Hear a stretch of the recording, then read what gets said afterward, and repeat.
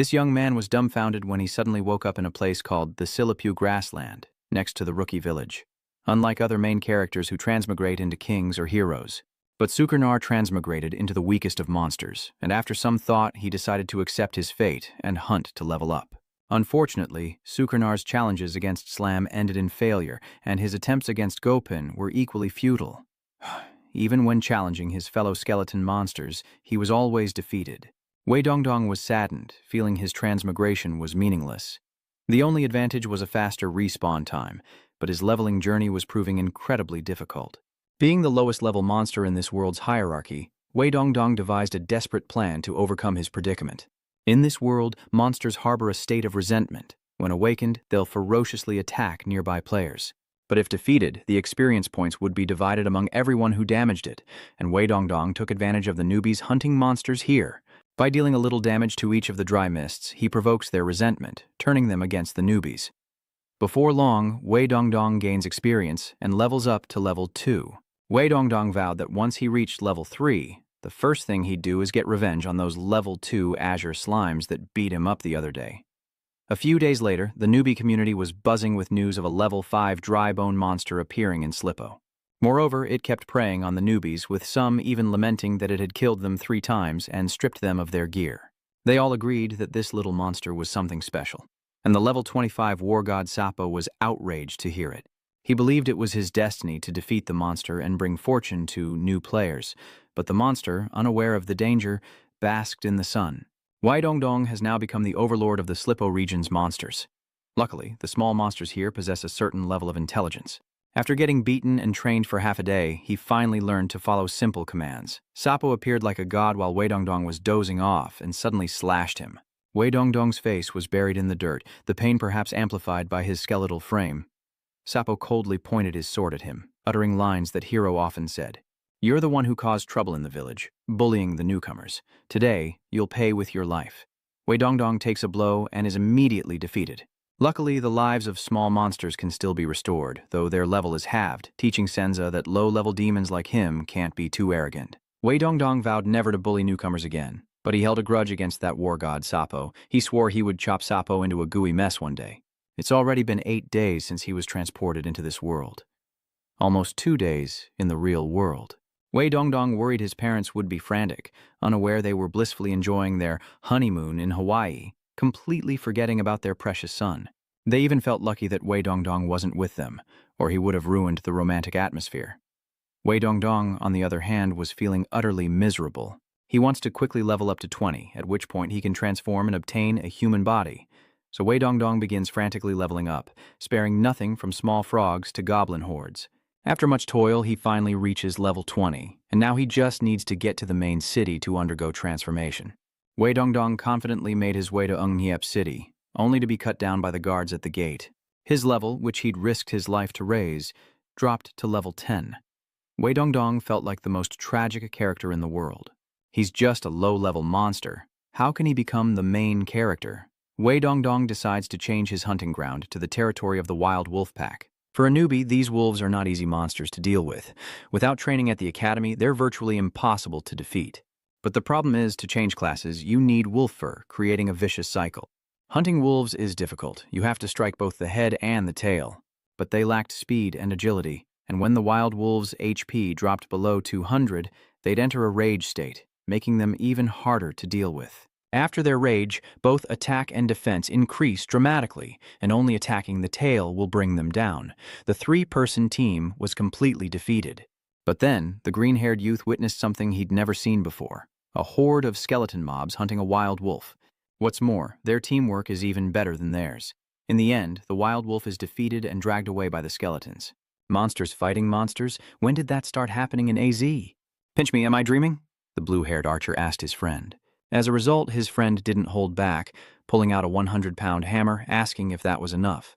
Today, a new player was brought to the Silipo meadow near the newbie village. He confidently entered Silipo, only to be met by a horde of skeleton monsters, ranging from level 7 to level 20. Being only level 1, he stood no chance against their overwhelming attack. Like many unlucky players, he was defeated and stripped of his gear by Nguyen Dongdong's minions. The skeletons gleefully brought the equipment and skill books looted from the newbie back to Nguyen Dongdong to report. But he didn't need them, instead instructing them to divide the spoils equally and even wrote a book to teach the skeletons how to level up.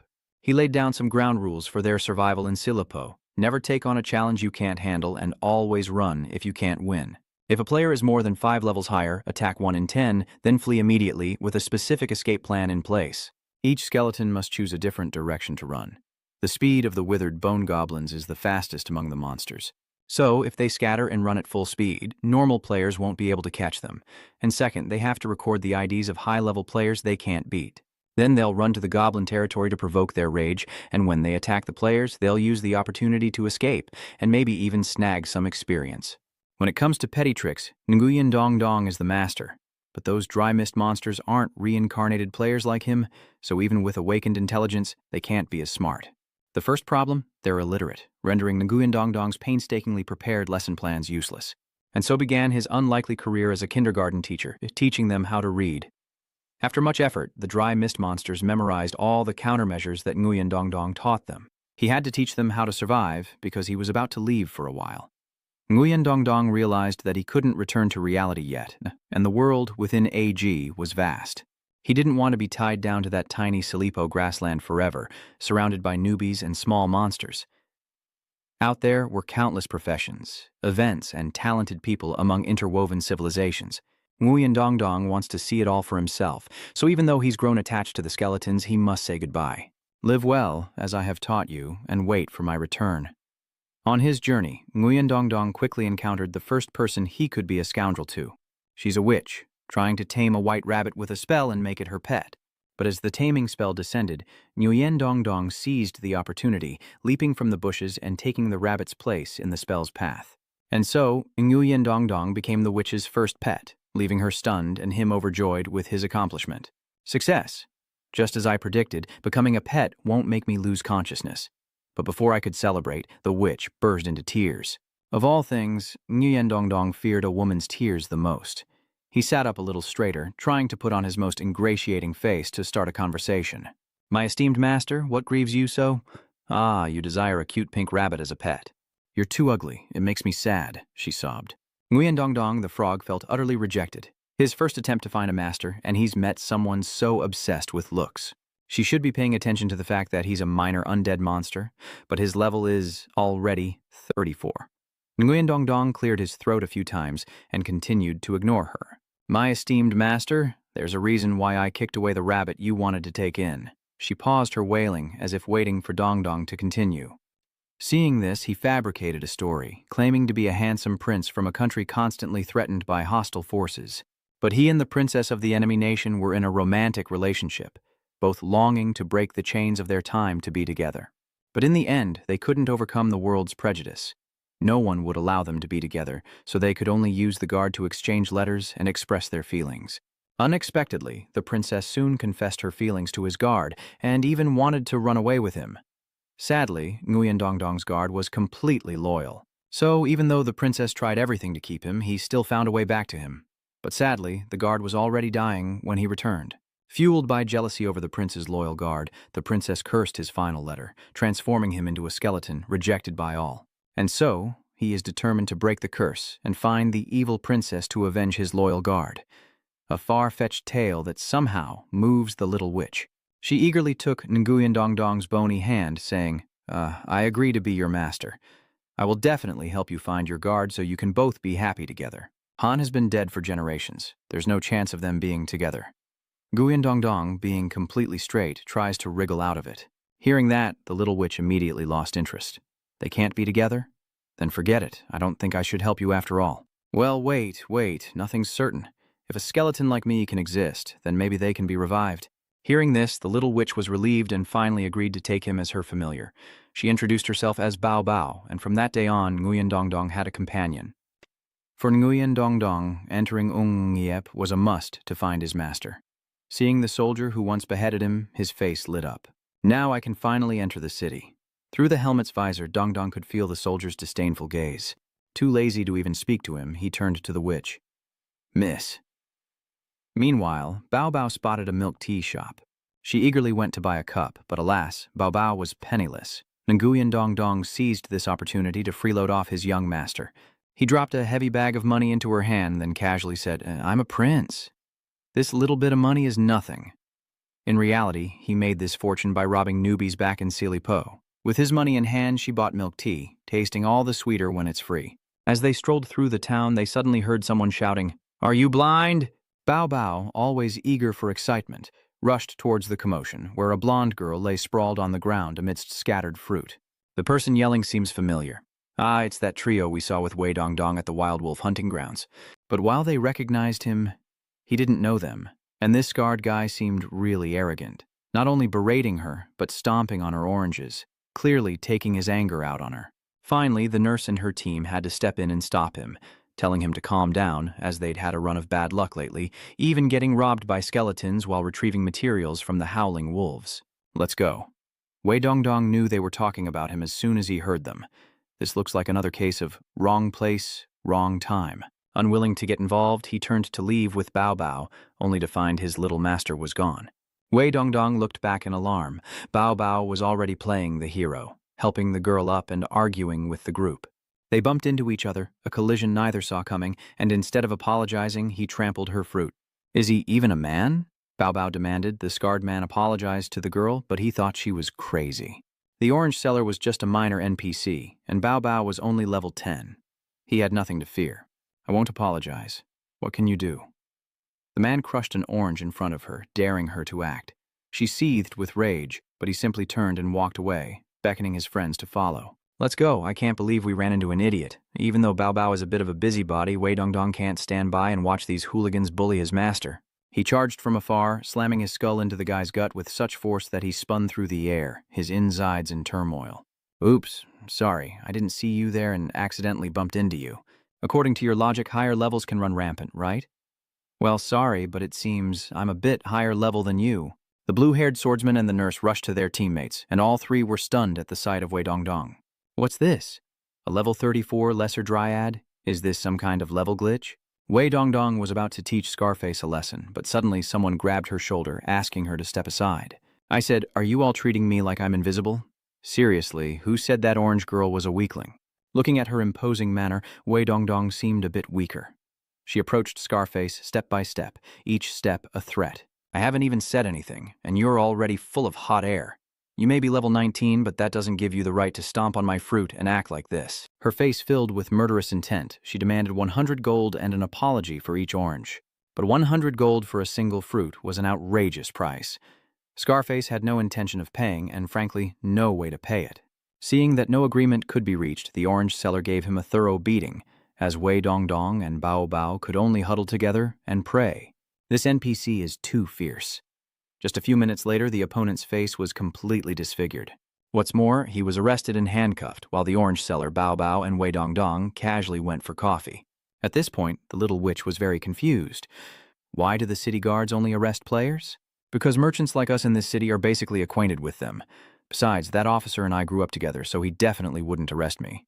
Meanwhile, Wei Dongdong silently gives a thumbs up. This is the first time he's seen such a bizarrely powerful NPC. The way she talks and acts makes her seem more like a transmigrator than he is. After a while, the orange-selling girl changed the subject to Wei Dongdong. What a strange little frost spirit. How did she even reach level 34? Clearly, something's not right. The truth is I'm an NPC too, and I've already told my story to Bao Bao. Wei Dongdong tries to explain, but the girl waves her hand, indicating she's not interested in his story. Then she hands them a business card. My name is Guan Yushu, and this is the address of my fruit shop. I've lived here my whole life and have some connections with the authorities. The three bid farewell, and Bao Bao stared at Guan Yuqiu's business card, lost in thought. With her vast experience, Wei Dongdong believes that after today's unexpected event, Bao Bao is bound to encounter a hidden quest. So, for now, she needs to be careful with every NPC. However, hidden quests are what players dream of, and who knows what important clues they might provide. Like the time someone helped an old man retrieve a skill book and later became a master assassin. After walking for a while, the two finally arrived at Wei Dongdong's destination. This is the Great Reincarnation, a place that will allow him to be reborn as a human. The Great Reincarnation is crowded, so much so that you have to take a number and wait in line. After some small talk, it was Wei Dongdong's turn. The staff was professional, showing no surprise or disgust at his appearance. Hello, what service can I help you with? I'd like to transfer, and this is my transfer document bag. Wei Dongdong places a sack on the table, filled with loot he plundered from newbies after filtering out what he could use. After accepting Wei Dongdong's request, the staff invited him to the next room to complete the exchange, and as Bao Bao intently watched him, someone suddenly tapped her shoulder a few times. Turning around, she sees a squirrel spirit. "Is that skeleton your pet?" "Don't be fooled," Bao Bao said decisively, sizing up the other player with suspicion. "No, he's a hidden quest I accepted." The squirrel spirit chuckled, as if sensing a fellow experienced player. But in all her years, she's never seen a skeleton key unlock a hidden quest. Hidden quests are rare and usually triggered by super-intelligent monsters. The AZ setup runs deep. A minor monster becomes a pet and enters the city to change careers. Little did she know she was being used, and this could be the start of this year's event. The squirrel then sent her a friend request. It advised her to trust other players instead of wild monsters, and told her to contact it if she had any difficulties. After the squirrel left, the little witch was in turmoil, replaying every detail of her encounters with Nguyen Dongdong, and suddenly what she'd just heard didn't seem so unreasonable. Lost in thought, she's interrupted by Nguyen Dongdong's return, this time not as a skeleton. He really was a handsome prince from the countryside. Bao Bao's eyes welled up as soon as she saw him, and Nguyen Dongdong became flustered. This young lady was just happy, so why is she crying now? She clutches the hem of her dress, hesitating to speak. A squirrel had just come by, spouting strange things, but Dongdong was too worried about her tears to listen. He offered to treat her to a delicious meal, and the little witch instantly stopped crying, her eyes sparkling like gold. A good meal can solve any problem. Bao Bao quickly turned down the squirrel's offer of friendship. Meanwhile, the squirrel sulked in a nearby bar, nursing a drink after the child's rejection. I was going to scare the newbie and see where this wild monster came from, but she wasn't fooled. Still, a wild monster in the city is bound to attract attention. Time will tell. Luckily, Bao Bao was won over by the food, or she might have been tricked by someone truly evil. Nguyen Dongdong is too generous. I didn't expect this little witch to have such a big appetite. After eating, he plans to help her level up and try out for the Divine Academy. There are 3 major universities in District A, and they only have 1 enrollment period per year. Only players below level 40 are eligible to participate, and the top recruits will have a chance to obtain clues to the main quest. Furthermore, skill cultivation within the academy far surpasses the effectiveness of players leveling up on their own, with high-level NPCs directly tutoring them. Most importantly, if he completes the main quest, Nguyen Dongdong will have a chance to return to the real world. Little monster, I didn't expect you to successfully change classes so quickly. Do you know why you were transported here? Do you want to return to reality? Complete this main quest and you'll find the answer you seek. Good luck, I'll be watching you closely. Nguyen Dongdong hates being challenged more than anything, but he's transmigrated into the body of an NPC, unlike the official players, so he can only continue to support this little rich woman as she fights in the game world. If she completes the main quest, he might find a clue as well. She simply nods, then loudly orders 2 more spicy hot pots. Nguyen Dongdong felt that being with Bao Bao would crush him financially before he found any answers. Little darling, please, eat slowly, I'm running out of money. After leaving the restaurant, she still had the energy to devour skewers all over town. Dongdong felt even a rich kid couldn't afford her appetite. All right, no more food for now. What should we do? Dongdong plans to level her up. They stopped by the Divine Academy to register, and with Bao Bao at level 10 and you at level 34, the second round should be a breeze. The next round of exams is in 10 days, and Nguyen Dongdong wants to level up this little imp quickly to ensure they don't fail. For newbies, the best place to level up is, of course, Slipple Meadow. But it's only been 3 days since Nguyen Dongdong left, and the meadow has already turned into a camp. Not only that, the Kolo monsters are even making the Gopin help them build houses. Although Nguyen Dongdong felt his actions were worthwhile, this seemed to exceed his expectations. Seeing him return, a Kolo and 2 Gopin charged at him with weapons. Dongdong dodges and delivers a punch, noting their continued lack of awareness. They don't even recognize him in his altered form. However, the difference in power was too great. Even if the Kolo brought out their entire force, they wouldn't be a match for Nguyen Dongdong. Sensing danger, they immediately signal a retreat, turning the once bustling camp into a ghost town in an instant. So these are the obedient monsters you were talking about? They follow my orders perfectly. They retreat when they can't win. Obedient indeed. They're hiding well. Nguyen Dongdong can't let them not recognize their own leader, so he calls out, "Hey, I'm your boss. Stop hiding and come out here." All remained silent, save for the rustling of the grass around Nguyen Dongdong's feet. And then, the chubby skeleton named Bon Bon, who was once closest to him, suddenly emerged from the ground. "Boss, what happened to you?" After recognizing their kin, Nguyen Dong Dong openly entered their camp. Because Banban knew Bao Bao was his leader's master, he served him attentively, providing all sorts of cakes. While he was at it, Nguyen Dong Dong asked how they'd grown so much in just 3 days, a question that filled Banban with pride. After Nguyen Dong Dong left, they realized goblins had greater health and strength, so they captured some and forced them to join, allowing them to attack players around level 30 and below. However, they also realized that running away wasn't effective in the long run, so they started building a base, really just a hidden underground tunnel. After covering it with grass, they can quickly retreat underground, making it difficult for players to find them. And if discovered, no worries. Their underground tunnel system is a labyrinth. Players unfamiliar with the terrain below will be ambushed. After listening to Banban ramble on, Dong Dong was incredibly doubtful. Are you guys really monsters? Why so smart all of a sudden? Our leader is a demon too. We're just learning from the best. I didn't expect you to learn how to flatter in just 3 days. So Dong Dong got down to business. He told Baoban that he was mainly waiting to take the little witch to level up and prepare for the Divine Academy exam. Baoban gave him a thumbs up, saying it was simple. Just have Bao Bao grind players with us. Dong Dong smacked her on the head. Who taught you to lead players to attack other players? Get your story straight. Ban Ban and the other skeleton monsters will lead Bao Bao to attack the other low-level monsters in this area, while I need to seclude myself to get used to my new body and skills after the transformation. The goal, to boost Bao Bao from level 10 to 39 before the next round of selections. And so, day after day, the skeletons and Bao Bao steadily improved. Even Sapo, the battle god who once tormented Wei Dong Dong, has fallen to them. Finally, the day of the exam arrives, and Bao Bao eagerly registers. Wei Dong Dong glanced at the candidate rankings brought by Bu Kao. It seems there are a lot of big shots in this selection. Back in the real world, Dong Dong's female colleague at the office is starting to wonder why he hasn't come to work for days. But their boss says the branch above took him to work on a science project a few days ago. He also told Wei Dong Dong's parents that he was on a trip around the world. But what does this superior have to do with Wei Dong Dong's transmigration? But while his parents weren't worried, no one else paid much attention either.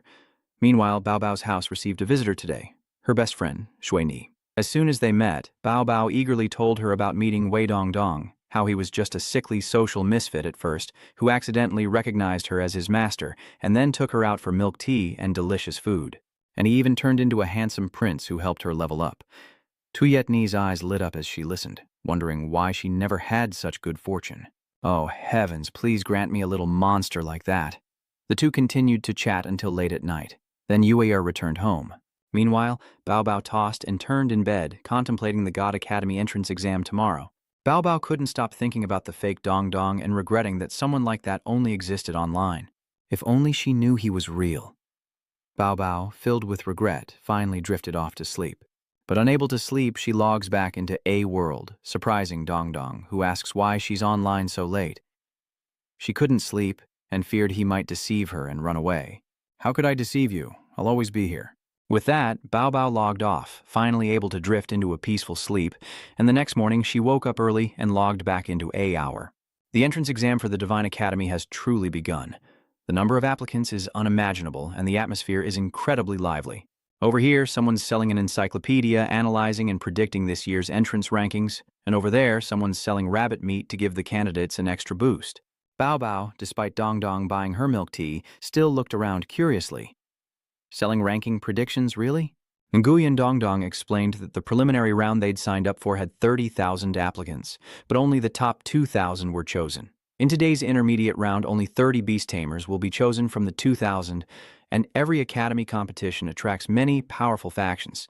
So there's also live coverage and ranking predictions, turning the academy's exam season into a gambling frenzy akin to the Euro Cup.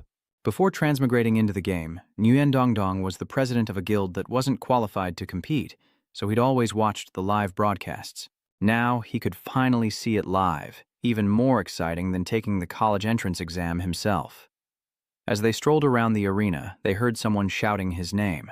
It's Guan Yushu, and she sees Nguyen Dong Dong's new look without surprise, never expecting they'd both be competing this time. Come with me then, I'll protect you both. Earlier, Nguyen Dong Dong casually bought a handbook of information on the exam participants. He idly takes it out to read, but Guan Yushu throws it away. These notebooks contain a lot of inaccurate information and outdated research. Many began their research upon the initial announcement, so the information is outdated. Then, she pulled another notebook from her bag, saying she wrote it herself. Nguyen Dongdong picked it up to take a look, and sure enough, the notebook collected by Guan Yu was much more detailed. It's unexpected that an NPC like her would know so much about the examination. They entered the examination hall to wait. Now, they just needed to wait for the old master to speak, and the exam would officially begin. He was one of the top 5 strongest in the AZ world, but he was so drunk he could barely stand, making a useless appearance in front of all the candidates. A complete embarrassment.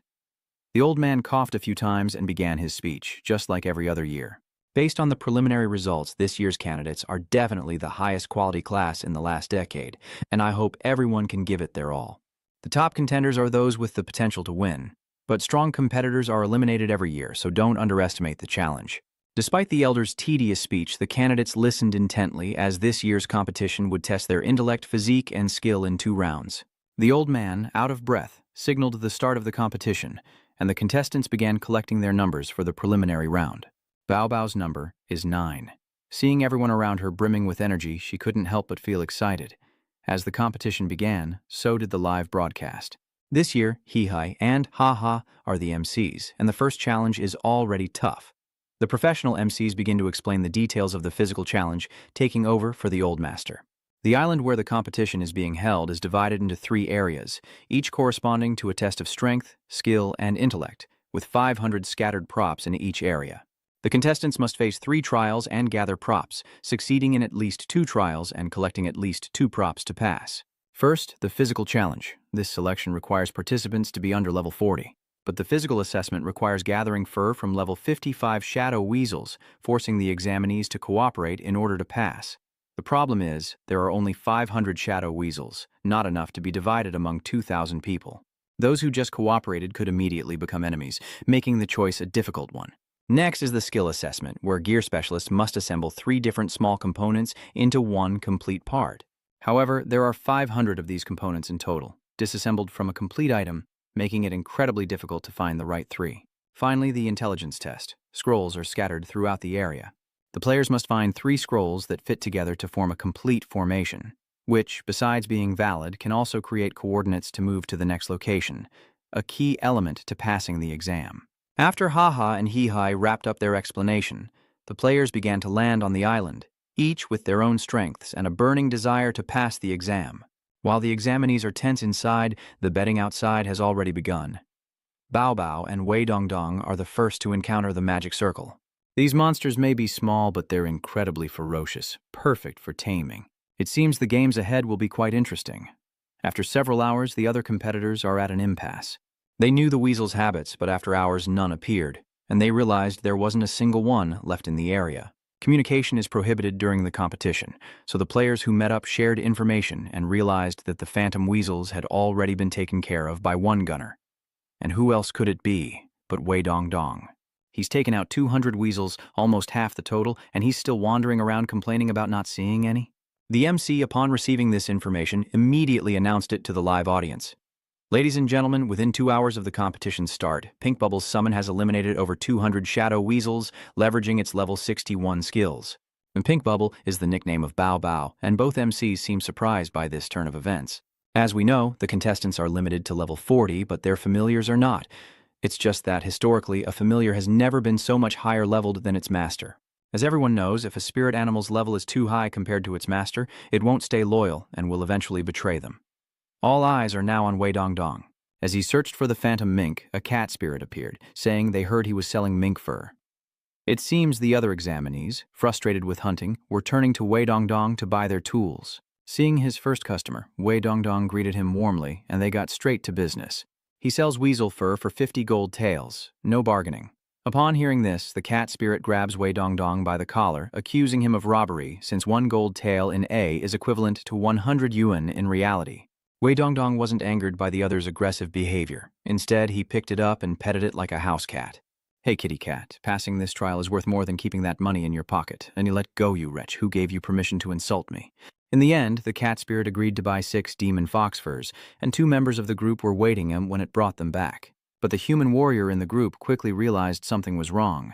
There were 3 of them, but the cat spirit only brought back 6 furs. "One with my intellect has no need for you. I have no need for a troublesome warrior like you if I don't need to hunt shadow weasels anymore." Having to solve 3 more magic circles with you in tow, you can just stay here. Wow, so the first betrayal between teammates in the competition has already happened.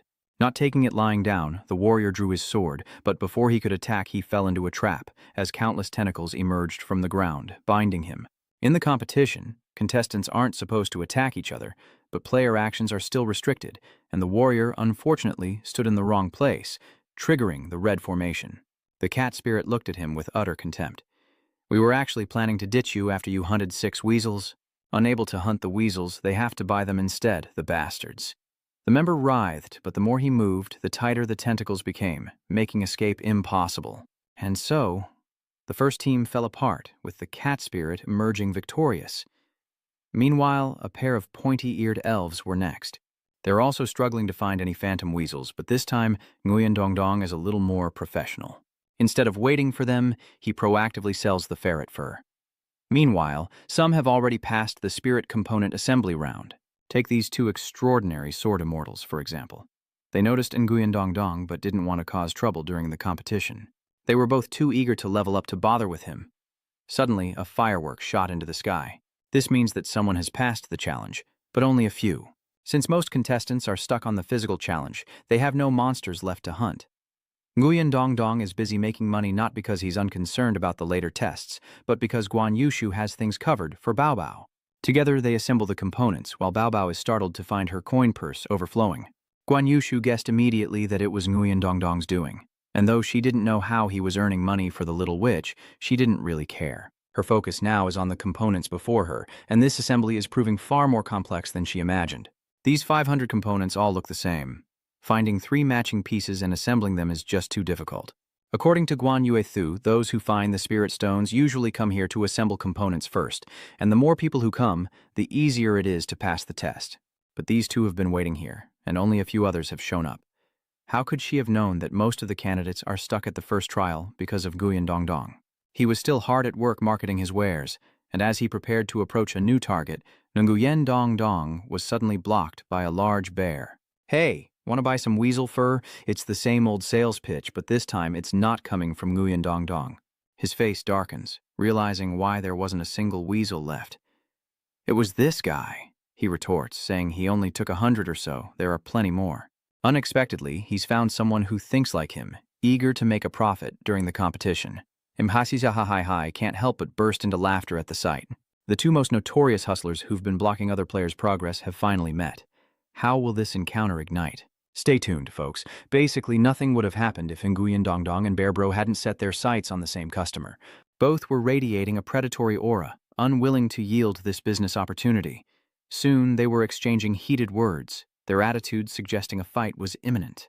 Just when Ha thought they were about to fight, Nguyen Dong Dong and the bear-like man suddenly did a 180 and shook hands, saying, "We've monopolized the Longchan market, right?" "That's right, brother. What do you call this? When the market is monopolized, the price is whatever we say it is."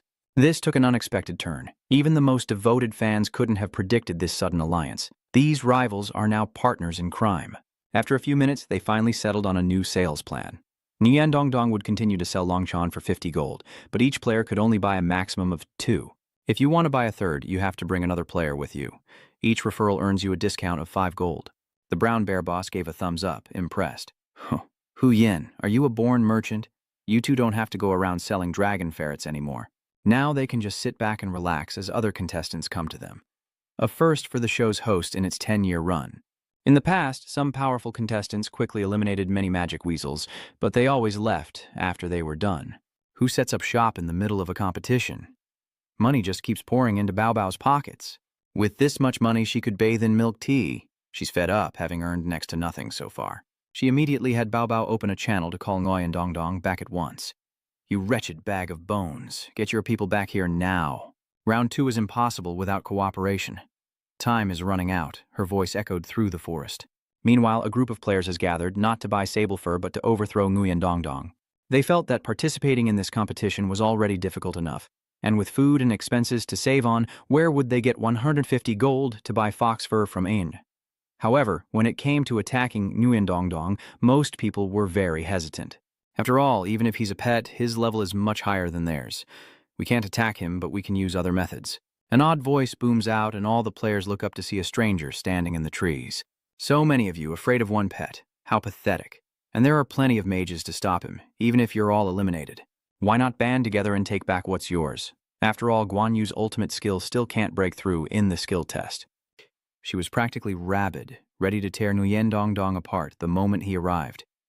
But then, Bao Bao spotted a familiar figure running towards them from afar.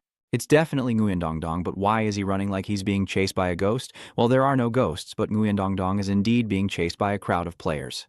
Curious, Bao Bao blended into the crowd, only to learn they were chasing Nguyen Dong Dong for selling all the magic mushrooms in the forest at exorbitant prices. These players didn't hesitate to hurl insults at Nguyen Dong Dong, and even the person who took in this so-called immoral pet. After hearing this, Bao Bao could only laugh awkwardly, realizing why the money in her wallet kept increasing so rapidly. Nguyen Dong Dong ran for his life, a python draped around his neck. The brown bear from before, too scared of the tiger's pursuit but too lazy to run, had hitched a ride. Behind him, the group relentlessly pursued him, and realizing he couldn't keep running forever, he abruptly stopped. Originally, Dong Dong wanted to wait until the next round to show his abilities, but these guys just wouldn't quit. So, he revealed his first power, water manipulation. Nguyen Dong Dong never intended to harm anyone, so he simply obscured their vision and fled while he had the chance, returning to find Guan Yu Qiu tearing her hair out over assembling components. They only have 7 hours left for this challenge, and the moment she sees Nguyen Dong Dong return, her sharp tongue is unleashed. A torrent of scolding, 2,000 words long, poured from her mouth, leaving Dong Dong reeling. Even the big brown bear had to stand there and listen. After her tirade, Guan Yu Qiu finally turned back to the matter at hand. From the start of the challenge, she observed the components and discovered some rules. Though assembling them doesn't create similarity, she thinks that if these parts are disassembled into smaller pieces and then reassembled, they can form a standard component belt. However, she hesitated, unsure if she could restore the components if they broke apart. Wei Dong Dong returned and immediately began collecting the components buried in the sand. The brown bear then wanted to join their group, boasting a rune master wife who would meet them in the next round. Wei Dong Dong immediately agreed, as formation masters were the rarest class in the competition, and their entry requirements were relatively easy, and letting them join would be beneficial to him. Wei Dong Dong then continued to immerse himself in scavenging components when the strange masked man who had incited the players to hunt him down reappeared. Wei Dong Dong thought the man was here to settle the score, but instead he was greeted with an extremely flattering expression. "Big brother, it's a misunderstanding. I'm here to tell you that many other examinees have found your trail. They're on their way here, and I can help you." Wei Dong Dong found this strange. Although he doesn't know this man was the ringleader who stirred up the other examinees, the fact that he's offering help is suspicious enough. He explains that the appearance of a high-level pet like him is unprecedented. He suspected Wei Dong Dong was involved in this year's main event, so instead of being an enemy, he wanted to be his ally. Wei Dong Dong found this explanation reasonable, so they agreed to split up. "Brother, take care of the baby, and this brother and I will go and distract the other contestants. This man is called Da Yu, and he's actually a young master from a rich family.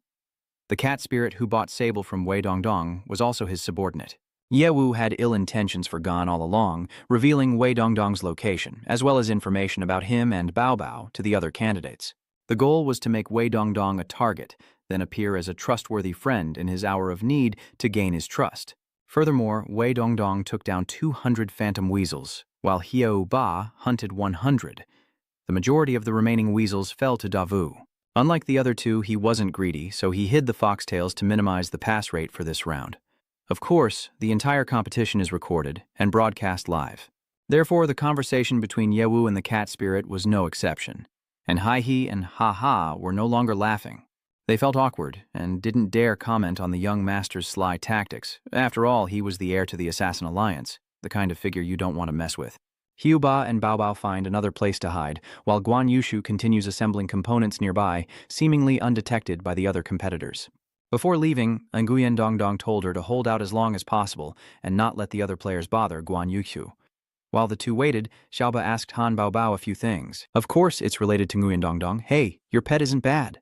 But how did you catch someone so high level, and how do you even manage him?" Dong Dong told her not to reveal his identity, and Bao Bao casually agreed, which made Xiaoba realize that Dong Dong's identity was far from ordinary. He began to think of Nguyen Dong Dong as a key link in the main mission, so he sought to befriend him, unaware that he was falling into Nguyen Dong Dong's trap.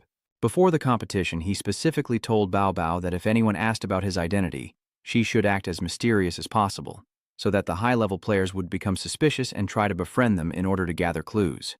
But in reality, Nguyen Dong Dong was the one with the upper hand. The two just sat there, dumbfounded, and it wasn't long before the cat spirit noticed them. It fired a signal flare, drawing the other players who quickly surrounded the two. The little witch was a bit nervous.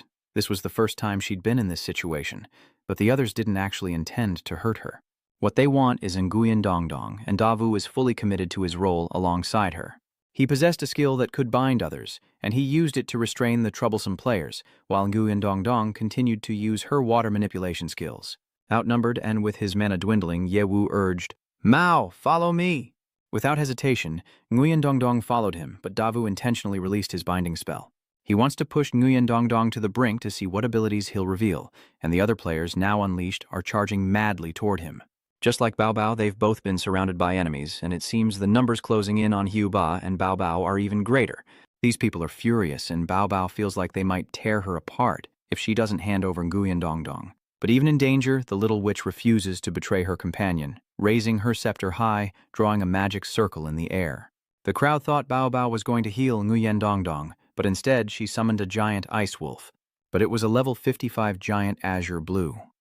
The players were stunned, and so were the two MCs. Bao Bao has made an unexpected move. She has two superior pets, and they're high level. The crowd felt utterly played when Bao Bao summoned a mere blue llama instead of Nguyen Dong Dong. The lead mage seethed, declaring he'd give her a beating she wouldn't forget. Never in my life have I been so humiliated. Meanwhile, back at home, Bao Bao smiles with confidence. Her tiny blue pet jumps in front of the players, then slowly grows into a muscular, six-packed behemoth. Getting past this blue beast to attack Bao Bao will be difficult. The two MCs, Hi Hi and Ha Ha, were wiping away sweat, having never witnessed such bizarre events in all their years of covering the competition. Meanwhile, Nguyen Dong Dong is also surrounded, and just as Jiayu thinks he's about to reveal his trump card, Nguyen Dong Dong urgently contacts Bao Bao, telling her to quickly recall her space pet. Bao Bao immediately agreed, and in seconds, Nguyen Dong Dong vanished from the crowd, leaving Jiayu to fend for himself. A brief silence ensues, and Jiayu is swarmed by the other players, accused of betraying their agreement to capture Nguyen Dong Dong. Everyone here witnessed it. Javu couldn't explain his way out of this. Hi Hi and Ha Ha struggled to contain their laughter. Who would have thought the young master of the Assassin Alliance would be tricked by a pet? Bao Bao retrieves her pet space, and Nguyen Dong Dong immediately returns to her side. With Hiu Ba and that giant slam backing her up, the other players no longer dare to act rashly. They seized the opportunity to slip away one by one, leaving only the loudmouthed mage who had demanded a fight. Then Hiu Ba and Nguyen Dong Dong leaned in close to the opponent, their affectionate gazes sending shivers down the mage's spine. "Mr. Slam, you're so strong. May I touch your chest?" While the three of them dealt with the troublesome players, Guan Yushu successfully assembled a complete standard component. This is the first time a contestant has gone so far as to disassemble the components into smaller parts before reassembling them. This team continues to surprise the MC and the audience. Guan Yu didn't dare rest. She needed to assemble another one to help everyone pass this round. But now, most of the other contestants didn't dare bother them anymore, so they could relax a little. "It's all your fault," Guan Yushu muttered as she assembled the components. "Why did Handy sell such shoddy goods? We almost didn't make it through this round. I only hunted 200. I'll leave the other 300 for the other contestants. I think that's enough to come here and find the parts with you." Little did he know there were others just as shameless as him. Even the MC was impressed that Dong Dong could say that. He's clearly the one obstructing others, yet he speaks as if he's the victim. But time is running out for this assembly round. Yet besides them, not many others have arrived. Dong Dong begins to suspect that besides him and Xiaoba, there's another mysterious demon hunter lurking. It's just that he didn't sell her off. Suddenly, a blue magic circle appeared in the sky and a girl stepped out. The crowd was wary, conjuring ice with water magic, ready to attack at any moment. But the master hurried to stand in front of the two, frantically explaining. "It's a misunderstanding. She's my bride. She was supposed to come find me after the formation was complete. She means no harm." The girl coldly ordered him to sit, and the large man didn't dare disobey. After he obediently sat down, the girl began to wail and tear at the village tyrant, complaining that he told her to wait in one place, then ran off somewhere else, making it impossible to find him. Having no other choice, she had to use a teleportation formation to find this place. Wei Dong Dong was annoyed. Why did he still have to cook after transmigrating to another world? After the couple finished their bickering, the principal's bride suddenly turned to Wei Dongdong and said something, but her voice was too soft to hear. My wife says you had something on you that could be used to track us. As the chief spoke, his bride waved her hand and 3 devices fell from Wei Dongdong's clothes. With another wave of her hand, she destroyed all 3 devices and they returned to their main mission, showing off their love. Wei Dongdong couldn't help but thank this strange girl, realizing why other players could always find him so easily. He began to wonder who had planted the devices on him and when, but it seemed only Ya Yu and that cat spirit had gotten close to him. Xiaobai and his adorable bride also split up to hunt ferrets and assemble parts, just like Wei Dongdong's group. So, when that girl arrived, they had already completed this round. The 2 bid farewell to Wei Dongdong and departed, and a few minutes later, Guan Shuyu finished assembling another belt of components. Just as she handed this to Wei Dongdong, the cat spirit arrived with a group of other players, but he, Bao Bao, and Guan Yu Qiu had already met the requirements to pass the round, so they prepared to teleport elsewhere. Before leaving, Wei Dongdong made sure to threaten the cat spirit, saying, "Try to scheme against me, will you? I'll settle the score after the next round." With Wei Dongdong gone, only fur remained scattered on the ground. The survivors of the first round were transported to a beach. When Wei Dongdong and Bao Bao arrived, Xiaoba and Meng Meng were already there, and the MCs announced that 28 people had passed the first challenge. So, considering the initial selection of 30 people, everyone here is guaranteed to pass the second round. However, rules are rules, so the test will still proceed. The first place winner of this round will receive a clue about the main quest of Event 15. Moreover, their ranking will determine how many resources they receive from the academy and which instructor will guide them.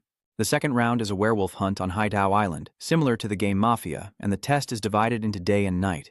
During the day, players can't attack each other and can choose to form alliances. The numbered cards that players drew before the competition started will now be shuffled and redistributed to each player. They'll receive another player's numbered card, and if they can reclaim their original card, they'll earn 10 points. Otherwise, they'll only get 1 point. Though they can't attack each other during the 3-day period, they can activate one of 3 abilities each night. Each night, only 1 skill can be activated, and it can't be used for 2 consecutive nights. The first skill is Prophecy, which allows the user to see the numbers of 3 other players. However, choosing to become a seer leaves the player defenseless, making them the weakest. Next is the ability to transform into a wolf. As the name suggests, the player transforms into a werewolf, gaining stat boosts and even doubling their attributes in frenzy mode. Each night, the werewolf hunts other players. If you successfully defeat someone, you can take their numbered card. If they have multiple cards, you can choose which one to take, otherwise it's randomly assigned. If multiple players attack the same person, they can cooperate to eliminate them, gaining 1 of their number cards for each successful attack. The final skill is Guardian, where the player who chooses it becomes a shut-in, confined to their room for the entire night. Unless you meet an ally within 3 days, any attack is worthless, but even that ally might steal your number cards. In an alliance, if one player chooses to become the Guardian, the others can enter their home that night, if invited. The challenge lasts for 10 days and 10 nights. During this time, player rankings will be based on analysis, but losing your number card for 3 consecutive nights results in immediate elimination. Or, if you're caught without a number card twice in 1 night, you're eliminated. For the first 3 days, players are free to enjoy themselves. The Academy certainly wasn't stingy, providing contestants with a feast. The 2 MCs explained the rules until they were blue in the face. After that, the contestants returned to their rooms to check their number cards. Nguyen Dongdong and Bao Bao had number 10. Who could be holding their number 9 card? With everyone having confirmed their numbers, the challenge swiftly begins. The night falls, everyone close your eyes, werewolves, open your eyes. The first to awaken was the cat spirit, seemingly reveling in the stat boosts of becoming the wolf. Since it was the first night, alliances hadn't formed yet, so the cat pulled out a notebook containing information on the remaining 27 players. It skipped over the top-ranked contestants from previous rounds, as they were mostly from major guilds and difficult to take down. As it pondered who to hunt first, a familiar voice echoed nearby. "Little cat, you were the one who set up the tracking formation on me last round, weren't you?" From the shadows, Nguyen Dongdong and Bao Bao appeared like grim reapers, startling the cat spirit, who quickly denied everything when asked. "What are you talking about? I'm an assassin. I don't know anything about formations. You can't just accuse an innocent person." Before the cat could finish, Nguyen Dongdong cut him off, saying he wouldn't interfere. "In short, you're my prey tonight. I'm the type to always get revenge. And what's more, it's a very persistent beast. Daring to scheme against him, this cat spirit will pay dearly." Nguyen Dongdong was confident that even with doubled stats, his opponent couldn't defeat him, and that confidence was well-founded. Before long, they had stolen its number card, and humiliated the cat by dressing it in a dress and bow. Enough is enough, I can't take it anymore. I only chose a cat character, not an actual cat. Enraged, the cat tore off the pink dress, demanding they leave now that they had its number card. Nguyen Dongdong didn't feel like staying any longer, and before leaving, he reminded the cat to hunt other players today. Otherwise, it'll be eliminated quickly, and that won't be fun at all. The two then leisurely leave, promising to return in a few days with some princess dresses for it. To force a man to wear a dress and broadcast it live, how will he ever show his face again? The camera begins to focus on the other players. Tonight, Xianzhi, a top-ranked player, is checking the number cards of 3 other players. Unfortunately, his number card was stolen by Ling's player. The challenge now favors top-ranked players attacking and bottom-ranked players defending, making it quite predictable. Besides what happened at the cat's house, the first night was uneventful. Soon, morning arrived, and Nguyen Dongdong and Bao Bao changed into more comfortable clothes before heading to the beach.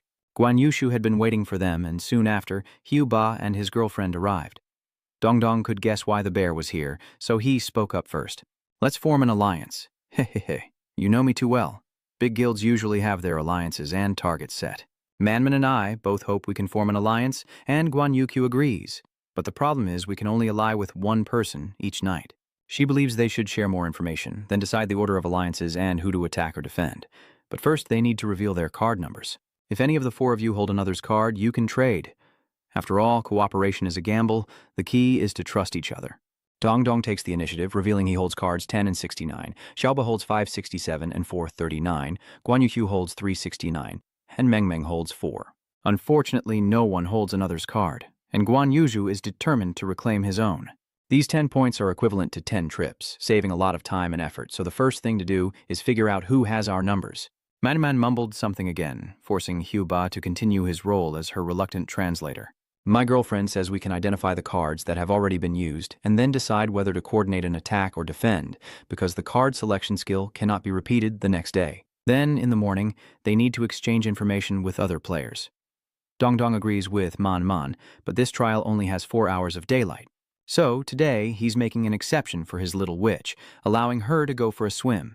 After they've had their fill, they head back to shore.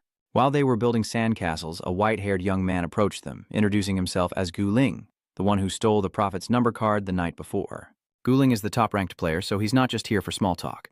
His goal is to trade number cards and form an alliance. With a stranger present, Bao Bao immediately puts on airs of a young lady, and Wei Dongdong plays along. They followed Gu Ling back to their private room, where Zhang Liu Yue was already waiting, a girl whose beauty was matched only by her ample assets. Gu Ling introduces Zhang Liu Yue as his ally, but the true nature of their relationship remains to be seen. Zhang Liu Yue immediately recognized Wei Dongdong as the pet who caused trouble in the previous round, and the 4 of them sat down to talk properly. Gu Ling wants to cooperate with them, mainly to get more information to score higher, and his blatant intentions make Wei Dongdong unhappy. Are you confused? First it was an alliance, but now it's just helping you get a high score? Gu Ling places his sword on the table, declaring that he will be invincible, and if he gets the main quest, he'll share it. After we cooperate, I also want to recruit Bao Bao into our guild. Bao Bao doesn't know what that sword means. But Wei Dongdong couldn't possibly be unaware. It was the 3rd anniversary of AG. Upon its release, the main quest reward was a Zhuanyuan divine sword, which could quadruple the user's power. It's that sword on the table. If the Zhuanyuan guild gave Gu Ling a divine weapon, his abilities and status must be extraordinary. Moreover, with this in hand, Gu Ling is twice as powerful as the werewolves. Even if he chose to be an ordinary oracle, he could still easily defeat them. Wei Dongdong's endless chatter piqued Gu Ling's interest. I told you this pet was interesting. He even knows things from 7 or 8 years ago. That's why they're more interested in Wei Dongdong than you. So if you bring him to the guild, they'll gladly accept. Zhang Liu Yue seems more blunt than Gu Ling. And seeing Bao Bao hesitate, she slams her book shut. Furthermore, Zhang Liu Yue revealed that they possessed another divine artifact like the Zhuanyuan sword, and that the Zhuanyuan Guild was a top-tier organization in the AG world in terms of origin and strength.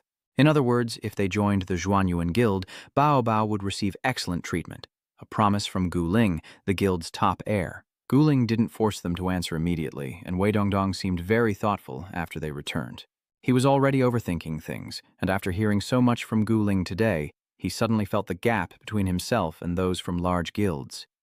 He always thought he could win and go far on his own.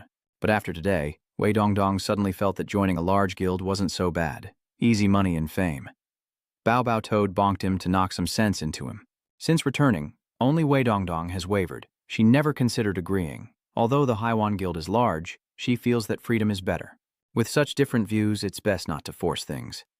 If they can't ally with Guling for information, they still have plenty of other leads to pursue. Moreover, Bao Bao is perceptive and realizes that Guling doesn't value her. He only sees her as a valuable asset because of Wei Dongdong. Joining their guild would diminish her worth, and the experiences wouldn't be as great. Big guilds do have their advantages, though. But for me, who I experience the quests with is what truly matters. The truth is, I've never been healthy enough to eat much, let alone drink bubble tea. But after joining A and meeting you all, I realized how delicious milk tea could be, and it was the first time I ever saw the ocean.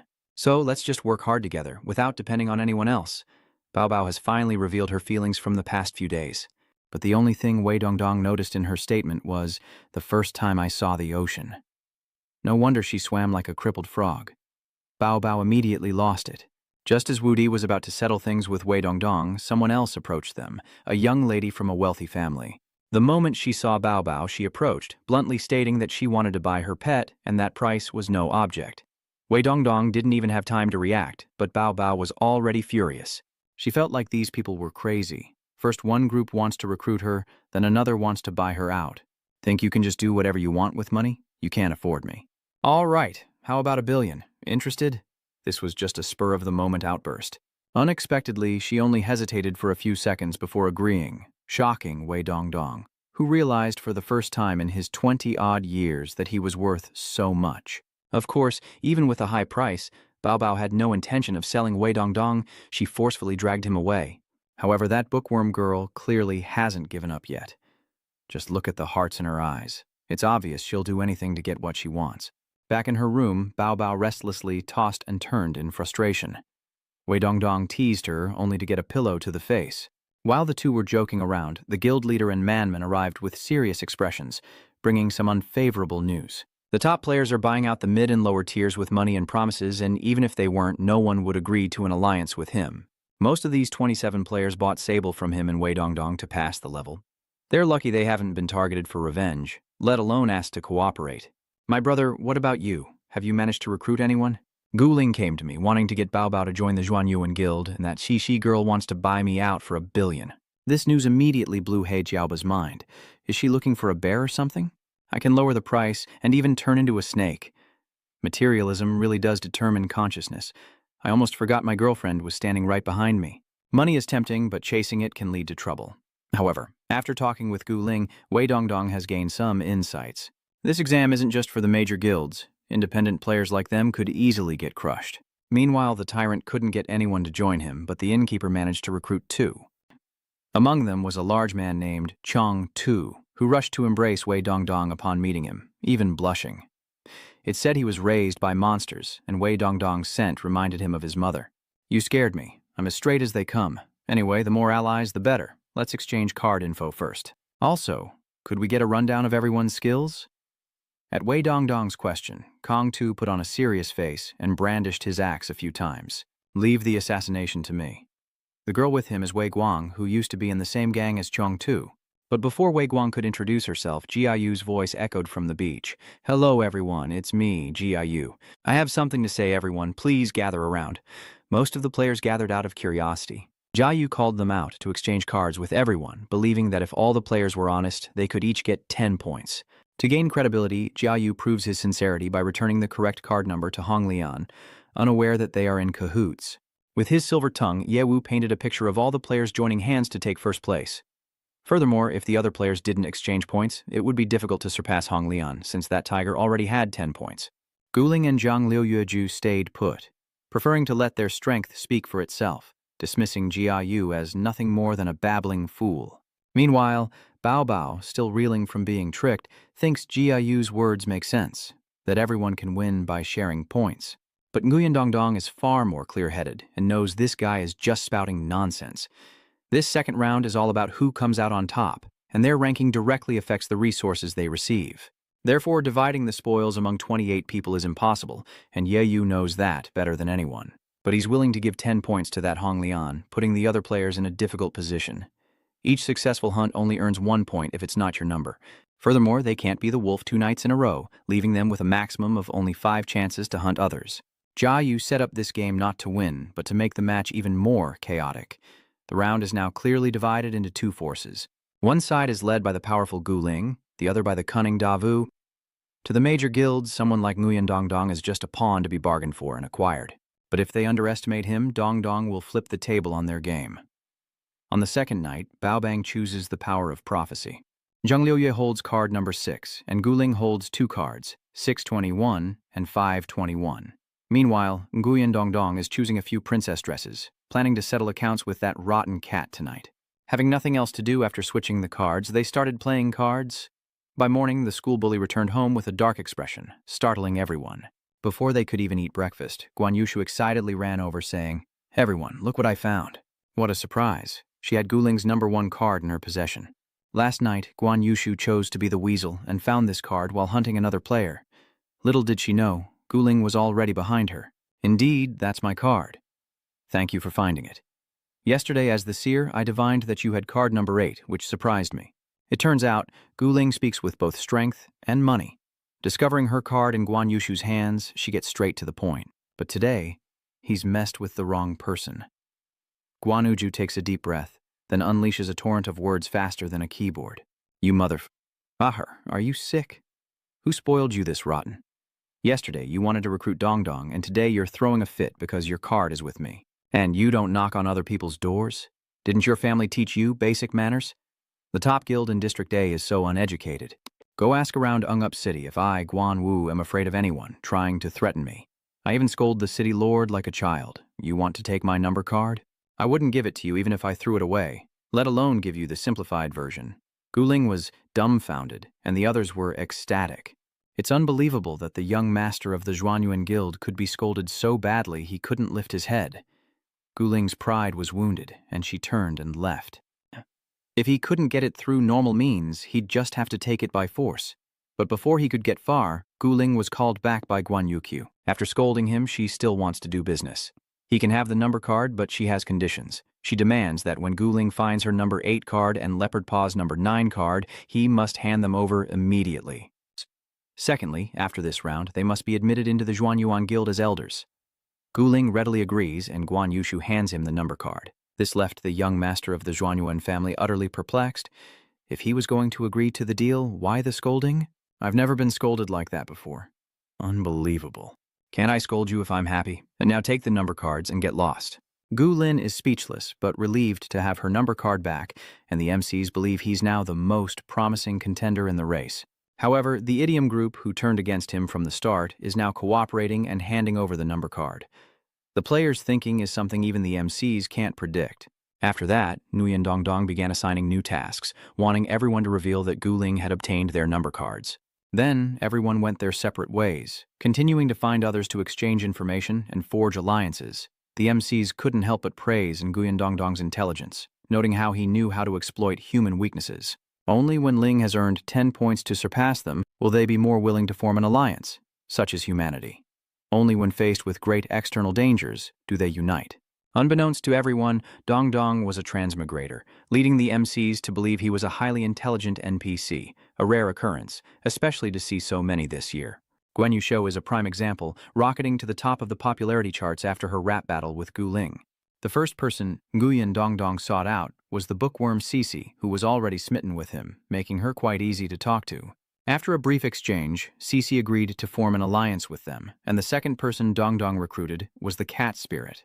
Having secured these two, Nguyen Dongdong began to seriously review the list of other players, now that she's obediently wearing a dress. This morning, Guling revealed that he chose to be the seer last night, so today he'll definitely be the saboteur. Bro, weren't you going to form an alliance? Why did you bring back a girl and a cat? Master Hugh is seriously massaging Manman, but his mouth is still running at full speed. Come to think of it, ever since Nguyen Dongdong brought Cece back, she's been looking at him with hard eyes, which is making Bao Bao extremely upset. And that cat spirit, Marco, was also obtained by him when he went to Jiayu to form an alliance. Although Marco was unwilling, its young master was happy to sell it off, so it had no choice but to be dragged back by Nguyen Dong Dong. Meanwhile, Guan Yu also returned with a list of those who agreed to join their alliance, and the fanatic followed soon after, having contacted the Yuan camp. Entering the room, the first thing the berserker saw was Nguyen Dong Dong petting Marco, igniting a fierce jealousy. He had completed his mission. Could someone stroke my head a little? Dong Dong thought, speechless. This guy may look intimidating, but he's as clingy as a puppy. He reluctantly patted the fanatic's head, unexpectedly sending him into a frenzy as he eagerly showed off the false light.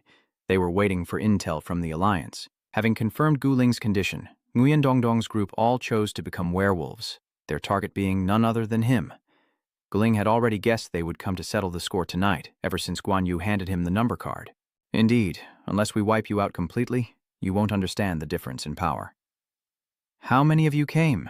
Don't worry, I have no allies, Gu Ling said confidently. Nguyen Dong Dong couldn't help but praise him, saying he lived up to his title as the young master of the guild association. His thinking and power were admirable. Tonight, he brings all of his allies, a total of 19 people, excluding those who can't choose werewolf abilities. Nguyen Dong Dong doesn't care about ganging up, he just needs to take down Gu Ling. Meanwhile, the ancient young master remained calm, the Xuanyuan sword in his hand glowing. Ling's first target is Nguyen Dong Dong, but just as the sword is about to strike, the golden berserker rushes in to protect his mother. As a result, both of his arms were severed, but the berserker possesses rapid regeneration. Even with both hands severed, they can grow back. The Xuanyuan divine sword is indeed formidable. But as Nguyen Dong Dong knows, it's sealed with 5 layers, requiring 5 releases to fully unleash. He takes a cold breath, and his body begins to transform.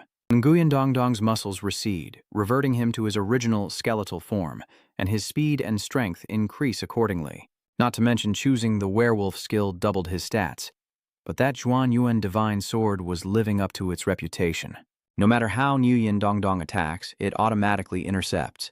Even so, everything is still under control, because from the beginning, Nguyen Dong Dong didn't plan to hit the divine sword.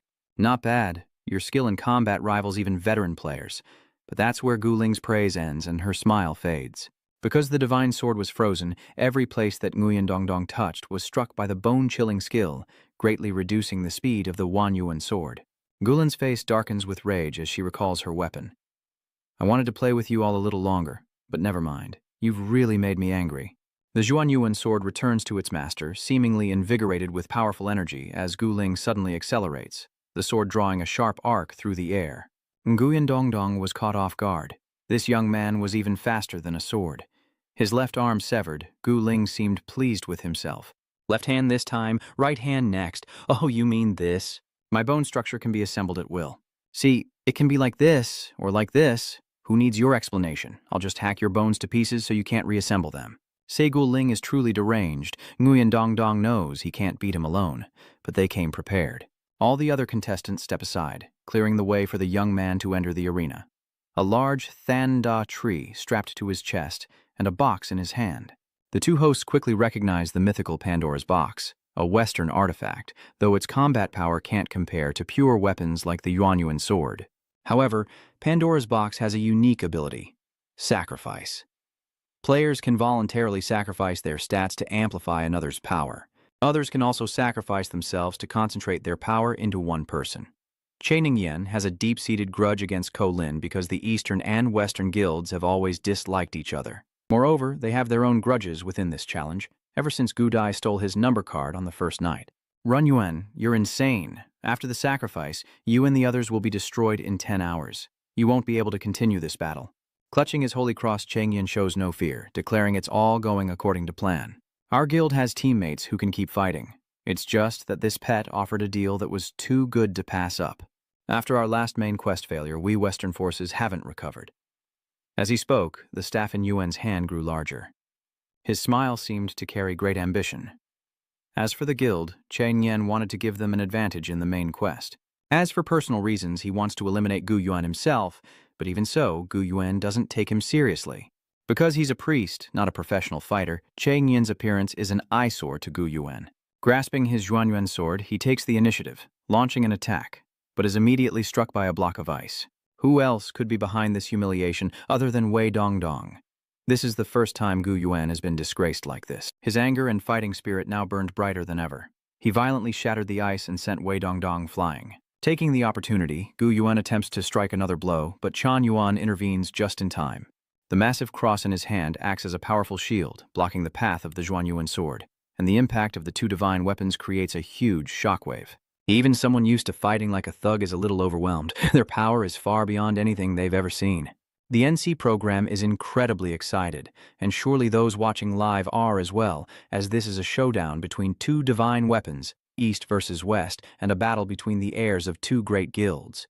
However, Chang Yen is a professional priest, trained to be a combat commander for the guild, and his pure combat skills seem to be a bit lacking compared to Lin. The cross in Runyuan's hand constantly transforms.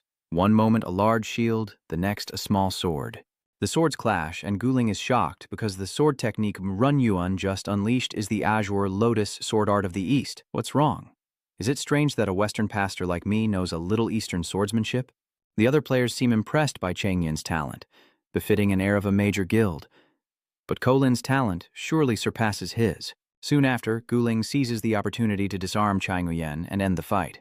But coincidentally, this was the moment Nguyen Dongdong had been waiting for. He grabbed an ice hammer and attacked Guling from behind. But not only was the young man awake, he was handsome. The sword in his hand changed direction with incredible speed, originally attacking Chang Yin, but instead it severed Nguyen Dongdong's left arm. A triumphant smile crept across Guling's lips. "I've been watching you. Now, I'll pierce right through your bones and see how you armor up." Little did Guling know, Nguyen Dongdong didn't even bother reattaching his arm. His severed left arm still gripped the ice hammer.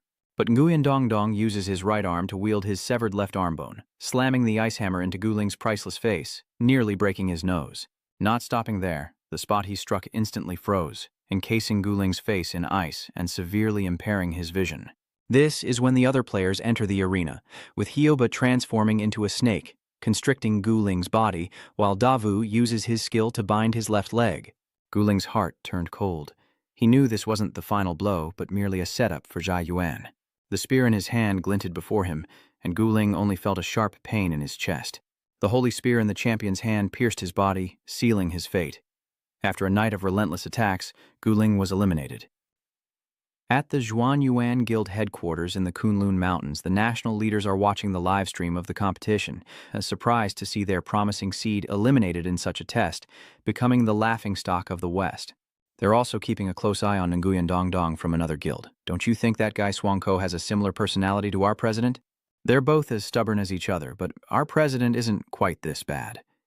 Come to think of it, he hasn't been online in a while, or said anything in the guild group. Maybe she's married with kids now. After this match, I need to go change my baby's diaper. I'd venture to guess these two were members of the guild that Nguyen Dongdong used to lead. And they're not the only viewers.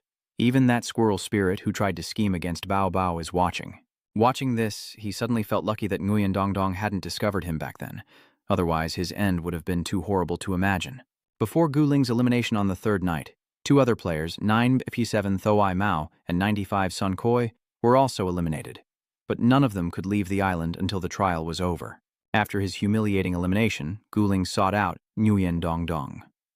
At first, he thought the young man was coming to settle the score, but instead he sincerely apologized. Guling regretted not approaching Nguyen Dongdong with respect from the start, believing they could have been allies by now. After the third night, he saw Dongdong's true potential, and sincerely invited him to join the INVN Guild. "I'm not petty enough to hold a grudge just because I was eliminated. If we work together, we can enjoy more and dominate this world. Well, I'll await your reply." With that, Guling quickly returned to the waiting room for those who had been eliminated. Dongdong was a little surprised by his attitude, a seeded player from a major guild, eliminated, and still so cool. Nguyen Dongdong was preoccupied with Guling and the offer to join the Xuanyuan Guild, completely oblivious to Cici rushing toward him. Before he knew it, Nguyen Dongdong was embraced tightly by her. Cici seemed thrilled to see him transform into a skeleton and fight so bravely. He was suffocated by her assets and desperately wanted to escape Cici's embrace. But he couldn't deny he was enjoying the embrace a little too much, until Bao Bao forcefully separated them. "What are you doing? His master is standing right here." A battle between two women is always a terrifying thing. Luckily, Zhuang Wen arrives to defuse the awkward situation. Removing Guling is like pulling a thorn from his side. Though Zhuang Yuan is struggling, he feels relieved. Saying thanks is one thing, but recruiting talent is the real goal. Guling is arrogant. He treats everyone he's worked with as subordinates. Why don't you join our Heavenly Paradise Guild? Our strength is in no way inferior to theirs. Zhuang Yuan didn't forget to promote his guild's beautiful angels and a professional chef's secret to adjusting milk tea flavors. A direct hit to Nguyen Dongdong's psychology and a way to get closer to Bao Bao. This guy's smooth, but Dongdong's not biting. He's not thinking about joining any guild yet, so he pats the guy's shoulder like a saint and runs off. Beautiful angels are irrelevant. Yesterday we survived a great battle. For now, let's set aside the challenges and relax a bit. Just in time, the daytime refreshments have been served. Nguyen Dongdong puts on his most trustworthy face to thank the players who cooperated yesterday, saying they can all play and enjoy themselves today, but then pulls the campers aside and whispers to them, "Do any of you have pictures of those beautiful angels? Let me see." Everyone is enjoying the festivities except for the sacrifice group from last night, who are still weak while Ye Wu can only watch from the tree above. For the first time, he felt like these contestants were his friends. But how could someone like him ever have real friends? While Ye Wu was lost in thought, a mud ball hit him in the head. "Hey, stop trying to look cool up there and come join us." The once lively atmosphere is broken by Jiang Liu Yue's arrival, her face, as always, devoid of emotion. But Nguyen Dongdong sensed Jiang Liu Yue's particularly bad attitude today, fearing it was because he had eliminated her alliance partner. Sure enough, Jiang Liu Yue went straight to Nguyen Dongdong and spoke coldly. Like Guling, she gets straight to the point. "Based on your behavior these past few days, I have a few questions for you. Were the two of you transmigrated here, or are you actually highly intelligent NPCs?" Nguyen Dongdong was shocked, but dared not say much to Jiang Liu Yue for fear of exposing everything on the live broadcast. Little did he know, she was volunteering her experience, claiming others had transmigrated before. With their experience, any attempt to contact the outside world will be blocked. The goal was to ask for help, but no matter how they explained it or even recorded it, they were blocked. Something is definitely being hidden here, and even this live broadcast will be cut off. But Wei Dongdong was more concerned about Jiang Liu's mention of high-intelligence NPCs. "First, I want to ask you something. In your memory, what do players look like? Isn't it all written in books?" Guan Yushu honestly replies. "Your descriptions of the players all come from books. 40 years ago, they began entering the world of Azure from another world. Like NPCs, players are intelligent beings, and the distinction between them only exists to differentiate the races. Players entering Azure come in two forms, online and offline. When offline, they become dormant fossils, impervious to attack or destruction. This is basic information that every NPC knows by heart, but Jiang Liu Yue made other discoveries. Before she thought like Guana, like most other NPCs, until one day Jiang Liu Yue met two people who would change her life. She used to reside in the spirit alignment, greeting players who completed quests. Two players took on non-combat roles, one forging weapons, the other brewing and selling potions. They often came to Jiang Liu Yue to chat, so she gradually became fond of them. Until one day they went offline for a very, very long time. Jiang Liu Yue waited and waited, but they never appeared again, a common occurrence for players. Logically, someone would come to clean them up soon, but for some reason, Jiang Liu Yue felt a strange discomfort, as if something had awakened within her. It wasn't until later that she understood that emotion was called loss. Jiang Liu Yue waited and waited, finally seeing them online one day.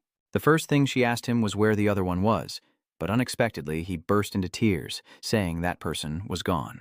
Jiang Liu Yue was a little confused. To her, death was just losing a level and then respawning, so why couldn't he come back? The young man sobbed harder, burying his face in his hands. "Why am I even telling this to an NPC like you? He's dead. Dead in the real world. He'll never come back here. Never. Death means never seeing them again. Understand? He could never be reborn." The young man seemed to scream at Jiang Liu Yue, but she wasn't angry, only silent. In that moment, Jiang Liu Yue seemed to understand that her world and the young man's were not the same. Here, death was not truly death. As he said, it's just death, level drop, and then resurrection. Jiang Liu Yue thought a lot, and in that moment she seemed to understand the young man's pain. And unbelievably, Jiang Liu Yue shed tears, leaving the young man stunned that an NPC like her could cry. Meanwhile, on Jiang Liu Yue's side, it was the moment she felt a new emotion, after loss, called sorrow. Nguyen Dongdong found it strange, thinking back. Many had speculated about the creator of A Now due to its realism. Some even believed the NPCs were played by real people. Hearing Jiang Liu Yue's words, he felt that the NPCs in an hour had a certain level of intelligence from the start, and then awakened through continuous learning. But through listening, she can also imagine a little about the player's real world, where all resources are limited and people are born, grow, and then pass away. There, magic doesn't exist, and there are no clear levels. Careers and jobs are chosen and earned, not decided by fate. Upon reaching adulthood, they can marry and create new life, and when they reach the end, they breathe their last, and life fades away. Dong Dong felt a chill. This wasn't something an NPC like Zhang Liu Yue should know. So, what exactly is it that you all want to understand? Zhang Liu Yue asked earnestly. She believes that if players can enter the game, then the two worlds must be connected.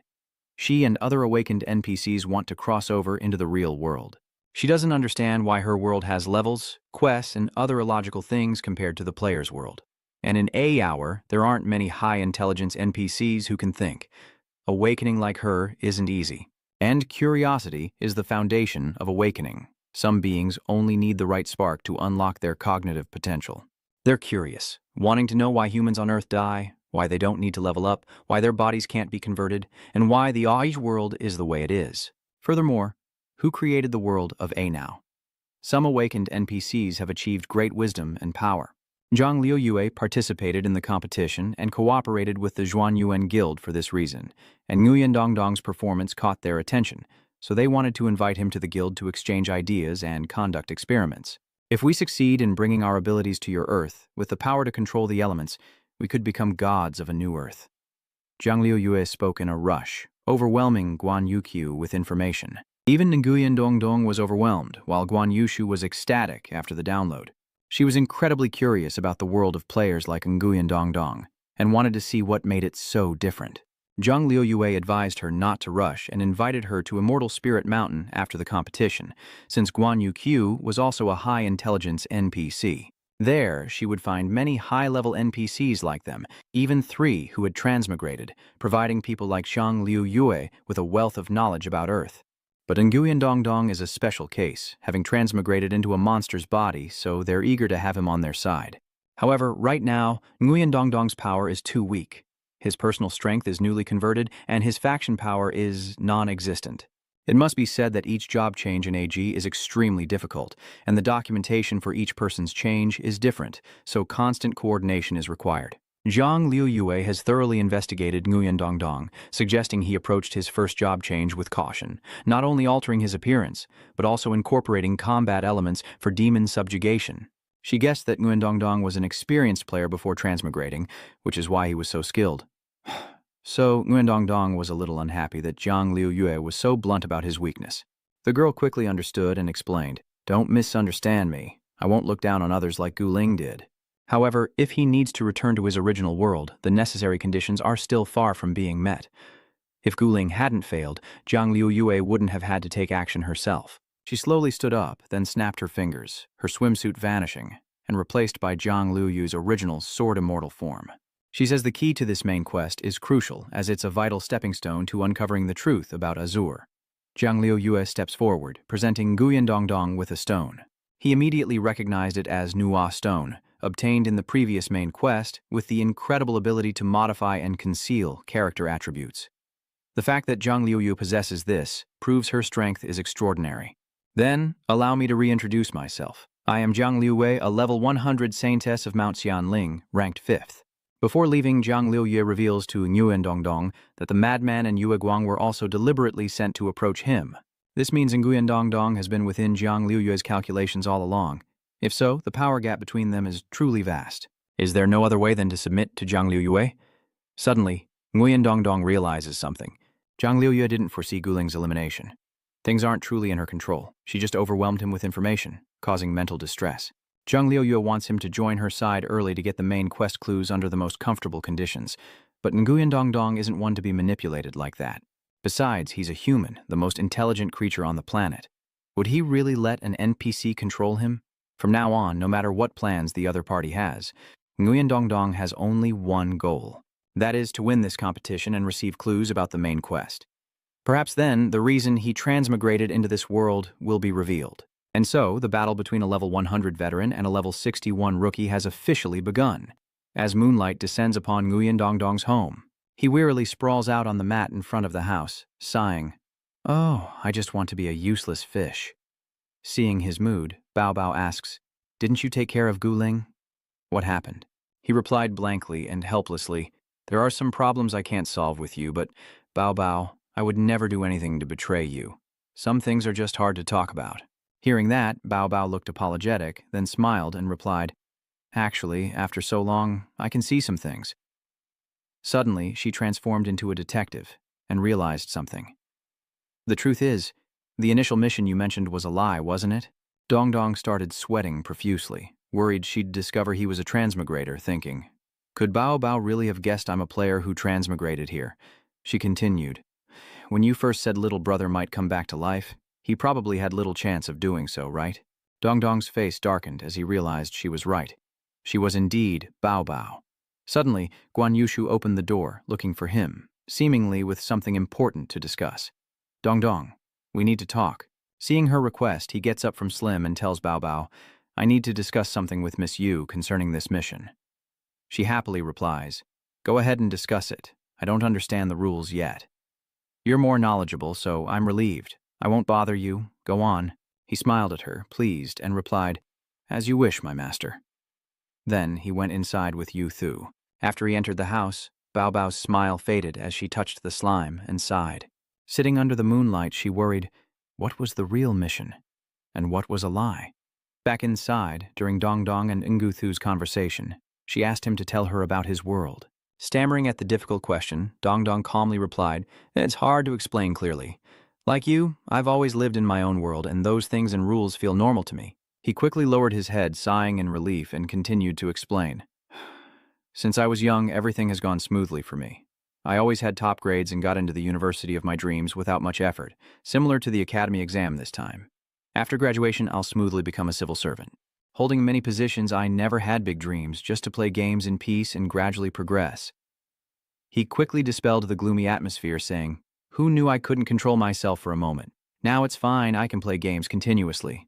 Hearing his explanation, Ngu Thu found some similarities and muttered, "Okay, some details match, but I still have questions. We'll deal with them later." 3 crystal balls sat on the table, and she and he examined them, looking at the 3 crystal balls on the table. She glanced over and said gleefully, "We guessed right.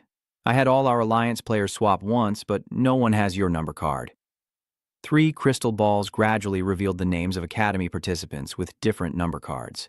Looking at the 3 crystal balls, she concludes that his card is likely not held by any of their allies. She stares intently at the ball showing the girl with the number 9, deciding that she must acquire that card next.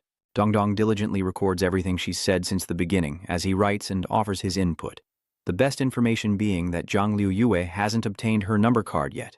He quickly made his decisions, knowing that no matter how powerful they were in this game, they could only kill one person, giving them the advantage. Yu Shu replied that only by obtaining clues to the main quest could they have a better bargaining chip with Zhang Liu Yue. To surrender willingly or be forced into it, the treatment and status can differ greatly. Her final decision is the key to completing this mission. With that, they shook hands and said in unison, "Happy to be working together." As dawn approached, Yu Shu kept asking Dong Dong to tell her about his world, so he began his tale. It all started with a god named Pengu who created the heavens and the earth. Listen closely to my story. As a couple romantically watched the sunrise, Xiaoba embraced the girl beside him, saying, "This competition will be over soon." "I love you," she said. "I'm so happy to be playing this game with you." Ignoring him, the girl hushed him. "Quiet, we're watching the sun rise." As the two were lost in the moment, a loudspeaker blared, "Hello, hello, hello, everyone gather in the square." Annoyed by the interruption, Yu Ba growled that Jia Vu is such a nuisance, always calling people to the square. Suddenly, it wasn't Jia Yu making the announcement, but Dong Dong, strolling along the beach with 2 others, oblivious. He replied, "Oh, it wasn't me this time." Dong Dong, holding the loudspeaker, announced, "Hello, everyone. After yesterday's battle, I realized Jia Yu's words were right." Hearing this announcement, Xiaoba thought, "Dong Dong, you're addressing the couple watching the sunrise, announcing that you have their number cards and are now sincere about trading with them." But fearing dissatisfaction, he reassured everyone that he had previously been self-serving. Worried that not trading the number cards would put everyone at a disadvantage, he now hates his past self. Suddenly, he points at Jia Yu, saying that he was the visionary, catching Jia Yu by surprise. Seeing this, Jia Yu denies everything, unaware that he is involved. Inside the common room, everyone discusses the matter, and Xiaoba asks Dong Dong why he initially refused to exchange cards like Jia Yu. Hyuba asks why they would want to exchange cards when there are so many players hunting. Dongdong replies, pointing out some information to the participants and announces some updates. He announces his wish, that everyone spread the information, ensure the average score increases, and thus confuse a certain great god. Hearing him mention a great god, everyone is weary and dispirited. Another great god. He kept emphasizing the urgency, saying everyone knows Liang Yue hides her stats with an A-grade stone, but she's actually the highest level god on the rankings. They were all surprised, so he denied it, saying that's just the situation, or someone could drain the rest of them again. Dejected, the brown-haired guy with a pale face says, "Forget it. We can't absorb anymore. The power gap is too big. Even if we absorbed all 30 of us, we'd still get destroyed. There's no saving this. Just destroy it and run." Dongdong wouldn't give up, trying to persuade everyone that they didn't necessarily have to lose. First, they needed to share information, and anyone with Zhang Liu Yue's number card should step forward. Suddenly, the room fell silent. Dongdong, seeing no objections, decided, "It seems no one's willing to negotiate, or perhaps none of us have Zhang Liuyu's card." During the selection, upon seeing entry number 9199, he suggested that since Hong Lian was the only one with 10 points revealed last time, the strong contenders could simply take their numbers, eliminate Hong Lian, and seize her card. Looking at the calculations of Jia Yu, the tigress, and the bear, Dongdong pondered. But for now, let's just create a few players with more than 10 points. Then there's only one way to win now. Take your own card, worth more than 10 points. The cards are revealed, each bearing unique symbols, and he explains that the key is to eliminate those with the highest scores and seize their cards. Even though the rules of the so-called erosion kill have changed significantly, the fundamental gameplay still revolves around information. After observing everything through the crystal ball, he could discern the card numbers in the players' hands.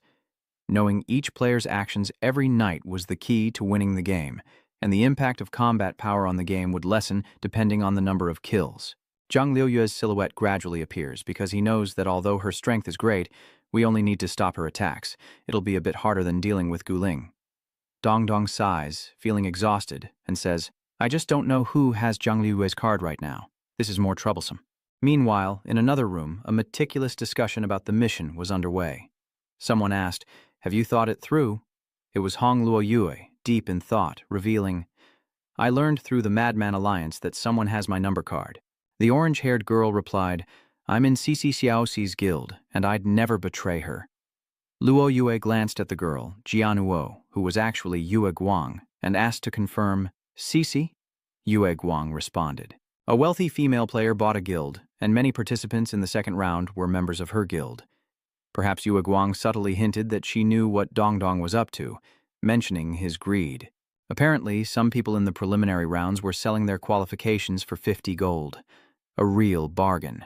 In the forest, a brown-haired youth told Cici that someone was selling beast pelts for 50 gold each, so they didn't need to fight anymore. Hearing this, she was overjoyed, her eyes gleaming with hope.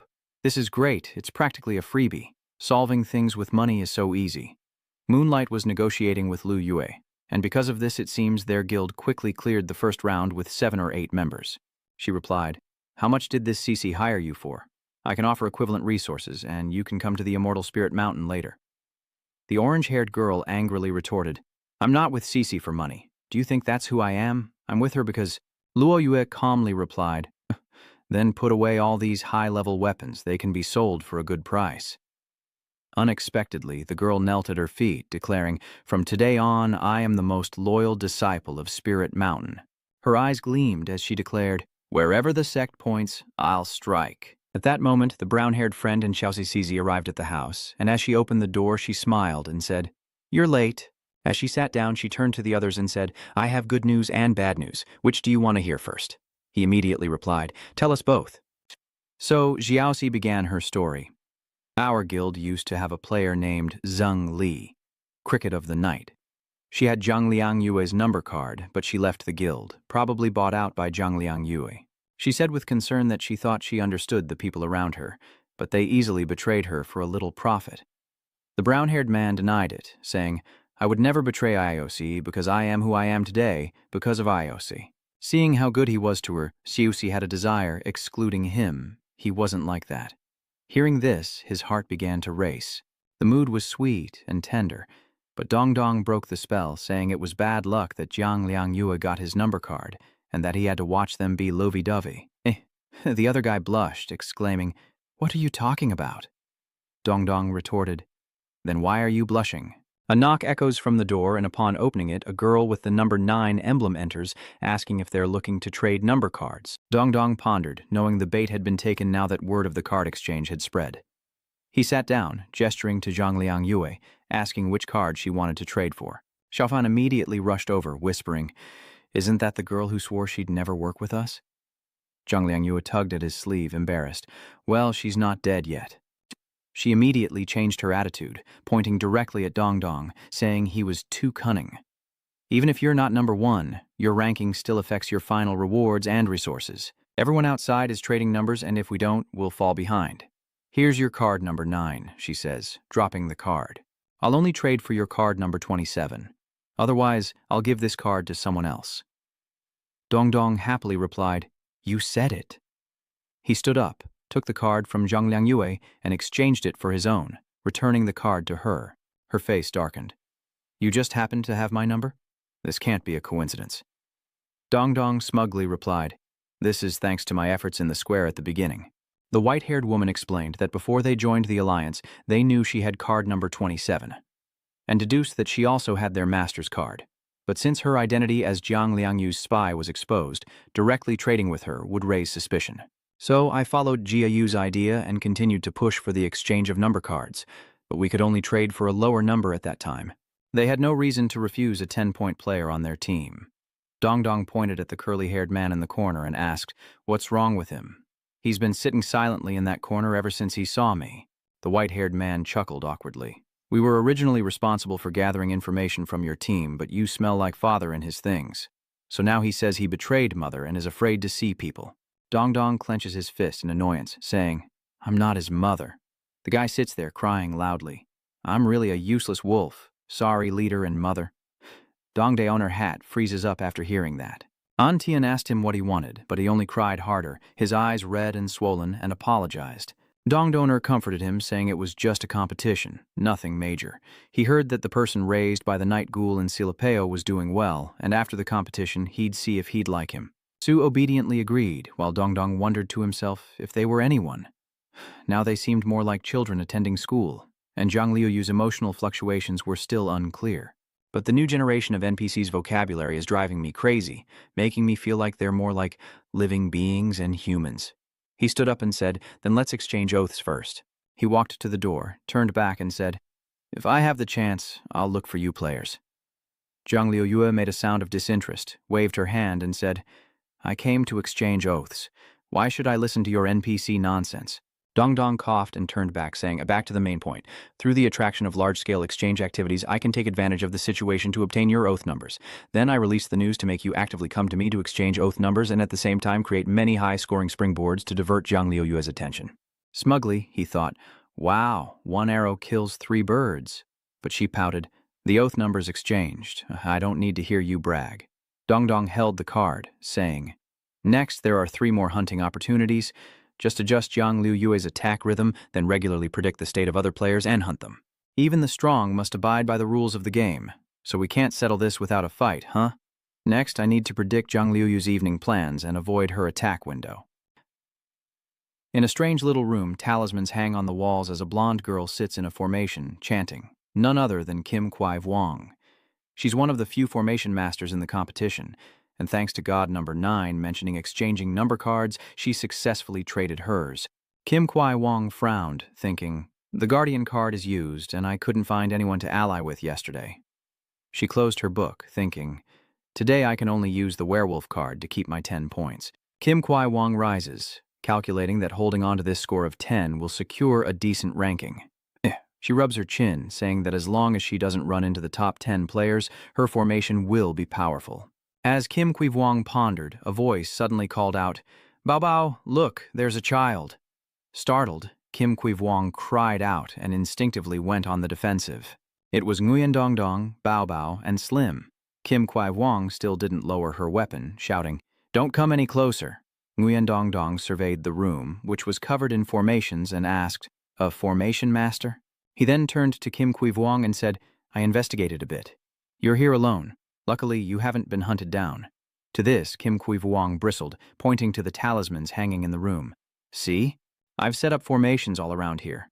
Someone already tried to interfere and was killed. If you come any closer, I won't be so forgiving." Nguyen Dongdong remained calm, picking up the book Kim Qui-vuong had been reading. "Did you learn these formations from this?" he asked casually. Bewildered, Kim Qui-vuong asked Dongdong how he'd arrived. Dongdong turned and gestured to Bao Bao and Slim standing behind him, introducing them. "This is Slim, one of whose skills is separation, which he used to break the formation." Seeing Kim Qui-vuong's sorrowful face, Nguyen Dongdong immediately sat down next to her, patting her shoulder to comfort her, saying, "So, you listened to me and exchanged your card. Too bad you ran into me. You've had it rough." Golden Sunflower Queen tearfully begged him to spare her, seeing how hard she had worked, but Nguyen Dongdong couldn't bring herself to agree. "That's unlikely." Kim Qui-vuong relented, saying to take the number card and leave so she could cry alone. Bao Bao, on the other hand, was very relaxed and patted her shoulder. Bao Bao gazes out at the sunrise on the horizon, where a couple enjoys the beautiful dawn by the sea, as Nguyen Dongdong says from behind her that there will be no more alliances in the final days. Everyone will need to split up. Information exchange will become increasingly congested, making predictions more difficult. Nguyen Dongdong asks Bao Bao if she's tired, as the competition will continue for a long time. Although day and night in the game are accelerated, shortening the completion time, it's already been 7 or 8 hours for us. Bao Bao smiled, resting her chin in her hand. "I'm not tired. I'm used to it after half a day." Suddenly remembering something, she turned to Nguyen Dongdong and asked, "Right. Why were you unhappy about bringing Jiang Luong Nguyet back to Lian Luan?" Nguyen Dongdong didn't want to talk about it. "Don't mention it. I'm telling you, I think there's something wrong with the mentality of people in this big guild." As Nguyen Dongdong spoke with Bao Bao, a figure slowly approached him from the shadows. Bao Bao, sitting across from Nguyen Dongdong, immediately noticed the approaching person, but Nguyen Dongdong remained oblivious. He continued, saying she'd confide in him every day, wanting to join this or that faction. The person approaching was a stunningly beautiful girl, but Nguyen Dongdong kept rambling on, saying that a competition below level 40 yielding 2 divine weapons was just bullying the kind-hearted. Pale as a ghost, his little companion frantically tried to signal him to stop, but Nguyen Dongdong wouldn't be silenced. "Once I've leveled up, won the main quest, and traded for that ultimate artifact, I've even got a name picked out. The Wanyuan Nua Sword, perfect for slicing up the Wanyuan Sword and the Great Nua." It was then that Nguyen Dongdong noticed Bao Bao's strange behavior, and he asked her, confused, why she was waving her hands and feet like that, wondering if she didn't like the name. The girl who had been silently standing behind Nguyen Dongdong suddenly spoke up, saying she thought Nua sounded better at the beginning. Upon hearing her voice, Nguyen Dongdong froze. It was Jiang Liu Yue. Sweating profusely, he rubbed his hands together and gave Jiang Liu Yue an awkward smile. "Why didn't you make a sound when you came in? We were just talking about a novel with a similar name." Nguyen Dongdong feigned surprise, asking what brought the goddess to them, to which Jiang Liu Yue calmly replied that she was there to help him win the game, adding that according to her sources within his alliance, all the other players had 11 points. "I'll go on a killing spree with you. Now you're the only one with 13 points. No one can surpass you." With that, Jiang Liu Yue confidently declares that the game is over. Jiang Liu Yue produced a card with the number 3 on it and handed it to Nguyen Dongdong, saying, "You still don't trust me. I've explained the situation clearly. We're in the same boat, both looking for someone in another world." Jiang Liu Yue smiled, her eyes closed slightly, and said, "That's why I want to end the game quickly. I can't change the situation with the remaining hunts, so I'll give you the victory. Next, I'll take care of those who want to attack you, so just lie down and rest." For a moment, Nguyen Dongdong was speechless, silently gazing at Jiang Liu Yue, realizing that after so many attempts to win the competition, even losing, his initial assumptions were wrong. "I never foresaw this outcome. Under Jiang Liu Yue's protection, I won the game easily, without any suspense." Amidst the celebratory fireworks, the final results are announced. The player with the highest score is... Bao Bao stood on stage, a gold medal around her neck, both she and Nguyen Dongdong speechless at the outcome. The crowd roared, wanting pink bubbles. While on stage, Nguyen Dongdong wondered how they'd won in such a bizarre way. Looking down at the crowd, Nguyen Dongdong spotted Jiang Liu Yue below, thinking, "I thought I'd get 3rd, and Jiang would get 5th, and I was figuring out how to win." Nguyen Dongdong's face darkens as he realizes she's in 1st place, leaving him in the dust. He looks up, still dazed, recalling Jiang Liu Yue's words from a few days ago. Someone suddenly said he didn't need to try, that she'd handle everything from now on. This feeling... Nguyen Dong Dong shed tears, smiling contentedly. This feeling is truly amazing. Down below, Yang Yang wondered why Nguyen Dong Dong was crying and laughing at the same time. Mr. Hugh Ba, standing next to her, was also unsure, guessing that she might be too excited, as the competition was not easy. On stage, the MC, a young man with a broccoli haircut, excitedly announces that Laute will be presenting the awards for this competition, and will also be making a special announcement to all players. Let's welcome Laute to the stage. Old Zai shuffled onto the stage, but an hour later he hadn't moved an inch, and everyone around him had already fallen asleep. Hioba turned to Duong Duong and asked if he was asleep, but Duong Duong shook his head, pointing out the slow movement of his feet. Unable to let this continue, a middle-aged man stepped onto the stage and gently lifted the old man. The man quickly carried the old elder off stage, as Wei Dong Dong and Bao Bao stared blankly at the scene. Soon, the man returned to the stage, clearing his throat a few times. Then, he announced that something had happened to Elder Zai, and he would now announce the theme of the competition. He began to detail the main topic, stating first that the game's levels would be reset. Previously, the highest level was 100, but it will now be raised to 120, and the top 5 will be finalized. The uncle continued to explain the game's mechanics, stating that new players will have the chance to reach level 120 and combine different innate skills to create various playstyles. Below the stage, Guling was shocked to hear about rank 6. The crowd around her began to murmur, discussing who would be the first to reach it. One person wondered if there would be new instances, while another thought the news was too sudden. Uncle Tu Tuan turned to Bao Bao and announced, "So, I'm entrusting the clues to this main quest to the winner of the competition." He then handed her a scroll. The elder explains the options available to Bao Bao. She can hide the main quest clues or reveal them as others have done before. Bao Bao opens the scroll for her and Nguyen Dong Dong to see, and they're both surprised. Nguyen Dong Dong immediately falls into thought. He turned to Uncle Tuan and said something, and Uncle Tuan nodded. Uncle Tuan returned to the center of the stage, spoke into the microphone, and said, "All right, after discussion, there are a total of 2 clues. The first clue is revealed to everyone, while the second remains hidden. The first clue is a poem, and players are encouraged to decipher it. The poem reads, 'A passage will be opened, and the laws of the world will be rewritten. When souls from the far mountain climb the misty peaks, the boundary between life and death will emerge. May you all join hands and sing of a new era.'" Upon hearing the poem, the crowd exchanged puzzled glances, questions piling up. What does it mean? A new dungeon, a new era, the boundary between life and death. How do we survive? Meanwhile, the masses focused on deciphering this second clue. He watched the 2 blue lights swirl together like a bagua in the scroll, wondering, what does this have to do with me? News of Bao Bao's victory quickly spread across social media, and the revealed main quest clues rapidly swept through the world of Azure.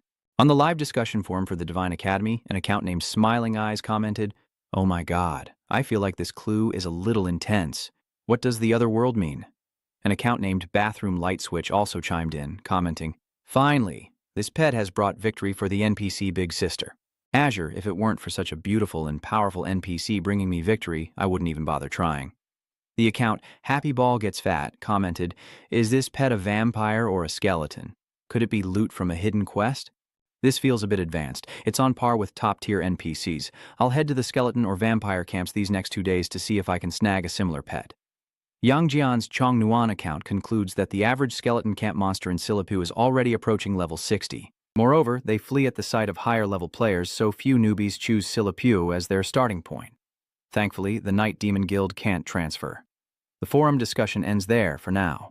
Meanwhile, under the eaves, a group of people were gathered deep in discussion, while Zhang Liuyue, Guangdao, and Shichi quietly observed their surroundings.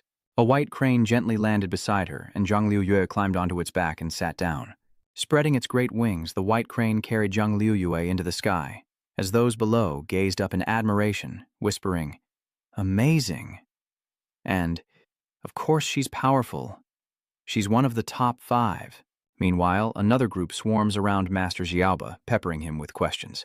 "Master Xiaoba, you and Bao Bao's pet have defeated many players in the preliminary round. Are you worried the snake will be countered?" Before Master Hioba could answer, another person cut in. "Master Hioba, I'm a reporter from AG Entertainment.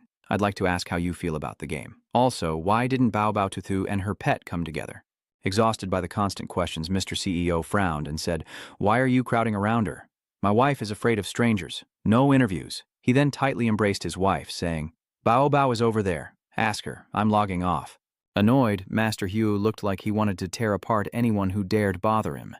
Just then, a figure resembling Bao Bao appeared, and a reporter quickly recognized her. He pointed towards the figure and shouted, Hurry! Bao Bao is over there. Go ask her. The reporter, mic in hand, rushed over, calling out, Miss Bao Bao! The reporter put his hand on Bao Bao's shoulder and said, Miss Bao Bao, excuse me. The figure turned around, revealing it was Slim, who happily smiled and said, Cheese. While everyone swarms, Slim, Dong Dong, and Bao Bao, disguised as a maid, slip away unnoticed, leaving behind a crowd still buzzing, cursing Bao Bao's escape and searching for the dragon's maca in disguise. Such uncouth behavior, Dong Dong thought, enraged. Who's being uncouth? People wondered, startled. Dong Dong and Bao Bao struggled through the crowd to escape, sweating and complaining about the crush. The two finally escaped, panting, We finally got out. Suddenly, from behind them, a voice said, So quickly, someone's already trying to make the bone armor their pet. Someone nearby added that it was a shame the live stream was of the ice skeleton, saying he seemed pretty average. Dong Dong thought to himself that he was glad he wasn't discovered, having played as a human too much this time, and was thankful that many people knew about the skeleton form. In a forest, Dong Dong, in his ice spirit form, tells Bao Bao that from now on he'll appear in this form, as not many people know about it, whereas his vampire form would attract too much attention. The ice spirit form is less likely to draw unwanted eyes. Dong Dong crossed his arms, wondering how the camp's development was going, feeling a little anticipation. He told Bao Bao to rest at the co-op camp later, and Bao Bao agreed. When they arrived, they were shocked to see Sapo diligently sweeping, surrounded by a desolate wasteland. Dong Dong called out, War God Sapo, where are Banban and the others? Sapo was overjoyed to see him. Boss, you're finally back. Sapo immediately ran and hugged Dong Dong's leg, saying he'd waited so long. Dong Dong was confused, wondering why he was being called boss and what was going on. Sapo recounts that after the boss beat him up that day, he realized that creating such a magical skeleton camp, a place for so many intelligent skeletons, was no easy feat. Sapo recalls the boss telling him, Just go, I've taught you a lesson and we've been fighting for days. Sapo said, Wait a minute. The skeleton frowned. What is it? You're not convinced? Sapo replied, A long time ago, the Bone Lords were all players from the AZ world, unless they were high-intelligence NPCs. This time, your Night Goblin uprising made me realize something. The skeleton crossed its arms and said to Sapo, To be punished by the night ghouls, there's only one way to overcome them. Sapo scoffed, And that's to join them? You have an inside man among the players too? Sapo's eyes gleam as he kneels, clasping his hands together in earnest, saying, Elder Banban, you must be the key to this main quest. Please, allow me to be the final piece of your camp. Back in the present, Sapo proudly declares, And just like that, I joined the camp. Banban is my leader. Sapo happily smiled at Nguyen Dong Dong, saying that makes you the boss of the boss, so we should call you Boss of Bosses. Nguyen Dong Dong twitched, saying to get to the point, Where are Banban and the others now, and why did the camp turn out like this? Sapo's expression darkened. If those things hadn't happened? He paused, then continued. This place wouldn't have become like this, as he recalled the camp engulfed in flames. Sapo continued, explaining that this happened sometime after the big boss left. In Sapo's memory, a brown-haired youth stood in a forest facing a horde of pig spirits, saying, With my protection. After a pause, the brown-haired Junjun said, Finally done with this round. We can go to the high-level monsters now. Suddenly, he burst into tears, raising his fist and saying, I never want to see another bone monster again after fighting level 30 mountain pig spirits. We're leaving Ungnup City for another town, says the blue-haired man sympathetically. Just then, a voice calls out, Excuse me, and they both turn to ask, What? A legion of white skeletons, led by a skull wielding a sword, points the blade forward and commands, Charge! The legion obeys, surging past the two men. Quickly, under the White Bone Legion's relentless assault, the boar spirits were reduced to a 7-course meal. The brown-haired man collapsed to the ground, clutching his head in anguish, lamenting, Why are there bone monsters everywhere we go? Then he stood up, patted the blue-haired man's shoulder, and called out, Brother Mingyu? The brown-haired man's expression darkened. Let's gather materials to change our bodies. Hearing this, Mingyu broke out in a cold sweat, his lips twitching uncontrollably. Brother Qingfeng, you're mistaken. Qingfeng's eyes widened, his expression somewhat frightening. We're constantly being suppressed by these bone demons, and I finally understood one truth. Only by becoming a skeleton can you surpass skeletons.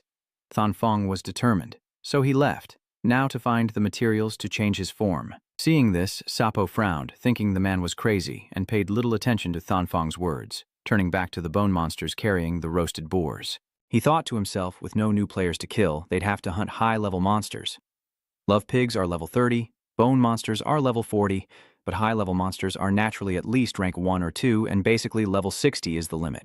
Skeletons can only reach level 60, Sapo continued, explaining that the gap is too large after the change. Once normal level 1 players reach level 50, they'll be familiar enough with basic skills to easily defeat level 60 skeletons like us. Soa said that after rank 2, it's even more exaggerated. Even the advantage of numbers is starting to have no effect, and the level in A is too low now. It's a pity that the function can only be added after rank 3, so I have no way to take Boss Bioban and the others to the main city for conversion. So we wanted to find beast tamers like you, Miss Biobao, but they weren't easily fooled and didn't need our skeleton crew. Biobao frowned.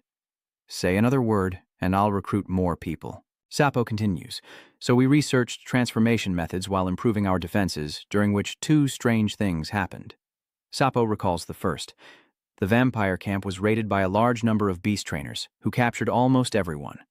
Later, we learned it was because the big boss was too popular during the preliminaries. He recalls a female player who caught a fallen one, laughing as she commanded it to turn her into a handsome dragon Maka prince. He explains that many female fallen players want to see if they can catch one and turn it into a dragon mecha. Dong Dong scratched his cheek as if he'd given them the wrong direction. He then asked, what about the second thing? Sapo explained that the skeleton troop in the camp used to be stable at 233. But during a high-level monster hunt, 19 skeletons were killed and couldn't be resurrected. Then a new skeleton kid appeared in the camp, utilizing a total of 4 skeletons in the camp with thinking abilities, even though this little skeleton was only level 1. Unlike the simple skeletons who just wander aimlessly, Sapo frowned and told Wei Dongdong, Boss, this kid has been following us for days, always watching us from afar. Should we go catch him? Remembering how his bone monster struggled to catch the little skeleton, Wei Dongdong sighed. Forget it, even the fastest one couldn't catch him after several tries. Wei Dongdong then told Sapo, go get the fire-roasted food that I got in town. Sapo responded, yes. In Wei Dongdong's dish, a chicken leg blazed in blue flames. Wei Dongdong placed the plate with the chicken leg on the grass, wondering if this would lure him out. After setting down the plate, he hid in a nearby bush, quietly observing. As he expected, the little mist creature soon appeared, peeking longingly at the chicken leg from behind a tree. Seeing no one around, it left its hiding place and approached the drumstick. The little mist spirit opened its mouth and instantly devoured the chicken leg, and Wei Dongdong saw his chance, emerging from the bushes. Startled by Wei Dongdong, the little skeleton quickly fled, causing him to sigh, realizing there was no way to get close. Just then, the little bush spirit reappeared before him. To Wei Dongdong's delight, the little bush spirit offered him a beautiful flower, saying, I'll give you flowers. You give me lots of yummy food, okay? Sapo reminisces about the peaceful days at the Silipo camp. One morning, inside a room, all the skeletons and Sapo are watching a screen, which shows Wei Dongdong transforming in the void cocoon. Sapo excitedly shouts, Awesome! Our leader is so cool! A monster stands up, rudely pushing Sapo aside. Move, you're blocking the screen! Little Dew is perched on a monster's head, saying, Mouthball, look, that's our boss. Mouthball points to the screen. He taught us how to ambush players and to read. You can meet him after this competition. Hearing the words, Big Boss, Xiaobu Shuang's eyes sparkled as he shouted, Big Boss! Mochu corrected him. No, it's Lauda. Say it with me again. Sapo watched this scene, thinking, Are they learning? Just then, a skeleton patted Sapo on the shoulder. It was Cho Chow, saying, Hey, Sapo, tell me more about the player's world. And so, Sapo's life in the camp continued peacefully as he leveled up to the final stage, and he and the skeletons began building stables with the demons. In the camp, Zhao Xiao always pulled Sapo aside to tell them stories about Sapo's world and Miss Bao Bao. Then, something happened. Inside a room, 4 players gathered, and the one who looked like an orange squirrel was leading the discussion. Gentlemen, this information is correct. That devilish vampire was originally from the Ministry of Frost, but was transformed into a vampire during the Great Transfer. I recognized his master. The reason I invited you all here is to check out the Ministry of Frost Camp, as I've heard strange things have been happening there recently. Then, a one-eyed rat-like creature spoke up, saying that the demons had suddenly gained intelligence, and the information provided by Lap Mahuin confirmed that the Bo Swang camp was strange. Hearing the rat's words, a woman with wine-red hair pondered, recalling how they had previously spread the news, causing players to hunt down the dragon demons. Right now, only those of us here know the dragon demon's background, so let's keep it a secret. We're also planning to raid the camp at the same time. You're all top-tier players, so taking down a small camp should be easy. The competition isn't over yet. Even if that vampire wins, we can use these Mist Clan members to threaten him. What would these monsters care about if they really are intelligent? With that, all four of them grinned wickedly and said in unison, "Well then, let's get started." At the entrance to the Silipeo camp, Sapo stood opposite the four. Sapo pointed towards the camp and said, "That's the Silipeo monster camp under construction. It's very dangerous, so don't get too close." The red-haired woman crossed her arms, frowned, and said to the squirrel, "Did you get any information? Why do other players know about this camp?" The squirrel man narrowed his eyes, glancing at the woman. "Hold on, this level 60 player must know this information himself." He then turned to Sapo with a friendly smile. "Hello. Our squad has a mission here. We're just trying to get a feel for the camp ahead. We heard the monsters here are around level 60. Your guild's here to clear it out, right?" Sapo replies, No, I'm not in a guild yet, but I'm sure I will be in the future." He looked at the squirrel man. "The monsters in the camp ahead are really high level and incredibly cunning, so you'd better not go any further." The red-haired woman smiled faintly. "We understand the situation." She suddenly gets close to Sapo, saying that he's an exception. But before Sapo can understand, the squirrel person suddenly rushes in from behind. The sudden attack caught Sapo off guard, and he panicked as the squirrel's tail coiled around him like a vice. The squirrel man grinned. "Don't kill him yet. It'll attract attention. Let's take him with us." Sapo struggled, sweating as he thought of the Bone Demon Legion. These men were heading straight into their boss's trap. He observed the four, their levels concealed, but whether transformation or level, they far surpassed his own.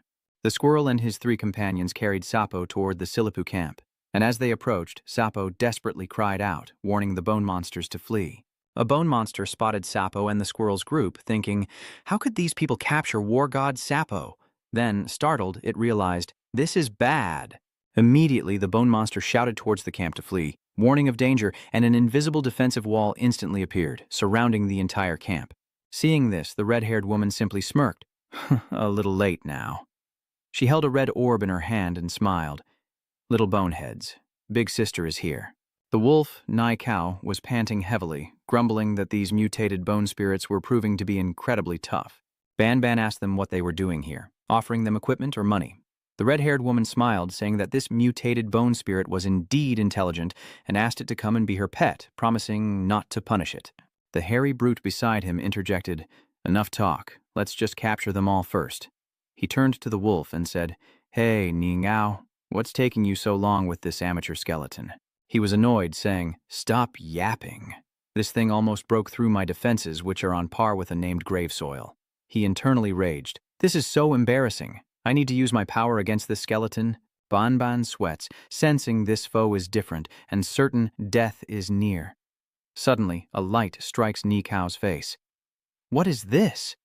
"It's so fast it broke through my defense."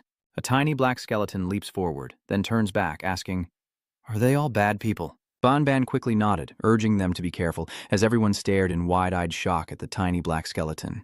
If that person happily shouts, "Little bone dragon," then compared to normal pets, it has a unique attribute. The dragon pets in the Western Guild are also like this. The leader grinned slyly, saying, "We can forget about all the other skeletons. Capturing it will make us rich." An unexpected turn of events forces him to order Hatu and Nikao to attack, as the tiny black skeleton leaps into action with lightning speed. Nishu sensed the movement and turned his head, shouting, "Over here!" He raised his hand to block the incredibly powerful attack headed straight for him. He cursed inwardly, realizing it hadn't been diverted yet. Irku frowned, noting its immense power and speed. The strange bone sent him flying, scattering earth and debris as the child, face contorted with rage, declared, "You're all bad people." Hatsu immediately dodges, attempting to create a barrier, throwing out a purple sphere to trap the small black skeleton inside. In the end, the child shattered the orb and escaped. Hatu couldn't believe his eyes, trembling as he wondered if even his barrier formation could not contain it. The leader paused, sensing something was amiss, realizing it was happening right in their stronghold. He shouts to finish it quickly, that he's just stalling for time, and the skeletons on the ground are dwindling. Bonbon yells out that he's been discovered, and Moikao should come with him. Hiding in the tunnel, Bonbon leans out to encourage him. "You're the player. Deal with it yourself, Xiaosa." Mukyu pats him on the head. The kid mimics his best friend, sticking out his tongue. Then they both dive down and seal the hatch. The group peered into the hole, and the redhead said, "Covering the ground? Are they evolving? They even know how to make underground tunnels." The leader replied, "What do we do now? We couldn't even catch a small skeleton. How embarrassing." He turned to Sapo and asked how a person could join in 3 days, and where they had run off to. He puffed out his cheeks. "I won't tell you. What can you do to me? Hit me again, you idiots." Well, so they really did make a move. Today, they're determined to beat him half to death, hitting and cursing him relentlessly, completely losing control. Sapo continued, saying he was beaten by the skeletons and then by the players. It was truly awful. Banban replied that he saw them leave and informed him, so he ran out. Sapo raised his index finger, saying he was fine, that he hadn't said a word, and that he was a man of his word. Banban put a hand on his shoulder, saying, "Sorry, we can't stay here anymore. Weren't all the dragon moths captured before? Let's go. Let's go somewhere else to build a new camp." Sapo smiles, summarizing that this is how it all began. He continues, explaining that they moved to the next village, but left him behind to attract passers-by in case their leader returned and couldn't find them. Yu Dongdong frowned, saying, "Couldn't you have just told them they moved next door? Did you really need to tell such a long story?" Sapo whined, clutching his head. "Ah, boss, I was wrong. Please don't hit me again." Suddenly, Yu Dongdong gently touched his shoulder and said, "However, thank you. From now on, you're officially part of our gang." Sleepy. Bao Bao yawns. "I'm logging off. I'm too tired. Good night." Yu Dongdong turns to her. "Okay, I'll go find them. Call me when you're back on." Before he could say another word, Bao Bao was fast asleep, her head lolling to the side. And so Sapo accompanied Yu Dongdong back. He excitedly raised his hand and called out, "Big Bro Ban, I've brought Big Bro back." A group of frost soldiers happily turned around and cheered. "Big Bro, you're back?" With a stern look, Yu Dongdong said, "I've heard about what happened. Have you recorded all the information on the previous players? Now that I'm back, I'm going to settle the score." A skeleton soldier held up a ledger and replied, "Of course. We were originally going to save some money and hire a few assassins in the game, but now that you're back, we can discuss it further." He immediately praised, as expected of someone I led. He crossed his arms and looked down. "Where's that little newbie? Let me take a look." Yu Dongdong held a black skeleton in his arms, clearly the shape of a child, and clicked his tongue. Indeed, a mutated baby. Only 2 on the entire continent, including our camp, that makes 3. The little skeleton called out, "Boss," but it was still slurred. The skeleton soldier replied, "No, it's doing it on purpose. It thinks boss sounds better." Yu Dongdong gestures, guiding them. "Next, we'll help you transform, and not only that, we must reach the top 6 within 4 months." The soldiers, big and small, and even the little dark child, listen intently. I haven't talked about the system with you all yet, but transformation in Azure is a combination of 3 things: skills, race, and profession. Each transformation allows you to choose a new skill, race, and profession. For example, Bao Bao chose the Beast Trainer's training talent, and in the first round she continued to choose training talents, so she can carry 2 pets. Yewu and Guling will focus on weapons and physical strength, while professions will be influenced by different abilities and combat styles, some leaning towards combat, others towards life. Generally speaking, choosing a profession is always diligent, and each new profession added is similar to the previously chosen one. New professions are introduced after rank 3, but after that, the materials needed for advancement will vary greatly depending on individual choices. Moreover, many quests require solo completion, along with skill level and combination requirements. Rank 3 doesn't hinder a player's skills, so reaching higher ranks is rare. Most players stop here because combat isn't everything in AG. You can run a business, cook, and explore different themed cities. Dongdong continues to ramble on, mentioning strange themed cities like the script town in the east. Basically, every day, different ACSC cases are generated through algorithms for players to solve. Players can enter towns, play different roles, solve various cases, and experience realistic murder mysteries, drawing thriller enthusiasts in. Some even work with players to deduce real-life cases in the city. Not only that, but you can also enjoy the most exciting rides in the game, like the world's tallest, most realistic roller coaster, or other fun entertainment. By mastering different elements, cultivating new plants, or raising a pet here and growing together, you can clearly feel its fur and its warmth. Some players can't even tell what's real and what's an illusion from the start.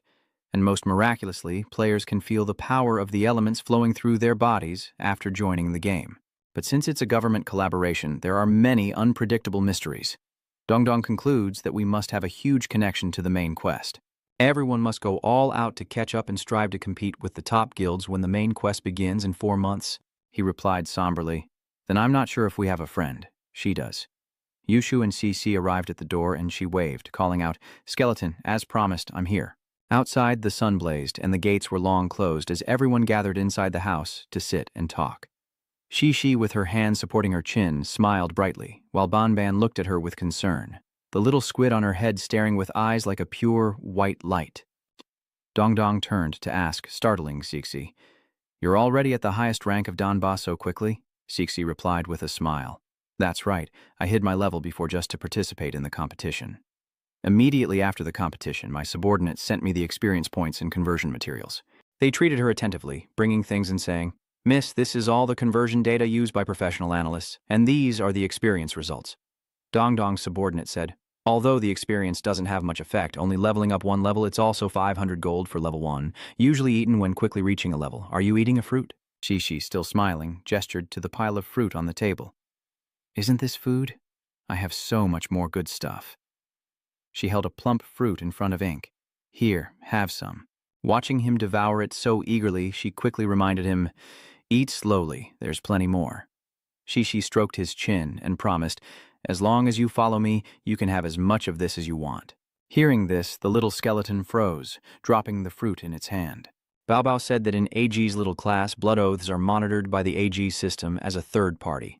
Violating the oath results in punishment by the AG system, making it the highest level of oath in AG.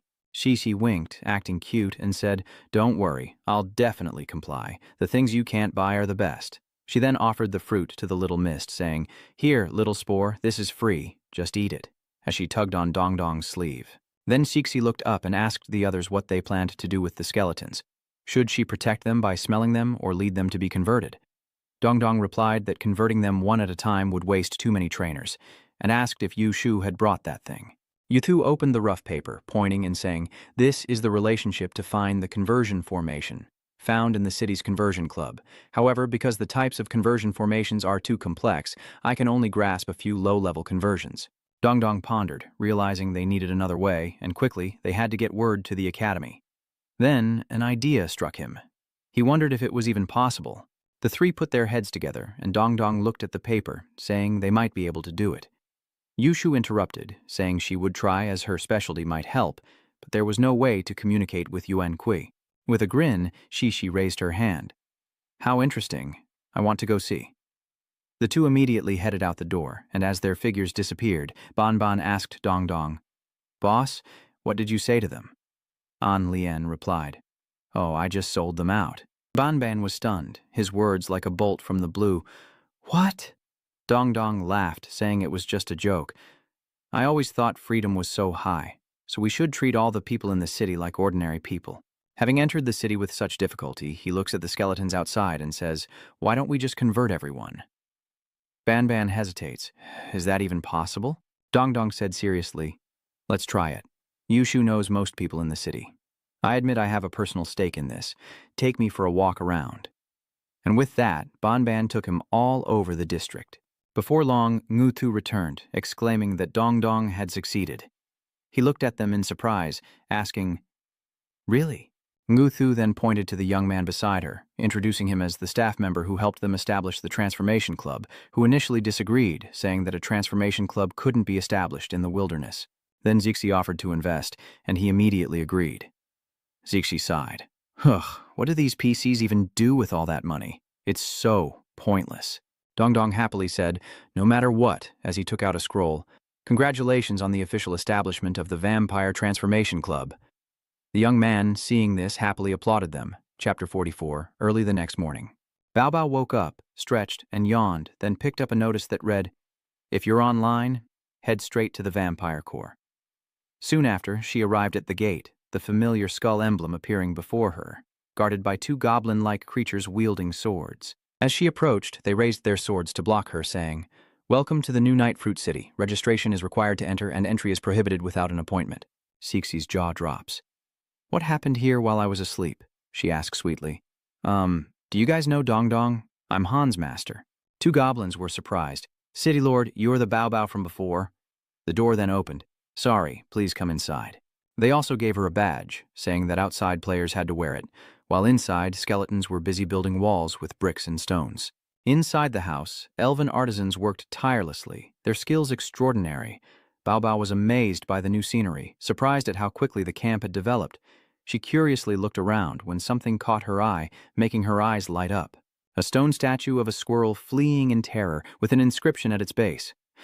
"Those who disobey the rules will end up like this." Bao Bao hesitated, remembering something. Isn't this the guy who tried to trick me before? She headed straight for the house, which now looked bigger and more beautiful than before. She walked in and called for Dong Dong, finding him surrounded by a pile of documents, as two skeletons carrying more documents reported that there were more and more goods in the city. Dong Dong replied that some of the skeletons' documents were useless and could be sold to other demons, so they would build more shops to sell them. Bao Bao then asked if the boss had heard back from the intelligent demons she'd contacted about joining them now that they had a safe haven. Suddenly, Dong Dong spotted Bao Bao peeking from behind the curtain and called out, "Bao Bao, you're here." Bao Bao stepped inside, curiously looking around, and asked, "How did this place develop so quickly?" Dong Dong, overjoyed, said, "Oh, I've been so busy these past few days. Luckily, I used to do city planning. It's a long story. I'll explain it to you later." Bao Bao pointed and asked, "Right, what's going on in that square?"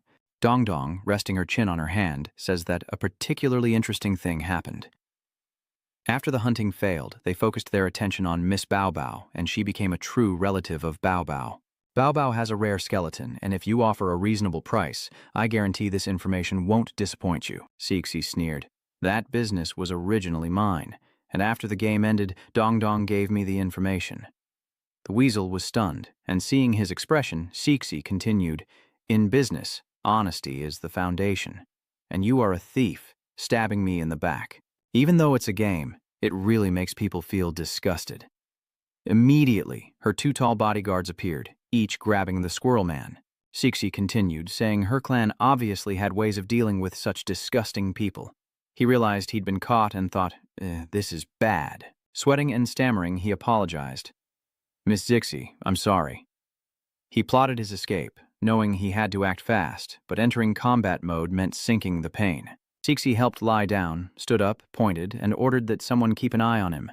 The two tall men in sunglasses obeyed immediately, and Cixie thought to herself, "Using my things to threaten me? He better not need that account anymore." Cixie strode out without a backward glance, leaving two skeletons facing off on the green lawn as the wind swept through the grass.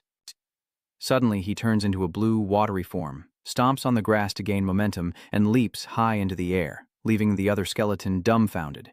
An arm reaches out from behind it, ready to grab it, but the skeleton quickly senses danger and glances back. Instantly, it reached out and struck the other skeleton, preventing its attack. Small but mighty, the little skeleton's punch sends the ogre's limbs flying and its head rolling. Not stopping there, it raises its fist again and lunges toward the ogre. But the punch isn't for the ogre. It slams into the ground, instantly creating a deep pit. It throws the bobbin directly inside, burying it with earth and stone. But as a skeleton, it feels no pain, and the bobbin's spirit rushes from behind, ready to turn the tables. The skeletal Ban below burst forth from the earth. On one side is skeletal Ban, on the other its spirit, while the little skeleton stands firm, unfazed by their conflict. Suddenly, a loud shout rang out, stopping them as the little skeleton blocked the arms of both the gorilla skeleton and its spirit. Dong Dong and Bao Bao approached, and he said with his arms crossed, "After rank 2, you guys chose different development methods to master your skills, which is good." He explained that the evolution of races in Azur means that each transformation can add or change something. In general, it's the evolution between similar races. For example, skeletons can grow flesh and blood to become living assassins, humans can become zombies, and snakes can evolve into dragons. As for Beoben's race, it hasn't changed. The first stage was to increase defense, and the second was to create branches to use as weapons, able to separate bones at will and control them. Cao Cao chose to transform into a living corpse, to turn his body into a spirit, increasing his speed. He points out that after becoming a spirit and entering the ground, staying so close to the surface makes it easy for Banban to find you. Then, turning to Banban, he adds that after you pinpoint Zhao Zhao's location and Zhao Zhao separates, you choose to combine before attacking the ground. If you directly control the bones to drill into the ground and use them as weapons, Zhao Zhao won't have time to react and will be killed. Now let's continue practicing. Only by becoming stronger can you avoid being bullied. He took out his whip and said, "Don't be dazed, Moi Cao. You're fighting me next." Moi Cao sprayed hairspray nervously. "I'm afraid this is going to be a disaster." Back at the camp, a blonde elf runs in to report, "Hello, boss. The city's construction is basically complete." Dong Dong nods. "Thanks for your hard work. There aren't many awakened elves here, so I'm counting on you to oversee the city's construction and urban planning." The elf hesitated, saying they were facing a serious bottleneck due to the unique nature of their winged demon race. While they'd solved the formation conversion issue, they needed certain documents to enter the city and negotiate with other NPCs to complete it. Even talking to monster NPCs isn't as easy as talking to Sister UQ. They're basically just waiting to be beaten. Dong Dong sighed, lamenting the vast difference between monsters and players and that he needed to prepare his report for the academy. There, I can transform more easily and gain a better understanding of the game's NPC characteristics. Speaking of which, he turned to look at Banban, saying that if they could reach rank 30, CC's guild would provide a lot of resources. She'll also provide temporary protection. You can trust her. Furthermore, Tio Moi Cao will be reporting to the academy with us.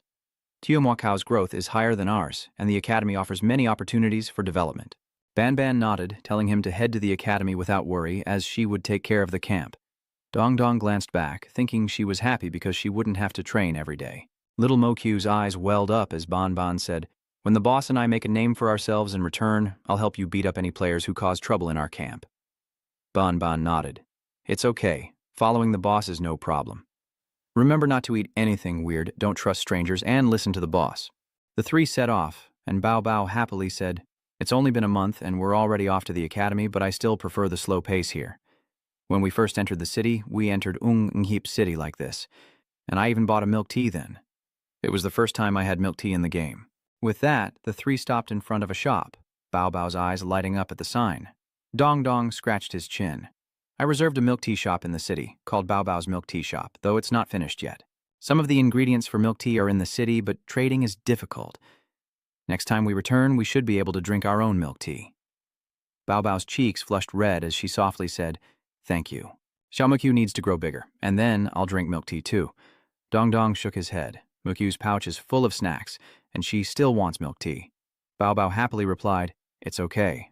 Our Mokyu needs to grow up. Eat and drink up so you can grow big and strong." Dong Dong sighs, "You and Bao Bao have spoiled me. I need to train more to grow faster, but I want milk tea." And with that, the three laugh and continue on their way. Chapter 46. As they arrive, a fairy appears, introducing herself. "Hello, welcome to the Immortal Academy. I'm your exclusive guide, Bohi. Next, I'll introduce you to the Academy and how to use its facilities. Let's head to the Academy's lecture hall first." Zixi, noticing Dong Dong's odd behavior, couldn't help but ask, "He's back to being Macadong again." Han turned back with a dry laugh, replying, "Now that I'm in the academy, I plan to separate these two forms. I'll appear as Macadong more often here. I want everyone to know I'm a high-level life form. High-level life forms like zombies, monsters, and demons easily attract attention, so when they're not looking, he can change into his skeletal form to get things done more discreetly." Apollo, annoyed by Han's rambling, reminds Zixi, "Miss, this skeleton is very wicked. You mustn't let him corrupt you." At this time, Baka began to introduce the academy, which consists of 7 floating islands, the central area of which is our teaching and training area. The other islands are divided into a dormitory island for living and an in-depth training island for the 5 basic professions. Next, she leads everyone to a board listing the Academy's missions, including rescuing Liqing's wife from prostitution, eliminating the heinous criminal Tran Pham, finding a professional mourner for Nieli's late father-in-law, recruiting members for Tukuyet's Exploding Heavens gang, finding a partner for Man Hung's recently deceased sister, criticizing the arrogant Duong Kai, and teaching Saitam a lesson for killing too many monsters and preventing others from leveling up. After everyone reads the board, Baha explains that the Academy's mission rewards are incredibly generous, far exceeding those of ordinary missions, which is why the entrance exam is much more difficult than those of other academies. Two paused in thought. In A Hour, every 20 levels brings a job change, and after R rank 1, players can choose different academies. As instructed, after reaching R rank 2 and R rank 3, they can choose different professions, but depending on the location, the strength of the academies also varies. Entering different academies requires passing an exam, and players with poor grades can only enter other academies. But in A Hour, smaller academies also have the chance to meet hidden masters, giving ordinary players a chance to counterattack, though most are still divided based on academy level, and our Divine Academy is one of the 3 largest academies in the entire A Hour world, with a top-notch faculty and academy resources. Of A Earth's top 10 fighters, our school holds 2 spots, and beyond combat we boast many other majors, each led by A Earth's top instructors. Bakha gestured towards the stone, explaining that they had training grounds for specialized majors, allowing students to quickly level up and improve their skills, preventing monster respawns and saving quest completion time. Dong Dong was surprised, exclaiming that even though he knew the divine students trained quickly, he didn't expect such complete facilities. He thought to himself that he originally had to chase a monster multiple times to level up, and it took him months to advance. Apollo Guy remained unsurprised, saying his guild had training grounds like this as well. Dong Dong scoffed, saying that's easy for those with money. Mint continued, saying the last thing to do in the teaching area is to re-examine everyone's condition. The stone tablet will check everyone's level, reaction speed, and brainwave synchronization. Due to frequency differences, players will adapt to their bodies and combat rhythm when joining A Hour. A normal player's reaction level is generally between B and C, and a brainwave synchronization rate of around 85% is considered very good. Of course, you're all top students, so your reaction levels and brainwave synchronization are generally excellent. CC raises his hand to test first, and the system announces, reaction level, pending brainwave synchronization check, 79%. Converted to RANK3 level 100, name TT, similar to a test subject or a player running a business. Suddenly, Bakha said, next, we will conduct a reaction test. Bakha then introduced her to the testing machine, explaining that it would launch small balls at her within a set time. The player had to dodge the balls as much as possible, with the speed and difficulty increasing over time. The balls shoot out of the machine at lightning speed, hitting CC square in the face before she can react. The system announces, player eliminated, time, 1 second. Black Mint frowned, wondering how her brainwaves and reaction speed could rank so high. CC sheepishly scratched her head, explaining that it might be because she had a Western artifact that cost a fortune. It's okay, my Kin Hong is enough, she said, winking. Dong Dong sighed. CC always talks about spending a lot of money, so it must be a lot of money. Next, Palogale steps up for inspection. The system announces a 90% brainwave synchronization level pending review, converting to an Anoka level 100 player named Kin Hong Hat Fach Dowan Che Ngoi. The screen shifts to a whirlwind as the ball launcher appears before him, rapidly firing balls at breakneck speed with incredible force. Balls fired from the machine, one after another, but he dodged them all. No matter how fast or numerous, none could touch Palogale. He smirks as the system announces an S+ reaction level. Mint applauds, praising him as this year's top student, with a synchronization rate in the top 4 and a reaction level even higher than before. Next up is Dong Dong. Reaction level. Awaiting examination, 100% brainwave synchronization. Anoka transfer level 85. Name, Bat-Paying Young, Wild Ghost. Han wonders if brainwave synchronization is at 100%. Dong Dong clutches his aching head, thinking, before I transmigrated, my sync rate was 80%. It seems escaping this game won't be easy. I thought brain sync rates were immutable. And finally, Bao Bao's reaction level. She steps up to the system and reaches in. Reaction level. Awaiting synchronization of 95% brainwaves, converting to Anoka level 60. Name. Wants pink bubbles. Player in operation. Bakha excitedly praised, the highest brain synchronization rate has appeared. Because Miss Bao Bao's brainwave synchronization rate is high, and the difference between her level and her vessel is significant, she ranked 9th in this preliminary test. The system announced that the player who wants a pink bubble achieved a 95% brainwave synchronization rate. Bakha wondered what her reaction speed would be. Lost in thought, she didn't notice the ball launcher had started, firing balls rapidly. Bao Bao is stunned when a ball hits her head, and she cries out. Mint is furious, wondering what kind of people are at the top this year. Bao Bao quickly apologized, saying she hadn't exercised much growing up, and Bai He sighed, understanding that as a beast trainer she couldn't expect too much. Next, let's head to the dorms, with their turquoise fountains and palatial buildings. The system announces that this is where everyone rests each day, and it will explain how to use the rooms assigned to each of them. Bao Bao is in dorm room 621, and Cici is in dorm room 622. Bahe says that familiars aren't allowed in the dorms. They must either be kept in the familiar space or housed in the familiar dorms. Bao Bao is upset, wondering why such a rule exists, and says she won't stay here. Wei Dongdong laughs, saying it's okay, there's something to be gained from the experience. Bao Bao, take a look around the dorm. I'll wait for you in the familiar area. Cici added that these rules are unacceptable, and Little Cup must put up with the familiar area for now. Then, they'll see if they can invest in the academy and change the rules a bit. Bakha explains that this is her cloning ability, and she'll split up to lead everyone to their rooms, asking them to follow her. One clone leads CCD away, while the other Bakha takes Bao Bao to another room. Bao Bao looked around, asking why the room was so empty. Mint replied that it could transform according to her imagination. This is also one of the benefits of passing the exam. I have to go to sleep now. Just give a voice command when you want to sleep. Food can be summoned at your command, available 24/7, but you can't take it outside the room. The scenery outside is also yours to control. Gaze at the Milky Way, watch movies on a giant screen, or bask in a summer sky while reading. This space can transform up to 10 by 10 meters, letting you enjoy your own private pool with water temperature to your liking. Or transform into the most luxurious massage chair. Bao Bao reclines, utterly relaxed, inviting you to unwind. All other information can be found in the book. Enjoy dorm life for now. I'll take care of you, so call me whenever you need. Bao Bao is excited about a fridge that can produce any food we want. Arriving at the pet dormitory, Little Skeleton asks, "When will Bao Bao and Cici come to pick us up?" The little monster replies that he doesn't know. "Huyen, the flying tiger, could you please stop licking? Your breath is a little strong." Bao Bao wakes up in a panic, realizing she's overslept. She rushes out, explaining that she was watching a movie and taking a bath yesterday and accidentally fell asleep. Waking up, she finds the game disconnected. Bao Bao pushes open Dongdong's dwelling, saying, "Sorry, I'm here to pick you up." But to her surprise, there were only a few small monsters inside. Gasping, she realized Dongdong wasn't there. Mint frantically says, "Bao Bao, you're finally online. Your pet caused a huge problem yesterday. This is a video of the pet dormitory from yesterday." The little monsters are crammed together, complaining about the tight squeeze. She can't communicate with the pets, and all the large pets are locked up here. Nemneem speaks up, saying, "Hey, you can get out of here." She's quite cute, saying softly, "Hello, are you a new pet?" Dongdong asks if pets can communicate here. Hiem continued, "Hello, I'm Rabbit Beast Niem. My master calls me Hiem. Level 100, rank 4, and I've been here for 10 years. Dongdong was surprised and asked, 10 years?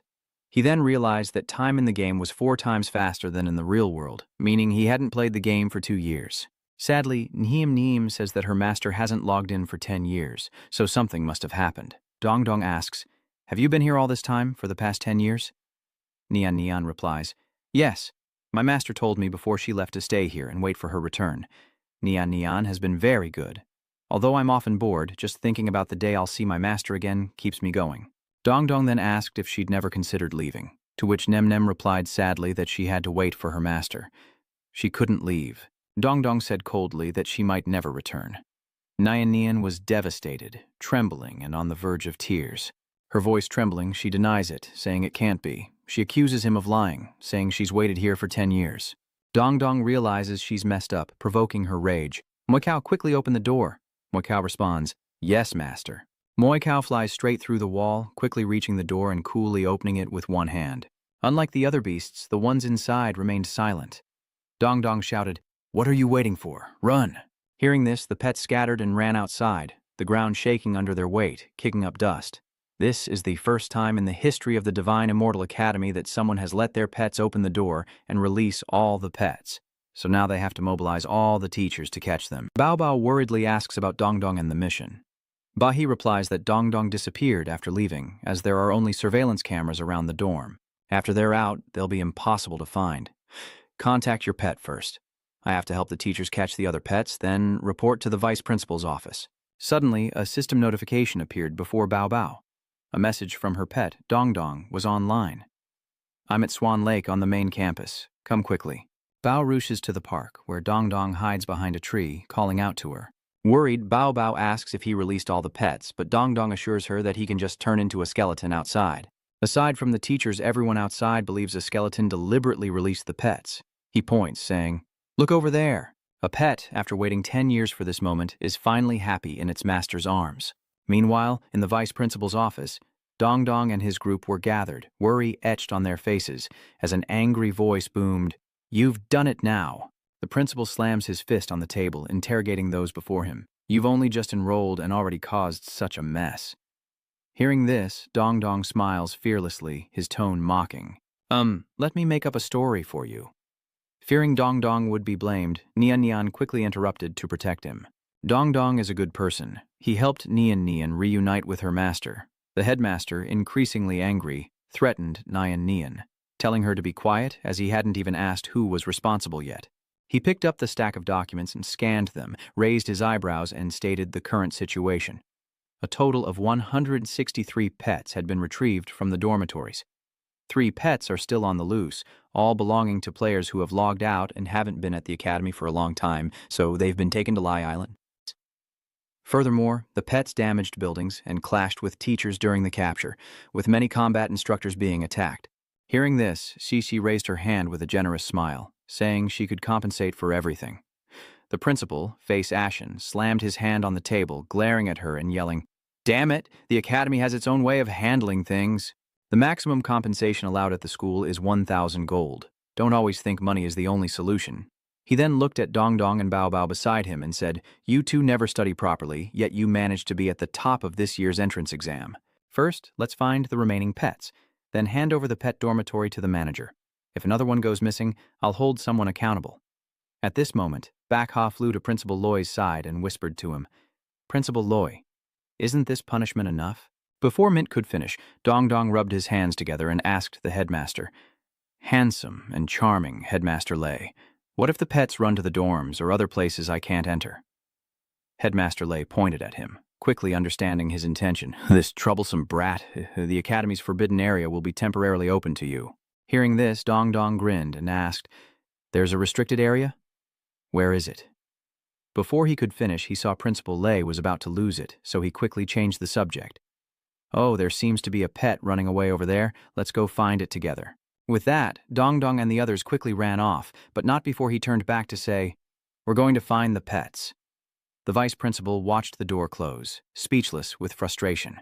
He then returned to his position, looked at the opposite side, and announced, "Headmaster, that kid is really smart. I hinted that he could look for pets in the academy, and he immediately knew he had the right to enter and exit the academy at will." As he announced this, the principal on the computer screen slowly said, He must be the key to this main quest. Give him a boost. He's only rank 2, so help him with future quests." He chose to tell us the clue this time to emphasize his importance. "Don't reveal his skeleton identity. Say the experiment failed. The rank 6 quest is too difficult. I've researched it for so long, and it's too hard for a solo player to overcome. Perhaps..." The principal paused, then fell silent, only to fall asleep. Looking at the computer screen, the vice principal frowned, annoyed. "He's asleep again. And stop repeating things like that. It'll confuse the audience." After leaving the vice principal's office, Dong Dong and the others were now leisurely chatting in the hallway. Hiem Niem looked up, a sad expression on her face, and said, "Dong Dong, I'm sorry for putting you through this. I'll help you find the missing items." Dong Dong waved his hand, unconcerned, and cheerfully reassured her, "It's okay. Besides, every cloud has a silver lining. Now we can go anywhere in the academy." "I've always dreamed of seeing the girls' dorms," he says, his eyes gleaming as he imagines standing before the entrance. Mint, overhearing him, scoffs, "These dorms aren't separated by gender anymore.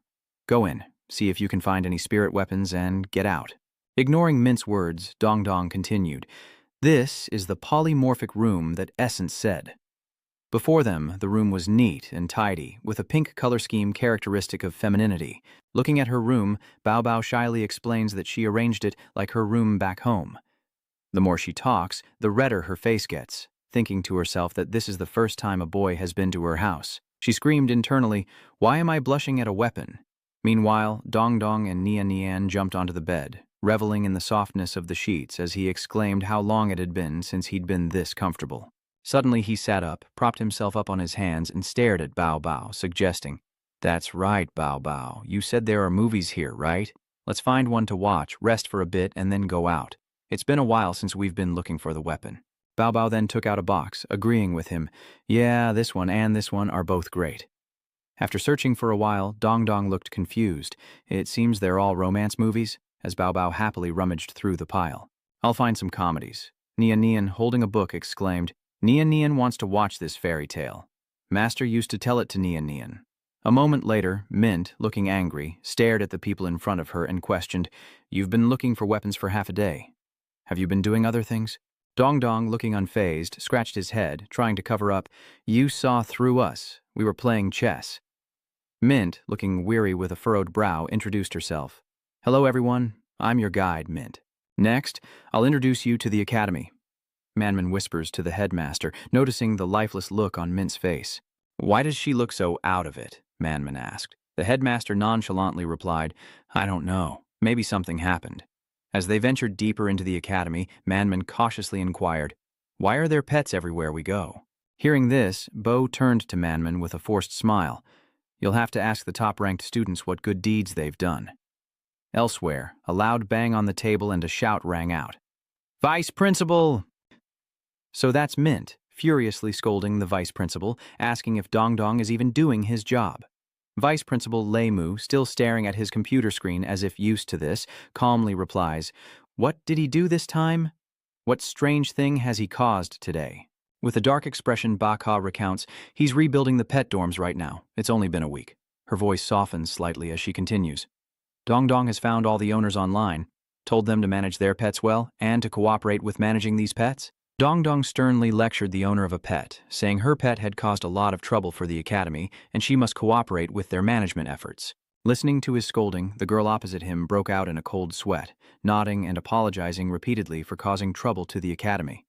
Finally regaining some composure, she looked up at him with a puzzled expression, asking how it had managed to escape. Dong Dong, flustered by the question, snapped back, You talk too much.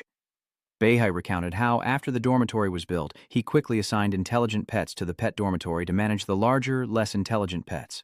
Now the pets have to take daily walks as he requests, operating within a fixed space. The vice principal, upon hearing this, seems pleased, thinking this isn't bad management at all. This lack of restraint has caused a great disturbance, and I cannot condone such a breach of discipline. Bakha then approached Vice Principal Lei, who whispered something very secretive to her, leaving her shocked. Was he saying she had to put up with him for another 3 years? Vice Principal Lei smiled, raising a finger to reassure Bakha, Not 3 years. Once he completes the anicap ceremony at the academy, he'll be released. Bakha, please bear with the hardship during this time. At this, Bakha's face darkened, then twisted into an eerie smile. In short, let him manage the beasts, gather them, and introduce the academy's facilities. Cut to Hiu Ba after the tour, with Bakha giving instructions to Man Man and Hiu Ba. I've finished introducing the academy's facilities. For daily arrangements, you'll need to find a mentor for guidance. Though it's called an academy, there are no regular classes. We'll assign instructors based on your attributes. Instructors will assign tasks to complete courses before ascending to anicap and provide combat guidance. Bayaka turned to Hiu Ba and continued. This student chose to add symbiosis with beasts, right? But your symbiosis will erase the beast's instincts, allowing you to completely control its form, which is why you can fully transform between forms. As for the formation instructor, you should go and beg Master Thanko too for more guidance. At the formation experiment facility, inside a room littered with discarded materials, Mon Man and the headmaster observe a white-haired doctor directing someone. Hand me the third component. A girl scurries over with a pile of equipment, muttering, Coming, coming. After receiving the tools, the white-haired scientist solemnly takes a vial of red liquid and pours it into a nearby test tube. As the liquid was poured, a massive explosion echoed through the lab. Through the dissipating smoke, the disheveled doctor, seemingly accustomed to this scene, sighed at the result before him. Ugh, another failure. These are the bodies of players who escaped the game, so why are they so stiff? They won't even dissolve a little with the concentrated explosive. At that moment, Mon Man and Hiu Ba entered, and the doctor looked at them with interest, saying, Well, another investor has arrived. Hiu Ba immediately stood in front of Mon Man, fiercely telling the doctor, She's a reporter, and she's been assigned as her guide. Hearing this, the doctor's head steamed as he wondered, You're an animal trainer, so why are you leading around a pet, or is it a pet snake? Then he stepped forward, pried open Hiu Ba's eye with one hand and shined a flashlight into it, analyzing him meticulously. Unfortunately, the transformation isn't proficient yet. The combination between this form and that form isn't seamless. Then he pointed at Mon Man and continued, Little one, let me play with this thing for a bit. Try to integrate the characteristics of multiple creatures. It might be a little painful, though. Hearing him, Xiaoba pointed at himself and explained, I'm also a student, and she's a formation master here to report. The doctor looked surprised. Oh, you're a student from elsewhere? That girl who just arrived will take you to see the formation master's books. I've explained the process to you. I'll be studying this petrified material next. After receiving instructions, Guan Yu took them on a tour, introducing the place as they went. This is where the professor collects his research. You can find many rare classics here, as well as many of his personal manuscripts. Yu Shu grabs a book from the shelf and continues. Today, a rare specimen has arrived, a player who hasn't logged in for over 20 years. Usually, after 10 years of inactivity, the White Singers would take them to Isolation Island. But the professor has set up formations around the gods, and only those with godhood permits can enter. He's the #1 formation and mechanical engineer in the Azure world. Even the White Singers can't break his formations, which is why some fossilized players remain on campus. Meanwhile, Man picked up a book and exclaimed, Wow, look at these books! This is the foundational outline of formations. I've discovered that Azure has rules that can be applied to the real world.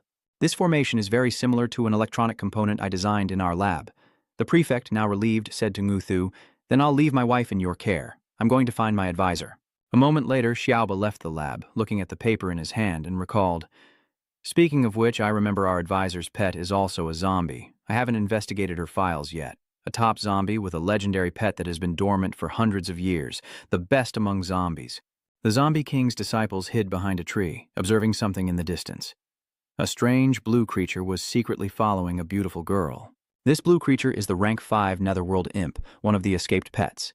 Bao Bao, holding the paper, reminds everyone that their mission is to work together to capture it. Hearing this, Hyuba seemed to remember something. The gods in the academy are basically top geniuses, and he was familiar with this underworld ghost. In main quest number 8, the Hell Trial space on Lai Island was opened, and the owner of this underworld ghost was using it to achieve outstanding feats. Cece looked at him quizzically. Is it very strong? Hyobai thought for a moment and replied, Not really. First, its ability to hide and become indistinct is very difficult to deal with. And another thing is, this little devil is very lecherous. He and his master shamelessly seduced female players in the trial space, becoming a notorious spectacle of that mission, until they encountered Tieba. The Netherworld devil then tried to seduce Sisyok of the Four Sages, who is said to have the strongest spatial control abilities to date. They caught the underworld ghost and its master, and the academy had to bail out the student. But then, Seven Colors made some very harsh remarks, and its master had to leave the game. Who knew this creature was still in the pet dorm? Dong Dong, looking puzzled, says that they just finished RANK3 under the guidance of their instructor, and yet so many experts in the trial space couldn't catch this underworld demon. Hyuba then smiles brightly, as if struck by an idea, saying that they could exploit its lustful nature. Dong Dong seemed to understand his idea and said, You mean have someone lure out this underworld devil?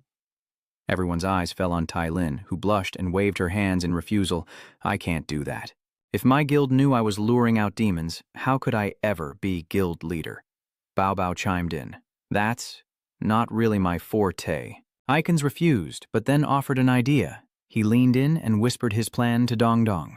Upon hearing this, Dong Dong's face darkened as he pointed at him and shouted, Then why don't you go? Yukba crossed his arms, looking displeased, and explained, I'm a bear, and even though I can turn into a snake, it won't do any good. The headmaster gathered everyone and presented his plan. After hearing it, everyone happily agreed, except for Dong Dong, who reluctantly consented, saying, Let's try it. Before them now stood a beautiful girl with a seductive figure, glancing around with a melancholic sigh. Oh, to be alone in this park. Who could understand my loneliness? Looking at the girl, the gang hiding behind the bushes couldn't help but admire. Indeed, he's very professional. Bao Bao smiled proudly. I did the makeup, and she, not to be outdone, raised her hand and said, I chose the clothes. Breaking the silence, the class president worried if this disguise would really work, revealing the alluring woman to be none other than Dong Dong in disguise. Lost in thought, a voice suddenly rings in his ear. Hello, beautiful lady. It's the underworld ghoul, a rose in his mouth, floating before Dong Dong, trying to get close. May I have the honor? To know the beauty's name and understand it a little more deeply. The other party has arrived, and Dong Dong feigns shyness, speaking with some embarrassment. How annoying, asking someone's name so directly upon arrival. The underworld demon immediately reached out, grabbing Dong Dong's hand with a flattering and suggestive look. Then how about I give you a flower I happen to pick? Is that formation complete yet? I can't take it anymore. The underworld ghost pressed his cheek against her hand, sighing contentedly. Her skin is so soft, and those lips are so alluring. Meanwhile, Xiaoba, witnessing the scene, couldn't help but laugh through his tears as he spoke to Cece, who was casting her spell. Cece, slow down. I want to see how far this demon can go, unlike the worried cries of encouragement from Xiaoba. Cece, hurry. At this rate, Dong Dong will beat that little devil to a pulp. Suddenly, the underworld devil's expression changes, and she reveals Dong Dong's group's plan with a sinister smile. However, you lured me here to set up a magic barrier, didn't you? Dong Dong was shocked, blurting out, What? How did you know? Despite his surprise, he secretly figured, I'm dressed like this. It would be stranger if they didn't notice. The underworld ghost smiled, pointing out the group's flaw. Your plan is flawless, but there's one detail you all overlooked. Hearing this, Cece looked bewildered, wondering if there was something wrong with her clothes, while Bao Bao beside her was equally puzzled, wondering if it was her makeup. After a pause, the Yama demon's face turned angry as he pointed at Dong Dong and shouted, That's because since the day I was born, no woman with your unparalleled beauty would let me caress her hand for so long. Hearing this, Dong Dong was stunned and exclaimed, What the hell? He grabbed the ghost, a sinister smile spreading across his face. So, despite being a lecher, you've never even held a woman's hand? The ghost, suddenly bashful, pleaded, Hey, that was my first time. Can I have another? Hearing this, he seems to have lost all patience and shouts, Good! Seeing that his opponent isn't so easily dealt with, the underworld ghost smiles obsequiously and replies, Okay, before quickly turning to leave. But it's not that easy, as Dong Dong immediately claps his hands together and coldly says, Get lost. His face now a skeletal visage, he stared down his opponent and attacked. With lightning speed, he lunged, but the demon narrowly dodged the blow. He tries to restrain it, but its movements are too fast for him to keep up. His eyes turn cold as he curses inwardly. Damn it, I'm still not fast enough. The underworld demon finally noticed Dong Dong's transformation, exclaiming in confusion, Turned into a skeleton? Is that your true form? Dong Dong turned to him, not denying it, and taunted, That's right. Heartbroken, aren't you? But contrary to his expectations, the underworld demon's eyes lit up as she covered her face, exclaiming, A skeleton beauty! I'm even more in love! Another shock. Huba and Bao Bao stood frozen, muttering helplessly, That's right. Skeletons and demons are both lustful beings. No wonder she has such a heavy taste. Meanwhile, Shishi happily announced to everyone that the setup was complete, as Dong Dong clenched his fist in anger, threatening the demon before him.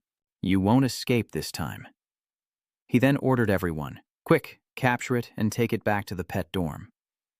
The demon, seemingly unafraid, taunted Dong Dong with a sneer. Sweetheart, who wants to go back to that hellhole?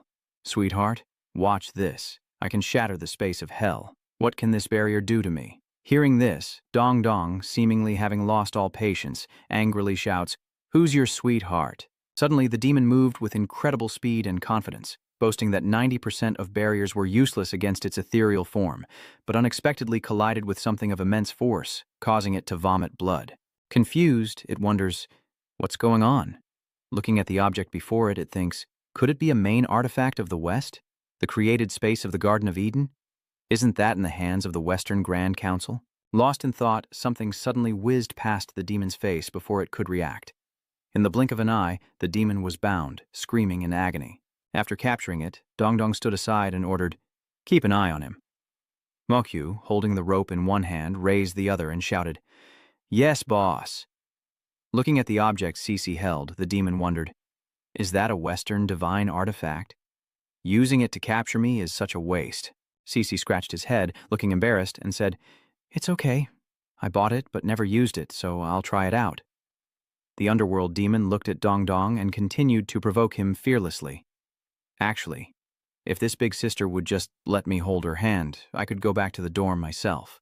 To prove he wasn't a girl, Dong Dong angrily tore open his shirt, revealing his bare chest and yelling, See clearly, I'm a man. The demon's eyes widened in shock, his jaw dropping. It's all crashing down. Oh God, a pet I've longed for countless times, and I imagined my first intimate encounter with a girl. After the shock, the demon fainted, becoming completely still. Bao Bao, watching Dong Dong drag the demon, asked worriedly if it was dead. Dong Dong, with a bright smile, replied nonchalantly, "Who cares?" Having captured the underworld demon, Dong Dong and the others continued their search for the next escaped pet. Looking at the mission brief in his hand, Dong Dong hesitantly tells everyone, "There are still 2 more pets, and they seem even harder to deal with than this underworld demon."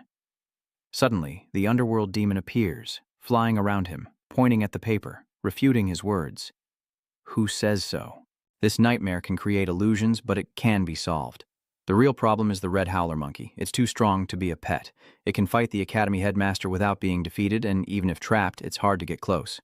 Hearing this, Dong Dong felt helpless and seemed ready to give up, suggesting they wait until they reach Ankh level 5 before trying to subdue them. Suddenly realizing something was wrong, Dong Dong turned back to look at the demon, whose face had turned pale. "Wait, how did you get here?" The demon, hands on hips, smugly boasts, "Oh, ordinary ropes can't bind me." Now let's continue our little discussion. Dong Dong, annoyed, points and demands, "First, you come back to the pet dormitory with us, then we'll talk." Hearing him, the demon glanced at him with displeasure. "I told you, I can't go back there." A flower appeared in its hand, and it turned to Bao Bao and Shi, revealing a lustful look. "However, I have discovered these 2 beautiful ladies. Although not as beautifully adorned as the skeleton from before, Granny Hugh, who was watching the fun, suddenly didn't feel cold, and Dunn also spoke up. Has the air temperature around here dropped?" Unable to bear the demon's senseless antics, Bao Bao was enraged, and a layer of blue liquid had formed on her arm. Without a word, she launched a direct attack on the demon, unleashing a flurry of blows, but the demon was quick, dodging her every strike. Surrounded by shards of ice, the demon trembled, realizing this power was far too formidable. After unleashing her attacks, Bao Bao withdrew her hand, the viscous slime falling away. It fell before the demon's bewildered eyes, and the underworld demon was soon swallowed whole by the slime. Witnessing this, Hyukba sizes up Bao Bao, realizing she's been using her symbiotic talent and Slim to grant parts of her body Swi's unique traits. Thinking to himself, Hyoba realizes this level of technical improvement is terrifying. Hearing the voice behind him, the director turned to see the demon and angrily exclaimed that it was too difficult to catch. The underworld demon, hearing this, smiled confidently, stating that only spatial abilities could contain him. "I can assimilate with any material element I touch. I just need to become Smile's element, then use the assimilated elements to move out." Dong Dong suddenly spoke up, an idea forming. "I know how to catch him." The underworld devil, intrigued, waited expectantly. "Oh, how, boss? Did you figure it out?" But Dong Dong didn't reveal his plan. Instead, he whispered something mysterious to the other 3. A moment later, as if nothing had happened, the 4 of them walked away, urged on by Dong Dong. "Let's go, let's go." Seeing everyone leave without a second glance, the frustrated underworld ghost called out, "Hey, why are you just leaving like that?" Meanwhile, Dong Dong and the others entered a room where a beautiful, gentle girl greeted them with a skewer of steaming food, asking about their progress. "Dong Dong's back. Did you catch the underworld ghost?" Dong Dong replied as he entered. "Not yet, but almost." The girl then offered Dong Dong a cake, telling him to eat up, rest, and then go catch the ghost. Seeing the treat, Dong Dong happily took it, exclaiming, "Thank you, Sister Jiang Shen. You're the best." Suddenly, a hand appeared out of nowhere and smacked Dong Dong on the head with a resounding thud. A beautiful girl with blue hair stood before them, and after hitting Dong Dong, she clenched her fist and angrily scolded him. "How many times have I told you? Call her Shimu. You can't even catch a netherworld ghost. Your training is clearly insufficient." Dong Dong, in pain, clutches his swollen head and cries, "Master, could you be a little gentler? Do you know how strong your fists are?" The goddess seemed to have noticed the hell ghost eavesdropping behind the pillar, but instead of exposing it, she turned to Dong Dong and said, "A little ghost has arrived, probably attracted by you. We don't need to take action." Dong Dong, unfazed, replied that he was used to her temperament and that they just needed to wait for the bait to be taken. Elsewhere, in a lush meadow, Bao Bao and Nian Nian stood motionless, sizing each other up. With a serious expression, Nian Nian wordlessly stared at her opponent, when suddenly, something pink flashed past Bao Bao at an incredible speed. Bao Bao then takes flight, hurtling toward Naim Naim, ready to attack, but Naim Naim, unfazed, swiftly sends a nearby boulder flying, preparing to meet the assault. That hand suddenly becomes enormous, stretching out miraculously towards where Nem Nem is standing. Just as it's about to grab her, she narrowly dodges it. Not giving the opponent time to recover, Bao Bao prepares another attack, and sensing the imminent danger, Nem Nem's eyes glow a fiery red. Its self-respecting power emanated from its eyes, shattering the earth around Bao Bao, and a satisfied voice echoed, "Well done." Standing to the side with his arms crossed, the master praises without reservation, considering Bao Bao a success. As your instructor at the Immortal Academy, I've taught you all the basic skills. In A rank, transformation means combining different skill points. Besides the innate talents, each evolution can unlock new ones. And like attributes, these talents vary in effect depending on the individual's race. For example, I've clicked and converted my talents 3 times in a row. The second attribute becomes condense and collapse. Furthermore, combined with my cultivation method, no one from the Zhuanyuan clan can match my strength and single attacks. If you want to add attributes, you must complete solo quests and consider your profession. I chose the troublesome job as a teacher at the Divine Immortal Academy, mainly because Yao Bai doesn't like moving around. Master looked at Bao Bao and continued, "Bao Bao, your brainwave synchronization rate is very high, and your intelligence is limitless, so strive to develop and you will have a chance to surpass me." Then she turned to Headmaster Huba hesitantly. "To you, Lao Du is a former pro player, so he must have figured out how to return."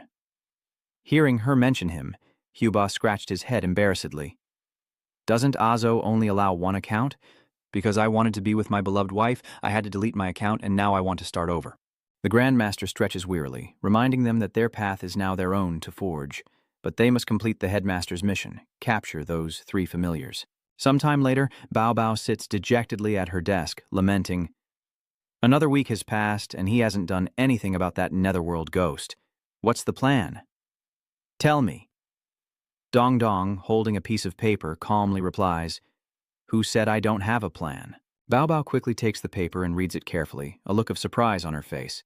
"Isn't this the order you gave everyone last week?" Then she reads the contents aloud. "Ignore it at all costs. The other players should try to go out as much as possible, and if it talks, pretend you can't hear it. Is this passive aggression?" Dong Dong didn't deny it, saying, "That's right, it's passive aggression." Then, pointing to the document on the table, he recounted, "I asked Cece to find some other information about the underworld demon. Things aren't always as they seem. This netherworld imp might not be a true lecher. His master is a veteran player, 24 years in AG, about 6 years in the real world, but he's been quiet and unknown for years. Why would a veteran player risk account suspension to do a main quest with their pet?" As Dong Dong and Bao Bao Bao discussed this, they didn't realize the underworld devil was eavesdropping behind the door. Inside, Dong Dong continued his analysis. "There are some suspicious points. First, I contacted Gu Ling to ask if that 7 killings guy issued a ban. When Gu Ling denied it, he angrily rebuked Dong Dong. 'What do you take the people of Chuanyuan for? Just a little devil. Catch him and teach him a lesson. How could someone like Qisha do that to an ordinary player, spreading rumors every day, as if our superiors do nothing but bad things?' When Gu Ling confirmed this, Dong Dong continued with his theory. His master withdrew from the game and never logged back in. Hearing this, the ghost of the underworld suddenly spoke up from outside. "Let me tell you what's behind this." Dong Dong immediately turned to look at him, asking in surprise, "Why did you come here yourself?" With teary eyes, the ghost of the underworld questioned him. "Did you tell everyone to ignore me? I felt like I'm in prison these past few days, like I'm invisible to everyone." The pitiful ghost of the underworld lamented, "Just give me a little attention. I feel like a discarded object these past few days." Hearing this, Bao Bao seemed to understand Dong Dong's purpose, realizing that Dong Dong had a reason for keeping everyone from talking to the ghost. My master's video still has a lot left, so let me explain the origin of the story. A moment later, in a certain room, everyone was present, as if waiting for something. Bao Bao turns back, looking at everyone with a questioning expression, wondering why there are so many people. Man, holding a box of popcorn, asks softly, "Aren't we here to watch a movie?" The master next to her, seemingly impatient, urges, "Enough talk, just play the video." Finally, an image appears on the TV screen, and the underworld ghost begins to narrate. Our underworld ghost clan resides on an underworld ghost island near Tao Lai. The little ghosts here are known for their speed and ability to synchronize attacks. Basically, very few people can catch us. We also love messing with players who come here to complete quests. That day, I met someone special who was searching for a soul painting hidden by the underworld ghosts. Upon seeing him, the underworld spirit couldn't hide his joy, flying over to make scary faces, causing the man to scream in terror, then collapse, burying his face in his knees and sobbing uncontrollably, much to the spirit's bewilderment. Not understanding what was happening, it curiously approached the young man and asked, "Hey, are you okay?" The young man, tears streaming down his face, tried to regain his composure and replied, "I'm fine. I just need to cry a little. Sorry." The Grim Reaper scratched his head, saying, "You don't need to apologize to me. Did you come here to complete a mission?" The young man, now recovered, replied resolutely, "Yes, I need to find the battle here to complete my mission." The underworld ghost, confused, asked, "Doesn't every trainer start with a pet? Where's yours?" The young man awkwardly explained, "But low-level pets can't talk. I want one I can talk to." The Yama was overjoyed and volunteered himself, saying it was perfect timing, as he was the king of conversation in Shiba. The young man's eyes lit up with an idea, and he exclaimed that he could be his pet. The Yama scoffed, arms crossed. "How could I? I'm an S-level demon, level 80. I could never be your pet." His hopes dashed. The boy sighed in disappointment. "Is that so? I'm sorry." But quickly regaining his composure, he pointed into the forest and said, "Thank you for talking to me. Is the soul painting hidden over there?" The underworld ghost smiled and vaguely agreed. "Yes, just keep going forward." But inwardly it thought, "Of course not. That's a copy of the Yellow Springs Road, filled with all sorts of evil spirits. It'll scare anyone to death. After sending him to the Yellow Springs, I haven't seen him return." The underworld ghost anxiously flew back and forth, worried. "What's going on? He's suffered enough to come back, right? Forget it, I'll go check again. What if he's too bold? I could scare him a little more." Thinking as he does, the underworld ghost flies around looking for the young man, and after a tiring search, he looks at the stream before him, dejected. This is as far as I can go. Did he really cross over? Lost in thought, the Grim Reaper suddenly heard a noise in a nearby bush. Without thinking, he approached to investigate, but before he could react, the boy burst through the foliage, exclaiming, "Mr. Grim Reaper, I finally made it. I almost got lost." The Grim Reaper, now seemingly helpless, said to the boy, "I can't do anything with you. Do you believe everything I say?" The boy replied with an innocent and honest face, "Because you're the one who told me." Seeing how trusting he was, the Grim Reaper couldn't help but wonder, how could someone like him reach the highest rank 3? He sighed at the question. "Yeah, it's exhausting. I've always been a solo player, and it took me 3 years to level up. Becoming a trainer was just so I'd have someone to talk to." Hearing him say that even monsters in AZ had good intelligence, the underworld ghost scoffed, "Intelligence? What's that? I was born this way." He then took out the painting and urged him, "Go on. Take the soul painting and leave. Scaring people is so boring." Looking at the painting, he happily hugged the underworld ghost and gushed, "Thank you. Oh, if I successfully become a trainer, can you be my pet?" The underworld ghost impatiently pushed him away, shooing him away, saying, "Hurry up and leave. I still have to go play and tease other players." Sometime later, the boy happily held a cake in his hand and asked about the other's situation. "How many people have you tricked today?" The netherworld ghost chewed his food and replied, "No, not many people have come lately." And so, day after day passed, and Lian Xin just came to talk to me every day. Looking at the cake, Lian Xin had a question he wanted to ask. "Why are the other netherworld ghosts so quiet?"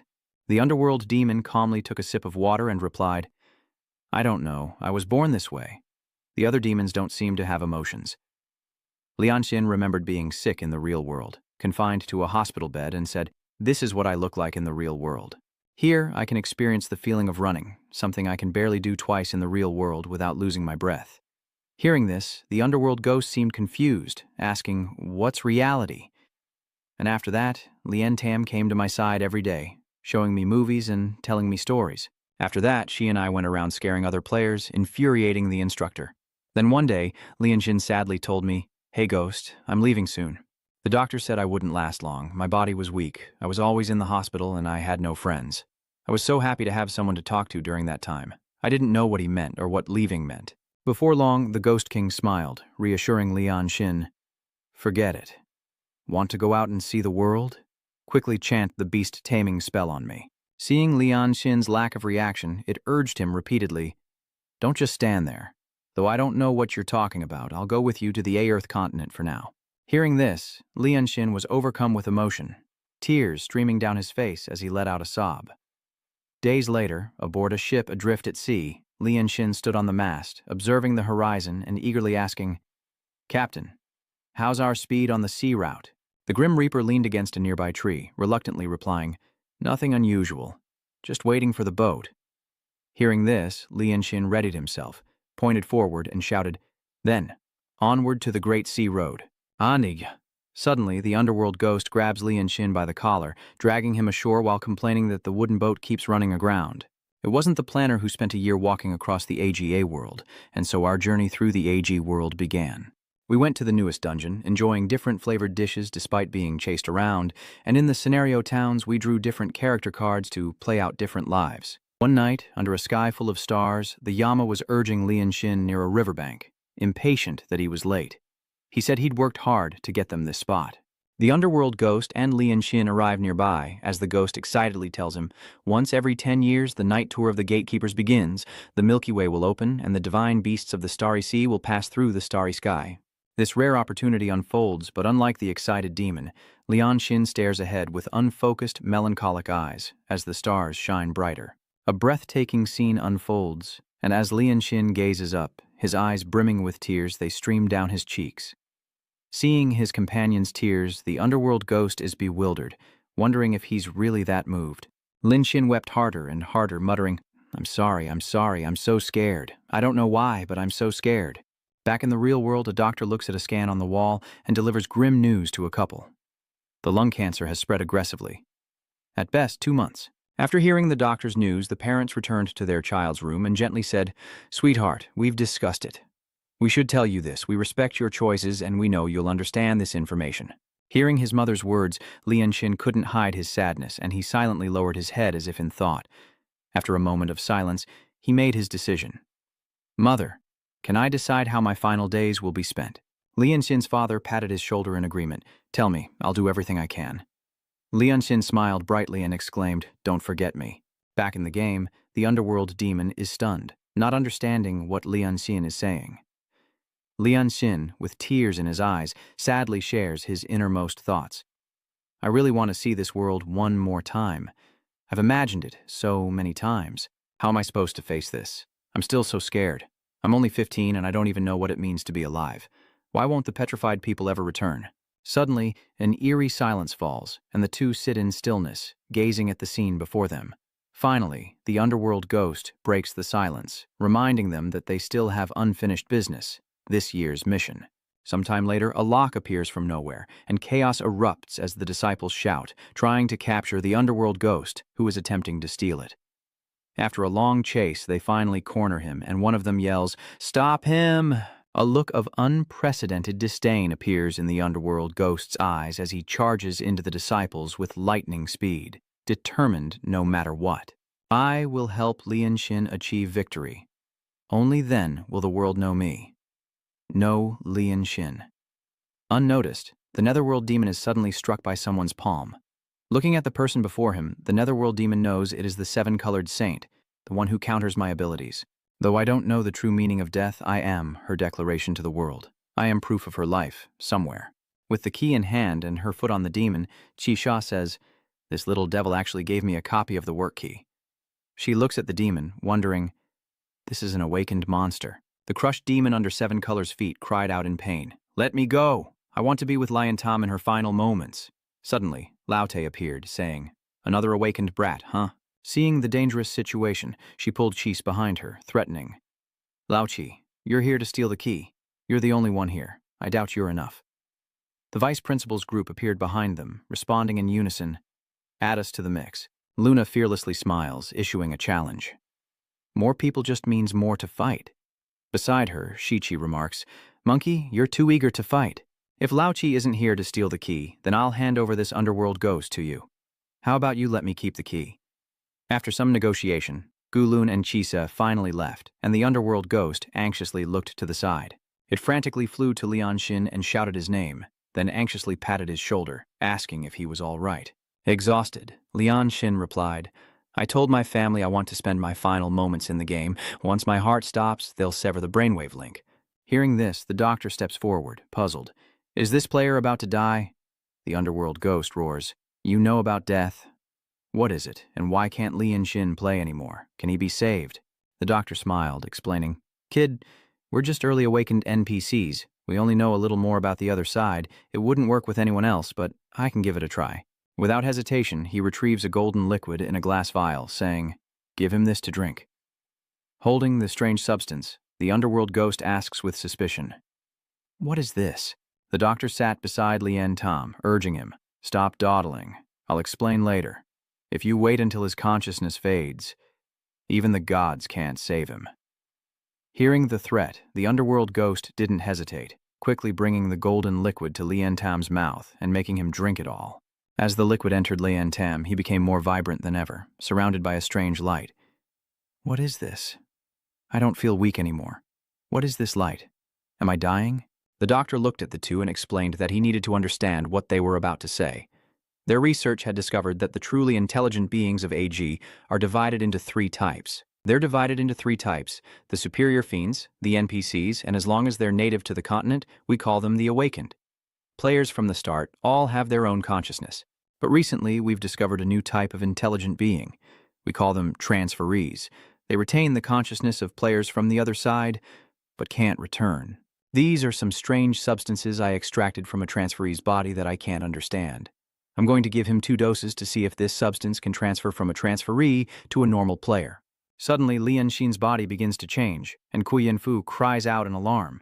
Lian Xin, seeing her feet turning to stone, asks the doctor in fear what is happening and why she is turning into a fossil.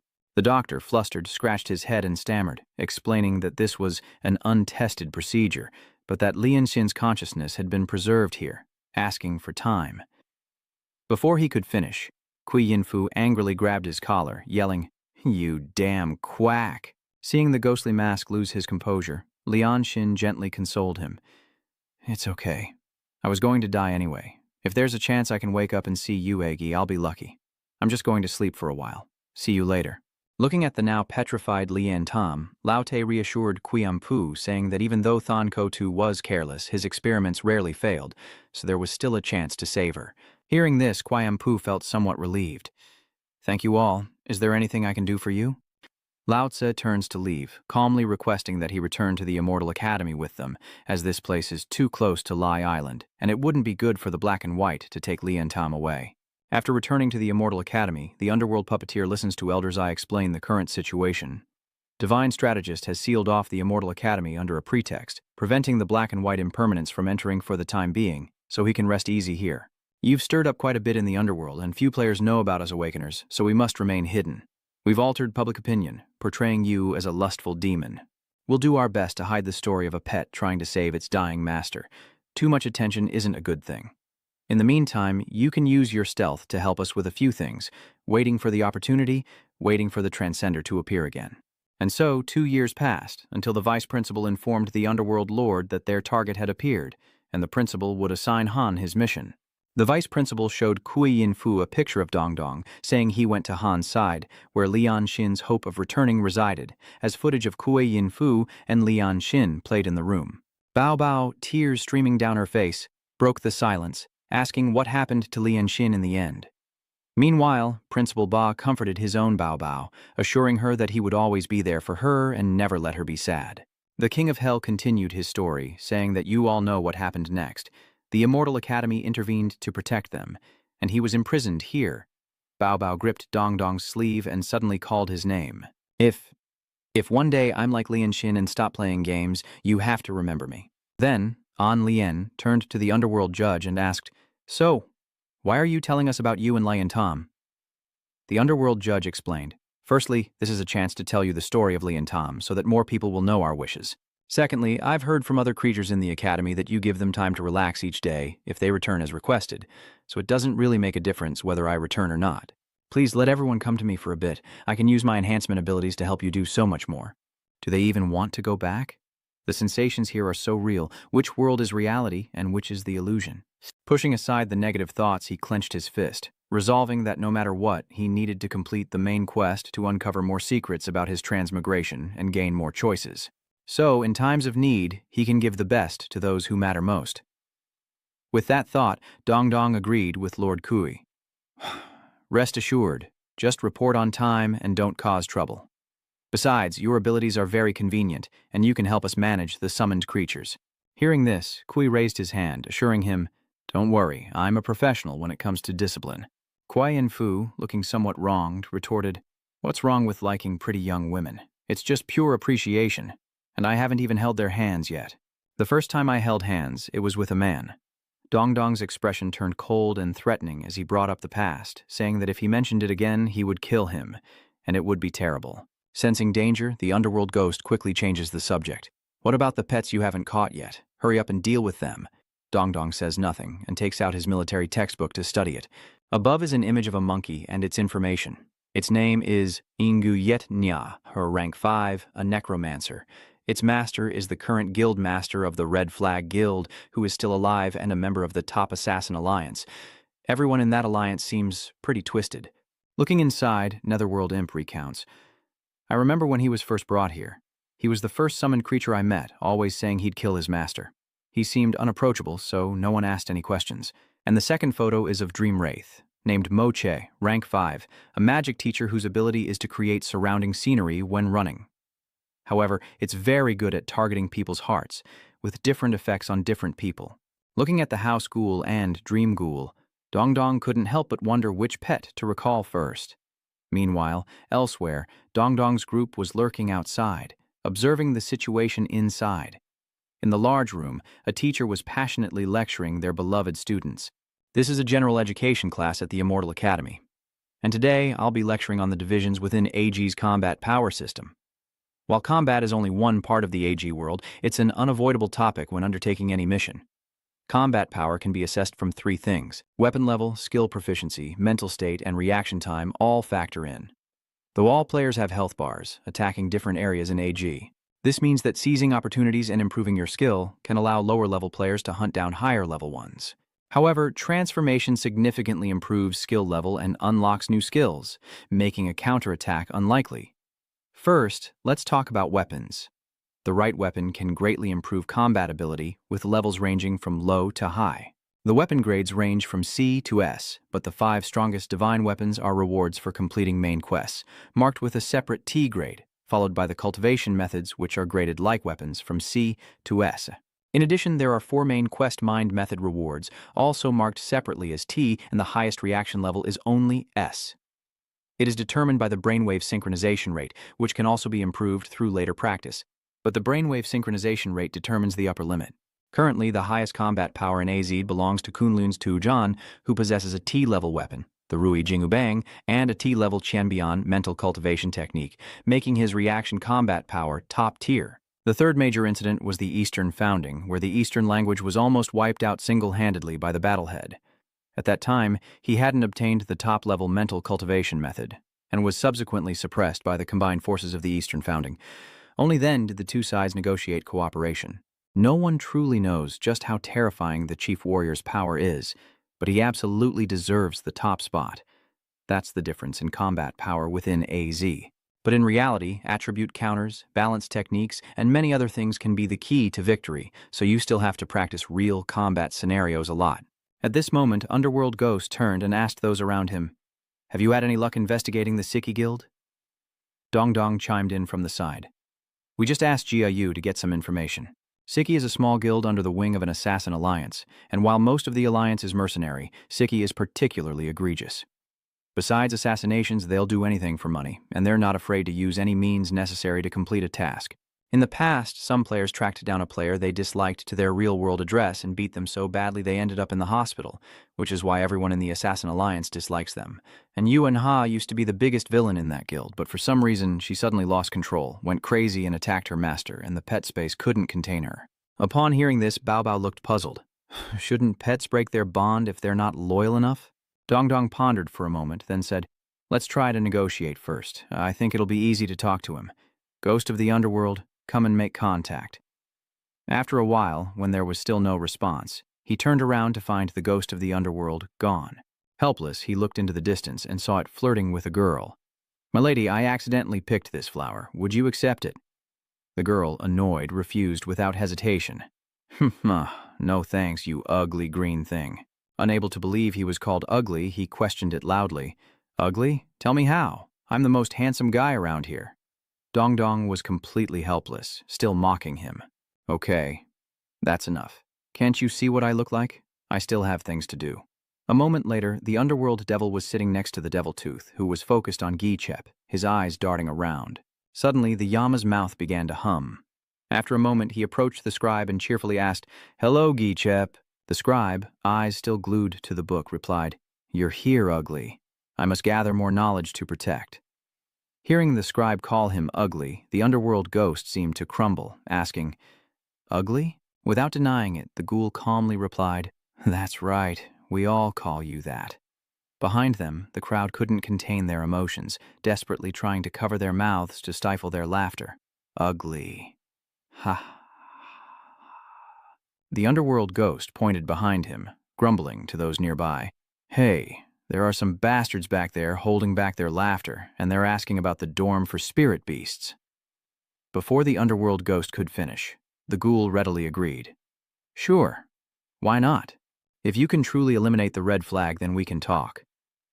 The netherworld ghost pursed his lips, a little helpless, forcing a smile as he asked, "What are you saying?" "We can't cross over to the other side. If the red flag is bad for you..." The underworld ghost paused, then continued, "We can just cancel the contract. No one can do this alone."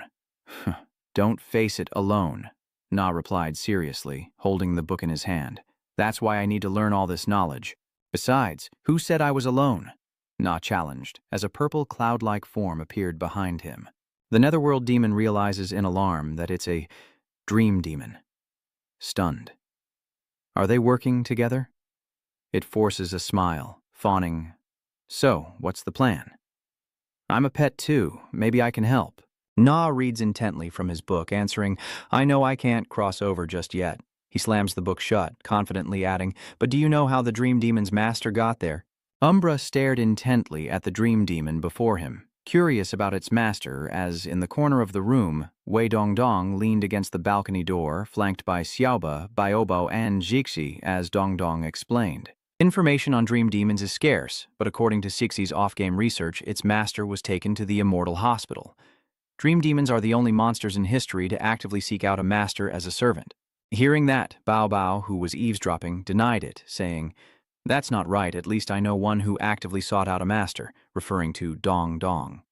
Na slowly turned his head and continued, "Ghost dreams have been studied, and players can be influenced by certain signs and images in the illusion." "Or perhaps it's a player," he says cryptically, pacing to the corner of the room. He stops before Dong Dong and the others, coldly stating, "Humans is a more fitting term. Have you been watching long enough?" Having been discovered, Dong Dong calmly replies, "Instead of spying, why don't we have a little chat? Before, you didn't talk nicely either, we just fought." At that moment, the dream demon approached Shi, eyeing the little furball curled up on her head, and said, "This one will be our kind." The little furball seemed frightened. The dream demon then looked at Dong Dong in front and said, "We want this monster. As for the rest of you, leave this illusion first, and then we'll talk." As it spoke, the incubus demon seemed to realize something, looking around the classroom-like space, wondering if it was all a deception. Suddenly, the space before it became chaotic, and the figures of Yueya and Shi flickered like illusions, unclear. Suddenly, a figure in a pink robe appeared, and she spoke softly. "Oh, a demon." The demon was stunned by the woman's sudden appearance. The girl was Lian Xin, and she smiled, saying, "You finally found me." Meanwhile, back with Dong Dong, he realized something was wrong as soon as the dream demon spoke. He pushed Bao Bao behind him, warning everyone that they'd been played from the start. But the moment his hand touched her, she turned into a skeleton, and the real Bao Bao vanished like a phantom. Dong Dong stared in shock at his skeletal form, wondering how he'd become this. Suddenly, a small skeleton, identical to him, wielding a sword, charged from behind. He turned back, horrified, and cried out, "Bao Bao!" A crimson light erupts. Dong Dong stares in shock at his body, reduced to level 1, thinking, "I'm back to this point again." As for Bao Bao, she only remembered Dong Dong was about to say something to her before she vaguely woke up. She called out to Dong Dong, but a completely unfamiliar scene greeted her. Bao Bao reached out her hand and asked, "Where is this?" The man, who appeared to be a doctor, said, "Her body is continuing to deteriorate." He flipped through the reports and instructed, "No sweets, eat light, and no activity or her heart rate will increase." Looking at her own frail state and the tubes connected to her hands, Bao Bao wondered, why do I resemble Lian Xin so much? Dong Dong, where are you? Similarly, Xiaobai looked at his human form, rubbed his head, and sighed. Oh, gazing at the unfamiliar room with a bookshelf, desk, and computer. Hu Ba was a little confused and wondered, where is this? Before him stood a girl with short hair, wearing a pretty pink dress, standing in the doorway, quietly saying, I have to go now. She turned back, her face seemingly indifferent but tinged with sadness, and said, My family still doesn't approve. They say you're just a gamer and that I won't be happy with you. Hearing her words, his eyes turned red with shock. A wave of sadness washes over him, and tears stream down his face as his hands hang helplessly in the air, wanting to reach out but knowing he can't. He clings to a sliver of hope, whispering, No. Meanwhile, at a grand ancient building, a girl with orange hair elegantly walked out, wearing a yellow dress and carrying a cute orange bag. Someone called out to her, Lin, you're here. But instead of a warm welcome, she was met by a well-dressed man with brown hair who appeared to be her father. Standing beside him were her mother, brother, and sister, and the man said harshly, Stand over here. A daughter is not allowed. He looked at the young man behind her and ordered her, Hand over your inheritance to your brother. After all, you're not good at anything. Cece could only stand there dumbfounded, her heart wounded by those words, while elsewhere, little Mochi found himself in a silent space, facing Crescent Moon and the Mud Ghost, and awkwardly called out, Boss, Bao Bao, Big Sis. But all that answered him was Nguyet Na's sinister voice, It's getting dark. Now it's our time alone. Nguyet Na grinned confidently, suggesting, We're all awakened demons. You've met our requirements. Join us and we can build something together.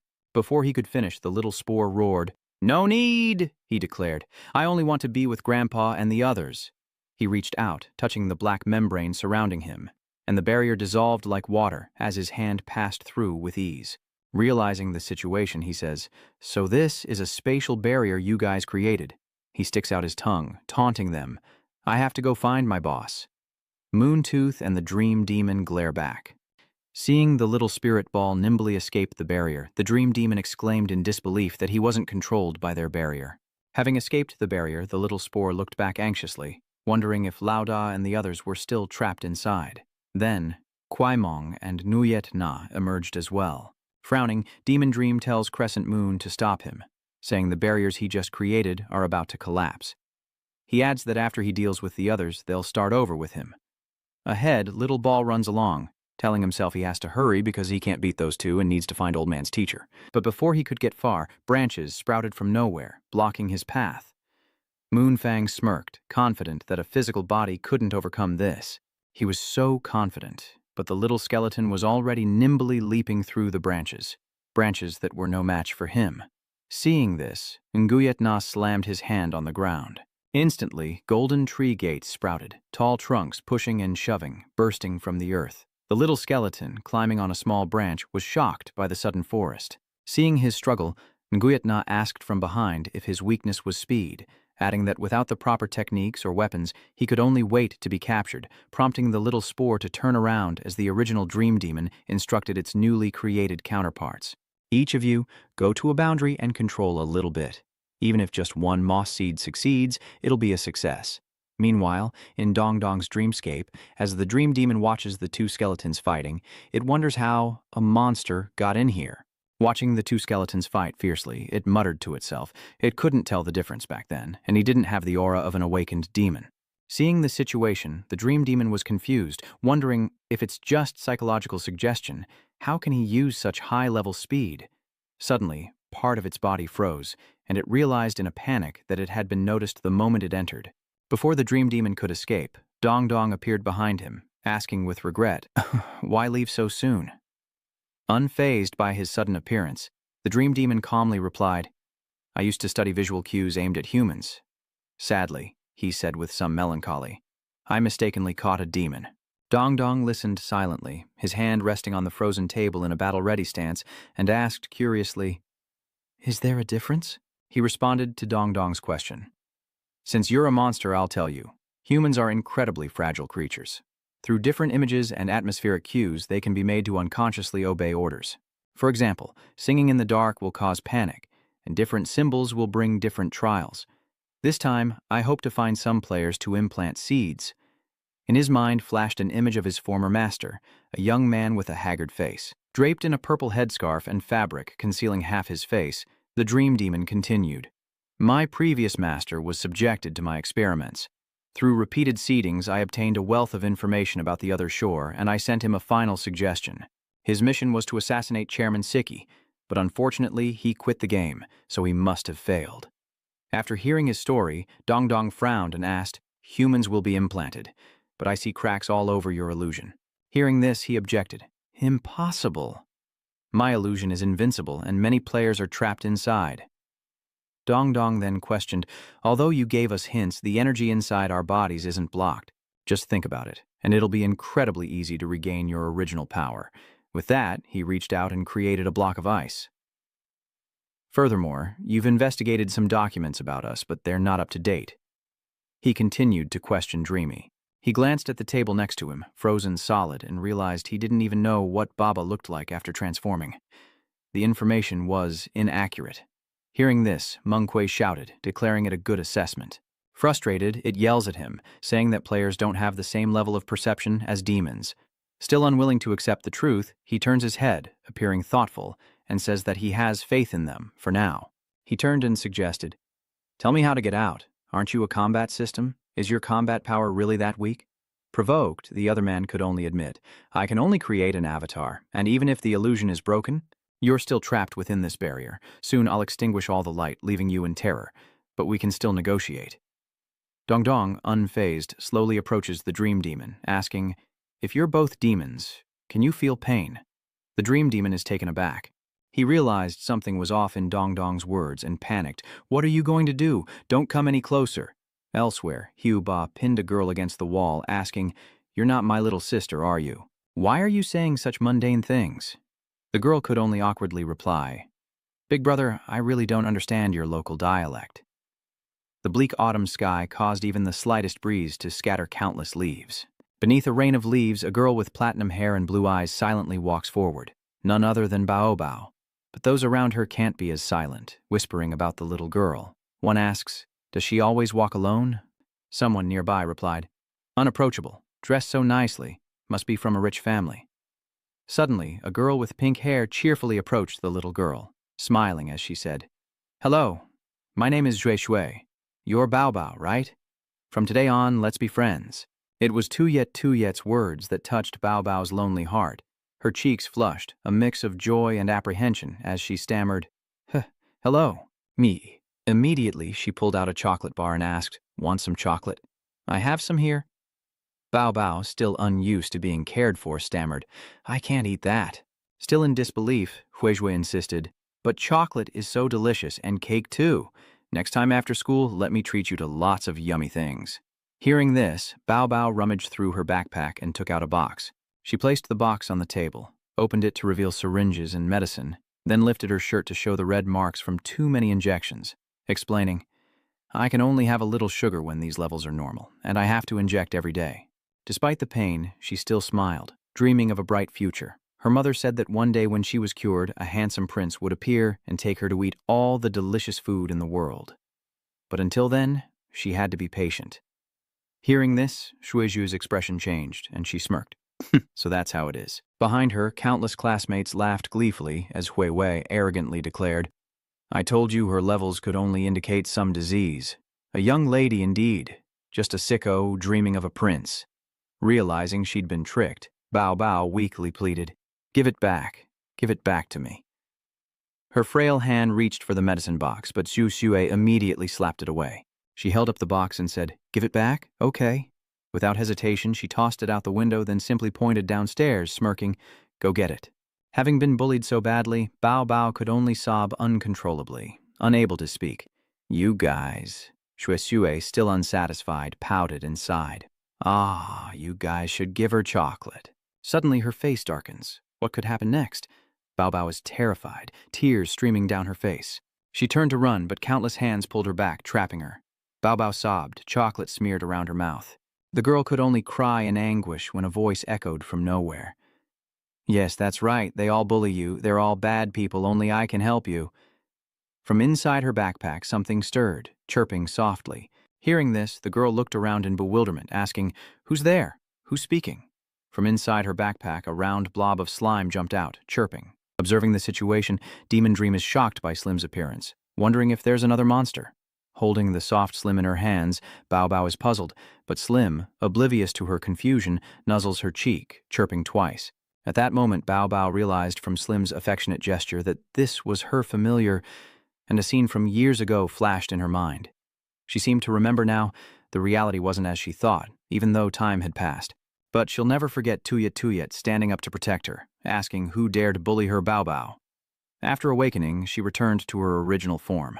Bao Bao donned her purple witch's outfit, complete with a green staff, grateful she'd brought Chip Chip along. She smiled, looking ahead, and sighed. That was close. Without hesitation, the dream demon turned to flee, thinking, "This is a bust, gotta run." But suddenly, it collided with something rock solid.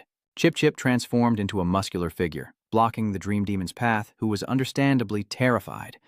Meanwhile, in another illusion, a grand building with white and purple as its main colors appeared. Meanwhile, the other dream demon fumed, wondering why everyone had pets and if there would be more. Elsewhere, another dream demon despaired at the sight of the Netherworld demon and Lian Xin playing games together. Gui even excitedly introduces the game, saying, "I'm telling you, this is a game I just discovered. After we finish this, let's go see some cool stuff." Hearing this, the dream demon can only fume, thinking, "Why doesn't this pet have any resistance to my illusion? What am I supposed to do with it?" In a spacious and well-appointed room, a girl with orange hair sat quietly on a classic brown sofa, taking a deep breath and trying to calm herself with self-encouragement. "It's okay." Before her stood a tall young man in a luxurious black coat, smiling as he spoke to her. "Miss, it's time for the year-end report. You've prepared so long just to prove yourself today." Hearing the encouragement, Jianling felt more invigorated and regained her confidence, thanking him. "Thank you, Jing Hong.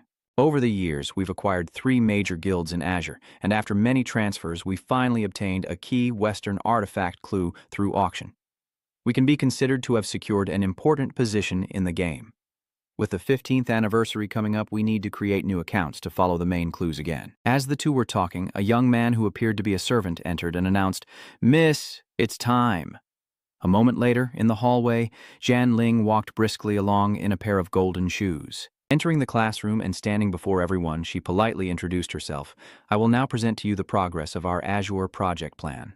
With confidence, Jian Ling affirmed, "A large-scale, globally encompassing game project led by the HX government shook the world from its inception. After scientists assessed the synchronization rate between brainwaves and the super AI, they concluded that current technology couldn't create such a game or technological product." Teeling continued her presentation smoothly, adding that scientists discovered the so-called magic circle, and certain rules could be derived from the real world. However, we've changed the energy that drives the matrix into electrical energy, drawing more and more people into the world of Azure. She explains passionately, "To catch this great flood, the Apulia family has put me in charge of participating in the Azure game, completing the layout within the game and investigating the world of Azure." The screen shifts to show Dong Dong as Tailing continues. "To date, we've acquired the 3rd largest Western guild, renamed it Mafia, and successfully bid for the divine artifact, the Garden of Eden. Initially, we suspected the superintelligence might be a gray area human, but there's been no evidence to support that. So we focused on a minor awakened monster," she said with pride and excitement. But suddenly, a voice cut her off, stunning Tai Ling. The one who spoke was her father, his face dark as he scolded her, saying that after giving her 3 years, this was all she had accomplished. Her brother sat silently beside her, not saying a word in her defense, as her father continued to berate her, saying that the family had entrusted her with their most important assets, wasting vast resources, only to uncover things that everyone already knew. Teeling tried to explain, but her father cut her off, asking what she had to say for herself. He questioned her, disappointed, asking if she thought she'd done enough, and if she'd considered how much the family had invested in her. "Leave the aftermath to your brother," he said, before announcing that he had arranged a marriage for her to the young master of the Mac family. She was stunned, her face darkening as she struggled to believe what she'd just heard. Tai Lin angrily retorted, "That fat pig who's 160 cm tall, weighs a 160 kg and spends his days with women? He's 40 years old and hasn't inherited any of the family fortune." Suddenly, a voice said, "Wouldn't that be perfect?" But it was her own brother, smirking with satisfaction, saying how perfect it was for her. Suddenly, a young man burst in. It was Jing Hong, furious, declaring that the young lady would never marry that fat pig. Seeing this, her father angrily rebuked, "Jing Hong, are you rebelling?" Ignoring his threats, Jing Hong resolutely stood in front of Ti Lin, pointing his gun at the group as a warning. "Don't move," he said to her. "Milady, run." Her father, unwilling to give up, retorted, "If our family hadn't taken you in, you'd be dead in the slums by now." Hearing that, he retorted even more angrily, "Only the young lady has ever treated me with genuine kindness, treated me like a human being. Even if I die here today, I won't let her suffer even for a moment." Tai Lin noticed something amiss, spotting guards waiting at the door. Sensing danger, she cried out, "Kyung Hong, run!" But a hand reached out to silence her. Another hand silences Ching Hong. Bound and helpless, she watches Ching Hong get struck, and fury boils within her. But her father wasn't satisfied, grabbing her hair and snarling, "Don't worry, I won't let you die easily. Knowing you'll suffer, Ti Lin. But if you don't agree, we have other ways to deal with Jing Hong. I'll be all right, miss." But Ti Ling, resolute, agreed to their demands. In a lavish room, she sat listlessly on a large bed. A lecherous old man, clutching a bottle of wine, grinned lasciviously, drool running down his chin. Drunk, he gazed at her with predatory eyes and sighed. "Ti Ling, my beauty," he slurred, reaching for her. "Your husband is here." But she wouldn't give in so easily. Ti Ling calmly pushes his face away, casually wondering if this is even reality. The dream demon watching from above seethed, "How? No one has ever escaped an illusion without a clue. And her familiar, that black skeleton, is outside. Why?" Understanding her doubts, she crushes the image before her, the once vivid scene shattering like a broken screen. She scoffs, saying these illusions are too dull, for she paid a price, suffering, to gain permission. The figures that were once people are now crushed beyond recognition. Ti Ling calmly strokes her hair, holding a mirror covered in thorns, and says indifferently, "This is far more real than your illusions." Suddenly, the demon's dream is illuminated by a beam of light as it realizes the divine space artifact is the key. Ti Ling calmly states that all who oppose her have fallen. "Moreover, I've always been in the abyss. What else is there to fear?" She now sits on a luxurious chair. Behind her stood Kin Hong, tall and imposing, as Ti Lin's true identity was revealed. The current head of the Apoli family, Ti Lin. Outside, Bao Bao, Xiao Ba, and Si Shi had all escaped. Dong Dong, holding the dream demon, asks if everyone has broken free from the illusion, noting that the dream demon Don Nam is quite the manipulator. Suddenly, the dream demon in his hand dissolves, splitting into streams of energy that escape. As soon as it was free, it went straight for Nguyet Na, whispering that its illusions were useless against them, and that it was up to her now. Dong Dong looked at him and said, "Dan Nam the sorcerer." Then, shifting into a battle stance, he added, "This is going to be tricky, but I'll buy us some time." He planted his feet, assuming a battle stance, as Moonfang swiftly clasped her hands together. As Dong Dong rushes forward, vines erupt around him, giving chase. They quickly ensnare him, piercing his body and impaling him deeply. But that was no problem for Dong Dong, who quickly separated his joints from his body. The detached bones easily pierced through each branch. The bone fragments easily pierced through Nguyet Na's body. Dong Dong was incredulous, wondering if striking them was really that easy. Unbeknownst to him, the dream demon appeared behind him, mocking him to consider what he had pierced first. He glanced down, and Nguyet Na's figure suddenly vanished. Finally revealing her leopard print form, she cries out in pain, "Dong Dong, why would you?" Dong Dong then realizes the illusion hasn't been broken yet. Seeing his daze, the dream demon sneered, asking if he wondered why Yue Ya was so weak. Looking down, Xixi was fighting the school bully, and she shouted that she'd caught him. The dream demon whispered in his ear, "What you see isn't necessarily the truth. What is real?" Unable to bear its taunts any longer, he turned, forming a block of ice in his hand, and attacked. But then it says confidently, "Don't rush to act. The one speaking to you is me. Standing in your place, maybe we're the same kind." As he watches Xixi below, still struggling to fight the chief, the dream demon's voice rings out beside him. Which is real after all? Dong Dong thought to himself, dream demons are scary, but they only create illusions and can't simulate special battles. The most important thing is perception, which is relatively slow for players, making it easy to get confused. The word feel echoed in his mind. This was the first time he'd suppressed his anger and truly felt the world of AG, using his 100% brainwave synchronization. Dong Dong steeled himself, trying to sense every current of air, and a dark sky appeared before him, dotted with tiny specks of light. He muttered, "This is the moisture in the air, the scent of the grass. We're on the grass." He felt a surge of energy coursing through his body. He must sense its movement. If so, according to his previous account's energy operation mode, he'll mobilize the water element in the air. He thought, then opened his palm, stirring a surge of power. He clenched his fist, reaching behind him as the power of water enveloped his hand, then his entire body. Seeing this, Nightmare panicked, thinking, "This is bad." Dong Dong reverses the situation, lamenting that he initially learned this move to ride a motorcycle, and now all the megapixels will be used at once. It hasn't been long, and he just happened to encounter a weak attacker in the barrier space. He unleashes a devastating blow upon the earth, the sheer force causing the entire area to cave in. Even Shishi and Xiaoba are frozen in place, and he thinks to himself, as expected, that was just an illusion.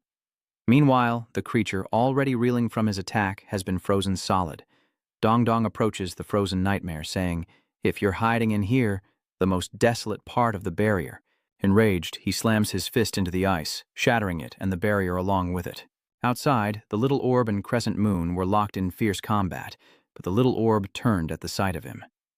Overjoyed, its eyes sparkled as it exclaimed, "Master, you're out!" But in response, Dong Dong simply pointed at himself and suggested, "Mochi, hit me with some dark elemental energy."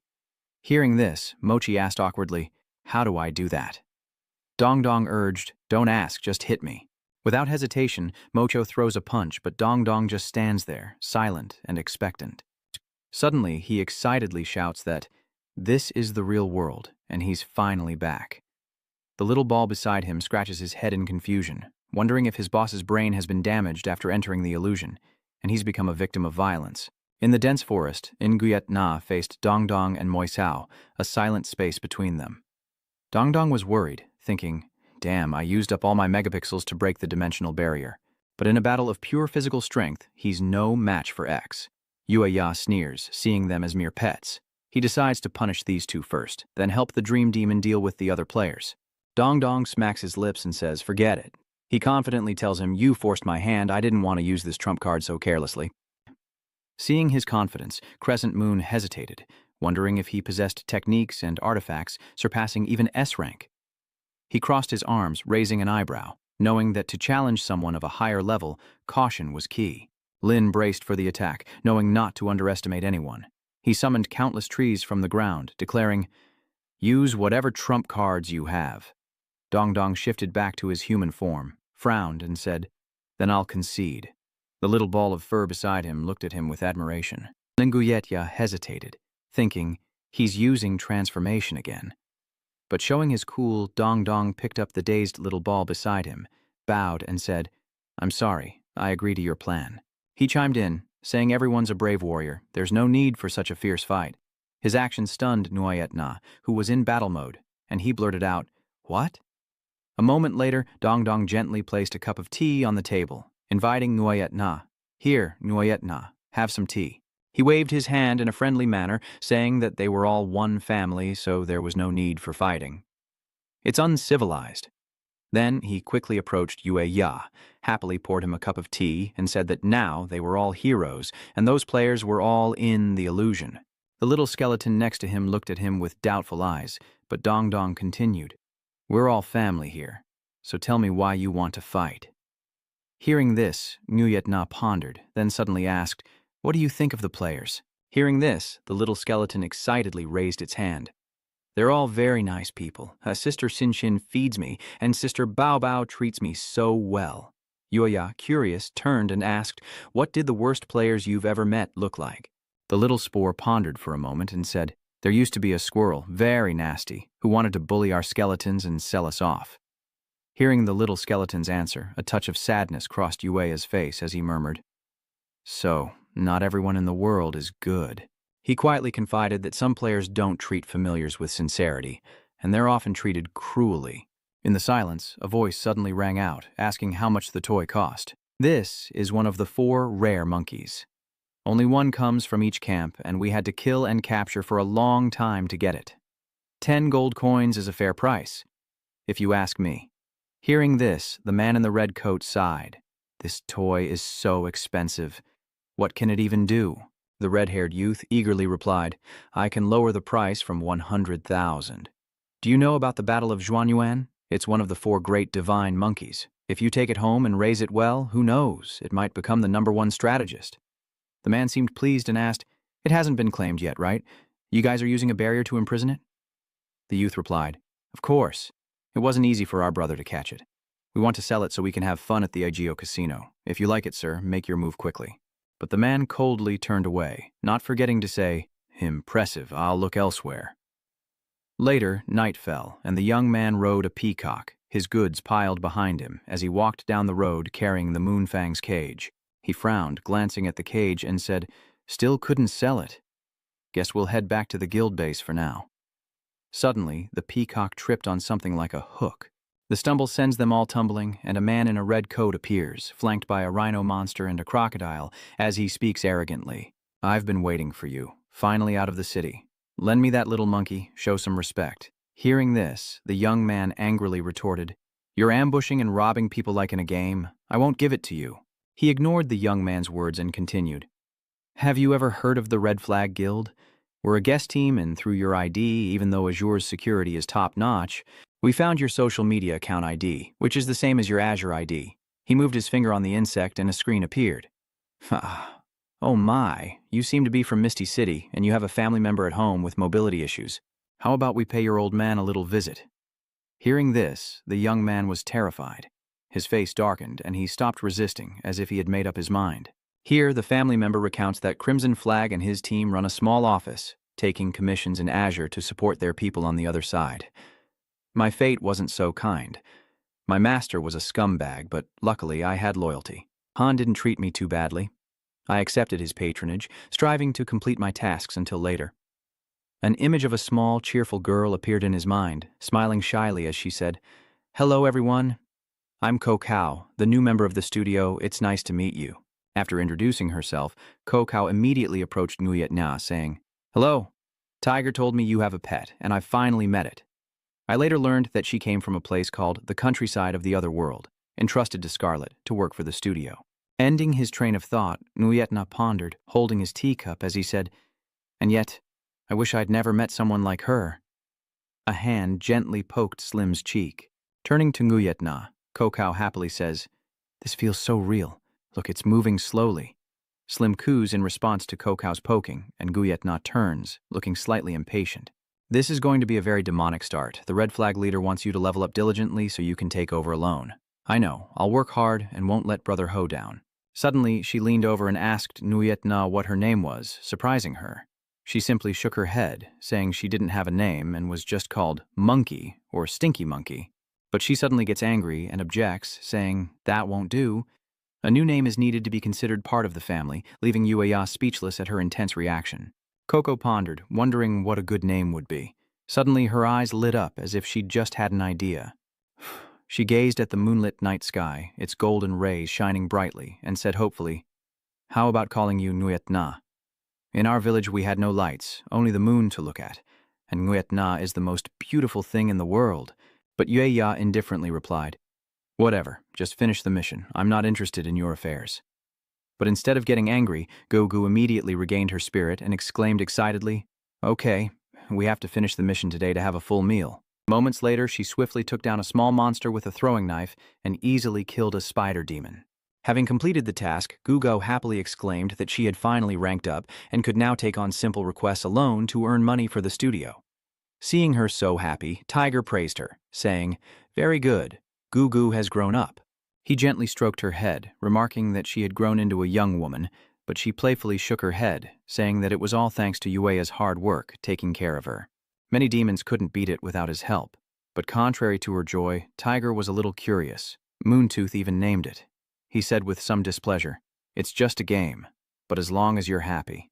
With a snap of his fingers, he instructed the little monkey to deliver some orders with Gugu, and the monkey obediently agreed. That night, Yueya quietly sat alone on the roof. Suddenly, Gugu appeared with a grin, saying she'd found her. In her hands, she held a bunch of bananas, offering them to Yueya. Intrigued by the bananas, Nguyet Na asks if she isn't supposed to give everything to her master, and if it took her a long time to gather them. The girl giggles, saying she secretly saved them for months. because she heard they all liked bananas. Gugu also tells her not to tell Brother Tiger, as food in the game is too expensive, but it tastes much better than in reality. Hearing this, Yueya breaks the banana bunch in half. He tossed her half and asked if she'd ever eaten one since coming to Wei. She took the bananas, her eyes sparkling as she turned to ask Nguyet Na if she could really eat them. He simply replied, "If you don't want it, I'll take it back." Without hesitation, Gugu devoured the banana, leaving Yueya speechless. The girl swallowed and puffed out her cheeks, unable to help but exclaim, "So delicious." Seeing her like that, Yueya was a little puzzled. "Didn't you say you could eat at your place too?" Looking up at the starry sky, Gugu confided that at home, the boys always ate first, and after 14, her parents would have sent her to work. Luckily, she had a fellow villager like Tiger to help her avoid washing dishes. With a happy smile, she says that this job is great, just helping people write materials, although it can be a little boring sometimes. Suddenly, Yueya next to her asks with a dark face, "Why are you so nice to me?" In contrast to her gloomy demeanor, Gugu always carried a positive energy, and she awkwardly explained, "No, Yueya, you've helped me a lot. If someone is good to me, I have to repay them 100 or 1,000 times over.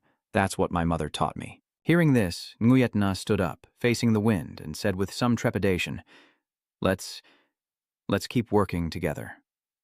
Cao Cao smiled as always, replying, "Of course, Nguyet Na. Don't frown so much, it's not pretty. Smile a little, or I'll smile for you."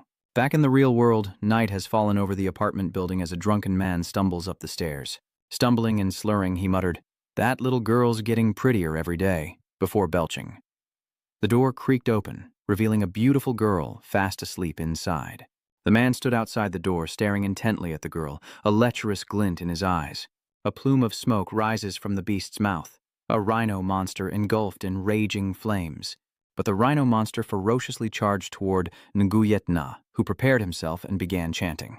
Instantly, vines ensnare the rhino monster, which writhes in agony, struggling to break free. But the vines only tighten around its horn, snapping it off with brutal force. Moments later, Nguyet Na held up the horn he had just collected, gave it to Dying Yu, and announced that today's mission was complete, hesitating for a moment. Finally, Yueya asked, "Brother Dayao, Master and Gogo haven't been online for the past 2 days, have they?" Dayao thought for a moment, then replied somberly, "I don't know. Brother Hu has been in the hospital for the past 2 days, and I haven't seen Gogu for several days." Hearing that, Yuena turned away, a little disappointed. "Okay, I'll go back to farming." For a long time after that day, Yuena was always alone, as he recounted, day after day. I felt an immense sense of loss, my life devoid of meaning. But now, I longed for the days I spent with Gogu. Then one day, a man named Hoka finally appeared, storming in. He cursed under his breath, then suddenly burst out laughing, marveling at his own hands, saying it was good that his right eye could still see from inside. When he finally appeared, Nguyet Na felt a glimmer of hope and quickly asked, "Master, you're online. Why isn't Cao Cao online?" Hearing her name, the old man's cheerful expression twisted. "Damn it, you little brat. I told you not to ask. Get to work." He turned away, but Nguyet Na didn't give up, crying out, "Master, can you tell me something?" He roared back, even more furious. "She's dead. Are you happy now? Get back to work." Upon hearing this, Yueya was stunned, muttering the words, "Died." An image flashed in his mind of a night when he and Ku sat on the roof, chatting dreamily. The girl gazed at the sky, entranced, saying, "You all must love it here. No one ever dies." Hearing this, Yueya asked her curiously, "What is death?" Cao Cao, her eyes sparkling as she gazed at the stars, softly replied, "My mother said, death is liberation. You become a star in the sky. She worked hard her whole life, and only then could she rest. But then I won't be able to see you again, Nguyet Na. I love this world so much. I love its flowers, its cool breezes, and being able to see you every day. So I must strive to live on, unafraid of hardship, to open my eyes and see this beautiful world." The girl quickly cheered herself up and put on. Back in reality, Nguyet Na's face darkened, and he asked with some resentment, "Sorry, say that again. Didn't you hear? He died, a terrible death, and I did it. What about it? He kept calling me names and ordering me around." Moon Knight could hardly believe what he was hearing. He stood alone among the trees in the dark and misty night. Then he angrily shouted at the man, "My name is not Stinky Monkey. My name is Nguyet Na," he declared, forming a hand seal. Instantly, countless vines erupted, piercing his body. Fear now gripped him as sweat poured down his face, yet he still stubbornly shouted, "Damn it, you're insane! What's wrong with the Azure system?" But Nguyet Na, still consumed by rage, vowed to kill him, no matter where he hid, in Azure, in the next world, anywhere. Meanwhile, the dream demons, the pallbearers, and the Bao Bao, who had somehow escaped, were deeply moved by his story. But Zixi seemed lost in thought, as if she'd made a decision, in stark contrast to the others' emotions. Nguyet Na angrily accused the dream demon. "You let them all out." Hearing this, Bao Bao awkwardly explains that they meant no harm and were extremely angered by his story. Luna calmly took a sip of tea and said, "In short, you all know what happened after that. Zixi sent me to the pet space and handed me over to the Divine Academy." Zixi, who had been silent all this time, finally spoke up. "There's one thing you said wrong." She opens the system interface, talking to someone. "Help me investigate 2 people. Guild leader Zixi and their guild member. Go. The other person replies, "Yes, miss." A moment later, the system receives the information. Zixi examined the information and said, "Zixi, real name Wang Dahu, 31 years old, lives in BG County, H Province, HX, president of the Zixi Studio." She paused, then continued, "Ku Gu, real name Wang Zhaodi, 16 years old, lives in Inking City, HX." Upon hearing this, Yueya was stunned and asked in disbelief, "She's still alive?" Amidst the falling leaves, Gugu appeared with a bright expression. Yueya stares blankly at her and asks if she's all right. The girl rushes over, hugs Yueya, and comforts her, saying that he's still here and that she's fine, recounting how Brother Hu came to her room that day. Cao Cao recalled that day, the bloody scissors in her hand and him writhing in pain. His eyes. "My mother always told me to be wary of strangers, so I always hid a pair of scissors on me," she continued. "They thought I was too young and only sentenced me to a few months of labor education. After getting out, I was afraid of revenge, so I left town. I've done a lot of jobs since then, always living like this, and because I didn't want Sichi to find my location through my account, I didn't log in. A representative from a multinational corporation just told me that so I wouldn't be afraid anymore, they're willing to help me continue my studies." Hearing this, Nguyet Na was finally relieved and comforted her, saying, it's okay. A moment later, they parted ways and Yueya smiled, asking how she could repay her. Suddenly, a hand gently tapped her shoulder and the girl glanced over. It's Jixi, and she smiles, telling the girl she reminds her of herself. Then she turns to Nguyet Na, advising, "Nguyet Na, I don't know if these words will mean anything to you, but whether it's this world or ours, there are good people and despicable ones." Cixi looked up at the blue sky. "Sometimes fate is unfair, but you can be an optimistic flower blooming in the dark." Cao Cao smiled as she listened. Cixi then looked at Dong Dong and said, "Humans are such complex creatures, so I cherish the good things all the more. I'll take care of the red flag president, and Cao Cao can finally live a normal life as a young girl." A moment later, Nguyet Na instructed Guimong to pack up and prepare to return to the dormitory. Hearing this, Guimong asked curiously if everything was settled, adding that there was still an illusion, and asked if he could stay a little longer, since her goals had basically been achieved. Yuana turned to look at the others, saying contentedly that she only wanted to tell them this story, never expecting her to help find Gugu. Ghost Dream approached Bao Bao to announce that the headmaster's mission was complete, thanking everyone for helping Nguyet Na, and that they would all return to the dorm together. Meanwhile, in the dreamscape, Ghost Underworld was happily introducing a game to Lien Tam, saying, "Take a look. What was that game you mentioned before? This one, with all the engravings and drawings? I finally waited for it. Let me describe it to you." But as he spoke, Lian Xin smiled, her figure fading away, turning into nothingness, scattering like dust. Her figure vanishes, leaving Ghost Umin stunned, clutching a fragment and muttering, "Still have to go?" Sometime after everything ends, the Dongdong group heads to see the vice principal. Dongdong laughed confidently, saying they'd caught them all and completed the mission perfectly. Hearing this, the vice principal angrily retorted, You call this a perfect completion?" He listed all the crimes they had committed, such as repeatedly destroying the Academy's architecture, Moiko and Nguyet Na fighting, and destroying the Academy's park. Bak Ha, standing next to him, angrily agreed. "That's right. The time you guys went around catching weapon spirits everywhere, you seriously violated the Academy's rules." Suddenly, the vice principal placed a stack of books on the table and said, "Next, it's time to go out. There have been some problems in the scenario town.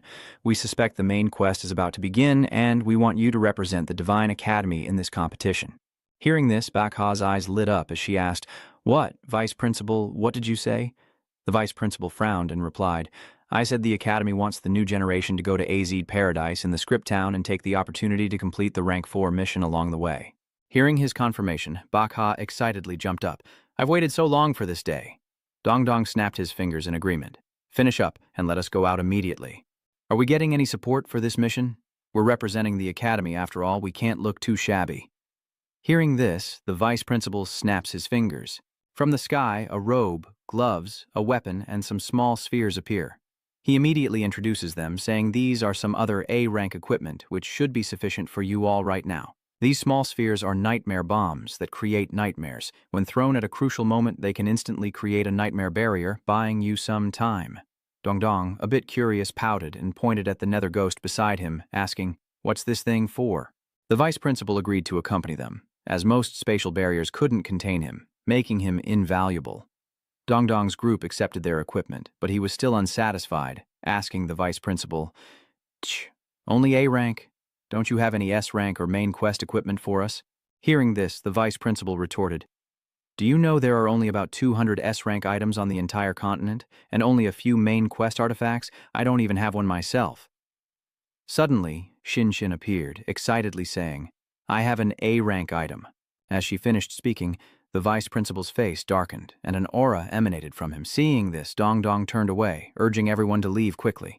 In the principal's office, Mong Kwai reported, "Principal, the Hasong has been planted." The Ngotna beside her expressed her gratitude, saying, "Thank you, because of your guidance, I was able to meet Cao Cao again." The headmaster replied gently, "This time, besides using your experiences to give them some ideas, it's also a process of self-reflection for us. Our world is too clean. Humanity has both good and bad. Some evil people will cause great harm to us, but most people still have good hearts and strive to live. The beggar clan suffered too much that time, which is why they became so malicious. We must discern good from evil, identify those we can communicate with, prepare for conflict, and prepare for cooperation. The other world is imminent." He suddenly trailed off, and a nearby attendant poked his cheek with a twig, sighing, "Oh, headmaster, you've fallen asleep again."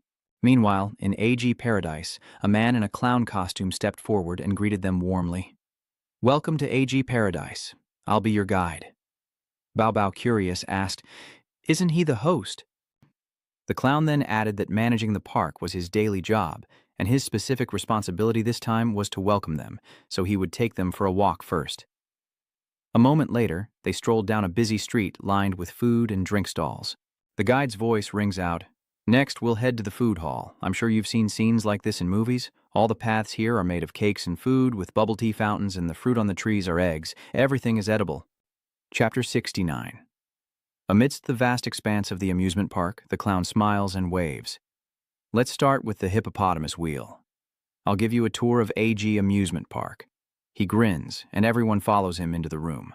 The clown continued, saying that the Hippo Heaven Ferris wheel was the park's sightseeing attraction, taking visitors on a full rotation around the park, which shocked Yu Dong Dong and Bao Bao, leaving them speechless. AG Amusement Park is in the most neutral zone of the AG World Center, with 6 different planets, each requiring a corresponding ticket. It's best to get a ticket to Amusement Park Planet by completing daily missions. Each reason can earn you a ticket, or you can simply buy one. Many elites frequent this place daily. Here, you'll find a culinary corridor and all sorts of thrilling, adventurous attractions to enjoy to your heart's content. The Battle Planet requires players to be rank 3 or higher to enter. There are special battle maps and 3 modes players can choose from: PvP, 1-on-1, 5-person team battles, and the Skyward Ascent Challenge. Each player will achieve a rank upon entering. The higher your score, the more rewards and privileges you'll receive in the planetary battle, and it's also where major combat tournaments are held. Ocean Planet is unique, requiring players to prove they are 18 or older to enter. Here, you'll find the finest hotels for your enjoyment and the largest virtual stages, often debuting popular idol singers. It's also the only place in the world with legal virtual online gambling licenses, where you can bet for rewards or enjoy visual feasts. As for the Film Planet, you need a corresponding mission ticket to enter, which contains over 10,000 film and television copyrights. Players can choose to enter the corresponding cinematic world. Participate in films or watch them in their entirety, the clown happily continued, holding a stack of discs. The Red Faith, the most special, is usually closed to outsiders. Only those who win the main quest or other players can obtain 10 tickets, and legend says you can take the lead here, sketching and building everything. This script sphere, which originally had special tickets for entry, contains countless creative stories. Players can choose to play different characters here and experience different lives. The clown continued to explain, but starting last week, the script sphere was suddenly blocked, refusing entry to all players. He also set a quest condition. To enter the script belief, they must complete the hidden quest, Our Awakening, within the amusement park. As for what the hidden quest is, the clown hesitated, then said they'd have to discover it themselves. After all that talking, Yu Dongdong glanced at him with boredom, then pointed at him dismissively. You've spent all this time just introducing the story realms. How are we supposed to find clues in such a huge amusement park? Seeing this, Bao Bao jumped out excitedly, her eyes sparkling with interest, and said happily, Then let's start by checking out the amusement park. I suggest Dongdong and I start with the food court. As she spoke, Bao Bao wiped the drool from her mouth. Hearing Bao Bao's words, Xixi also smiled at Jinghong and said, Then Jinghong and I will investigate the water park area and check on the Neptune orb while we're at it. Xiaoba added, Then my wife and I will investigate the land park area. Everyone clasped hands in determination, splitting up to investigate. And soon, Bao Bao and Yu Dongdong happily strolled through the bustling food court. Bao Bao chewed thoughtfully, then turned to Yu Dongdong with a curious look. Why didn't Sister Yu Thu come with us this time? Yu Dongdong smiled cheerfully and explained, She said she's doing research with Master Shen Jizi. Soon, the academy teachers would arrive as well. Suddenly, Dongdong noticed an elderly woman struggling to walk through the crowd. Dongdong looked at the old woman, a sudden feeling of unease washing over him. He wondered if the elderly woman's difficulty walking was somehow connected to the hidden cases. He wondered. Just then, a stranger suddenly pushed Yu Dongdong aside, shouting, Make way! Make way! Let me through! And chaos erupted. Countless people rushed to help the old woman, their voices laced with a hint of panic. Grandma, are you having trouble walking? Let me help you, Grandma. Do you want to go home? We can't just stand by, the worried voices continued. Suddenly surrounded by so many strangers, the old woman became frightened, waving her wooden stick in front of her for protection, screaming in fear. Get out! Hundreds of people ask me every day I want to cross the street. You players have stopped me more than 10 times. Are you all crazy? Seeing the scene before him, Yu Dongdong could only sigh and scratch his head, lamenting the situation. It seems the Script Planet's quest info has leaked. Any hidden quests like this one will be swarmed by players. It's not just Li Du who can enter once. I have plenty of tickets the headmaster gave me, so don't worry about the dates.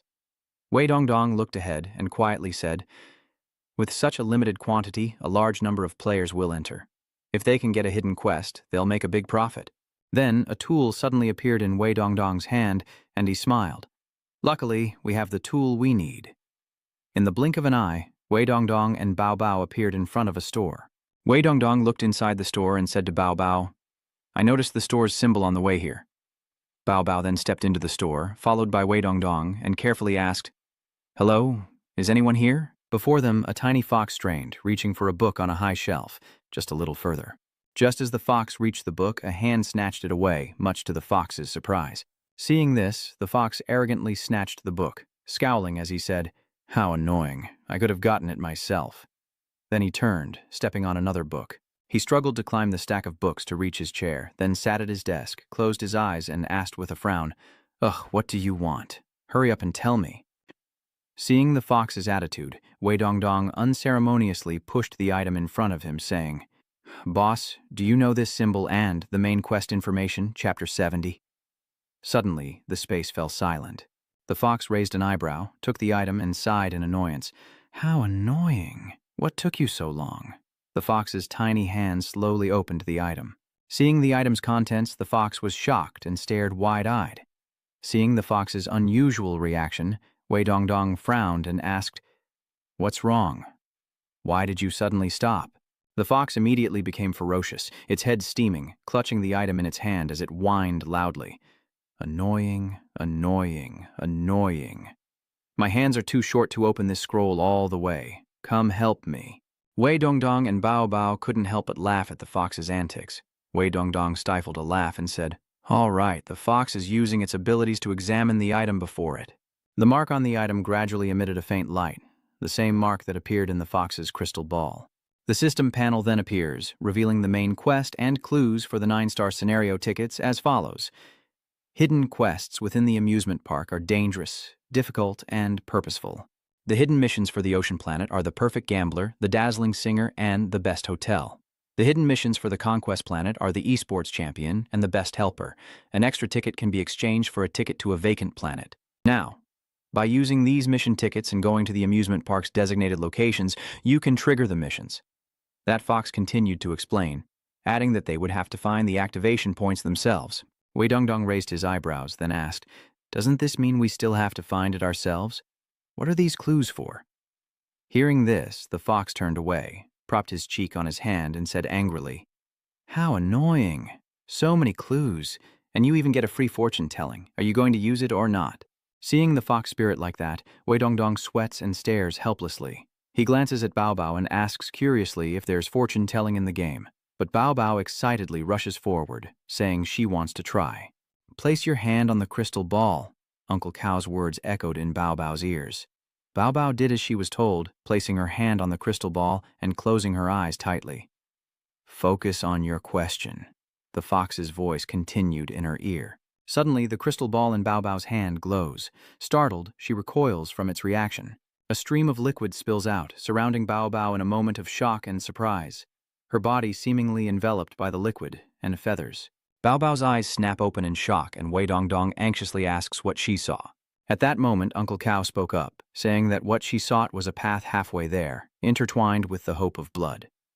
Though she may eventually escape the encirclement, the complete symbols become flawed, and the path to the shore is solitary. Hearing this, Wei Dongdong became extremely worried and hurriedly asked, "What does this mean? What is the other shore?" The information from the crystal ball was vast, and Uncle Gao crossed his arms and continued to answer. "Also, you must be sure to complete the entrance mission within 3 months, or it will be no different from being all A's. You must seize the time." Leaving Uncle Gao's shop, Wei Dongdong saw that Bao Bao looked very sad and comforted her worriedly. "Are you still thinking about what happened? There's no mysticism here, it's all nonsense, don't take it to heart." Wei Dongdong immediately gave the mission slips to Jixi, who took the 3 ocean planet slips to investigate. Then, Wei Dongdong looked at Principal and continued. "Principal, you were a professional player, quite familiar with the combat planet, so let's go there first." A moment later, at the esports planet, a receptionist greeted them. "Hello, how can I help you?" With a polite smile, she waited as Principal took a few cards and asked, "Do you know what these are?" The receptionist took the card and said she didn't know what it was for. A moment later, the manager turned to everyone and said it seemed the venue wasn't working out, then asked if they should try a ranked match, as winning the esports championship or the rank championship would be too difficult. After hearing that, Bao Bao curiously asks what RANK is, and Xiaobao explains that it's a ranking system for all players, with weapon levels synchronized from CS+, each rank requiring 10 matches. Each win earns 10 points. 100 points allows you to level up. Above S rank, there are no level limits, and the point system changes to RANK. After hearing this, Bao Bao looked at Hu Ba with admiration. Hu Ba said, "RANK is okay. My best rank was 29th, mostly playing with teams. This account is much worse now. Even with weapon level limits, the highest rank players are all rank 5. It'll be hard to reach the top in 3 months. Maybe we should let the academy students or the great guild players do it." Hayuk Beck continued, saying it's hard to know what the final mission is, so they should play RANK and see if they discover anything new, to which Wei Dongdong agreed. Seeing this, the receptionist smiled and said, "I understand. Here are your files. You can enter the match at any time. The competition is about to begin." A moment later, they stepped through the door, and a robot there said, "Checking new players." Wei Dongdong and Bao Bao stood still as the robot scanned them, saying, "RANK. Positioning search unlocked. Search successful." And with that, the gate opened. Wei Dongdong and Bao Bao stepped into the arena together. Looking at the surrounding seats, Bao Bao exclaimed in surprise, "There are seats all around." Seeing this, Wei Dongdong chuckled and told Bao Bao that every competitor could place bets on Ocean Planet. But since their match was between rookies, no one cared, which is why there was no audience, unlike the RANK matches. The highest-ranked matches are always packed. Just then, a noise came from the opposite elevator, and Wei Dongdong looked over. Their opponent had arrived. The elevator doors slowly open. An old acquaintance, a familiar figure, appears before them.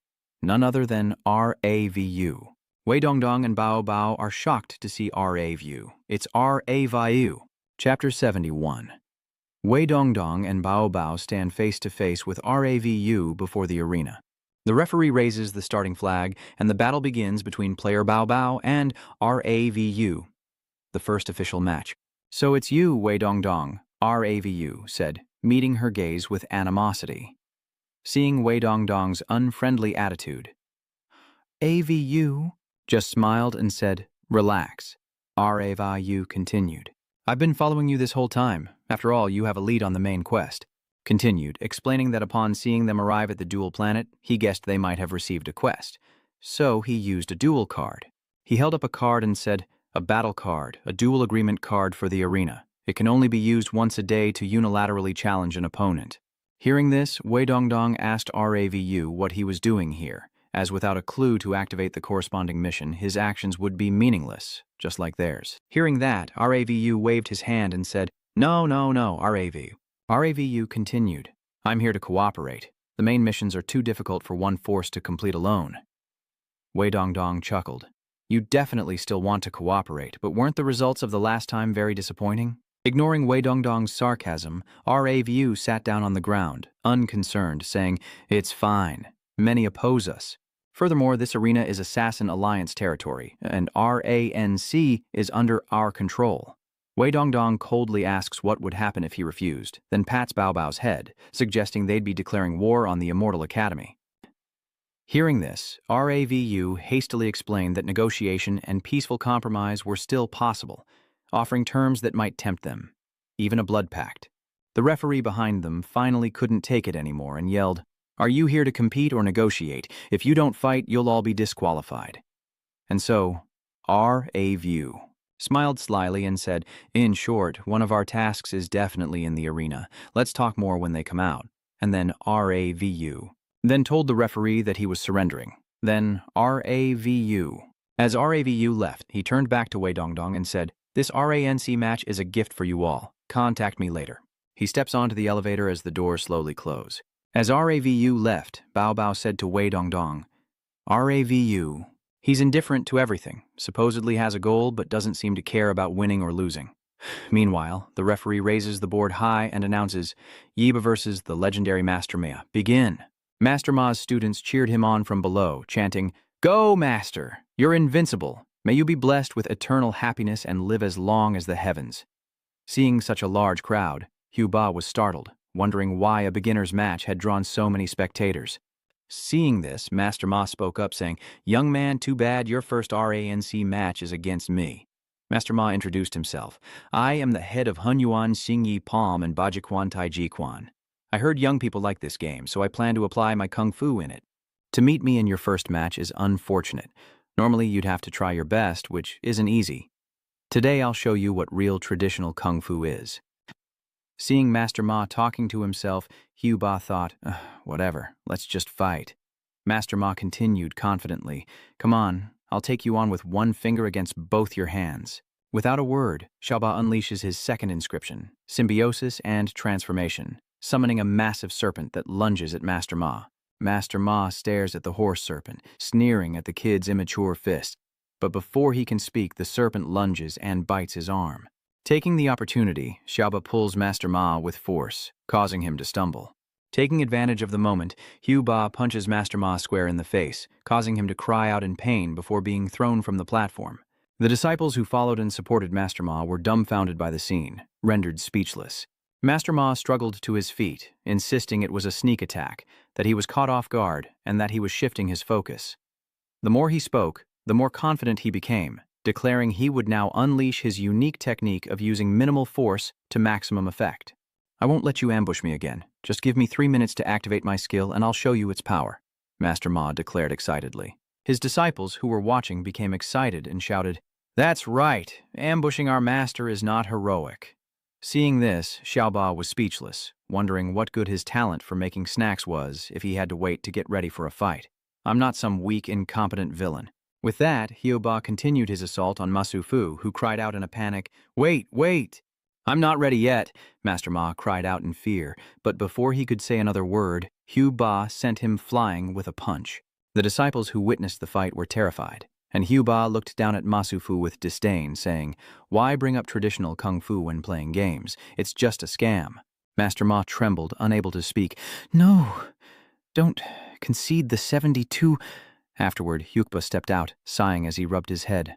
Playing ranked. And no one else appeared. So it wasn't a solo match.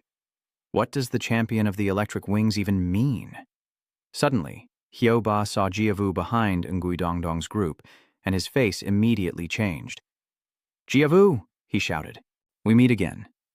Jiayu waves and smiles at Xiaoba, as Wei Dongdong explains that they just faced off in a RIANK match. Their guild will help them with the next rank mission like it's a piece of cake. On the contrary, Jiavu is a master, Wei Dongdong continued, as Hyuba listened thoughtfully. "I remember the forums saying he's only 16, but his speed, reaction time, and skill are all top-notch." Upon hearing that, Bao Bao exclaimed in astonishment, "Ah, Jiayu, is that amazing?" "But I always feel like the strongest players in World A aren't that impressive?" Bao Bao curiously asks. "But at his level, no one can touch him," Wei Dongdong explains to Bao Bao. In World A, there are 3 things that determine fixed attribute upgrades: level, speed, and strength. Each route grants players 10 attribute points, which they can freely allocate. And secondly, different races have different attribute growth rates. A player's total points remain constant throughout their development, but races like the Sword Saint have naturally high growth potential, which is why the rank 3 Sword Saint can challenge higher levels. Most players who face him in the Kunlun tournament are no match. Next is the Ascension, and each Ascension grants at least 100 free attribute points. The difficulty of the Ascension determines the resources required, which is why Ascensions are so important. Nguyen Dongdong chuckled, recalling how teachers used to say she never listened, while Bao Bao simply smiled and rubbed her head. "It's good to have everyone around. I'm too lazy to care about these things, and I won't be alone." Dongdong draped an arm around Jiayu's shoulders, laughing. "It's okay. We have the Assassin Alliance as backup now, plus Jiayu came to our door himself this time." Before Jiayu could reply, Dongdong stuffed a card into Jiayu's hand. "Jiayu Xuan. I'm entrusting the arena mission to Xuan then. Let's go have fun on Ocean Planet. If we knew you were only 16, we would have gone straight there." Jiayu was furious but speechless. With Jiayu seething, Nguyen Dongdong grinned wickedly and dragged everyone away. A moment later, Nguyen Dongdong smiled, discovering a hidden quest. At the perfect hotel, a dilapidated building greeted them. Surveying the desolate scene, Nguyen Dongdong couldn't help but wonder, this is the perfect hotel? Hearing this, Jinghong explained that they had scouted all the hotels in the area and finally found a corresponding quest at this one. They then pictured an old woman wearing glasses asking them if they were there to help. The ticket holder promised the old man that he would send people to help him restore the hotel to its former glory. "If you succeed in making it the most popular hotel, you can have the token in my hand." This gave Nguyen Dongdong a headache. What are we supposed to do? Isn't this easy for Cece? Hearing her name, Cece puffed out her cheeks in anger, saying there were many requirements, and then showed everyone the item in her hand. Nguyen Dongdong took it and read aloud. "First, the entire business capital of the hotel can only come from its existing funds and mortgaged assets, and players cannot directly use their own funds." Seeing this, Hyuba teased Cece, saying that the top-up system Cece relies on is weakening. Then Dao Vu quickly entered the hotel, turned around and said, "Let's go check out the hotel first." Entering the hotel, they find an old woman waiting for them at the front desk who asks, "Welcome, do you have a reservation?" Cece quickly presents a card, explaining, "We're here to complete a mission, so we'd like to see the hotel first. Could you give us a tour?" Hearing this, the old woman picked up her oil lamp and started walking without looking back, urging them, "Hurry, there's a lot here." The group followed her up the stairs, when suddenly a ball rolled to Nguyen Dongdong's feet, leaving him utterly surprised. Then, Nguyen Dongdong bent down to pick up the ball, wondering why this scene felt so familiar. Suddenly, Nguyen Dongdong looked up. Before Nguyen Dongdong, a pair of twins suddenly appeared, and he thought to himself, "Is this a horror movie scene?" Nguyen Dongdong threw the ball behind him and said awkwardly, "Forget it, I'll just follow the others." He called out to his friends, but a strange sound came from behind him, making him turn around. The twins had vanished, and he wondered how they'd been replaced by Asana. Nguyen Dongdong pushes open the door and steps inside, finding a woman bathing. The woman beckons Nguyen Dongdong closer. Seeing this, Nguyen Dongdong is speechless. Never mind. Suddenly, a hand touches Nguyen Dongdong, and a beautiful, soaking wet woman embraces him tightly from behind. The woman breathed on Nguyen Dongdong's hand, sending shivers through him, and before her astonished eyes he transformed into a skeleton. She was terrified, asking how he could transform like that. Dongdong, unamused, retorted that a skeleton couldn't scare anyone. The woman sighed in frustration. Sorry, Chapter 73.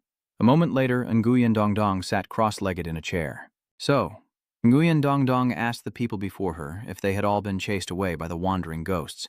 The manager chuckled, explaining to Nguyen Dongdong that they didn't run away.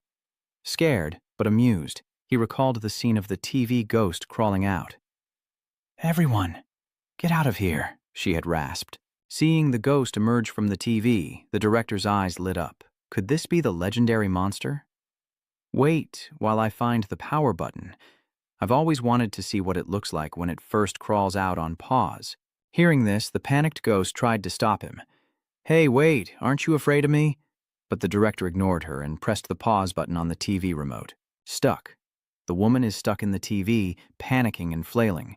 Seeing this, the director grins wickedly, chuckling. Heh, now I control you. What do you want? The ghost cried out in fear. Don't come any closer. Her screams echoed around them. With that explained, Uncle Hugh grabbed the ghost and told everyone, You're thinking the wrong way. I'm a married man. I caught her to draw her, of course. Meanwhile, Kin Hong, Shi, and Bao Bao approached an ancient coffin. Suddenly, the coffin lid burst open and a Jiangshi rises from within. The zombie opened its eyes and looked at everyone, prompting Jing Hong to step in front of Shi, saying, Young miss, let me take care of this.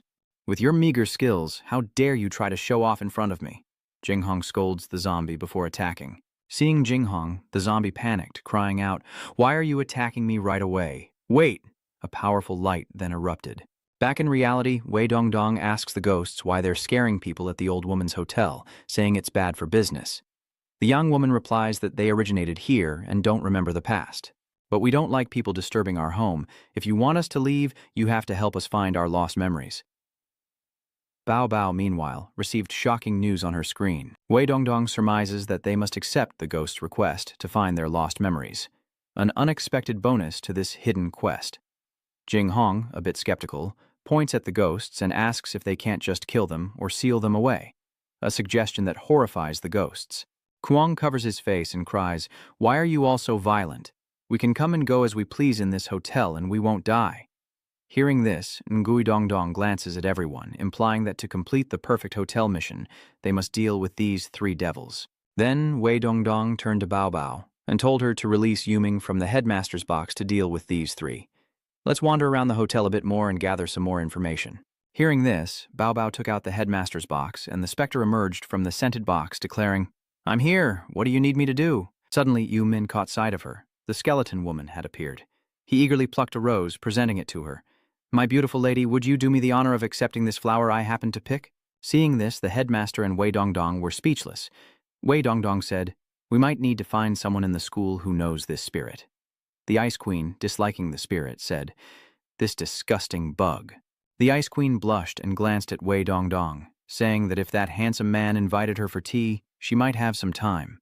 Wu Min was heartbroken and furious, wondering what made him better, demanding a duel, leaving Wei Dongdong utterly baffled. Just then, Bao Bao crossed her arms and said, Let's go, Wu Min, people from their school. We need to go upstairs and check things out. The group continued forward to investigate. Seeing the dilapidated state of the hotel, the group was speechless. Everything from the lights to the doorknobs was broken. Wei Dongdong then looked at Cece and asked her to repeat the rules of the hotel mission. Cece recalled the rules. So, no outside investment or hired help allowed, and given these terrible conditions, our company's 3 resident devils would usually just destroy the place. Heba said grimly, and Wei Dongdong agreed, I'm exhausted. Suddenly, in this desolate hotel, countless people jostle to enter. A cacophony of noise and pushing fills the air. Make way, make way, make way. A young man pushes his way through the crowd and into the hotel. Ma'am, I'd like to book a room, the young man said excitedly. The old woman adjusted her glasses and looked at him. There are so many people. As they watched the crowd fight for rooms, Wei Dongdong asked Cece if inviting so many people wouldn't cause problems, to which Jing Hong sighed, saying they had no choice. The demand on Ocean Star was too great, and they had to test the waters. Currently, the best hotels make nearly $10 million a day, including side businesses. The best way is to directly find people to spend money. Just then, the old woman suddenly held up a card. "No vacancy. Get out," the old woman said. "I'm tired today and won't be receiving guests." Seeing this, Cece's face darkened as she sighed. There are only 20 rooms in total, and at most we can only accommodate 6 people. So I feel like the mission is literally an impossible goal. Wei Dongdong, holding the hotel rules, also said, "One of the last rules clearly states that as long as the old woman nods, then the mission can be completed. Completing the mission must be related to those 3 things." Wei Dongdong looked at the 3 ghosts beside him and continued. "The Academy's announcement was for students to find other hidden quests, and we need 1 more person to complete the quest with us." The headmaster's wife was silent for a moment, then said, "Hey, don't we already have 6 people?" Anyway, hearing that, Wei Dongdong felt dejected, apologizing that he was just a useless thing. But then he regained his spirit, summoning Jia Slim to clean up, saying that they should clean the hotel first. "Just tidy it up a bit and see if you can find any other clues." Qin Hong also handed aprons to the 3 ghosts, telling them to lend a hand. Seeing this, the zombie hesitated, then stammered, "We're ghosts. Isn't this inappropriate?" Qin Hong's face darkened as she threatened them. "Didn't you say you wanted to recover your memories? Hurry up and search every nook and cranny of the hotel, or do you want me to beat you into it?" Seeing this, the Jiangshi could only lament, "Why do we still have to work after becoming ghosts?" Then everyone began their cleaning duties. Bao Bao, now in a maid outfit, announces she's in charge of serving VIP clients, even though there aren't any. Bao Bao sighs. While cleaning, Wei Dongdong discovered an item, or so he wondered. "Come take a look," Wei Dongdong called out to everyone. Before them appeared a framed photo of a blissfully happy couple, and a hush fell over everyone. Someone noticed the glasses worn by the girl in the photo, wondering if that young woman is the old woman now. "Oh," Bao Bao exclaimed in surprise. "Do people age in Agi?" Hong then explained that the world of A was divided into ordinary people and cultivators, and that cultivators were no different from them, so there would be no changes. The settings for ordinary people were basically the same as in reality. It's said that when normal people in the A hour die, they go to Lai Island, and players' fossilized bodies are also brought there after they log out for a long time. But NPCs can supposedly reincarnate through Lai Island due to something called a soul setting. "Granny, do you recognize this picture?" Wei Dongdong asked, holding the photo up to the old woman. The old woman picked up the picture and wondered aloud. But then she snapped the frame in half, saying it would make good firewood that would burn for a long time. Wei Dongdong was shocked. "Never mind," Wei Dongdong sighed, taking the frame back. "It seems she doesn't remember anything." Suddenly, the old woman's eyes lit up as she scrutinized Wei Dongdong. "What does this have to do with me?" Wei Dongdong asks the old woman, secretly relieved that she knows something about him. Suddenly, the old woman strokes Wei Dongdong's chin and asks, "Aren't you the pet of those who came here to complete the mission? Good boy, little white. Good boy." In the old woman's eyes, Wei Dongdong had become a dog. Annoyed, Wei Dongdong snatched the photo. "I'm not a dog." "Old woman, get those people out of here." Looking at this picture, I think I remember something. If I had a dog to pet, maybe I could remember even more. This old woman is no fool." Suddenly, Wei Dongdong glanced at Yuming, who was surrounding the female skeleton. "Lend me your friend for a moment," Wei Dongdong said, pulling Yuming away. Wei Dongdong pushed Yuming towards the old woman, saying, "Granny, see if this blue dog pleases you." The old woman happily grabbed Yuming, then pondered as she looked at the photo. "It seems to have some connection with the 3 ghosts in the hotel. It feels so familiar." Suddenly, Wei Dongdong snatched the photo back from the old woman, saying enough was enough. Then, Wei Dongdong showed the photo to the 3 ghosts. "This seems to be our master," the 3 ghosts said, looking at the man in the photo. Meanwhile, Little Silver obediently took the old woman's hand, saying, "Granny, Granny." Both Huba and Wei Dongdong were speechless. He was getting into character way too fast. Meanwhile, elsewhere, warm sunlight shone on a store sign.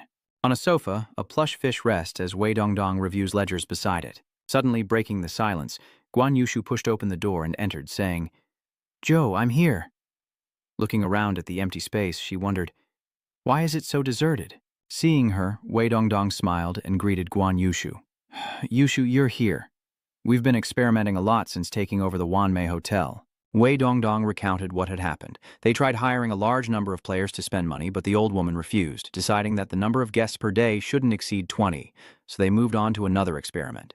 First, the membership storage model. If enough people sign up for membership cards and there's no time limit to maintain membership, daily revenue could easily increase. But the old woman rejected it. The old woman choked back tears, saying that when she was young, hotels had swindled her out of a lot of money, and that such a loophole was unfair to customers. Wei Dongdong sighed, noting that she couldn't remember the important things, but remembered this so clearly. Ending his flashback, Wei Dongdong told Guan Yushu that they slowed down after the financial aspects were blocked, deciding to check other information first. Jing Hong and Xiaoba went to the planet to fight. Wei Dongdong continues to reminisce, recalling how Ye Wu later found a quest for the game champion, requiring a new account to complete the challenge profile of the scenario mode he was testing. "Is this our only lead?" Wei Dongdong asked, showing the picture frame to Guan Yushu. "Simple enough," Guan Yushu replied, taking the frame. Guan Yuchu slowly explained that she remembered the old woman mentioning the hotel investigation 3 years ago, but the company's operations were in the eastern continent at that time, mainly in cities known for money laundering. The world of A is mainly divided into 4 major regions: Dongsheng, Xixia, Nanshan, and Beilu. All the A-Ju amusement parks are located in the middle of these 4 continents, where the climate is temperate. Observing the 2 people in the picture, Guan Yushu concludes that his skin is relatively dark, so we should mainly investigate the southern cities of the eastern continent. This way, we can narrow it down to a few cities in A, and his tattoo is likely a unique seal of a certain ethnicity. Holding a map, Guan Yuqia said, "These 3 cities, Lucheng, Pianfu, and Mincheng, are most likely where the largest eastern power, besides the Hanqiao government, the Xuanyuan clan, is located." Bao Bao then suggested, "How about we ask them to investigate?" Guan Yushu shook her head, disagreeing, saying that it wasn't a good idea to reveal mission-critical information, and that they needed to be as secretive as possible to avoid alerting their enemies. But then, Nguyen Dongdong suddenly spoke up, smiling, because the mission clues weren't fully revealed. So when they entered A's amusement park, they would definitely be targeted by all forces. So their next step was to disrupt things. "We'll draw in as many powerful forces as possible, as long as the information remains in our hands. The more people who come, the better it will be for us." "Okay," Guan Yushu agreed. "I'll go make a call then." Guan Yushu calls Guling. "Hey Guling, I need your help." Guling replies, "Why didn't Dongdong call? You were just scolding me." Hearing this, Guan Yushu giggled and replied, "I have a clue about the main quest. It's up to you. Cooperate with us, or should I beat you up first, and then you cooperate?" Guling was speechless. Guan Yushu continued, "Silence means I should scold you, right?" Guling sighed and told her to send the investigation data. Before Guling could finish, Guan Yushu interrupted, "No, I've changed my mind. Delo isn't talking, so let's just discuss the collaboration." Guling was left speechless. A moment later, Guan Yushu happily said, "Guling found it. This tattoo is the symbol of the Soul Discussion Sect, a minor sect in Nanyang of the Eastern Victory Continent. This person's name is Mangxi, a genius chosen by the Luan Han sect, who then disappeared." Wei Dongdong was immediately shocked. "The Luan Han sect is a small sect?" Bao Bao asked curiously. "Are they very powerful?" Wei Dongdong continues, "She must have heard of the path of the Eastern Beast Trainers, right? There's an A-rank scattered sect whose mental techniques are incredibly effective, including forced master switching, and the fusion of multiple beasts between pets, as well as the appropriation of symbiotic talent points in transmission, and so on." Wei Dongdong then sighed. "The trail on this person has gone cold. Why did it end here?"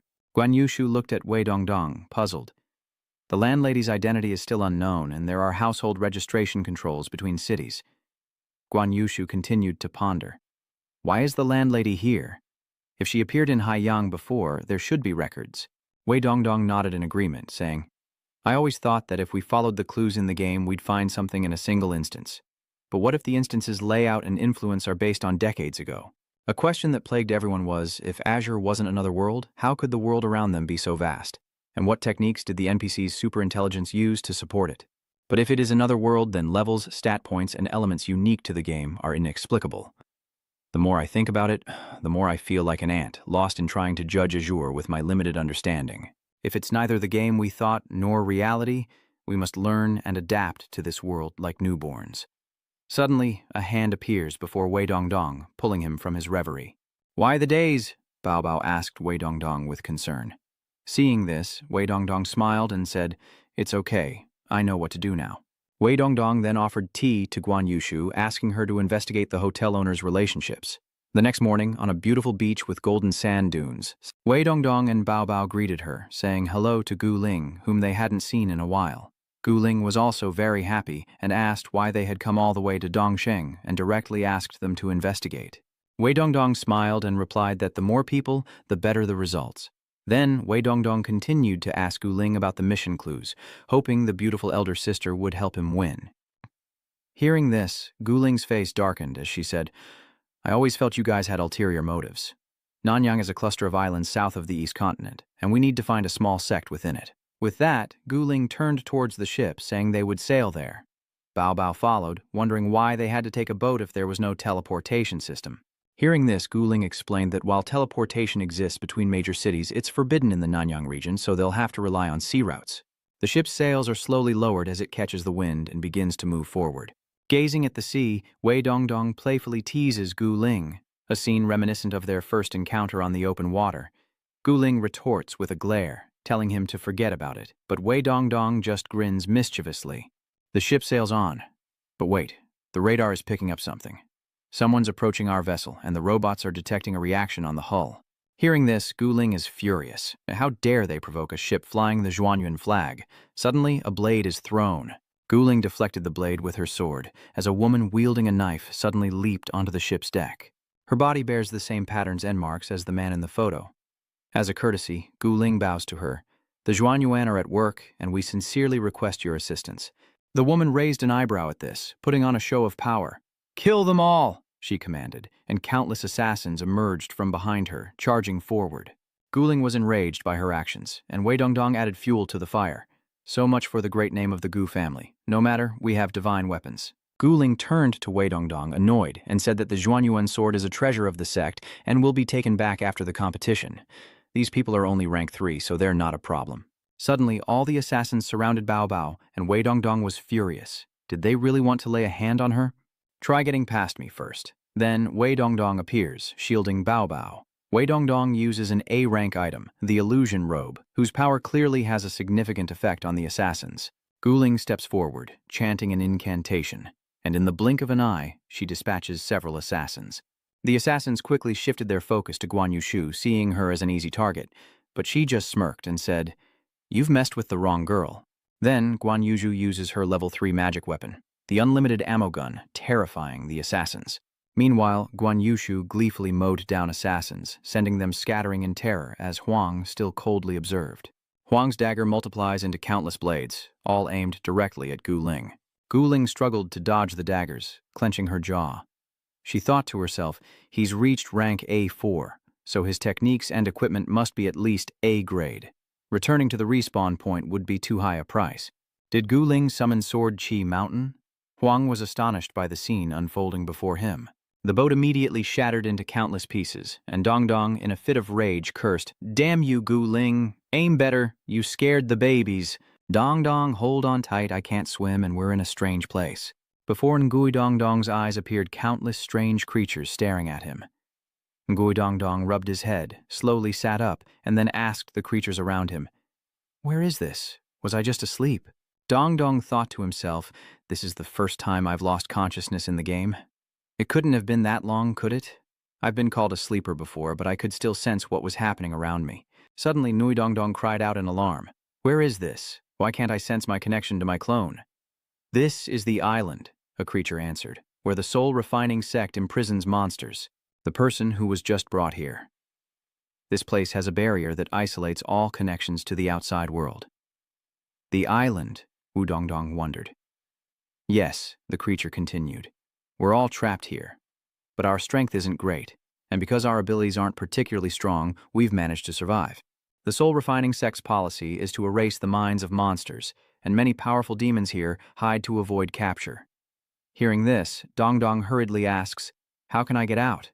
The creatures all wondered, then answered in unison, No escape, no escape.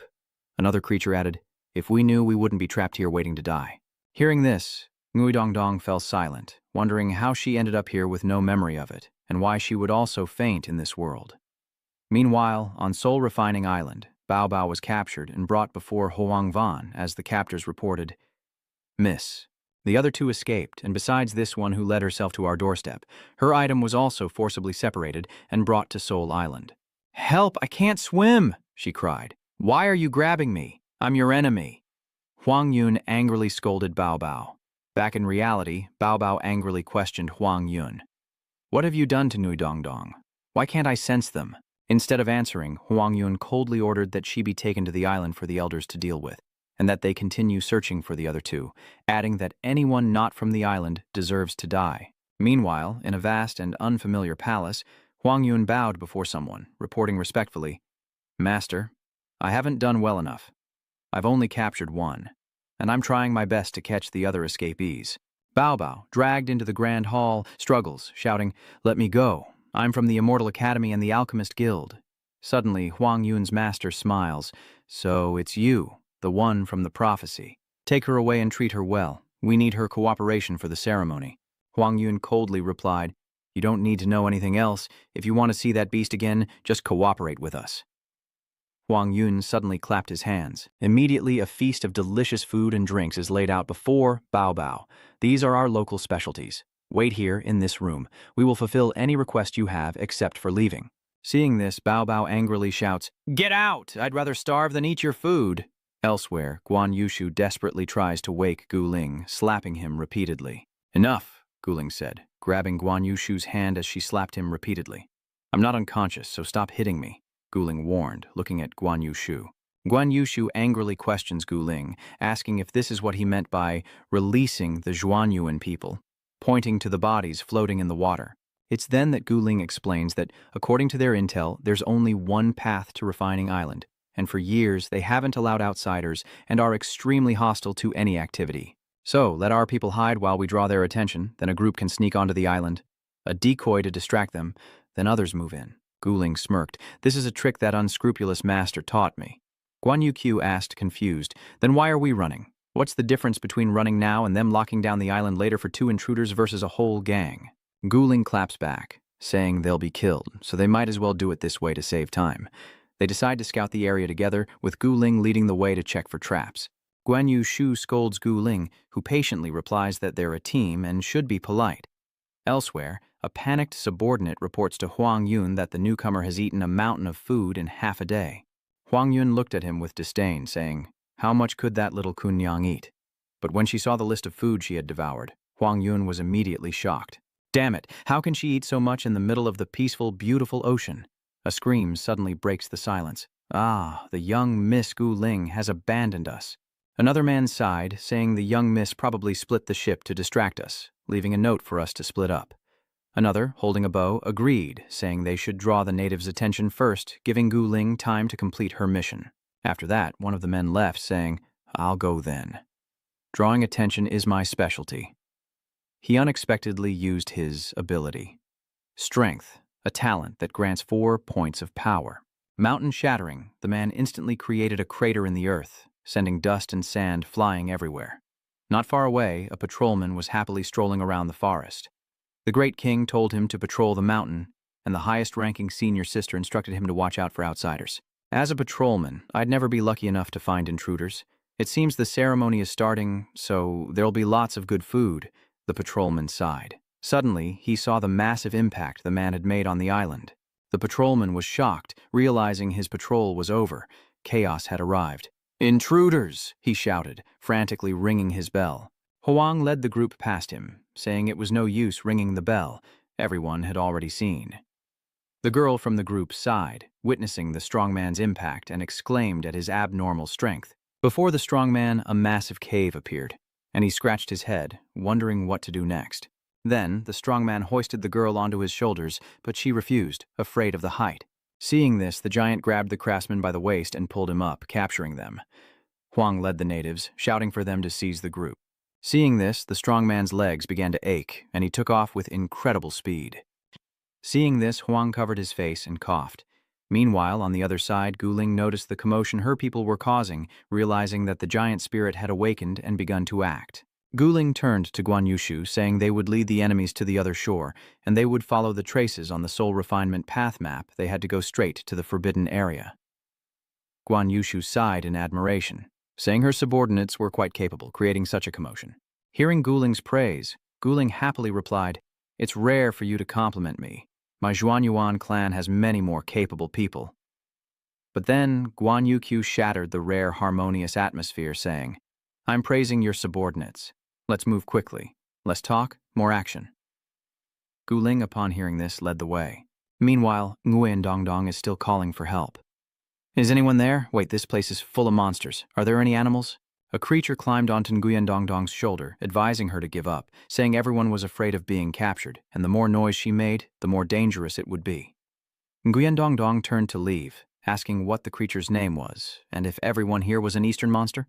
The monster replied, "My name is Mingsa, and this is Di Jiang. As for the revolution of those suddenly captured, they're all Eastern monsters.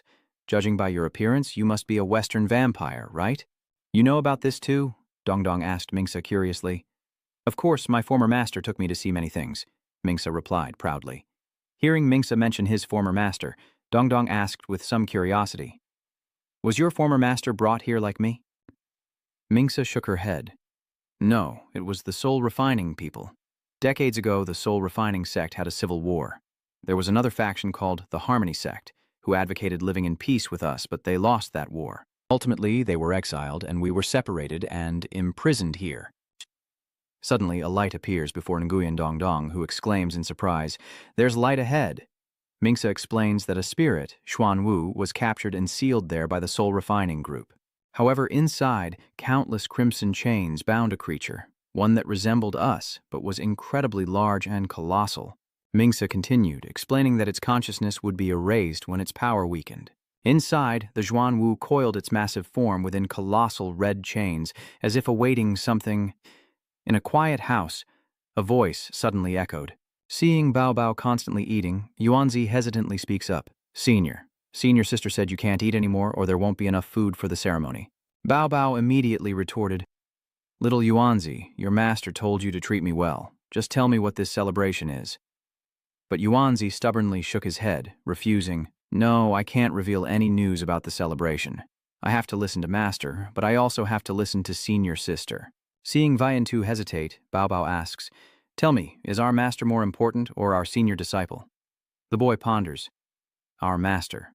Finally, unable to take it anymore, Yuanzi burst out, "That's it. No more eating. I can't stay here. I can't argue with you." Yuanzi couldn't bear it and ran outside. At that moment, Bao Bao glanced around furtively, thinking, "Okay, no one's here." She opened the box and whispered, "Yuming, come out quickly." A blue blob suddenly flew out, declaring, "I have arrived." Bao Bao called out, "Hey, Yu Min, get over here, and keep it down." Urgent, Yu Ming leans in as Bao Bao explains the situation. After hearing her out, Yu Ming nods in understanding. Having grasped the situation, Yu Ming confidently sets off to find Dongdong's trail. He'll quickly contact the language gatherers as most enchantments are useless against him. Once he finds them, he'll bring them to her rescue. Having received his mission, Wu Ming flew off, leaving Bao Bao to sigh at the sight of the empty tray before her. A moment later, she called out, "Little Yuanzi, got anything to drink? I'll take anything, even bubble tea." Xiao Yuanzi is too scared of Bao Bao to listen, pretending to be deaf. Meanwhile, in a dark cave, Wei Dongdong is surprised by what she sees.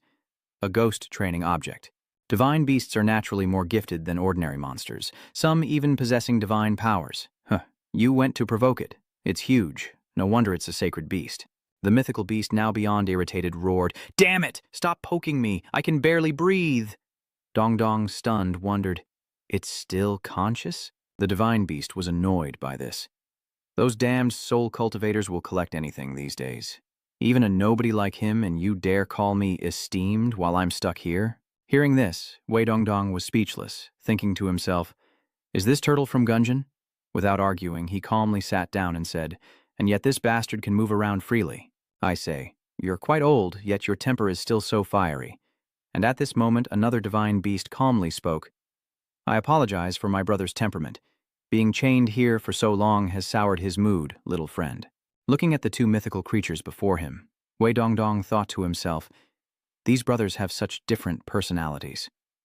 The older creature slowly continued, "We don't have much time left. On this island, the dead spirits are all being brought here, awaiting the grand ceremony.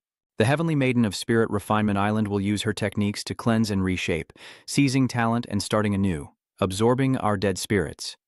Once she succeeds, she'll be unmatched in the A-world." Hearing this, Wei Dongdong immediately asked if the tortoise knew how to break the restraints and escape, but the younger divine beast angrily retorted, saying that if he knew how to escape, would he still be chained up in this place? The divine beast added that only the best formation masters could possibly find a way to break these seals. "But, little friend, If you're willing, you could go to the east of Kui Island and look for our Azure Dragon leader.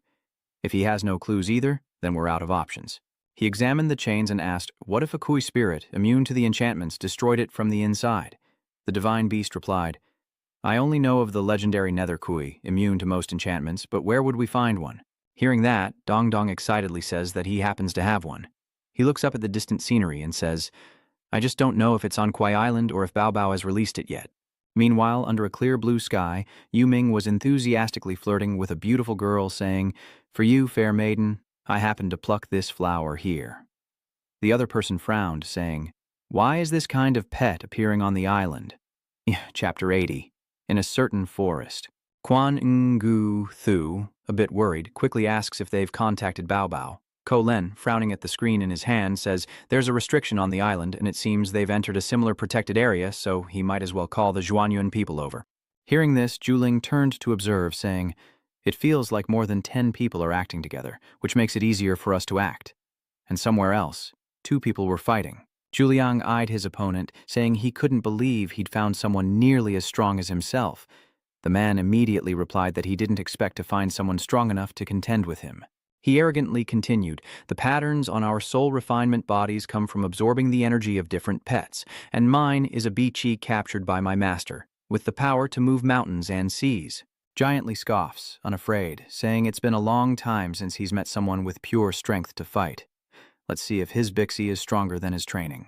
No sooner had he spoken than Colossus charged forward, launching a powerful blow. But unfortunately, his opponent swiftly ducked to avoid it.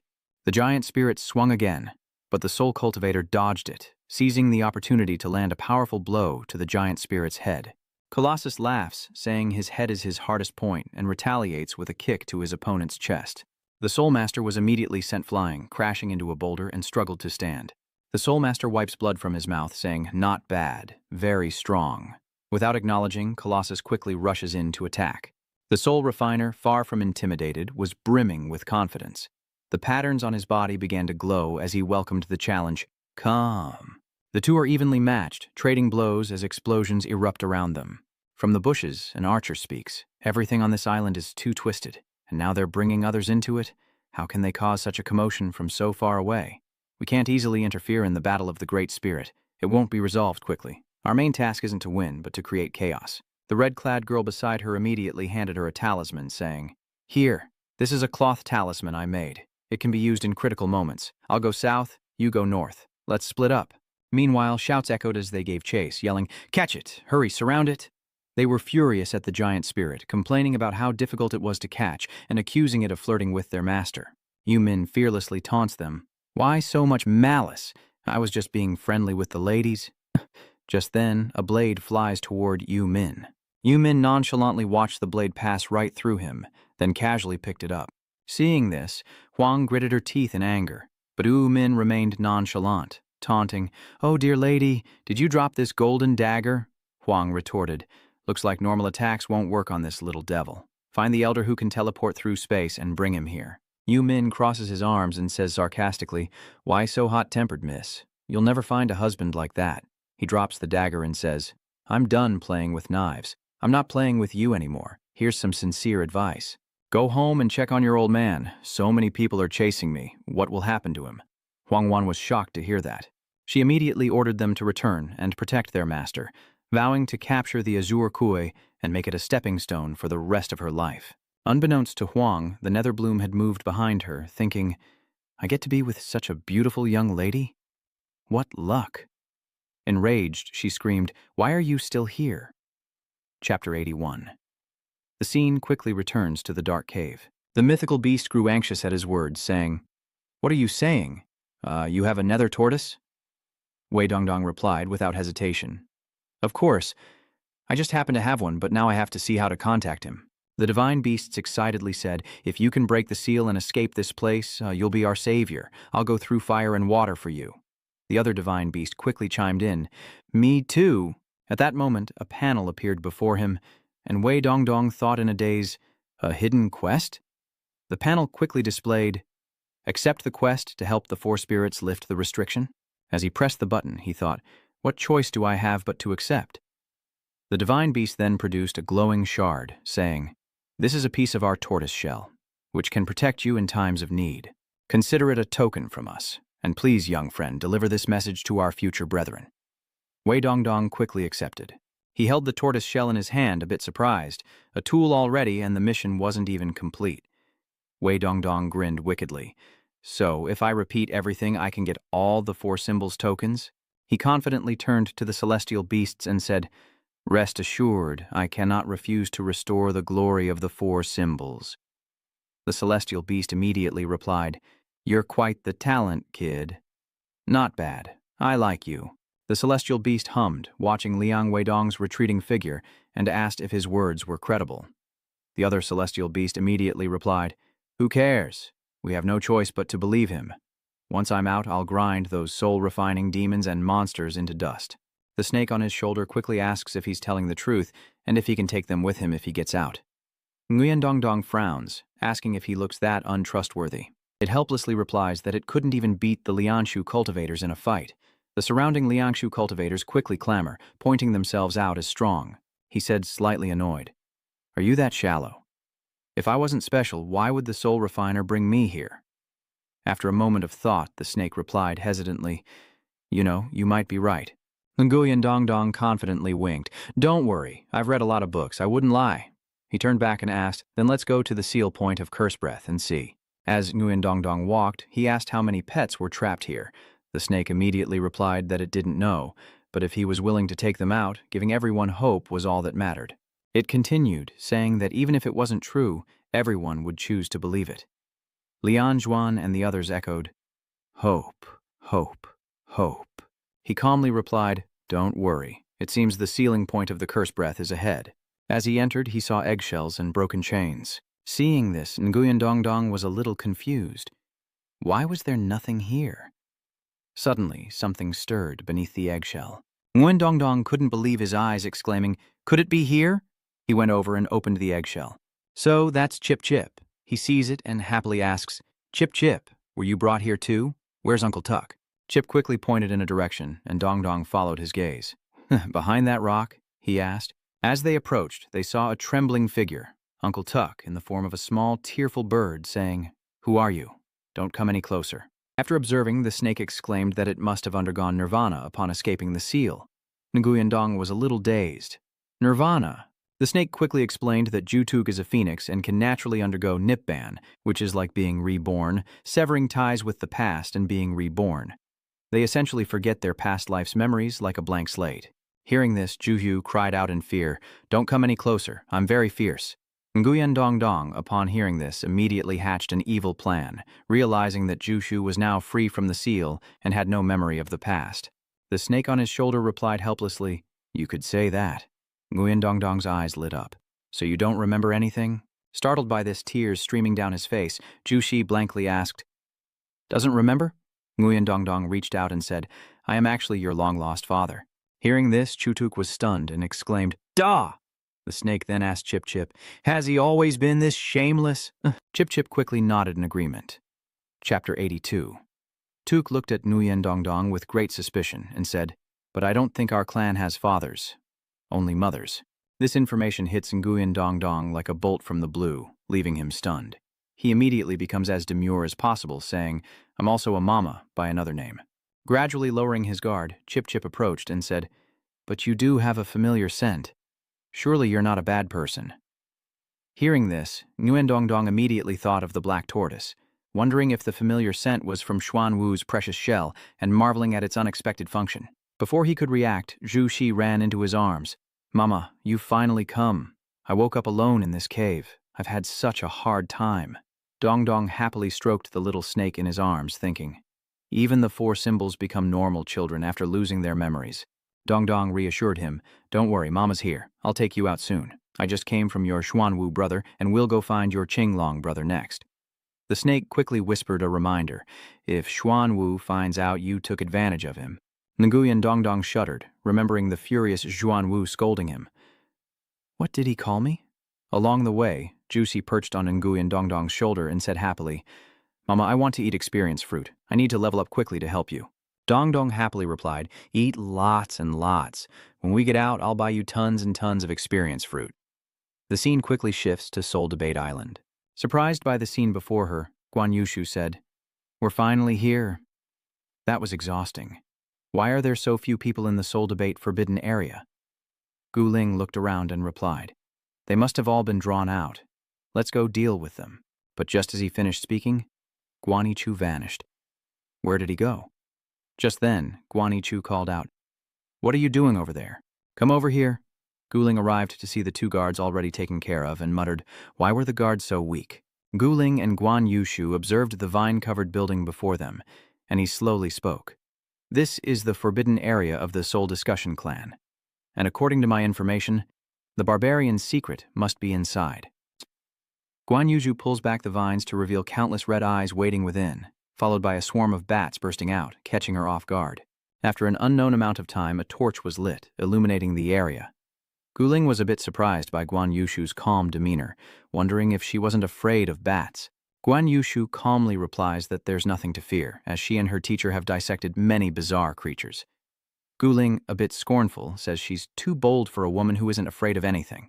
Guan Yushu retorts, angered, "Must women be afraid? Don't judge others so freely. I wouldn't even consider a pretty boy like you."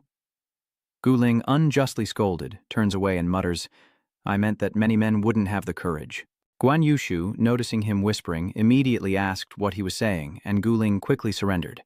Then, the two of them moved inside together, where a very strange stone door appeared before them.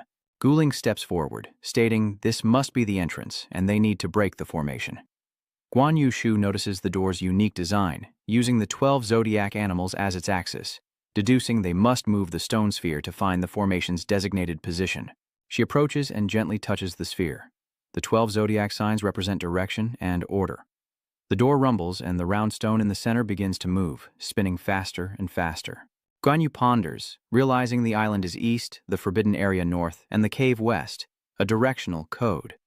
Just then, Gu Ling presents a notebook, saying they've already cracked the code. Hearing this, Guan Yu angrily demands why they weren't told sooner. The password-protected stone door quickly opens, and the cast trees gradually light up. Strangely, skeletal figures kneel on either side of the path. From above, they observe the scene. A yin-yang symbol in the center, surrounded by the 12 zodiac statues holding torches. Gu Ling speaks first, wondering what happened to these skeletons in this forbidden area. Chapter 83 flashes by, depicting the ancient founder of soul cultivation discovering a mystic art that could turn pets into body art, allowing them to wield their powers. And so, the founder established a sect, teaching the art to his disciples, and over time, the soul refining sect developed into two major factions, Man and Huang. The Man faction advocated for harmony and understanding with their pets to maximize their power, while the Huang believed pets should be devoid of consciousness, their spirits erased and refined into tools. And so, the two factions agreed to hold a celebration every 10 years, where each would send their 5 best disciples to compete, with the winning faction leading the soul cultivation sect for the next decade. But the Huang faction's method of erasing consciousness was too brutal, requiring the sacrifice of a disciple and a pet whose consciousness was almost entirely lost each time. The Man clan also criticized the customs of the Huang clan. But after reading, Ling spoke up saying, "The mural ends here, only introducing the origins of the soul cultivation factions." Guan Yushu brings out a robot, saying, "Let my little robot scout ahead, but according to the data we have, only the royal family remains on the soul refining island." She picks up a mirror, seemingly noticing something. "Wait, this person's name is Man Shi." They both seemed to realize something and exclaimed in unison, the entire Man clan was slaughtered. Guan Yu looked at the dry bones and wondered what exactly happened that year that led to the extermination of the entire Man clan. These people might be Man clan elders, perhaps even Man Shi himself. Forgive my intrusion. She approached to examine the skeleton, but Gu Ling tapped her shoulder, advising, "Don't bother. I already checked. Anything of value was likely taken. If we thought of it, the royals probably did too." Guan Yu Q suddenly noticed something, telling them to wait and look at this skeleton. "It's in a posture of invitation," she says, pointing out that only its posture is different. She looked around, a little hesitant, and said, "Is there something strange about this place?" Guan Yu reached out and tapped the ground. She relays her discovery. "It's hollow down here. There must be a trapdoor." Gu Ling approaches. "Let me try." As soon as he stepped forward, the trigram formation shifted abruptly, sending them both plummeting down, and they vanished from sight. Caught off guard, Guan Yushu screams, while Gu Ling lands safely. He even reached out and grabbed Guan Yuqiu, who was falling. At that moment, Guling's face looked strangely beautiful in Guan Yuqiu's eyes. Are you okay? Guan Yushu was stunned by his actions and words, and after a moment she blushed with embarrassment. She screamed and struggled, even hitting Guling's face, yelling, "Let me down! I don't need your help, I can get down myself." Guling released her, clutching his face in pain, while Guan Yushu turned away, blushing with embarrassment. They quickly noticed a full set of wooden tables, chairs, and a bed in front of them. Guling subtly noticed a stone nearby. A memory stone. He quickly pressed his hand into it, and a pre-recorded image appeared, greeting whoever was watching and stating that they must be of the Wild clan. They both listened intently to the man, because the Taiji diagram required at least 2 living beings to activate, and only one member of the Wild clan knew how to step onto the altar of the gods. This secret chamber is where my master and his beast cultivated, and where Ryu and I spent happy times. To those fortunate enough to enter, though I cannot see you, I wish you a successful conclusion. With his arms crossed, Guan Wuqiu smugly declares that they completed their mission successfully. The figure in the frame continues to tell them about his past with Ryu.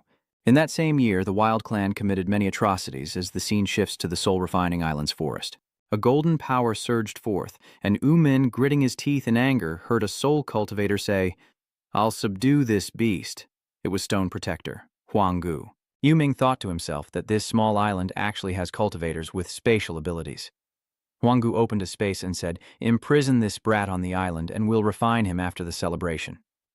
Sensing the strangeness of the space, Min realized the aura he'd been searching for was here all along, and allowed himself to be drawn in. Huang respectfully clasped her hands, thanking Protector Shai for his help, adding that the Soul Island's barrier also contained spatial magic, and could only be activated during the festival, meaning this demon was doomed. When will I be able to leave the island for training? He gazed at the island scenery before him, anticipating something, anything, to spice up his life. His mind wandered to pleasures, like his master spoke of in books, leaving the trial sword in hand to roam the world and meet beautiful women. Suddenly, his eyes changed, becoming bewildered. The wave begins to swell, and he thinks to himself, "Damn, someone must have triggered the remote mechanism again." The higher the wave, the more worried he becomes. He has to hurry. Soon, a large wave crashed onto the shore, then receded. He was drenched, having barely dodged the wave, and sputtered. Suddenly, he noticed something. A girl washed ashore by the waves. Overjoyed, he thought, "Heaven has answered my prayers so quickly." Suddenly, he spotted figures in the distance and worried, "Savages! If they find an outsider, especially one alive on the island." He immediately cast a spell. The soul refinement marks on his body glowing. A small zombie appeared from behind a tree, and he whispered, "Little Juncture, quickly carry her away." The scene shifts to the forbidden area, where the rescued girl slowly awakens, opening her eyes. She asks warily where she is, and the soul cultivator, overjoyed, replies that she's awake and in the safe, forbidden grounds of the soul cultivators. The girl sits up, frowning, and says she remembers being outside the merchant ship when a huge wave suddenly hit. He quickly responded, "You must have encountered the island's barrier that we set up, but luckily you met me. We of the Soul Clan are all very kind. Once your injuries heal, I'll find a way to get you out of here." She then noticed the bandages on her leg and the wound, before realizing her clothes had been changed, and panicked. "Wait." She put on her shoes and said, "You changed my clothes." He immediately replied, "Xiaogang did it. I know the difference between men and women. He. She points to Xiaogang beside him, asking if this Jiang Shi is male or female. He naively replies that it's male. Loud smacks echoed as she beat the boy and Xiaogang to a pulp, angrily declaring that it was all the same. Then her voice softened. "Thank you for saving me. My name is Thuong Diu. How can I get out of here?" He eagerly replied, "Soon, in half a year, I can go out for training. Then you can become my familiar, and I can take you out directly." Diu immediately pictured herself as a puppy shaking his hand, then her face darkened. A familiar? He quickly explained that she was misunderstanding, and that he could release her later, as taking a living person off the island directly was quite troublesome. She then said, "Let's just take things one step at a time. You wouldn't hurt me. If you wanted to, you would have done it while I was unconscious." Time passed quickly, and they gradually grew closer. "Tell me more about the outside world." Diu happily obliged, telling him about the countless treasures to be found. Besides the beasts, there are also Jianghu grudges. "By the way, Mansi, what do you want to do in the future?" Mansi hesitated, wondering if he should just study as his master said, or strive to win the sect competition in a few years so he wouldn't lack food on the island. Diu clapped her hands, suggesting that he come out and open a hotel with her. Her hotel was short on staff, and Xiaojiang Shi could be put to work. They could build a haunted house-themed hotel. She happily talked about future plans, and Manzi happily thought to himself, a hotel doesn't sound too bad. Time passed, and a woman standing on a high place said, "Today is the day you all go out for your trials. The sect hopes you can gather information and capture divine beasts. They expect you to complete your training within 2 years." But Manzi quickly refused, saying he already had plans with someone else. He then whispered to Huang, warning him not to talk to him, or their master would scold him. He cheerfully bids farewell, saying, "I'm off," as a burst of light erupts beneath his feet. The scene shifts to a bustling street filled with vendors hawking fresh, hot buns. Manzi, seeing the scene before him, exclaims with joy, "Finally, I'm out." The street was bustling, filled with countless people going about their busy lives, and Manzi, exhausted and sweating, let out a sigh. Seeing this, Didi asked with some concern, "What's wrong?" Manzi replied, confused, "I don't know, my heart suddenly started racing. I get like this around a lot of people, a little excited, a little scared." Diu leaned in, teasing, "Didn't you want to dominate the entire A continent? You're already tense just walking down the street?" Manzi, feeling mocked, turned away. "I just haven't adjusted yet. Give me a minute." Before he could finish, Diu took Manzi's hand, raised it, and said, "This time, I'll lead the way so don't get lost." That was the first time I faced such a complex crowd, a flood of information washing over me, but my unease and worry faded away with the warmth of her hand in mine. After their walk, they sat down to chat, and Diu asked what he planned to do next.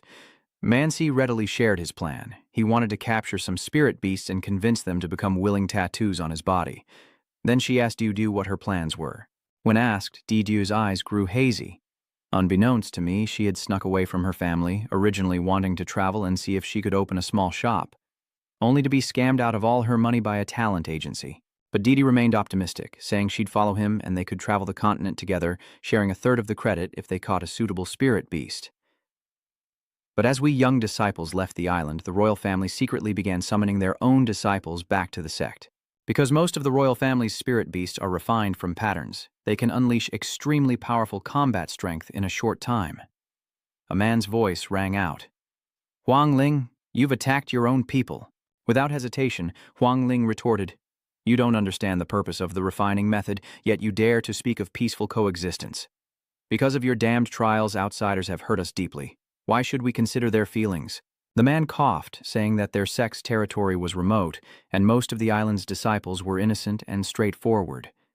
They hoped to gradually strengthen relations to avoid a repeat of what happened with her and that outsider. Hearing this, Huang Ling angrily roared, "Whoever brings up what happened back then will die." She then cast a spell on the man, causing him to cry out in pain. Soon, he vanished, transforming into a small staff adorned with intricate patterns. Before she could finish, Huang Ling cut her off. "Huang Yun, do you like Manzi?" Huang Yun was flustered, unsure how to answer. Enraged, Huang Ling reached out, causing the patterns on Huang Yun's body to glow and inflict pain. Huang Ling coldly declared from her high seat, "We must seize the master of his clan. There is no possibility between you and him. These patterns are more than enough for you to deal with, Manzi. Decide for yourself, Huang Li. You go with your senior." Huang Li respectfully replied, "Yes, ma'am," and the scene quickly shifts to a hotel. Exhausted, Manzi sits down, saying it took half a year to build the hotel, but the haunted house theme is scaring all the guests away. Ruo calmly replies that there might be some problems, but they also have new members, Trin and Kui, adding that the hotel will be built step by step and it's time for him to return. Suddenly, Manzi hesitated, saying he really liked being with her, but Diu replied without a change in expression that he had his master and many friends on the island. "You don't have to decide right now. Go back and discuss it with your master and everything will be fine. Don't worry, I'll be here waiting for you every day. It won't be so long that my hair turns white and my back is bent over, right?" Diu tossed a camera to Zhaogang, asking him to take a commemorative photo of them. She pulled Manzi's hand, counted to 3, adjusted his smile, counted to 2, and finally, Diu posed and counted to 1. The camera flashed and he felt a pang of regret. If only time could stand still at that moment. How long has it been? Manzi and Diu are now constricted by golden threads. Huang asks, "Is this how you've been living for the past 2 years?" She looked at Dudu lying weakly on the ground, scoffing. Found 2 useless pets, found a useless woman. Mansi retorted, whether a person is useful or not isn't determined by force. Enraged, Huang asks what good it is now, as the golden threads suddenly snap. She paused, thinking, shielding. This is Chapter 86, as Mansi was enveloped in a golden aura. Huang stares at the ring on the ground, asking what it is, that it could block a blow from the yunbiest his master gifted him. Didi shouts that it's her family's heirloom, and he can't break it, that her family name is Thuong.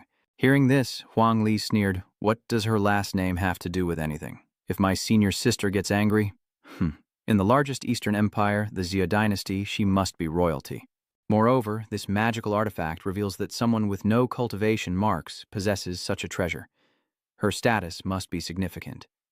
Mansi thought to herself, no wonder she was the only survivor of the Pengqin disaster. Huang Li doesn't understand the problem. What should we do, senior sister? Should we just let her go and pretend nothing happened?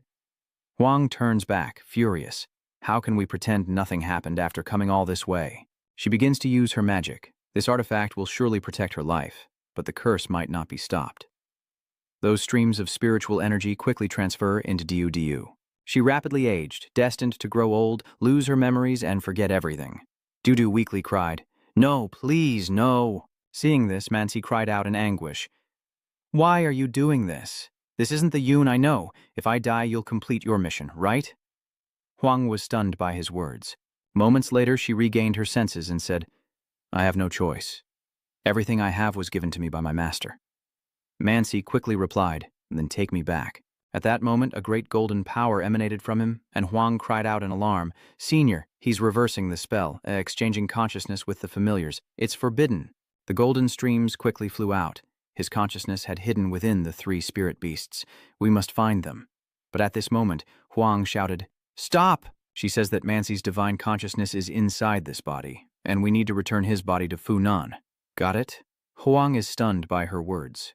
He reluctantly agreed, and the 2 quickly carried Mansi back, leaving Riryu alone. Riryu, his memory erased, dazedly asked, Why am I here? Who am I?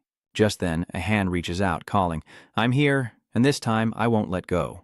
Mansi's consciousness warns. The tribe's sacred beasts are now in her grasp, but if she hasn't refined Ziling yet, there's still a chance. At the anniversary celebration, while waiting for her to modify her innate talents and skills, strike back against her. Be careful. The royal family's pattern refinement technique requires sacrifices, including the strongest beastmasters with matching attributes. The royal family was able to quickly conquer our tribe because they used our people as sacrifices. Quan Yushu and Gu Ling suddenly panicked and exclaimed, Oh no, Bao Bao is there! The scene shifts back to the palace, where Huang Huan leads the people of Guli, respectfully reporting that a young formation master is still on the run. Huang Ling looks at the bound prisoners, saying they have a mere laborer and an archer, neither of whom are qualified to be sacrifices. They've captured the formation master. Prepare for tomorrow's ceremony. After it succeeds, we'll sacrifice these 3 to the heavens.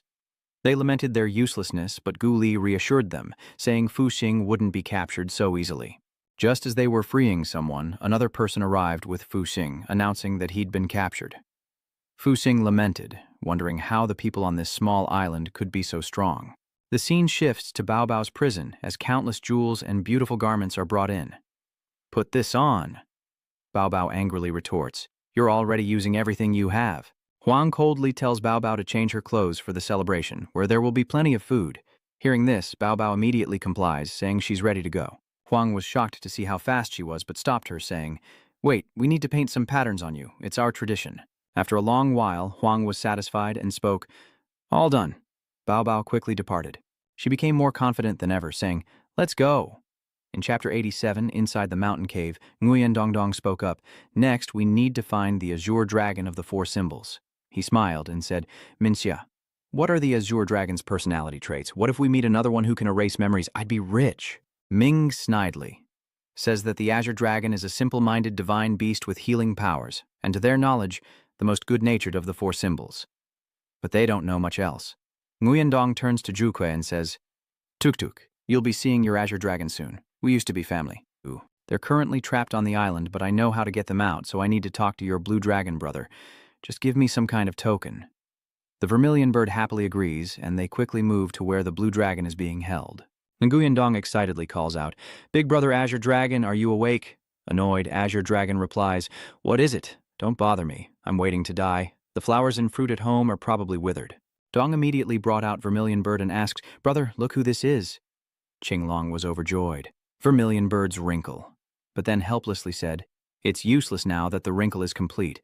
The level has returned to 0. Old Vermilion Bird, do you know how to escape?" The pitiful Vermilion Bird says he doesn't remember anything.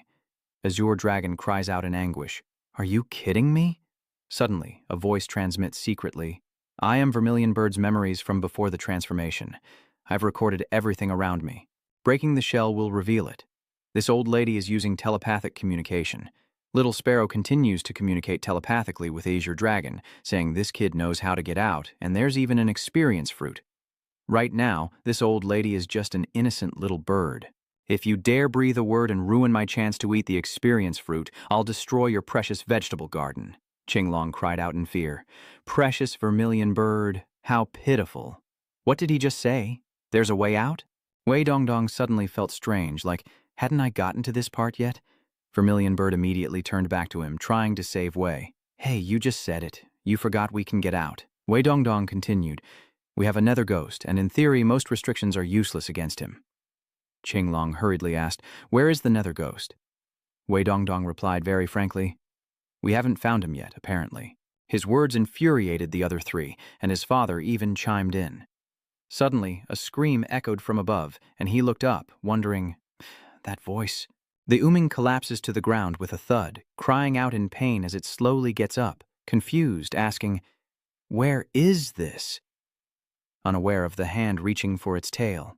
Seeing Wu Min, Wei Dongdong was immediately happy, thinking, "He's here." Wu Min quickly went to observe the chains on Qinglong, asking worriedly if he could do it. Yu Ming replies seriously, saying it's not difficult to synchronize the elements of the enchantment within and then break it, as he begins to channel his power, causing the chains to glow. The chains slowly begin to dissolve. Soon, they vanish completely, and the Azure Dragon happily declares that the immortal restriction is gone.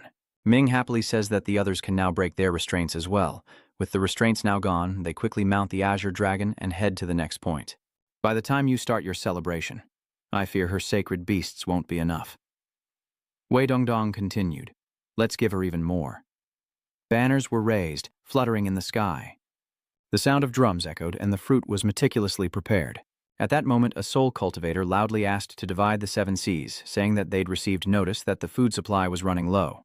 Another person added that they should complete the celebration quickly, because once their master broke through, they would be able to leave the island. Huang tells Bao Bao, who's sitting in the corner, to wait here, because the master will let her come up soon.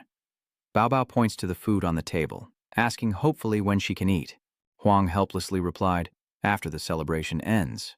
Elsewhere, a fire crackled as someone said, Huang said there were 2 people on the ship they didn't catch. We need to increase patrols and not let them interfere with Huangling's ritual. He touched the pillars covered in patterns, saying he would first set up a formation inside to prevent the 3 from escaping. And then, he left. Fuxing quickly observed the screen in his hand. What's wrong with this instance? The dialogue system is all distorted, and I was blocked from going offline just now. Gu Li, while training, said, "Instances of major events. The dramatic plots and important events are all like this. To prevent them from calling for reinforcements, we should report this to the 4 elders of the Zhuanyuan clan. Some players were hit by curses, leaving them crippled and forced to delete their accounts and start over. But this is a case of risk and reward. Hopefully, Guning Xiao can find useful information within the restrictions and successfully resolve this crisis." Guarded heavily outside, Guan Yushu thought to herself, "The ceremony is about to begin. I have to find a way to save Bao Bao."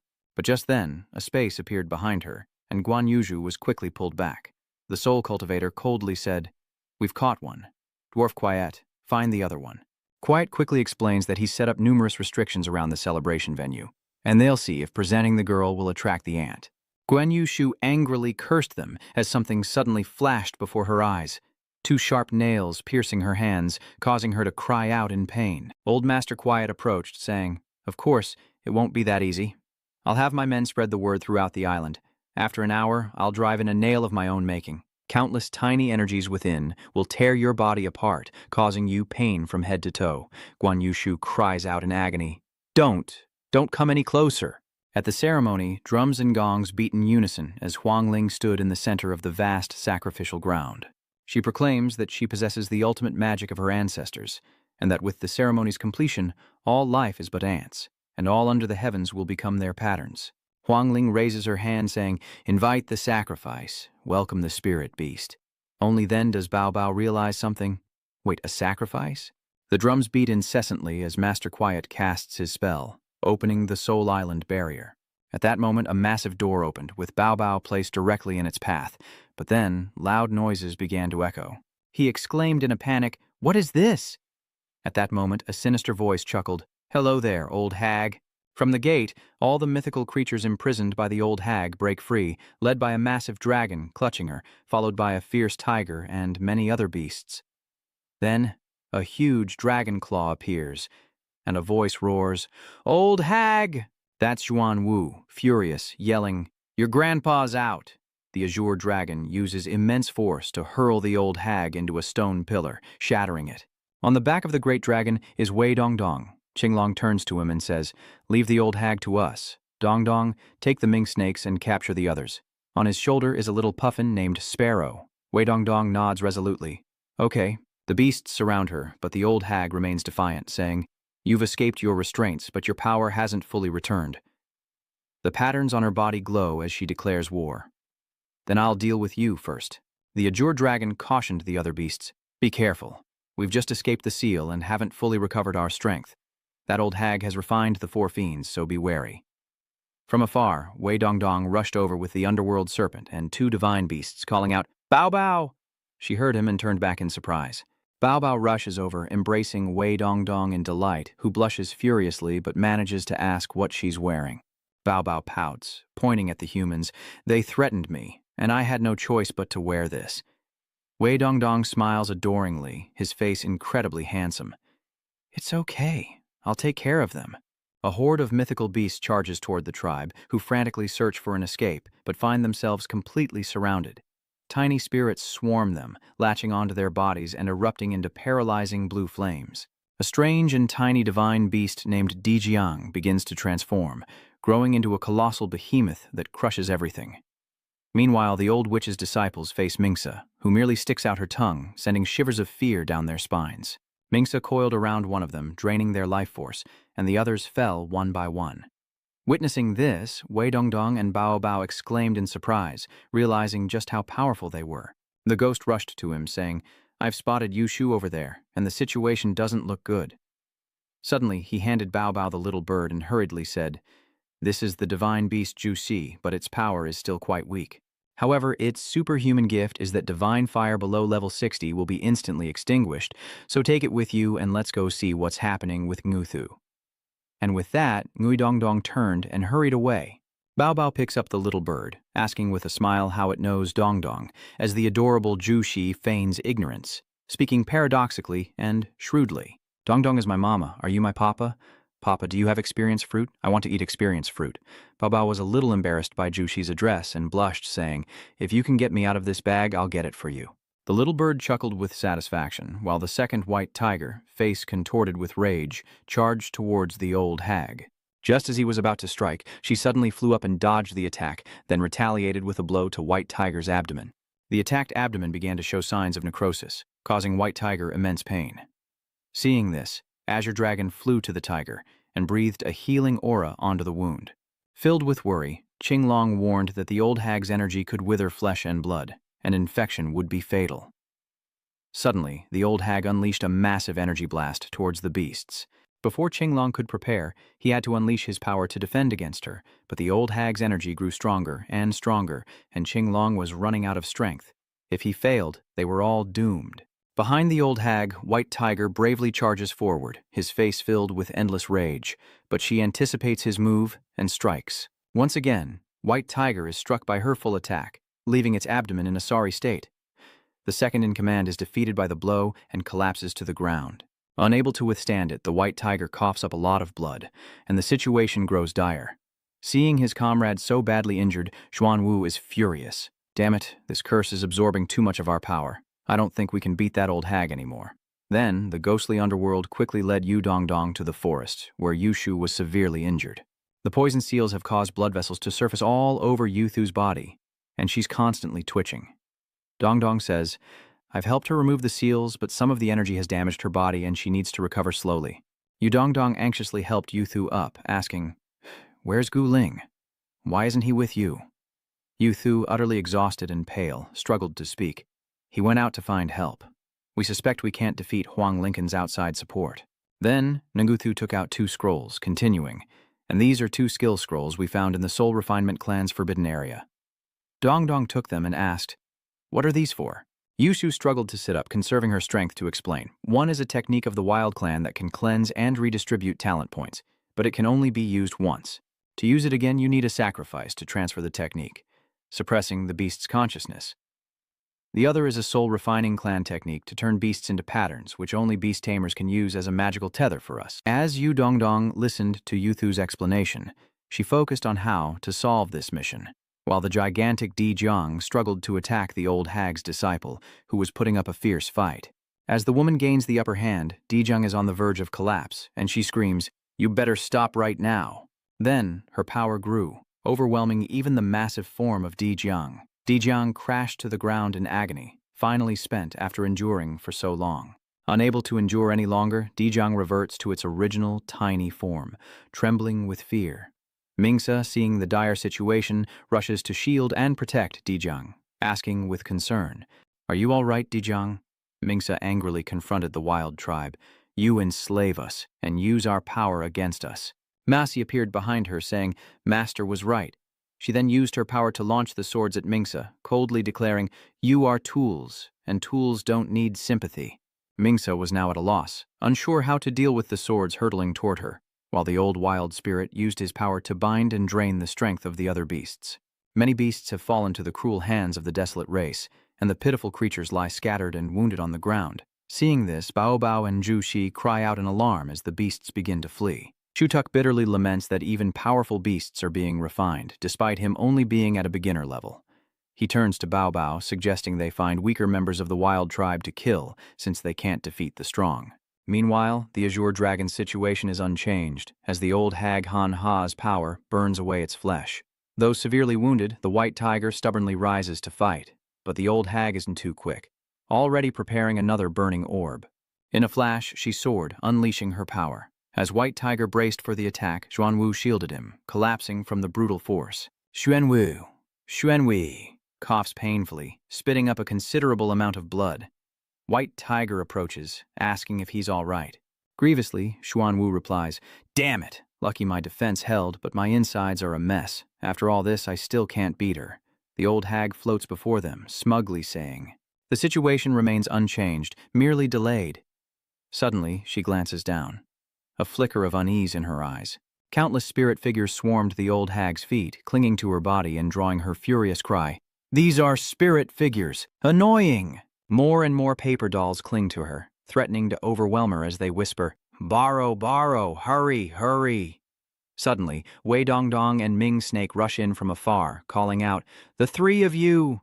With a determined look, he placed his hand on his chest and solemnly said, I've learned the soul refining method, and I beg you 3 to become my patterns.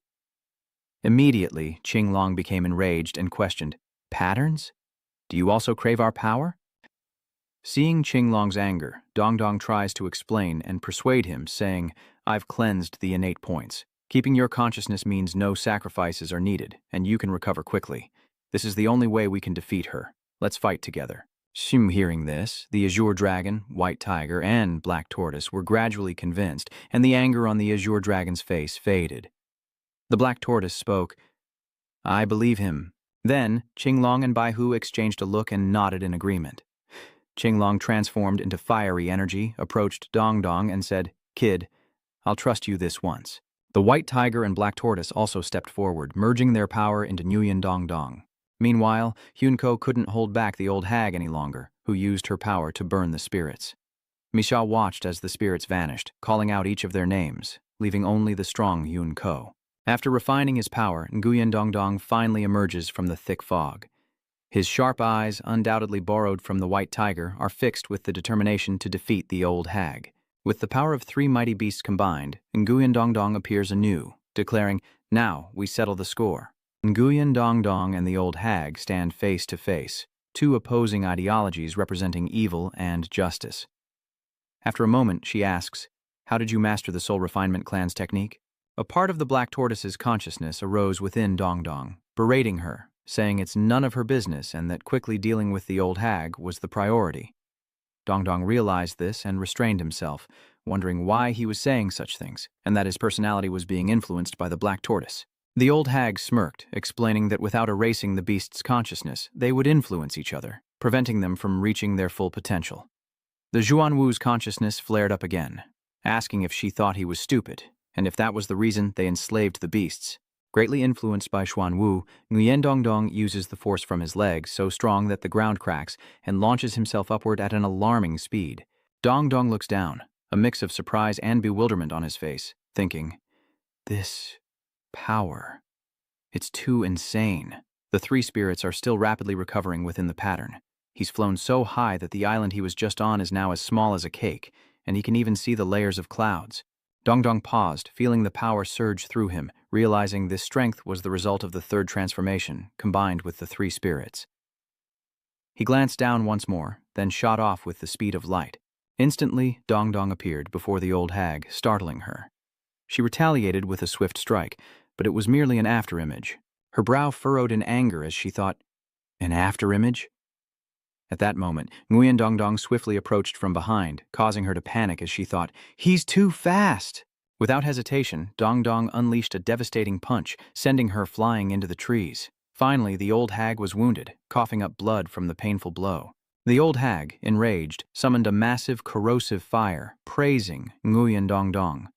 Who would have thought a mere 3rd-stage fusion of the 3 spirits could possess such power?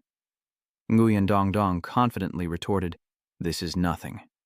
I'll show you what true power is." Lao Lan Shu unleashed his claws, facing the old hag head-on, boasting the speed and striking power of the white tiger, the regenerative abilities of the azure dragon, and the defensive capabilities of the black tortoise.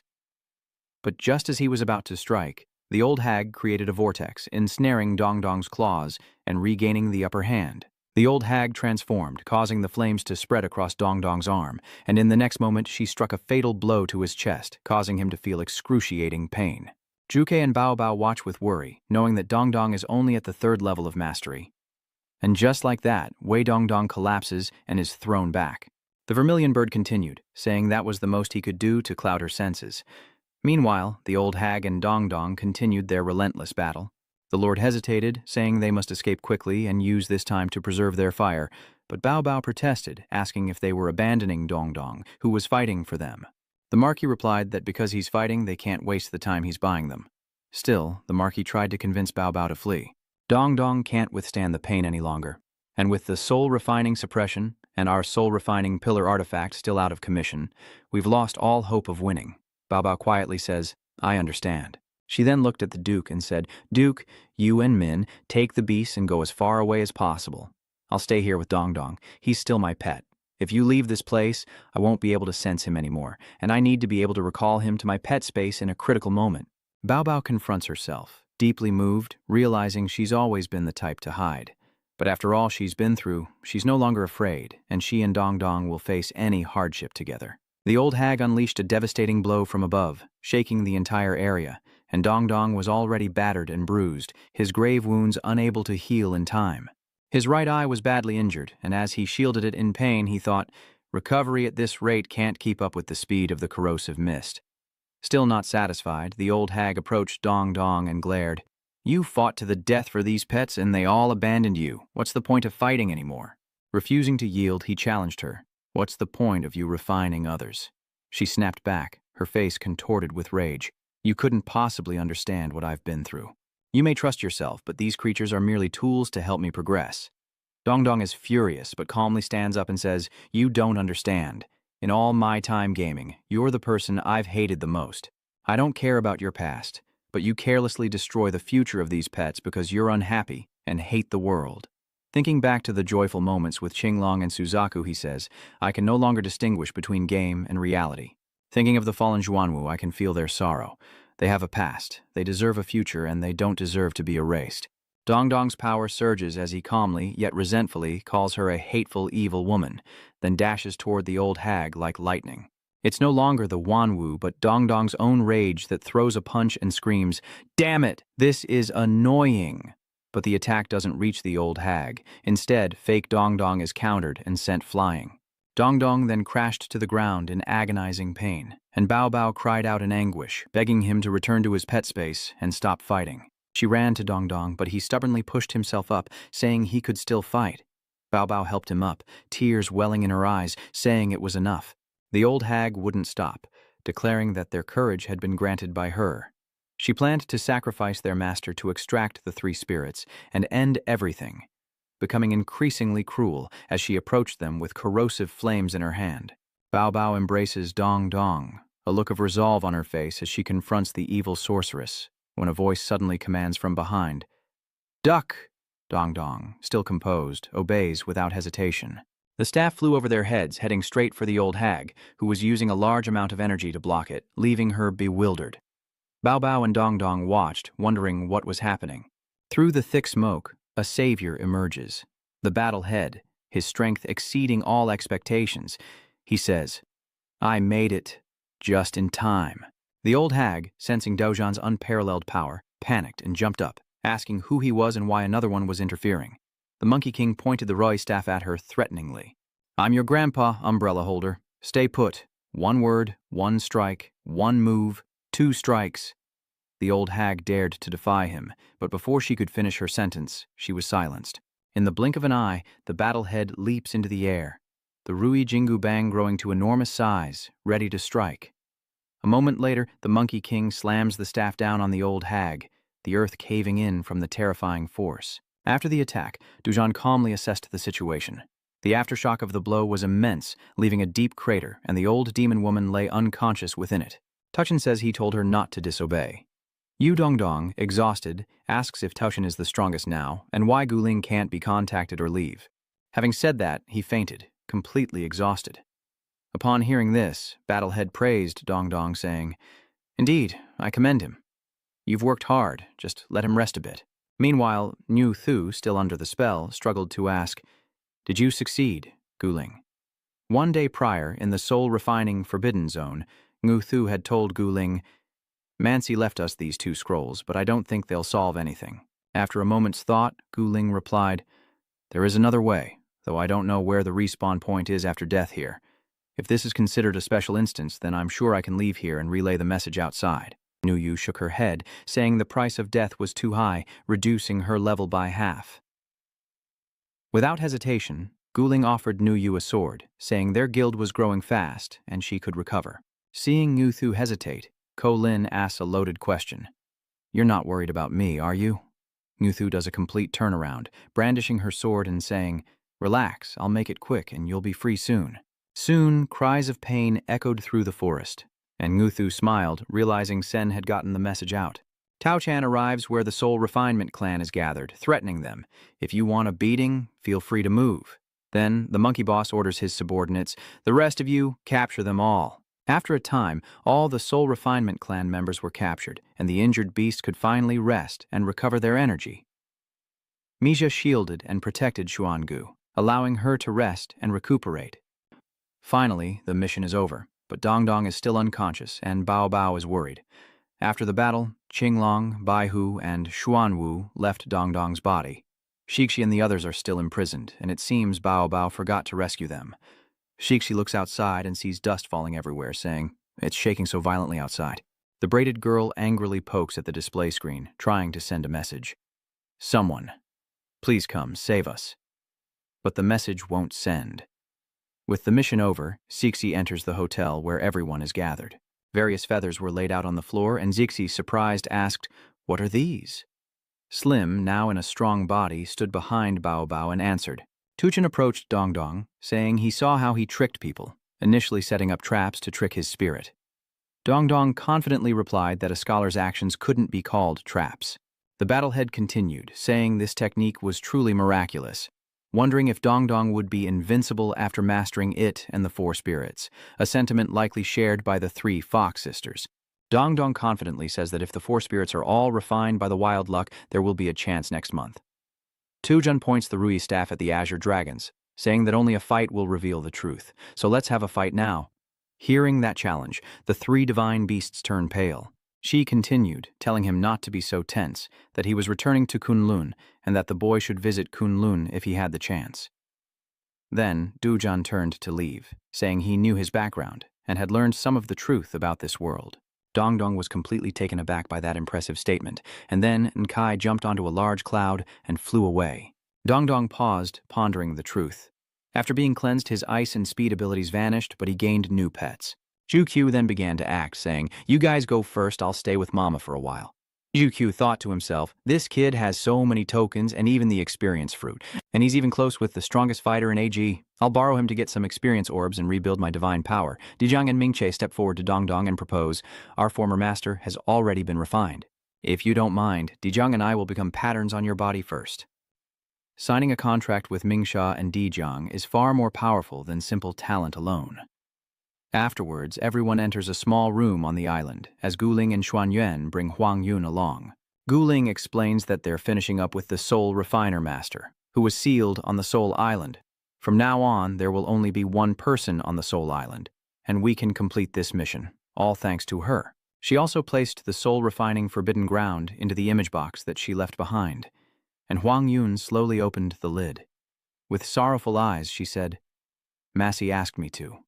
This is all I can do for him. From now on, we owe each other nothing." Huang Yun opened the box, releasing a strange light, and the image of Massey appeared. Huang Yun said, "This is his body." Wei Dongdong approached the old woman, who was none other than Axe, afflicted by the curse. He then presents a small branch, saying it's a Qinglong token, full of life, that can break the curse. Dongdong brings the branch to Riri, and immediately her white hair turns black again, the wrinkles on her face slowly disappearing. The curse on Ryu is lifted, and her face and body begin to revert to their original state as she opens her eyes, overwhelmed. She walked towards her friends, her voice filled with emotion. "For over 30 years, I forgot everything." Her eyes glistened with tears as she turned to the zombie. "I've forgotten who I loved." Riri tries to recall every memory she shared with the zombie, and soon enough, the zombie's soul leaves his body. Then enters Massey's. Massey's eyes fluttered open, and the first thing he saw was the woman he loved. He reached out to touch her cheek, but she was too overwhelmed to speak. Massey, as gentle and caring as ever, tells her to smile, and Ryu and Massey are reunited in overwhelming happiness, sharing laughter and a warm embrace. The perfect hotel voucher has appeared, completing the perfect hotel mission. The perfect hotel isn't about income or luxury, but about being with the one you love. Time will kiss every crack you're living in. These fragments filled with time are what make the most perfect hotel. Back in the real world, at the Game Azure monitoring company, in the boardroom, as everyone discusses the game's problems, the meeting's host speaks up. "Man, give us an update on the recent situation." Man stands and begins. Game Azure was created 10 years ago by a scientific research organization in conjunction with the government. The brainwave synchronizer can completely immerse people in the game, as if they were in the real world. Manman then held up a controller, projected a simulation of a magic circle, and continued. But the closer we get, the more suspicious points we discover. First, the formations in the game can reverse engineer us through geomancy, changing magic power to achieve certain formation effects. Then, Man switched to a 3D image of a robe and continued. The worldview within is so perfectly constructed, it far exceeds what a game world should have. But if we consider Azure a normal world, there are suspicious points below. Man switches to a graphic of the land in the game, where characters have 2-level settings and recovery, which is illogical and doesn't fit our familiar world rules. She constantly projects images comparing items inside the game to those in the real world. Furthermore, according to our internal documents, some people around the world have begun to disappear without a trace while playing Azure. Man uses Dongdong as an example and continues her analysis, noting that they've also noticed some unusually lifelike NPCs or monsters recently. Our understanding is that we need to delve deeper and interact more with them, acquiring more in-game resources to uncover more. The research director immediately responded, "Man, you continue playing the game. Our research staff will join in turn." At that point, they would help her investigate, and any results or progress had to be reported to them immediately. Man nodded, acknowledging the task.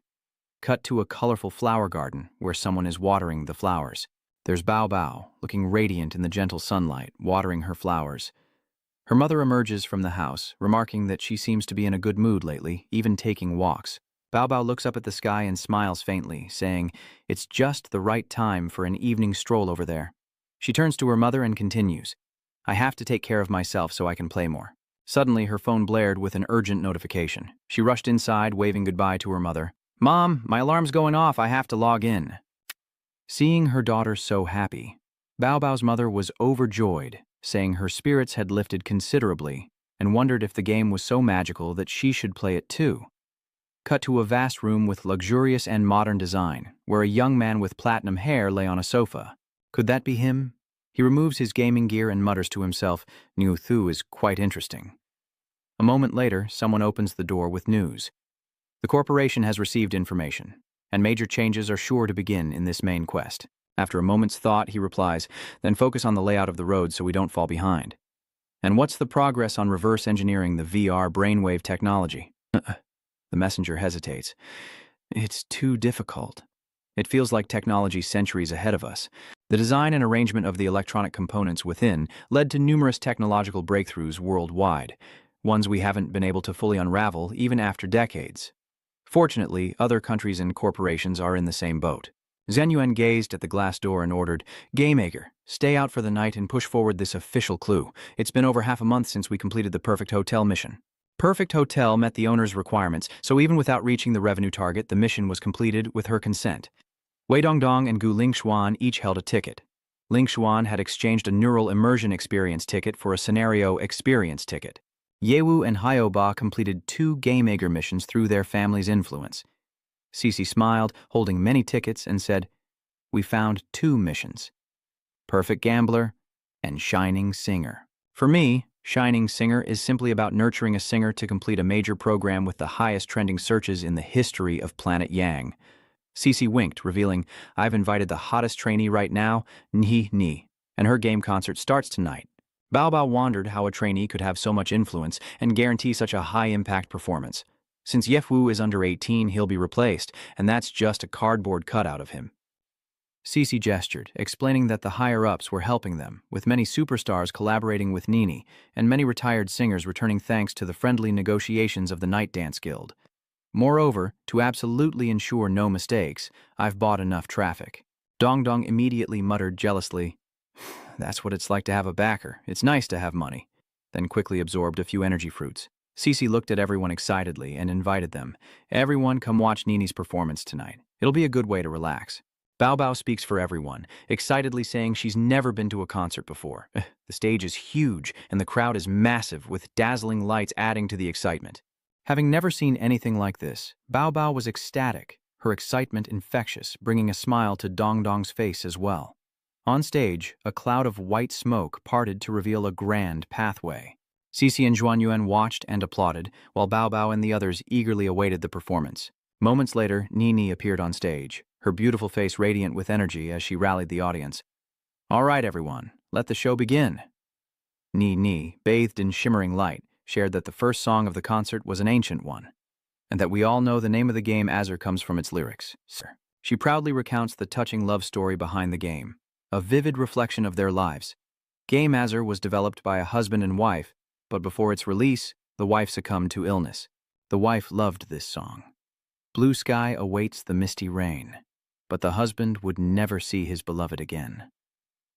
Her image faded in his mind as Nini began to sing, her voice stirring the soul, sketching a simple blue and white, the peony depicted like her first makeup. Bao watches.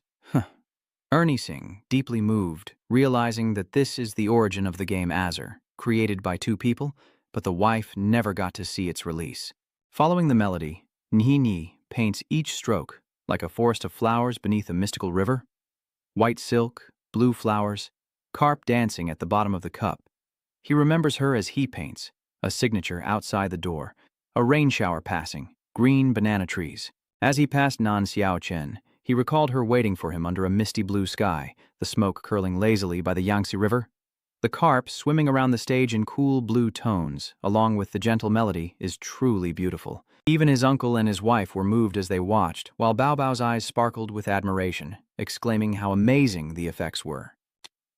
XYXI smiles, explaining that the performance effects are unprecedented in the real-world game. The special effects floating above the center stage are all dreamlike and top-notch. Nainhi bows to the audience and allows a moment of silence before announcing the end of her first song. At the request of our partners, the main quest clues for this year will be revealed shortly, a highlight of today's event. Next up, my good friend, the world-class rapper, Zoc Lo, will take the stage. After her introduction, Zoc, dressed in a stylish outfit, appears on stage. Ernie high-fives Shaker, who hypes up the crowd, saying the next song is for everyone, the old child who doesn't want to grow up. Let's sing it together, friends. Below the stage, XYXY thanks Dong Dong for agreeing to reveal a clue about the main mission, ensuring a top spot on the trending charts. Dong Dong replies that they've already completed most of the mission, so revealing the rest is fine. After all, the main mission hasn't truly begun, and no one knows what the situation is in the script world right now. XYXY liked Dong Dong's comment, praising him as the most business-minded ghoul she'd ever met. On stage, the Shaker continued its enthusiastic performance, followed by a captivating female dance group. Next, a female idol performs a touching song. Jing Hong worriedly tells Cixi, "The hot search isn't trending enough, we should buy some traffic at the end." XYXY calmly replies that they should wait and see how the next performance goes. Meanwhile, Niue Ni, now in a cooler outfit, continues hosting, announcing the highlight of the day. But before the announcement, let's welcome the esteemed guest from Kunlun, the great sage, Tu Zhan. The audience murmurs, "Isn't Tu Zhan a fighting fanatic? Why is Head Warrior here at this concert?" The aloof Head Warrior is attending Nainhi's concert. A pink-haired girl, ecstatic at the news, says our great sage is at a concert. This ticket was worth it. Her friend had to catch her, lamenting, "Wake up, why did you faint?" On the hot search charts, Nini's concert was still stuck at number 2, unable to break through to the top spot. Moments later, Tao Zhan appeared on stage to thunderous applause, with the crowd chanting his name. Qi, ever stoic, muttered, "I didn't come here willingly, so be quiet. I'm just here to introduce the next act." Tao Zhan looks directly at Wei Dongdong and says, "Come on, old man, make your announcement. I'll stand beside you." Those near Dongdong begin to whisper, causing Mr. Zichi to freeze up, wondering who this person is. "I used to watch the Immortal Academy livestream. Isn't that the Holy Saint's pet?" Another chimes in. "Oh yeah, I remember now. Isn't that the unscrupulous fur peddler?" As Dong Dong steps onto the stage, Mr. Qi mutters, "I agreed to participate in the performance, so you have to complete the mission perfectly." Nainhi asks him to announce the spokesperson for Great Sage Battle Saint, wondering what to call him. Dong Dong shyly replies, "Just call me Dong Dong," and prepares to announce the information. Then, as the screen displayed each clue, Dong Dong rattled off. "These are the 9 main quest clues we've gathered so far, some of which have been completed. Some are still missing, and we need your cooperation. If there's nothing else, I'll head off." Nainhi approached Dong Dong, saying, "If you're the Great Sage's spokesperson, let's finish the last song together." She looked up at him, persuading him, "I sincerely invite you to complete this finale with me." Dong Dong, looking defeated, says, "If you insist, don't regret it." Xiai Ni, confused, tilts her head and asks, "Regret what?" Dong Dong takes the mic and inhales deeply, confidently, belting out a nameless, ageless song with his naturally powerful voice. Just close your eyes and enjoy, ignoring everything around you. On stage, Monkey and Ernie did their best to cover their ears. One of them quipped that this guy won't need to learn any skills to fight demons. He can just sing. With wide eyes, Qin Hong stared at the screen, exclaiming that Dong Dong's terrible singing was somehow the #1 trending topic. Cixi, who orchestrated the whole thing, chuckled to herself. Guling, Xuanyuan, and Yu Shu entered the break room to find Yi Dongdong back in her misty form, brooding as if harboring a storm within. Looking over, Hu Ba was the same, his face dark with worry. Everyone in the room was subdued. Even Bao Bao couldn't find any joy. Guan Yushu asked, confused, "What happened to them? Why are they so down? And why is Dong Dong back in his skeleton form?" Dong Dong, teary-eyed, replied, "I knew I'd be famous, but not like this." Flying before Yu Qiu, Jing Hong explained that Han's singing video had been turned into a demonic meme, and the internet was flooded with parodies of him. Dong Dong wails, clutching his head. Everyone's making fun of me online. I'm never using my vampire form again. Once I'm famous, I'll wipe out the whole race. I'll start from scratch as a good, honest skeleton boy. Xiao Mokyu retorted, saying that Lao Duo couldn't possibly be upright, while Uncle ate and sneered. Yushu, still curious, pointed at Xiaoba and asked, "What about Han? He's also devastated." Kyung Hong then laughed at their misery, saying that everyone treated Dong Dong like a pet. But only Han was similar to Dong Dong, with videos and information on Hugh Ba, and now Han is also a member of the Demon Squad. Then, Kyung Hong found an OZ video of the headmaster online, followed by images of him holding a white dragon, looking like a child. At this point, Hugh Ba couldn't hold his head up, and his wife had to comfort him, saying he should be less impulsive. They can't know where he is? Next time he can just change his form and race like Dong Dong. Hugh Ba turned, tears streaming down his face, and said that wasn't what he was worried about. At this, the Overlord burst into tears, revealing his true feelings. Why were his views only half that of a pet? It wasn't fair. Cece, Kin Hong, and the Overlord's wife stood together, applauding and saying, "So, that's what it was. Truly, the Overlord." With sparkling eyes, Dong Dong approached Cece and asked about their progress. He wanted to use his skeleton form as soon as possible, so the world would know he was an upright gentleman. Cece looked at the quest board and replied, "The uncompleted quests include 3 in the amusement park and 4 in Perfect Gambler. We've already gathered information on Perfect Gambler, and we need to win against the card masters sent by the Ocean Blue Planet government." Cece pulls up an image of Hotu and explains that buying her directly is impossible, which is a problem. It requires a skill used in casinos that ordinary players rarely know, called Mind's Eye. Dong Dong suggests they visit the casino, hoping to find clues while secretly planning to complete his personal quest after leaving this void. Cece smiles and agrees, telling Jing Hong to give them some starting capital so they can experience the casino and spend freely. Jing Hong then presents them with a mountain of gold, and everyone stares in amazement as Bao Bao asks if they're really giving them that much. Kyung Hong explained that this was ticket money from the concert and a share of the video profits from Hyoba and Dong Dong. Apparently, their unit uploaded some ghosting videos to capitalize on their popularity, and the profits were surprisingly good. Dong Dong burst into tears, lamenting why he was a monster and couldn't get a share. Bao Bao, hugging the pile of gold coins, excitedly declared, "Let's go gambling." Then, everyone heads to the famous casino, packed with gamblers eager to bet. Open, open, open. Next up is a series of slot machines, the most common type of scoring machine in casinos. Slot machines are a quick and easy way to make money, and even ordinary people can recoup their losses, making them a favorite of casino owners. Then there are the 3 main casino games, and a big shot is playing 6-card poker. And of course, there's the dice game. Even the young women can't resist the allure, playing roulette, poker, dice, roulette. So many ways to play, but the thrill remains the same. As soon as Hyo 3 saw the poker table, he excitedly said, "I want to play that." Hyo 3 then said to everyone, seemingly embarrassed, "I'm so sorry, my wife from Sichuan gets excited when she sees poker. We're going to play over there first. Do you want to join us, or should we join the dice game?" Covering her face in exasperation, Gu Ling said, "Cheating here has serious consequences. I'm sorry, let's go, Yu Shu." Everyone began to split up, drawn to different games, and Bao Bao turned to Dong Dong, asking, "What should we play now? How about Fight the Landlord?"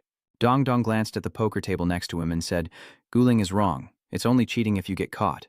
Relying on luck doesn't make you a perfect gambler."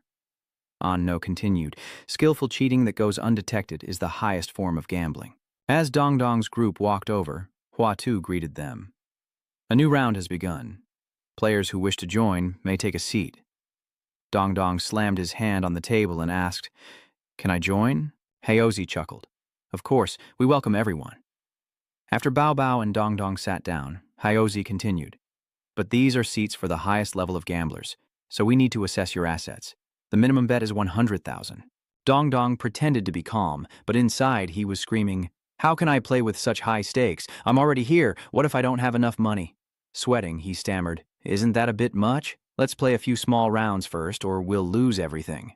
Just then, Cixi appeared, her face like a money printing machine, and said, "His expenses will be charged to my account."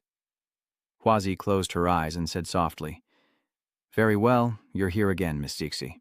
If he's your friend, we're naturally happy to welcome him." Dong Dong is overjoyed, imagining Cixi as his money savior, thinking, "Thank goodness for Cixi." Cixi leans in and whispers, Be careful, this guy is a cheat. Huazi continued, since we have a newcomer, even though they're Miss Xixi's friend, we should still go over the rules. Each person has a bowl in front of them, and the game is simple. She pointed to Dong Dong's bowl. Each bowl has 4 dice. We each roll and try to guess the exact total of the dice in another person's bowl. If you're right, you get 1 point. Guessing the exact number of dice in your cup earns you 1 point, and after 10 rounds, the player with the most points wins. Dong Dong internally screams, it's not just high or low, but the exact number. Huazi then lowered one side of her shirt, revealing a mysterious spider lily tattoo, and with a serious expression, began rolling the 4 dice. Next, she throws the 4 dice into the cup, and with a serious expression, Huazi skillfully shakes the cup directly over the table. A second later, she slams the cup down and gestures to Dong Dong, saying, Sir, 10 days. Everyone gathered around Dong Dong to watch, wondering if Miss Xici could win this round with the master she invited. Xici and everyone else looked at Dong Dong with anticipation. He covered the dice with a cup, then shook it back and forth on the table with a serious face, but with no skill whatsoever. The crowd began to judge Dong Dong with different eyes, thinking, my grandma could play better than this. Feeling the judgmental stares, Dong Dong awkwardly said, the most advanced technique doesn't need too many skills. Simple, natural actions are enough. With composure, Huazi calmly instructs Dong Dong to record their scores on the board in the corresponding color. The prediction boards are set. Dong Dong predicts 1251 for Huazi and 6421 for himself, while Huazi predicts 3456 for himself and 1214 for Dong Dong. Huazi remains calm, but Dong Dong looks worriedly at the board. Those around weren't surprised by Huatu's accuracy, but Qin Hong said with dissatisfaction, why did that number appear? Huatu's accuracy rate is 99%, while Dong Dong didn't match a single number with Huatu. Huazi announces, open the cups. They both reveal their cups at the same time. Dong Dong's cup shows 2d14 and Huazi's shows 3d4 The onlookers began to speculate, wondering why he hadn't guessed a single number. It was too strange. Dong Dong thought for a moment and said, I think I know why. Can I quit now? He calmly replied, of course, just put all your chips up front. Welcome back any time. She thought warily, is the master testing my abilities by not doing anything on my first try? If that's the case, this setup is more complex than it seems, and I need to take it more seriously. Meanwhile, Dong Dong thought as he left, I don't understand any of this, but I can't afford to lose any more money. Suddenly, Bao Bao pointed to the commotion and asked what was happening. Dong Dong pushed through the crowd, asking what all the fuss was about, and someone replied that a little bird had won 10 hands in a row. On the other side, CEO is dashing with his glasses, followed by little Mo Q and Bob Vager. CEO puts down 2 sevens, shocking everyone around him. Another heavenly hand. This little bird is a god. Once again, Chutuk adjusts his glasses and says, Mokao, pour the tea. It's been so long since I've been to a casino. I thought I could live among you commoners, but forget it. I'm done disguising myself. I'm a gambling god, and I'm all in. The chairman held a stack of winning chips, humming a victory tune as he walked. Bob Vager whispered, Chairman, did we brag too much? Everyone's watching us. The CEO retorts, what do you know? I'm fishing for a big catch. In a casino, the atmosphere is key. If it's not high class, you'll be stuck in the slums forever. I'm telling you, Moi Kao, you need to aim higher. Suddenly, Dong Dong appears before Jutuk, startling him. Jutuk's demeanor shifts completely, his eyes sparkling as he asks, what is it, mama? Jusik shoves the coins into the dealer's hand and says hastily, why do I have so many coins? Who won? Was it you, dealer? The bewildered dealer takes the coins hesitantly. Yes. Dong Dong looks at Jusik sternly and asks, stop pretending. Jusik, do you know how to gamble? But the chief still feigns innocence, saying he doesn't know what Mama is talking about. Then, Dong Dong picks up a coin from the table and slowly says, how unfortunate. Let's rephrase that. What are the stakes for whoever wins this mission? Enough with the mental cultivation rewards. Dong Dong glanced at Juicy as she spoke. At this point, Juicy, now sporting glasses, a fur vest, and slicked back hair looking like a true gambler, said, Mama, I won't hide it any longer. I actually have a divine talent for gambling, and I'll go complete the mission. Bao Bao, standing nearby, was taken aback by the CEO's appearance and said, why do I feel like I can hear music? The CEO looked at Shishi and explained, in short, my current fame and fortune are all thanks to my fire attribute talent. Originally wanting to start over, he needs the 3rd-ranked mind talent to win this gamble, but its effects are minimal, so he'll need to cleanse it later, though the cleansing item is incredibly rare. Surely someone has it. Shishi replies, I know your past. The soul refinement technique can only cleanse a talent once, and using it again requires a sacrifice, but it's already incredibly powerful. Others may not have many items or methods to cleanse skills or talents, even in my guild, but I can let you try it once. The guild master reached out, satisfied, and said, Deal. I'll list the job change materials for you. Follow me, we'll change classes, and then we'll go. Before that, prepare videos of the previous gambles for me to review. Bao Bao then asked, Right, I heard about this mind talent before, but I've never met anyone who uses it. Is it useful? Cece explained that it's basically useless for professional combat, but for business or technology, this talent is invaluable.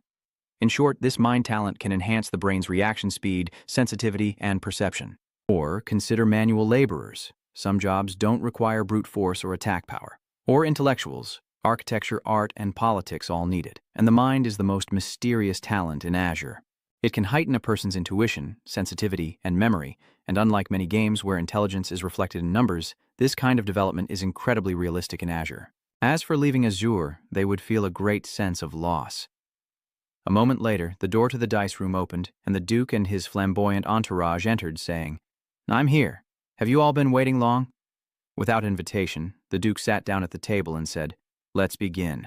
With a calm demeanor, Huazi said, Please, be my guest. The Duke picked up the dice cup and shook it directly on the table, like a true professional. Then, after placing the cup on the table, Hotu pulls down one side of her shirt and shakes the dice, drawing a large crowd. The Duke squints at her cup, thinking, This woman is using energy to envelop the dice. When the moment to open the cups arrives, energy swirls endlessly, and indeed, there's an energy enveloping the 4 dice in Hoatu's cup. Shishi says sternly, Our people discovered this casino before. Hoatu can control the dice, but we can't interfere. As the chief filled out the prediction board, she thought to herself, This is difficult. The energy surrounding the dice is a dark element formed from a special technique that absorbs barriers and interferes with energy. Huozi speaks up, You've written down your predictions, so let's open the cup. Immediately, the prediction board appears, with the chieftain's numbers being 1, 2, 3, 4, and Huozi's being 3, 4, 5, 6. The girl announces the results. Watu has 2 points, and the Lord has 1. The Lord, annoyed, thinks to herself, I even used the energy-wrapped tentacles, yet this girl can still predict it. Bao Bao, watching from the sidelines, exclaimed in frustration, Even the Countess is losing. Seeing this, Dong Dong placed a hand on Jenne's shoulder and said, It's okay, it's just testing the waters. Tuk Tuk will surely get serious now. The girl can only see 3 steps ahead in this game of deception, where one wrong move means utter defeat. Dong Dong analyzes the situation, but this game is about who can make their move without being detected. In total, we'll see what tactics Tuk Tuk has up his sleeve. The atmosphere grows more intense as everyone gathers to watch the spectacle unfold. The chief says he's created a barrier on the dice with all his energy, so he doesn't believe she can see through it. But Huajia's eyes sharpen. Huajia complimented Jujak, saying, Impressive tactics, but you still can't know the situation inside the dice. The 4 red dice then rolled out, revealing 1563. As the Duke predicted, his dice roll was 1563, and he guessed Huajia's as 4532, while Huajia predicted the Duke's dice as 1436 and her own as 5624. The 4 red dice reveal 5624. Huata frowns and says, Congratulations, we each get 1 point, it's a draw. Huajia's eyes darkened as she realized she could no longer interfere with the dice rolls, and wondered how she could possibly guess the numbers correctly. The Duke placed his hand on the cup and shook it lightly. Inside the cup, a hand crushes an eye in a disturbing display of telekinesis. Juquo chuckles. Heh, I just happen to have a kid who isn't controlled by the barrier. The sparrow's eyes turned sly, a smirk forming as he said, I've matched the scores with him. As long as she can't see inside the cup, the ball can manipulate the score. When it comes to tricks, you're still too green. The Eagle referee announces the 3rd round, with both sides tied and each earning another point. Bao Bao and Dong Dong stand outside, worried. Bao Bao says that if this continues, Huazi will ultimately win. What can they do? Huozi furrowed her brow, telling the Duke, who sat smugly before her, I don't know what you're doing in the cup, but it's working. Huozi formed a triangle with her hands, chanting a mantra, and suddenly a blue eye appeared on her forehead as she continued. Open wide, pupil. Everyone around them exclaimed in shock, saying, She never used her innate skill point when she fought us before. They were all stunned by Hoatu's power. They had never seen her true strength in a match. The eye on Huazi's forehead widened and glowed as she used her power, seeing through the cup to another eye controlling the dice-shaking hand. Huozi reaches out, absorbing all the black energy from the cup, and sensing something amiss with the dog, she shouts, "I demand an inspection of this guest cup." Outside, Cixi and Qin Hong looked worried, wondering if they'd be discovered. Bao Bao frowned beside them, asking what would happen if they were. Cixi pondered for a moment, then replied, "They'll be banned from Ocean Planet forever and must compensate the casino tenfold." The Eagle referee approached Sparrow and said, "Please open the cup." TQ clutches the cup, protesting their treatment and demanding a refund, but the referee insists on cooperation. Everyone around them cheered, raising their hands in support, chanting, "Open the cup! Open the cup! Open the cup!" With no other choice, Uncle Took complied, releasing the cup into the referee's hands, saying, "Very well then." The referee approached, placing his hand on the cup, ready to open it, only to find it empty, without a single die inside. Huazi, as if struck by lightning, gasped in astonishment. "How can this be? My barrier." With wide, shimmering eyes, Quack says sweetly, "I'm just an innocent little bird. How would I know how to cheat?" Suddenly, Quack's eyes narrow as he glares at Huatu. "However, I can check your cup, can't I?" Huozi chuckled, placing her cup down. "As a casino employee, I would never cheat." The crowd gasped as they peered inside the cup, exclaiming, "What is that?" Huazi was frozen in disbelief. It was a hand holding an eye, its pupil cutely saying, "Hello, you cheated big sis and got caught red-handed." Sparrow appears, holding a pointer, and explains that she never intended to play this game fairly from the start. She clarifies that if they played by Huazi's old rules, the best they could hope for was a tie. What we needed to do was distract Huazi while she focused all her attention on the dice cup. Tuok Tuok pointed to an image, explaining that when she poured her energy into Tuok Tuok's cup, the ball had already slipped under the table. Kweki explains further that the ball was subtly moved to Heizi's side by shifting her own eyes and hands.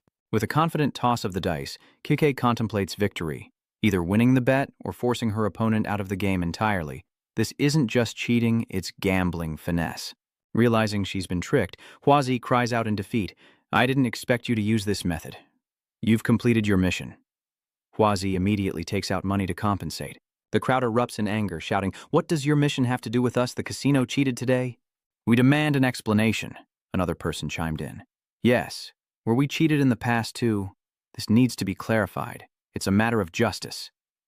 Suddenly, a man stepped forward, placing his hand on Huazi's shoulder, and addressed the crowd.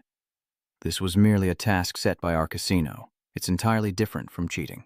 A man with the aura of a fierce dog, Hoatu, calls out, "Boss," he replies, "to celebrate Tuthu Cixi completing the mission, I will compensate each guest in the casino with 5,000 gold coins." "I hope everyone continues to have fun," the pink-haired casino employee said, bringing over a tray of money. "Is this acceptable?" the boss asked. Hearing the offer, everyone cheered. Those who were just angrily protesting now smiled in agreement, praising Cixi for completing the task so impressively. Indeed, how cool. The gambling skills of both sides were top-notch, witnessing the birth of a major quest. Seeing their actions, Bao Bao yawned, saying, "This group has seen nothing." The boss turns to Cixi's group and says, "Let's talk as we walk." They head to a room with a gold sign. The enraged boss exclaims, "It's that rotten brat Mai again. She ruined me over a decade ago." Flashbacks reveal Tixi's former life of luxury as the casino boss recounts the past. Because of poor management, players won a large sum of money, and this time, Mai used the same tactics to win the mission. "What are you talking about? I don't understand. I lost my memory when I was reborn." The casino boss is furious, but Mai continues to play dumb, pretending to be innocent.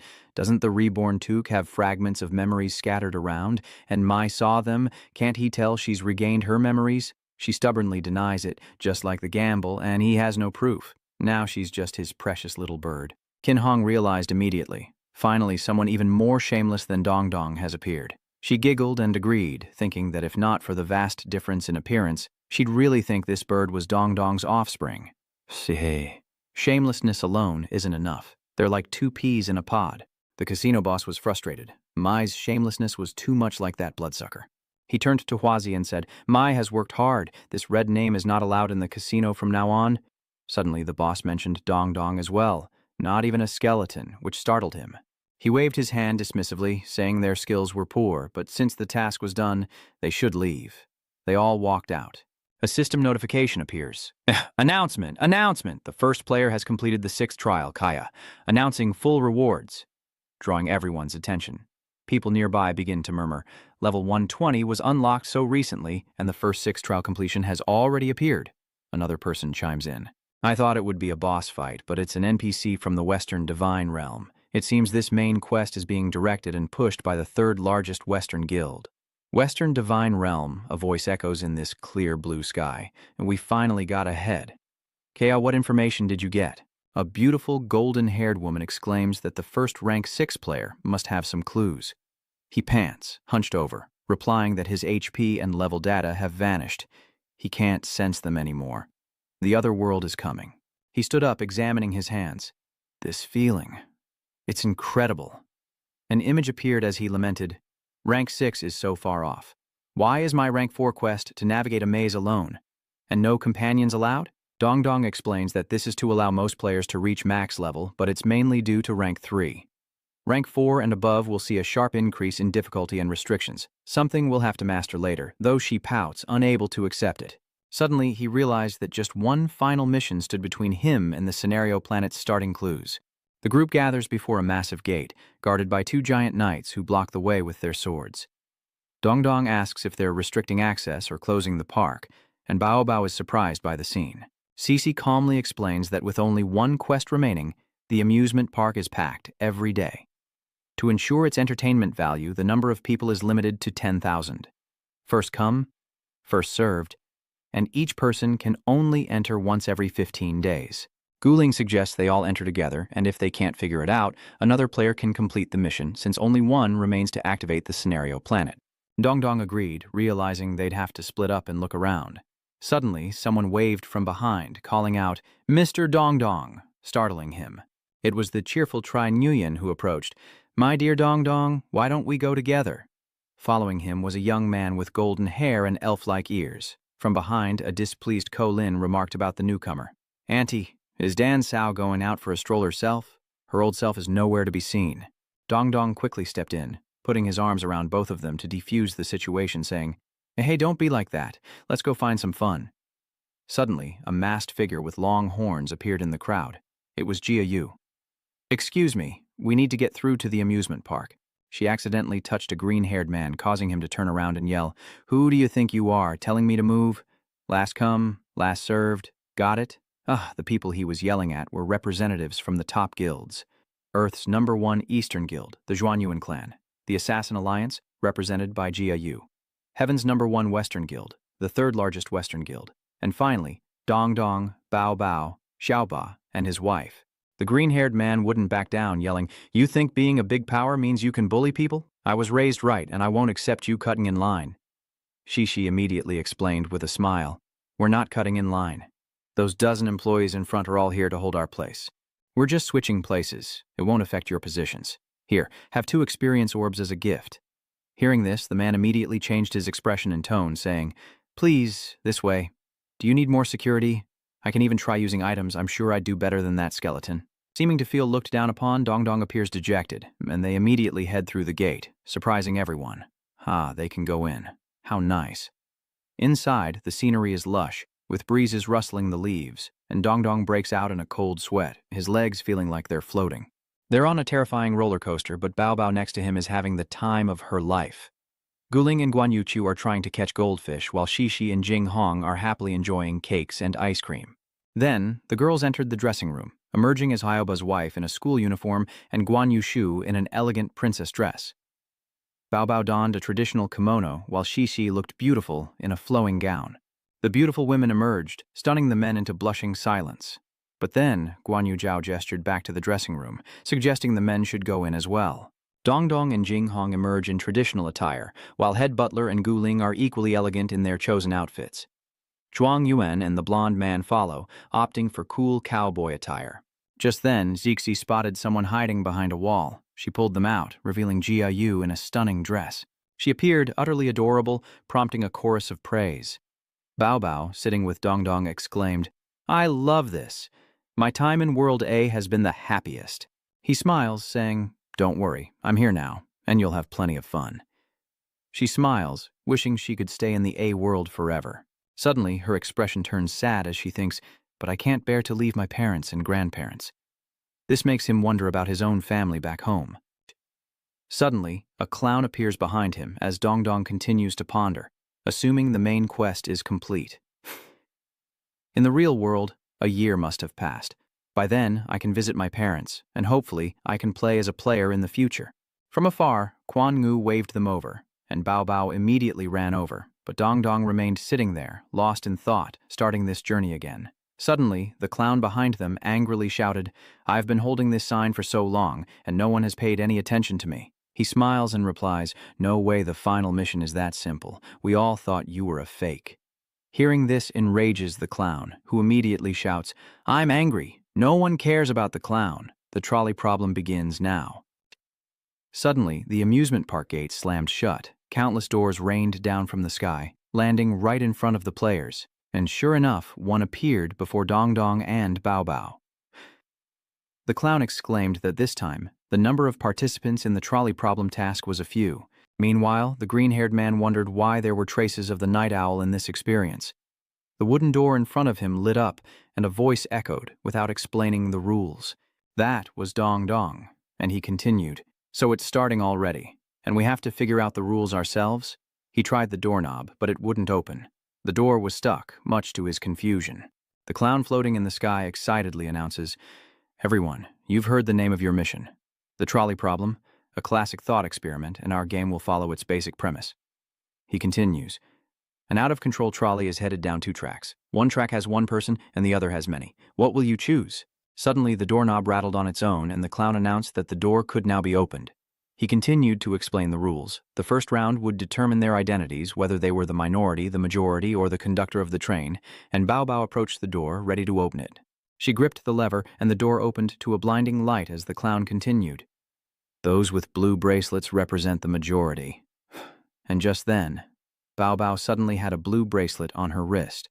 "Those with yellow bracelets represent the choosers, and you can decide to eliminate the minority or majority this round, and Xiaoba has a yellow bracelet. Those with red bracelets represent the minority, and Xiaoba currently has a green bracelet." The amusement park is divided into 10 areas, each with one selector. Killing a selector allows you to inherit their abilities.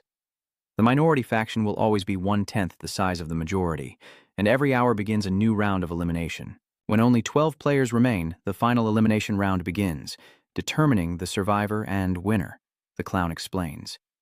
Suddenly, his expression darkens as he gives a sinister smile and says, "Then, let the games begin." Dong Dong tells Bao Bao that they're wearing blue armbands, and Bao Bao, clutching her armband, asks what they should do next. Feeling that the new selectors are the most dangerous, both the minority and the majority will hunt them down within 10 rounds. Dong Dong seriously stated his understanding: if it goes beyond 10 rounds allowing the hunt, factions will automatically divide, and if the weak are in the majority, they will begin to unite. Pursuing the minority faction or the group of selectors, our immediate priority is to find the scattered people. Moreover, we're wearing blue bracelets, which is dangerous. Looking at Bao Bao's blue bracelet, Dong Dong continues to explain that the essence of the trolley problem is whether the value of life can be planned through calculation. But this game favors those who abandon calculation. He's amplifying the evil in human nature. In the Hawan Mai Hotel, everyone is watching the game together, a girl with bun hair exclaims. This game is being live-streamed and the elimination rate is rapid. No need to wait an hour. The number of remaining players is displayed on the announcement board, 7,589. Someone comments that it's starting to turn into a battle royale. A person with a gold bracelet suddenly collapses, along with their scepter. It's a sheep suddenly crying out, "I came to the amusement park to play games. I don't want to die. Leveling up again is such a pain." Now, the blue bracelet wearers all stared intently at the sheep, thinking they finally caught it, and it didn't look like it could resist. Suddenly, a muscular man volunteered, "Let me go. We're the majority, and I'll ensure the majority's choice is upheld." Suddenly, a bald man stepped in, shouting, "Why should we trust you? You'll just turn around and betray us." The horse-bodied man, upon hearing the accusation, immediately retorted, sparking a confrontation. "That's slander. Are you going to believe everything he says? Do you think we're stupid? Let me hunt him down." Suddenly, Dong Dong stepped forward to stop them, saying, "Stop, let the sheep go." Their attack ceased at the appearance of the stranger, and they all glared uncomfortably at Dong Dong. Everyone recognized him from the social media buzz. It was Conti and Erky. Then, Horse stepped forward. I'm saying, this is a fight between adults. What's a kid like you doing here? We're all rank 4 here. What nonsense. Did he think he could show off his academy rank? He immediately drew his sword and charged. Let me teach you a lesson.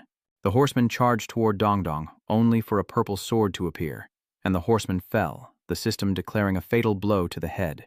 Instantly, the brute dissolved into dust, horrifying the onlookers.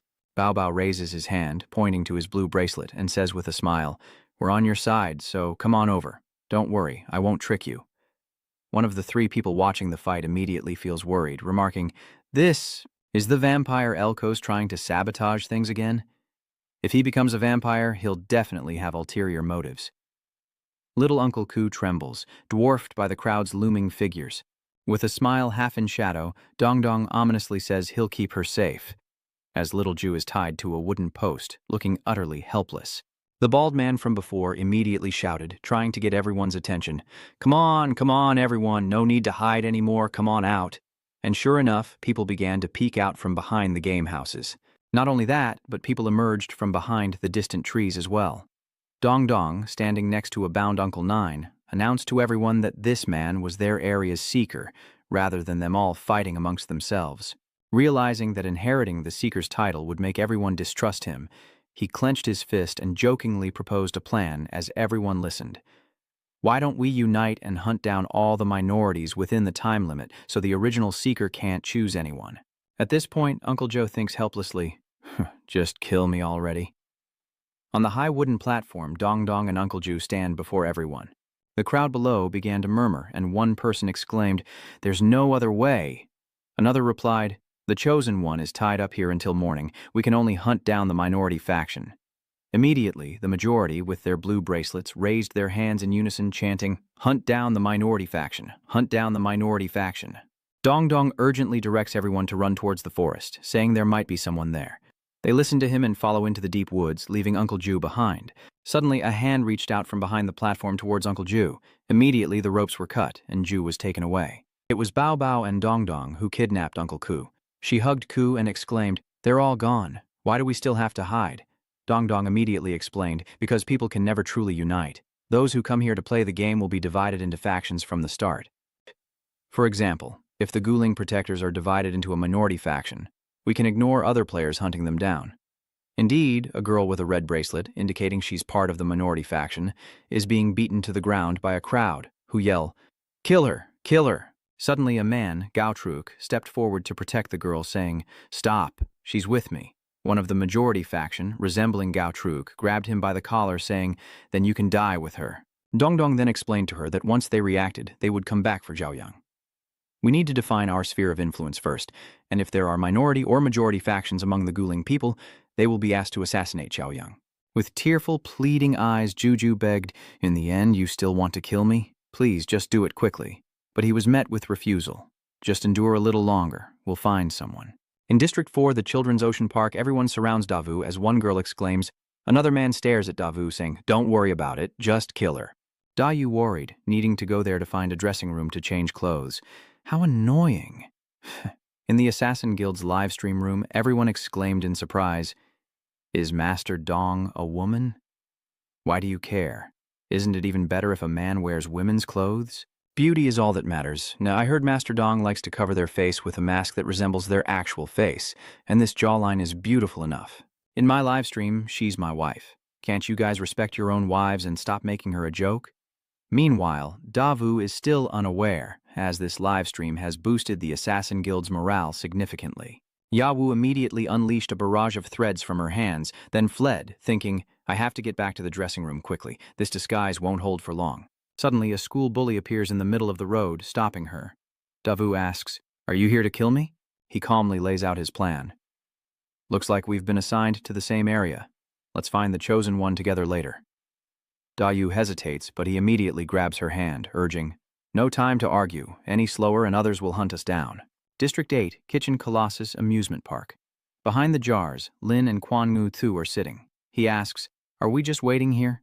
She observes the documents and replies, You're with the minority faction. I'll come out after I find the selector. If the majority faction targets you, I won't be able to watch over you. Lin smiles in agreement. As you wish. In District 1, at the outdoor amusement park, Chai Yuan appears, perplexed, muttering that someone will have to be sacrificed. The worst-case scenario has occurred. Bao Bao and Xi both have blue bracelets and anxiously look at their own bracelets without a smile. Even if one of us replaces Xiaoyang as the chosen one, they're sure to be eliminated. This isn't about killing each other anymore, but a test of individual choice. This is the essence of the trolley problem. To be the last survivor, killing friends or family becomes meaningless, so which side will you choose? Dong Dong then suggests a coin toss, as a win-win is impossible. A notice appears in the sky showing 10 minutes and 45 seconds remaining, and the game master announces that the first settlement is in 10 minutes. Chuyuan then exclaimed that they had to make a choice, as they desperately needed tickets for this mission. They couldn't let the Bao Bao group be the sacrificial lambs, so they should choose the minority. Cici immediately explained her situation, saying they already had a ticket and she wasn't good at fighting, so she could drop out early. But Dong Dong stopped her, explaining that he wanted to test a rule. The minority is always 1/10 of the majority, so what happens when the minority isn't enough? Chuyan Nguyen points out that the conversion comes from the minority faction, but the exact calculation of this rule is still uncertain. Furthermore, it refreshes every hour, so I want to wait for the outside slaughter to end and see if anyone will be directly converted. In District 5, the water park, Phai Na appears, the president of the East's second-largest guild, level 120. Han Ta, still reading on a stone bench, exclaims, "Confirmed! Conversion can happen at any time." Behind Han Ta stood Lei Ji, the 7A strategist, level 120, with a ghostly face, exclaiming that they had killed hundreds. Finally, it was verified that when the number of the minority faction is insufficient, it will directly convert the number of people in the majority faction. Feia turns back and replies, "Good work. The leaders of the major powers aren't showing their faces directly this time, just letting the youngsters fight it out. It's been hard on you, Lei Ji, to get us this ticket." Honda coughs uncomfortably and says, "I don't have much time left, and my current body only has a few months. No matter what it takes, I have to catch up with this operation quickly." Reading Dong Dong's file, Han realizes, besides himself, there are 5 others. Abnormally evolved monsters and NPCs. If Han isn't a combat type like the Warhead, but just a civilian. Behind the wall in the first area, Dong Dong and Bao Bao hid as he exclaimed, "Real-time conversion confirmed! Someone outside automatically changed from a blue bracelet to red. What's going on? Did they change the rules?" Dong Dong added, "Too bad we're out of time and we can't convert to the minority faction." He turned to Xiaoyang and said, "Sorry, we have to kill you to eliminate one less person." Just then, Bao Bao's bracelet suddenly turned red, and Xiaoyang pointed, "Your bracelet." Seeing this, Dong Dong smiled. "Great, now CC can kill Xiaoyang." Xiaoyang looked over sadly. "So I'm still going to be killed? Never mind, I said nothing." CC uses a lightning rod on Xiaoyang, electrocuting the sheep to death, and her bracelet turns gold. CC smiles as she makes her choice on the notice board, and the clown announces that time is up. The clock really did reset to 0. And Han Fei announced that only 973 people survived, less than 1,000, so 10 areas will merge into one.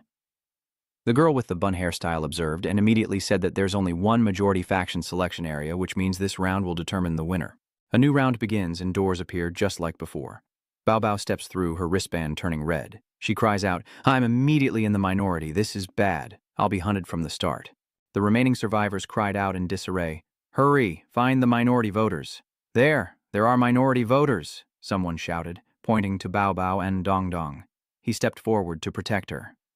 "There are too many. Are we going to be eliminated here?" Suddenly, a beam of light descends from the heavens, creating a blinding flash as a demonic grin appears. "It's Lei Ji," Han exclaims. "My luck is good indeed. Come, try to kill me." The crowd hesitated, wary of Azur's thunderclap battle strategy. But Han was here too, so what was there to fear? They charged forward, unafraid. Thunderclap unleashed a blinding storm of lightning from his hands. "Come on, I'm in a hurry. Either fight me or leave. If you die, you'll lose half your level, but elimination has no penalty. Will you risk it?" Suddenly, they all changed their tune and left, saying leveling up is a pain and they didn't want to be eliminated here. It's the perfect time to enjoy the empty amusement park. After everyone left, Lei Ji turned to Dong Dong and Bao Bao, saying, "Young man, hold on. Our president wants to meet you." Dong Dong turned back and asked, "Meet me?" Lei Jin approaches Feia, announcing that he's brought the person. He replies that he'll take care of the rest as Feiya closes his book. He looked up at Dong Dong and said, "Come, sit," as he patted the seat next to him. Dong Dong was surprised, thinking, the chairman of the second largest guild in the East is a billionaire in the real world. After transmigrating, I only meet powerful people. He looks at Bao Bao and says, "Bao Bao, in the real world, I knew your father. We were close for generations." She turns away and replies, "We have nothing to do with him anymore. Dong Dong, if there's nothing else, let's go." He stuttered, "My master is calling me. I must go." Fei looked at them with disdain. "It seems you harbor great malice towards me. Please wait a moment for the Thunder Calamity avatar to finish its work." Bao Bao turns, confused. "Experiment? Here?" He replies, "Yes, and you're part of the minority faction. In theory, the minority and majority factions can be converted." With a smile, he reveals his plan. "If we just kill off the majority, we won't have to wait until the next round, and this game will end immediately." The voice continues, saying that's just how the AZ world is, despite all its wondrous technology. At that moment, the system displays a notification. 424 survivors remaining. Fei witnessed a massive explosion in the distance and remarked, "They love designing childish games, like a fictional wonderland for kids." He then discussed the equivalence of life, the premise of respecting its value, and the people who create that value. But the reality of humanity is selfishness. Standing before the rising smoke, he smiles sinisterly, saying, "Few care about the lives of others, and if the opportunity arises, they'll actively end them. Because I don't care." At that moment, a notification appeared. "Remaining players, 11. A voice echoed, "It's time." Fei Na suddenly appears with a heavily bandaged figure, announcing that she and the guild members have taken care of the staff. Only one minority member, Bao Bao, remains, along with 11 majority members, all from our guild. Fei Na whispers to Dong Dong that the game is still being live-streamed and will end soon. "Contact me about the 5 missing people. Where you're from, all the answers will be revealed in this main quest." Hearing this, Dong Dong is truly puzzled. Missing people? Are there others like me? Lei suddenly looks at Bao Bao and says he's sorry, then unleashes a massive lightning strike on her, and the scene cuts back to the amusement park gate. Bao Bao and Dong Dong are both teleported back, and Dong Dong realizes his teammates have all been eliminated. Since there's only one ticket, it seems he wants to guarantee his group gets it. Then, a dazzling array of fireworks erupts in the night sky. Lei appears, congratulating him, and the clown hands him the reward for the mission, asking him to check it. Then the clown immediately smiled again, saying, "The amusement park is open again. Welcome everyone to continue having fun." Cixi reads a reminder, urging everyone to hurry in and gather as much information as possible. As they enter, a locked sphere appears, and a sprite-like guide greets them, requesting their tickets for the corresponding mission. Bao Bao steps forward and hands over the ticket. The guide says, "Hello, I've detected 2 summoned creatures on you. This scenario can also add characters, so would you like to arrange character settings for them?" Bao Bao agrees to add them. A shining door opens and the guide gestures, saying, "Before you enter, I must confirm that this instance will be sealed. The entire process will not be live-streamed, and private conversations are prohibited. Quitting the game midway will be considered a forfeit. The game is estimated to last 2 days, which is about 6 hours in the real world. If there are no further questions, you may now enter the scenario planet, initiating the opening scene and main quest." She immediately turns to Dong Dong and invites her to join, and the two step forward together. Each time the scenario begins, you'll be assigned a different identity, and this time, it's a futuristic world. In a manor on a technological colony planet, a person with a pair of eyes appears, tightly shut. The identity card is linked to the ticket, and based on the Hoan Mai Hotel ticket, the assigned identity is human, the master's favorite female housekeeper. This housekeeper's hair is very similar to Dong Dong's, and she is dazzlingly beautiful. Days ago, the manor's owner, Lord Siti, was found dead in his room. Find the killer, investigate the truth behind the Lord's death, solve the riddle, and the mission is complete. Dong Dong exclaims, "A female oxen?" He's a little depressed and can't accept it. Can using an electronic planet ticket turn him into a man? A notification reappears. According to your ticket, your character is the deceased master's. Just then, a scene flashed of Hyoba being stabbed through the brain with a sword, blood splattering everywhere, and he cried out in surprise. Juan stood up to give his opinion. "Everyone, the world we're in is a hybrid of science and extraordinary biology. I have the old master's will, but we must first determine the cause of his death to open it. Theoretically, someone of his stature shouldn't die unexpectedly in this world, so his death is definitely suspicious. Gu Xiao picks up his glass and says, "Let's start with the autopsy. We need to know the cause of death before we can solve the problem." As he analyzes the situation, he turns to mock Wei Dongdong. "How can you have so little observational ability?" "The tea's gone cold. Someone get the maid," he grumbled, picking up his cup, but instead of tea, he poured water on his opponent's wrist. But young Master Gu seemed to anticipate this and dodged aside, much to his frustration. Fai Na stepped in to mediate, suggesting they proceed with the autopsy and that they continue to work together as the killer is hiding among them. Bao Bao leads the group to the murder house, with Wei Dongdong taking on the task of opening the door and a polite bow to the coroner upon entry. Zhouing holds up a paper saying he has a preliminary report from the Institute of Forensic Medicine. The cause of death is unclear, possibly cardiac arrest, but Lao Da forbade an autopsy. Wei Dongdong lifts the veil, noting the sword wound to the head. The cause of death is obvious. Bao Bao cheerfully removes the prop from the old man's head, saying he just thought it would be fun to stick it there. Nine Ying asks if the autopsy requires the consent of the old man's 3 daughters, who, without hesitation, agree immediately. Enraged, Lao Da held up a sign that read, "Ungrateful children." Suddenly, he realized something was amiss. He'd been forcibly transported here and was now unable to move.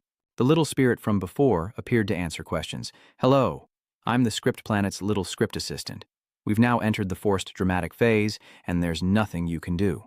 You may face the risk of being dissected soon. Pain synchronization has been set to 0. If you're not satisfied, you can adjust the pain synchronization ratio." The old man raged in his mind. Only a lunatic would adjust the pain to 100% right now. The pixie cheerfully replied, "Understood. Adjusting pain synchronization to 100%.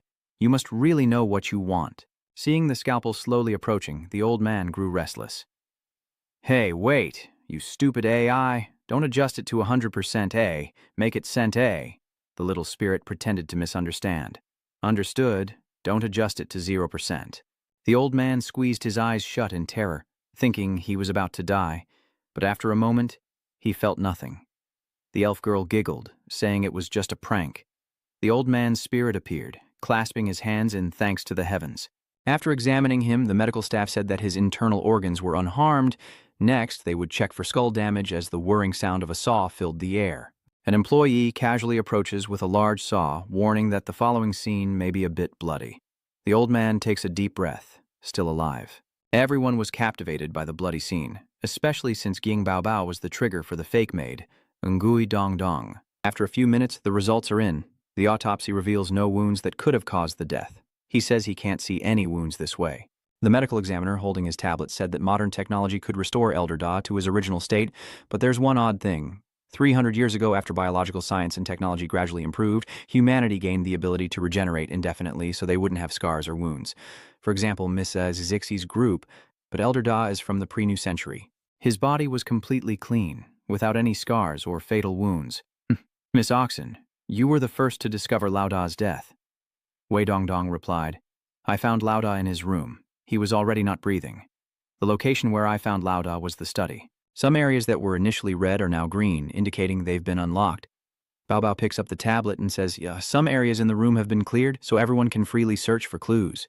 Wei Dongdong immediately clenches his fist and the group rushes off, determined to uncover clues at the crime scene as quickly as possible, since the cause of death is unknown and there are no scars.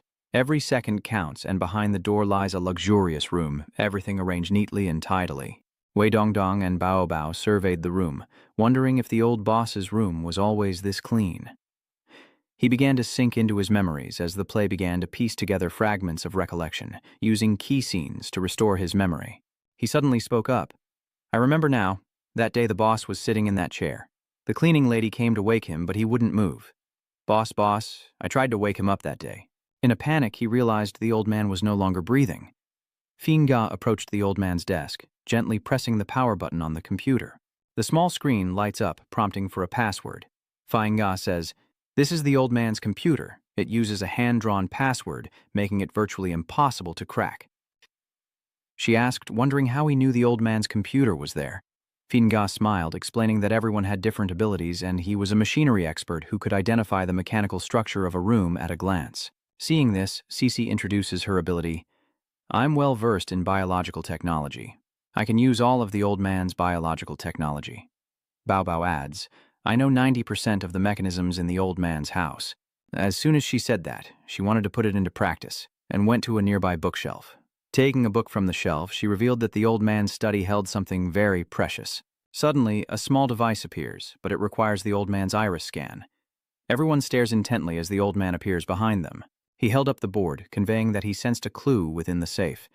Everyone was startled to see him. He had recovered. The old man raised the board. I can move freely for now. Everyone cheerfully offered their opinions, suggesting he try using the eye to open the iron bars. He stepped up to the scanner, but the result was unsuccessful. 2 chances left. He shrugged helplessly. Cixi begins to speculate, saying that after death the pupils dilate and the eyes change, but since they have his data, she'll try to replicate an eye. The old man raises an eyebrow, displeased, saying she doesn't even call him Dad, and is already stealing his eyes. The coroner couldn't find anything, and there were no traces of suicide in the room, no sleeping pills or anything. Then he turned to the homicide detective, asking if they could kill someone without leaving any fatal wounds. The red-faced assassin angrily retorted, then cheerfully patted the other's shoulder, saying to forget it and not to force it if they couldn't figure it out. The assassin then bent over and began muttering, Brain freeze? No, that's not right. Sudden asphyxiation? Also wrong. The crowd was helpless, only adding to the mystery. Then, someone from CCO arrived with a small box, saying the data from their company matched the old man's.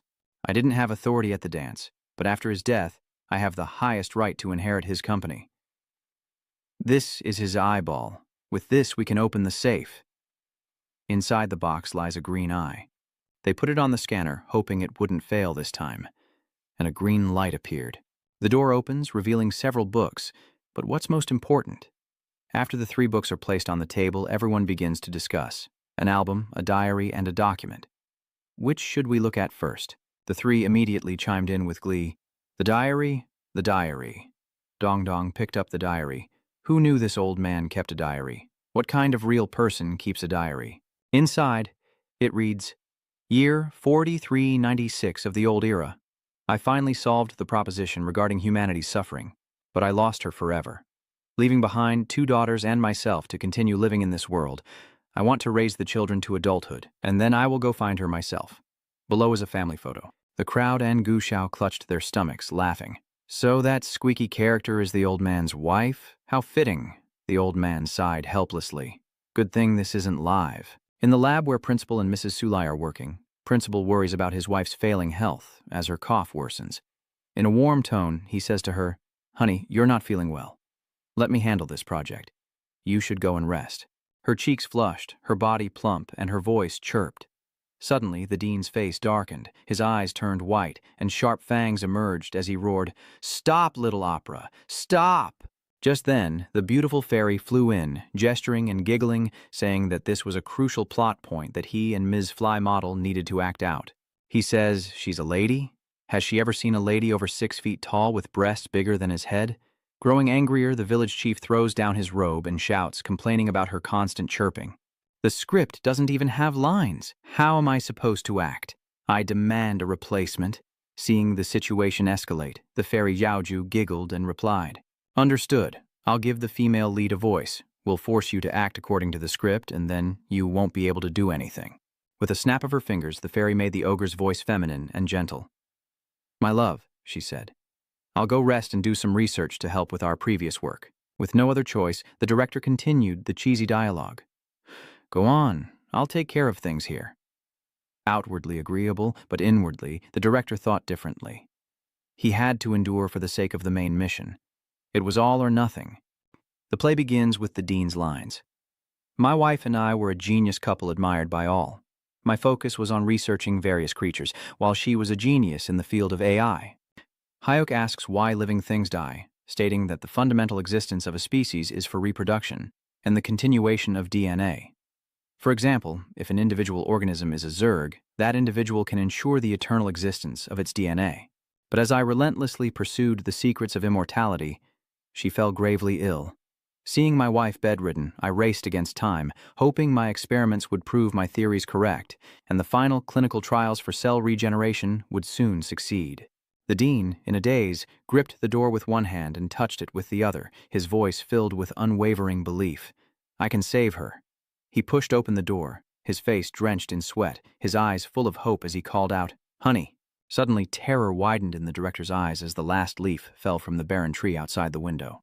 As the last leaf fell and drifted away, so did my wife's final breath. The death certificate arrived, and overwhelmed with grief, I crumpled it and cried, "I saved the world, but I lost her." A tear streaks down his cheek. Nothing is more painful than losing the one you love. Rain pours from the sky as an umbrella shields a solitary figure standing before a beloved's tombstone. A hoarse voice speaks, and for me, this is eternal hell on earth. Thinking of my 2 young daughters calling out "Daddy" every day, my heart aches. A father can't leave. I must raise my daughters. Moreover, I've discovered my wife's research, and the story continues on the next page. The story is torn, and as Dong Dong reads, he notices the next page is missing, saying, "This part is torn out." Dong Dong glances at Gu Ling standing right behind him and points, saying, "Continue to the last page." Turning to the last page, an ancient Chinese inscription appears. Bao Bao ponders for a moment, then says, 221 years. But isn't it New Era 486? If it was suicide, the timing doesn't match up. Hearing this, Du Bin, with the long scar over his eye, responded, "So the rest of the diary is missing? It seems the missing part must contain crucial information. Is someone deliberately keeping us from finding out?" Du Bin continued, "Only those who know about this mechanism." But Bao Bao cut him off. "What are you implying? If I wanted to hide the diary, I wouldn't have shown you these 3 items. Seeing them argue, Guling stepped in to mediate. Logically speaking, if Bao Bao wanted to hide the rest of the diary, it would have been too easy. Let's keep searching for clues together. Inside the case files were childhood photos of Cece and Ernie, pictures from graduation ceremonies with their beloved father, and snowy travel photos. Fina remarked that they were all family photos. But Dong Dong noticed something was off, replying, "That's not right. There's no picture of you, Mr. Gu Ling. Aren't you also the old man's adopted son?" Gu Ling simply smiled and said nothing. Meanwhile, Bao Sat, who had been sulking in the corner, was muttering to himself about electronic pulses, heartbeats, and absolute zero, as the 2 young ladies, Nini and Cece, along with Dobin and the long-haired man, pondered the case. The 5 of them, Feya, Dong Dong, Bao Bao, Xiaoba, and Bao Sha, frowned at Gu Ling, who simply raised his hands, laughing, and said, "Don't stare at me like that. I'm just adopted. Isn't it normal that I'm not in the photo?" The long-haired blonde pointed to the green file on the coffee table and said, "Forget it. There's a missing piece of information in here. Look at the 3rd document." The long-haired man looked at Dong Dong, who was standing nearby, and continued, "Please, miss." Without hesitation, Dong Dong agreed, "Okay, pretty fairy." The sinister-faced Xiaoba approached Dong Dong from behind, holding up a sign that read, "You're getting too into character," earning him an angry glare from Dong Dong. Dong Dong scanned the papers from the blue file and said, "These are some patents for nano and vimo biotechnology and 2 adoption certificates." She frowned, reading more closely. One is a fake, and the other is Gu Ling's adoption certificate. Feya, arms crossed, looked at the documents in Dong Dong's hands and added, "Interesting. So the old man forged a fake adoption certificate for Gu Ling." Feya raised a hand to her brow, frowning as she voiced her thoughts. He was a powerful man. Why would he forge it? Unless Gu Ling's true identity is unacceptable to modern society. Gu Ling smiled wryly. "I'm doomed. Anything I say now will be met with suspicion." Dong Dong replied seriously, "These are the clues. Right now, the only suspicious thing is Gu Ling's identity, and we still haven't found the cause of the old man's death." The beautiful fairy chimes in, "We can start searching the house now. Good luck, everyone." They all open the door and enter a room. Gu Ling searched every nook and cranny with a magnifying glass, while Bao Bao looked for clues under tables and chairs, and Du Bing used his height to check the doors around the room.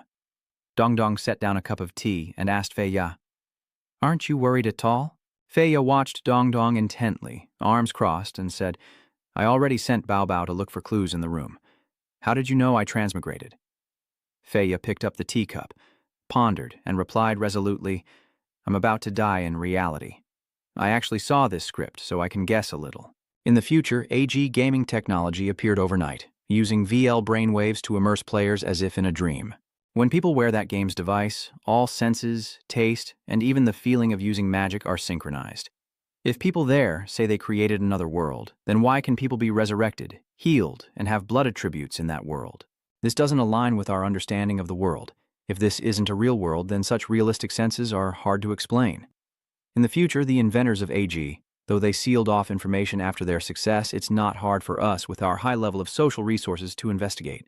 And there's a couple who initially claimed the AG world were scientific and biological geniuses. Fai Na recounted a story from the future and shared her thoughts, believing this scenario was a suggestion, and those who transmigrated were likely chosen because... She added that they'd spent decades engrossed in AG, had simple social lives, deceased or absent parents, and were unmarried. Simply put, they were expendable to society. And Fai Na's words pierced Dong Dong's heart like 1,000 arrows. Fai Na stood and approached Dong Dong, tall and serious, saying, "I don't care about this mission, but the story is about to begin. The truth about the AG world will surely emerge." Suddenly, Fai Na touched Dong Dong's cheek, startling her, and continued ominously, "Your bodies have already disintegrated." With a sharp look and a slightly somber tone, she added, "But if the spirit can exist forever, or in another form, I wouldn't mind using all my assets to exchange for eternal life. I truly envy you." With that, Fai Na stroked Dong Dong's face, making it flush as Bao Bao, Rui and Xi Xi entered the room, witnessing the ambiguous scene and exclaiming, "We caught you!" Seeing this, Bao Bao runs between them, looking adorably angry, and says, "Step aside." Fai Na smiles, waving his hand, and says, "As a corporate slave, it's understandable that I'd tease a beautiful woman, right?" Dong Dong feigns a cough, trying to explain that nothing's going on. They're just exchanging clues. Bao Bao retorts sarcastically, a hint of jealousy in her voice, saying it's fine, they're just exchanging clues. She doesn't mind at all. Bao Bao then turned serious, clapped her hands, and clearly stated, "All right, everyone gather around and share the clues you've found." Bao Bao glanced at Fai Na and said, "Let's start with you." With a terrifying look, she demands in a low voice that they hand over all the clues they've exchanged. Everyone around her snickers, realizing she's clearly bothered by it. Meanwhile, Hieo Ba held up a sign with 3 lines of text. "Fight, fight, fight." The area fell silent as everyone gathered around the table to compile the clues they had found. Bao Bao crosses his arms and seriously asks Feiya if he's gathered any clues. Feiya replies with a smile, saying his clues are very important and he'll share them last. "Don't be so mean to me. I wouldn't steal your precious thing. Who knows, I might even be able to play matchmaker for you two." Bao Bao blushed at Fai Na's teasing words, stammering, "What nonsense are you talking about?" "Sungvat," the remaining person. "Hand over the clues now." Just then, the school bully pulled out 3 carefully torn pieces of paper and placed them on the table. The long-haired boy quickly asked the chief, "You found clues too?" The chief then revealed a sign that read, "The investigation is already over. One must investigate the cause of their own death." Dong Dong approaches, picks up the 3 pieces of paper, examines them closely, and says, "These are torn pages from a diary related to Guling. The pages show a picture of old Man Lei's family of 4 talking, with notes. Today is the first day I brought little Guling home. Nakkinhi and Shishi adore her, as expected of me." Elsewhere, the headmaster stands in a lab, holding a syringe, saying, "With this level of technology, if successful, I can infinitely restore the human body from a microbiological level, and I won't have to worry anymore." Before her is a terrified face and trembling, gnarled hands as Guling mutters, "What do you want, Dad? Don't come any closer." Principal Ba's face becomes sinister and terrifying, his tone infuriating as he says, "Don't be afraid. It will all be over soon."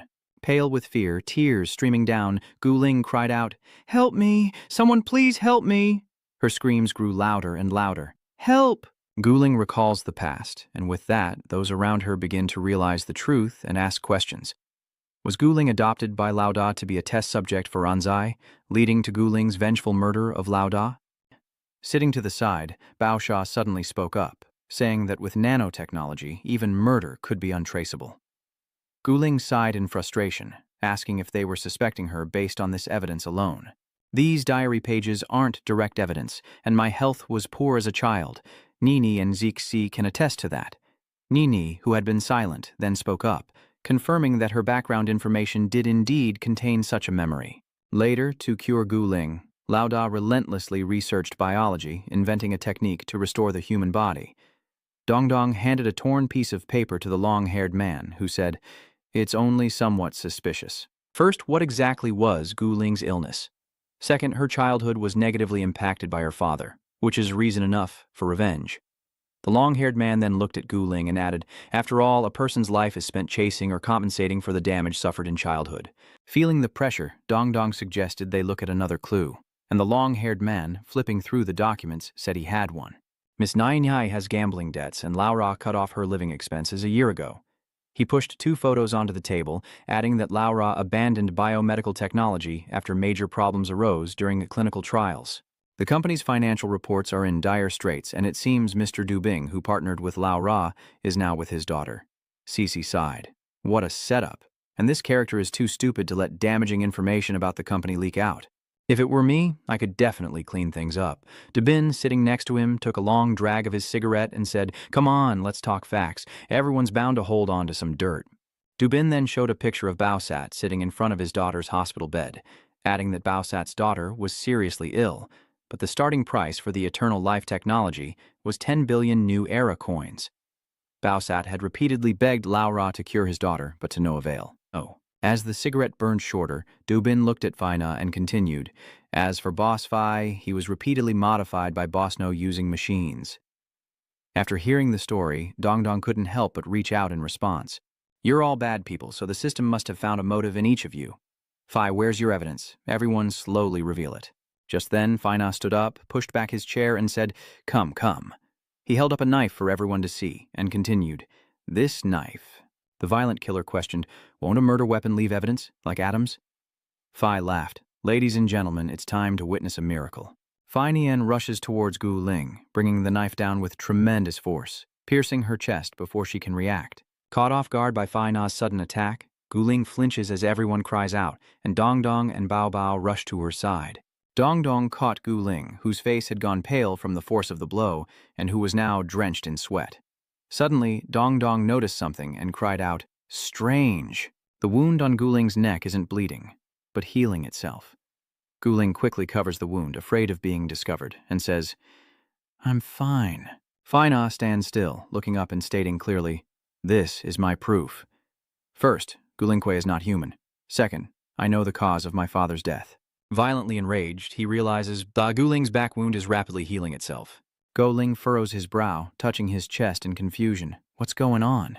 He struggles to his feet, sweat pouring down, and glares at Fi Na. His face contorted with rage, Gu Ling raised a fist and roared, You bastard! But his punch lacked power and was immediately blocked by Fei Niao's armored hand. Fi Na looks at Gu Ling, who is trembling, and says softly, Don't get so worked up. All abilities are nullified here. You can't beat me. I'm covered in mechanical monsters. Fi smiles and continues, Everyone's here to trigger the main quest. I know what each of you is supposed to do in this scenario, but does any of that matter if we want to achieve our goal? Suddenly, a blue screen appears on Fine's hand for everyone to see, and he elaborates, You're all not fools. You're all aces of the major guilds. The core management. This scenario is about the story that happened in AG. Revealing the hidden clues to get to the main leads faster, Bao Bao and Xiaoba felt insignificant in comparison. Bao Bao remarks that he seems to be the most ordinary one there, while Xiaoba raises his sign, saying he's not far behind. Fina lowers his head and says slowly, I don't have much time left. At that moment, Bai Na felt his abilities were finally being put to good use. He continued, My hidden power. I can crack old Da's computer, and what I'll get after cracking it is this data. A scene unfolds, showing the old man at his research desk, staring intently at his computer screen. Behind him, Gu Ling lies on a bed with his eyes closed as the old man says, Scientific experiment number 360. Using algorithms to simulate all the neural cell models of the brain. My wife used to want to invent conscious AI, but always failed. The underlying algorithms, including binary, no matter how they evolved. A human brain appeared on the computer screen, and the old man continued, are all comprehensive methods. I couldn't prove human intuition and non-autonomous choices, so I used symbols to replace the computer program.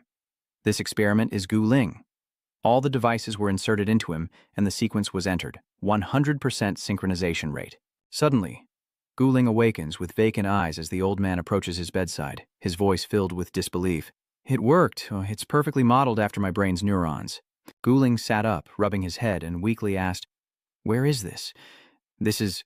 Old Da and Uncle Huba were in disbelief. Ah, This father-son reunion felt strange. Had the neural network been completely replicated? Would the memories be synchronized as well? Upon hearing the truth, Guling was stunned, his face darkening. I'm the perfect AI that old Da replicated, but I have no memories of him at all. Standing nearby, Feya replied, because he sealed away and erased most of your memories. An AI starting from zero, not even knowing if they're human or machine. Na glances at the shopkeeper, adding jokingly, and this dead man who doesn't know it. The shopkeeper looks bewildered, holding up his sign. Me. A file appears in Na's hand as he continues. This is what I discovered using scientific techniques, proving it was from Miss Zixie's secretion and hackers. The secretion contains a supervirus. Fina held up the documents for everyone to see, explaining that the reason for the old man's death was that he wasn't a normal person. He, like Gu Ling, had his personality simulated with electronic symbols and his body created with nanotechnology. Fina pointed to Zixie and continued. After discovering this secret, Zixie used an electronic virus to hack in, allowing her to inherit the business and pay off the debts, just as the old master wrote in his diary. The image of old Dada, who passed away in the new era 221, appears. He invented this technology to create someone identical to himself to stay by his daughter's side. Perhaps old Dada thought this was the best way, and he could finally go find his beloved deceased wife and escape the suffering of this world. Suddenly, a reflective screen appears, surrounded by flowers and fireworks, with the words, "Congratulations on successfully solving this scenario." As expected of Mr. Phi Na, with an IQ over 220 and controller of the A-Zone business empire. Phi Na looks up at the screen and says, "You've finally appeared, or should I call you the old man of the A-Zone?" Phi Na looked up and continued. "There are too many hints in this mission. You don't want us to pass, you just hope we understand your story. You control World A now, and with my extraordinary intelligence, someone like you needs an assistant. So let me go to World A." Fina clutches his coat, saying he can't hold on much longer.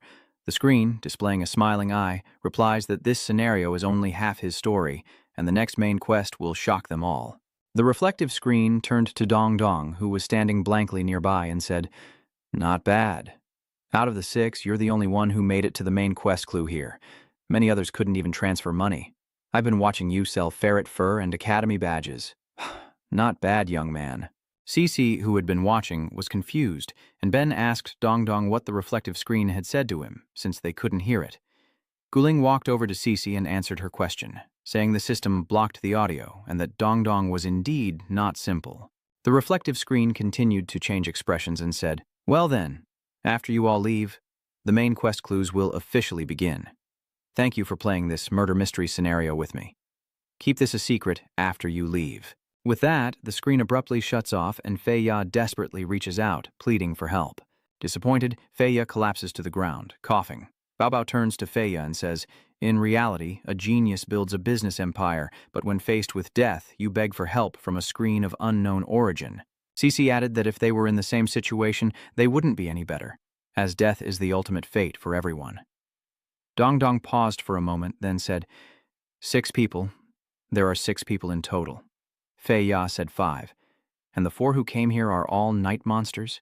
As he says this, another screen appears with the words, "The script is about to close," followed by a countdown, 5, 4, 3, 2, 1. Suddenly, Bao Bao and Dong Dong, in skull form, appear before a large gate. They both turn to see Jing Hong and the others coming down to look at something. Dong Dong approaches, puts his hand on Jing Hong's shoulder and asks, "The main clue has been announced. What's the mission this time?" Pointing upwards, Jing Hong replies, "Here." A board appears with these words, "Dear players, we officially announce the main mission for AG's 10th anniversary. In the future, a completely new planet will approach the AG world after 2 years of gameplay. However, the top 6 can explore this planet 1 year early. What secrets and wonders await on this planet? Let's explore and uncover them together." Dong Dong gazed up, reading each word and said, "This is the planet's form, and that's an image of Earth." In the darkness, Xiao Duzi wears glasses nearly half the size of his face, seemingly realizing he's been transported. Xiao Duzi recalled the past, saying, "That day, they mentioned a huge reward for the 10th anniversary, so I casually opened a treasure chest. Suddenly, a light burst out, forcing me to shield my eyes, but I never expected that I would turn into a little monster." Xiao Duzi wakes up in a strange place, wondering aloud, "This field of flowers." A field of lilies appears before him, surprising him. Lily Valley, next to Beginner Village. Why am I here? Xiao Duzi notices something and looks down at his feet, then at his tail, and cries out in shock. Like a bolt from the blue, realizing where she was, she'd transmigrated into the A-game world. The little monster, Xiao Du, burst into tears, whimpering, "I just opened a treasure chest. I want to go home. I wanted to help players, but I never expected this." She realized that she couldn't communicate with humans in this monster form, only write, so she wrote in the dirt, "Help, I've turned into this." But every time she wrote it, it failed. Eventually, any mention of being transmigrated turned into gibberish. Helpless and weeping, Xiao Duzi hatches a plan to venture deeper into the forest, wondering if she can fight monsters, level up to the main city, or even escape to the outside world. But easier said than done. Bats appear and attack, sending her fleeing in terror, screaming for help. Battered and bruised, she lay on the ground, tears streaming down her face, thinking, "Back in A, I was raising pets, leveling up by building my manor. I can't even beat a level 1 monster." Suddenly, she has an idea. Her eyes light up and she says, "Should I go a little further? It seems the Jimuju slimes are the weakest low-level monsters here. I'll go fight them and see what happens." Bouncing along, Dodu thought, "After I beat these slimes, I'll level up." Then suddenly, he saw something that made his eyes go wide. What is that? Startled, Doja watches from afar, realizing it's a gathering of high-level slimes. Level 10 slimes? Doja bites his hand, worried, thinking, why are the slimes level 10 already? Dodu, hiding behind a rock, notices a group of players hunting and slimes carrying a beast.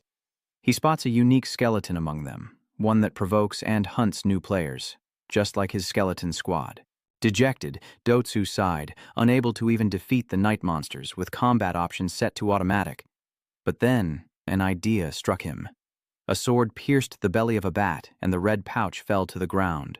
2 players fought, and the brown-haired one sighed to his red-haired companion. "We're finally about to finish the newbie quest. I don't know why a high-level skeleton appeared. It's so annoying. Being reborn in Flower Scent Valley would be normal." Suddenly, footsteps approached, and Little Dot sped past, startling the brown-haired player. "What's with this deer?"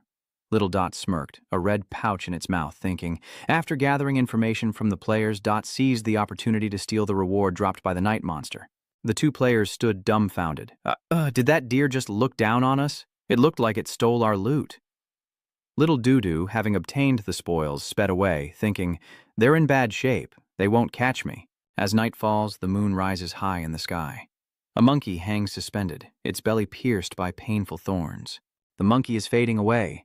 Little Dudu jumps for joy, shouting, "We did it! Dudu can level up now!" Many people were gathered outside the city gates as a small monster hid among them, trying to sneak inside. Suddenly, a knight raised his hand and shouted, "Stop!" Dodu is terrified, her face paling as she wonders if she's been discovered, and if night monsters can even enter the main city. The knight raises his sword, threatening a skeleton. "Kill any unidentified creatures who dare enter the city." Finally, the little monster could breathe a sigh of relief. This path would be difficult. Inside the vampire camp, she lay wearily, her head resting on a rock. She seems incredibly frustrated. Without entering the main city, she can't transform, and only transformation will change her form. This beast form isn't convenient. Dudu wants to build a house, even a large trap. And so, Dotu sighed in resignation. Being a monster wasn't working out. Could she become an object instead? She shook her head. No, becoming an object wouldn't guarantee a trustworthy owner. Why would she even consider becoming someone else's object? Dotu had to rely on herself. Having made up her mind, she immediately takes action, using her mouth to draw an ancient map in the dirt with a stick. Though she has no hands, she remembers the structure of those old traps, and this should work. Meanwhile, 2 young men stood together in a field, the blue-haired one telling his companion that they were far enough from the skeleton army's camp to be safe. He went on to mention the strange occurrences of late, saying that the forums were full of reports of bizarre monsters appearing in various spawn locations. To the east, there were flying snakes madly burrowing into female players' skirts, yelling about finally reaching the second dimension. The man next to him continued, "That's right. And to the west, there's a scorpion that no one can catch. Plus, we've encountered strange skeleton troops recently. But with thousands of spawn points in the AZ world, these things won't have any impact. Maybe there's a quest about to be announced." The brown-haired man looked around, a little uneasy, and said, "It's too quiet." Why aren't there any monsters here? He worried. We're not going to be that unlucky, are we? What strange thing have we stumbled into now? Just then, his foot landed on something. It turns out the young man stepped into a trap, sending him plummeting downward with a blood-curdling scream. His eyes darted around, mouth agape, face pale with terror. Seeing a demon impaled by stakes, he was even more terrified, but just as he was about to fall, the brown-haired man managed to grab a wooden stake below. He steps on another stake behind him, contorting himself in a strange position, trembling with fear.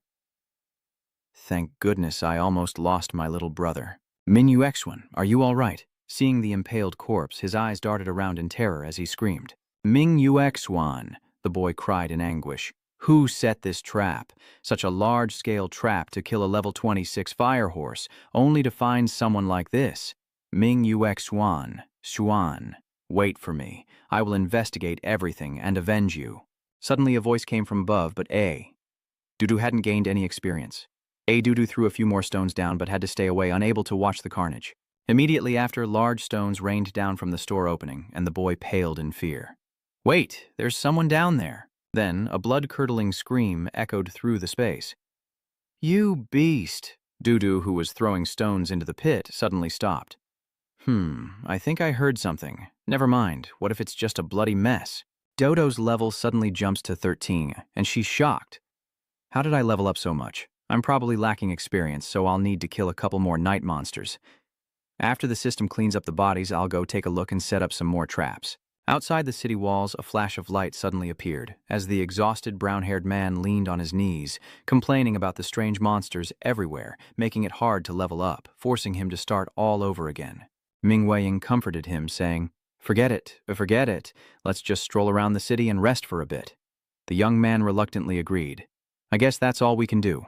I'll go gather the others. Once I level up, I'm definitely going to find that player named Dodo. Before he could get far, he bumped into a girl carrying a basket of oranges, knocking her to the ground and spilling her oranges everywhere. The brown-haired guy was furious. Damn it, another NPC? What's wrong with this game? Meanwhile, 4 months have passed since Dodo was transported into the game. He's finished the Immortal Academy exam, built his monster-luring camp, and is ready to enter the Immortal Academy. With a bag in his mouth, Dodo is outside Dan, where level 40 and higher monsters are spawning. Dan 1. Dodo's traps can no longer harm them, and chasing low-level monsters yields very little experience. Even so, for the past 4 months, Dodo has been setting new traps every single day, persistently attacking low-level monsters, repeating the process over and over until today. A joyful shout rings out. He's leveled up. The first headless monster-level player in A's history is born. The scene shifts to a massive fortress, where Fu Lo reports on the kingdom's recent situation. Strange things have been happening around our duchy lately, including a night monster encampment. They've gathered over 200 elite night demons, including the Wolf Jiangju Cavell 35's camp, and inexplicable traps have been appearing for the last month or two. Great Lord of the Iduchi, when I entrust this mission to you two, remember that our Iduchi was built by the original players as NPCs. A pack of night demons has invaded some important mission resources, and you must investigate. She's worried. Is there a mission about to be announced? Currently, all the major duchies are sending people to Amusement Park A to look for clues about the main quest, and no deception is allowed. Fufalu told them to announce the quest in the duchy, as the clues to the main quest are near. Our divine island lies between the West Sia continent and the East Victory continent, yet our kingdom lacks even a master strategist. She continues with her plan, explaining that our strength is too weak, and if it weren't for our special location, plus the existence of the Divine Academy on our island, we're already behind, and every time a main quest clue appears, a large amount of new resources, equipment, and techniques are released. This time, we must obtain a good technique or weapon. No matter the difficulties, we must cultivate someone who can pass the individual quest with a famous name. High C affirms that while the Immortal Academy is strong, they don't share our goals. Everything is for the guild. Fufalulu and Shanfang Jiawu put their hands to their chests and reverently exclaimed, "All for the guild!" Meanwhile, Scarface asked his companions if they were sure about accepting this assignment from the National Assembly. He angrily questioned them, asking why Lama had to provoke Miss Cece from the third largest Western guild. For Bob, death is as simple as squashing a bug. All the items and equipment in his account are gone, and now, after 2 months, he's finally back to rank 1. Lama is equally furious, shouting, "Damn it! I don't know what those bastards are up to. Those rotten, useless things ruined my stuff." The old man's mental techniques and previously mastered skills will take at least half a year to recover. Lama frowned, thinking, just wait.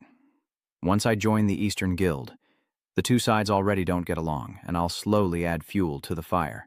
The rat-faced imp explained that thankfully, Rank 3 was just a series of support or repetitive solo tasks, while Rank 4 required skilled operators and B-grade techniques or equipment to complete alone. He explained to the others that Rank 5 required at least A-grade skills or A-grade equipment, plus super-level proficiency to complete the mission. We should be grateful we can even complete Rank 4. The red-haired girl warned them, "Look at this road. A night monster that loves to make pit traps has appeared nearby. Be careful not to fall in."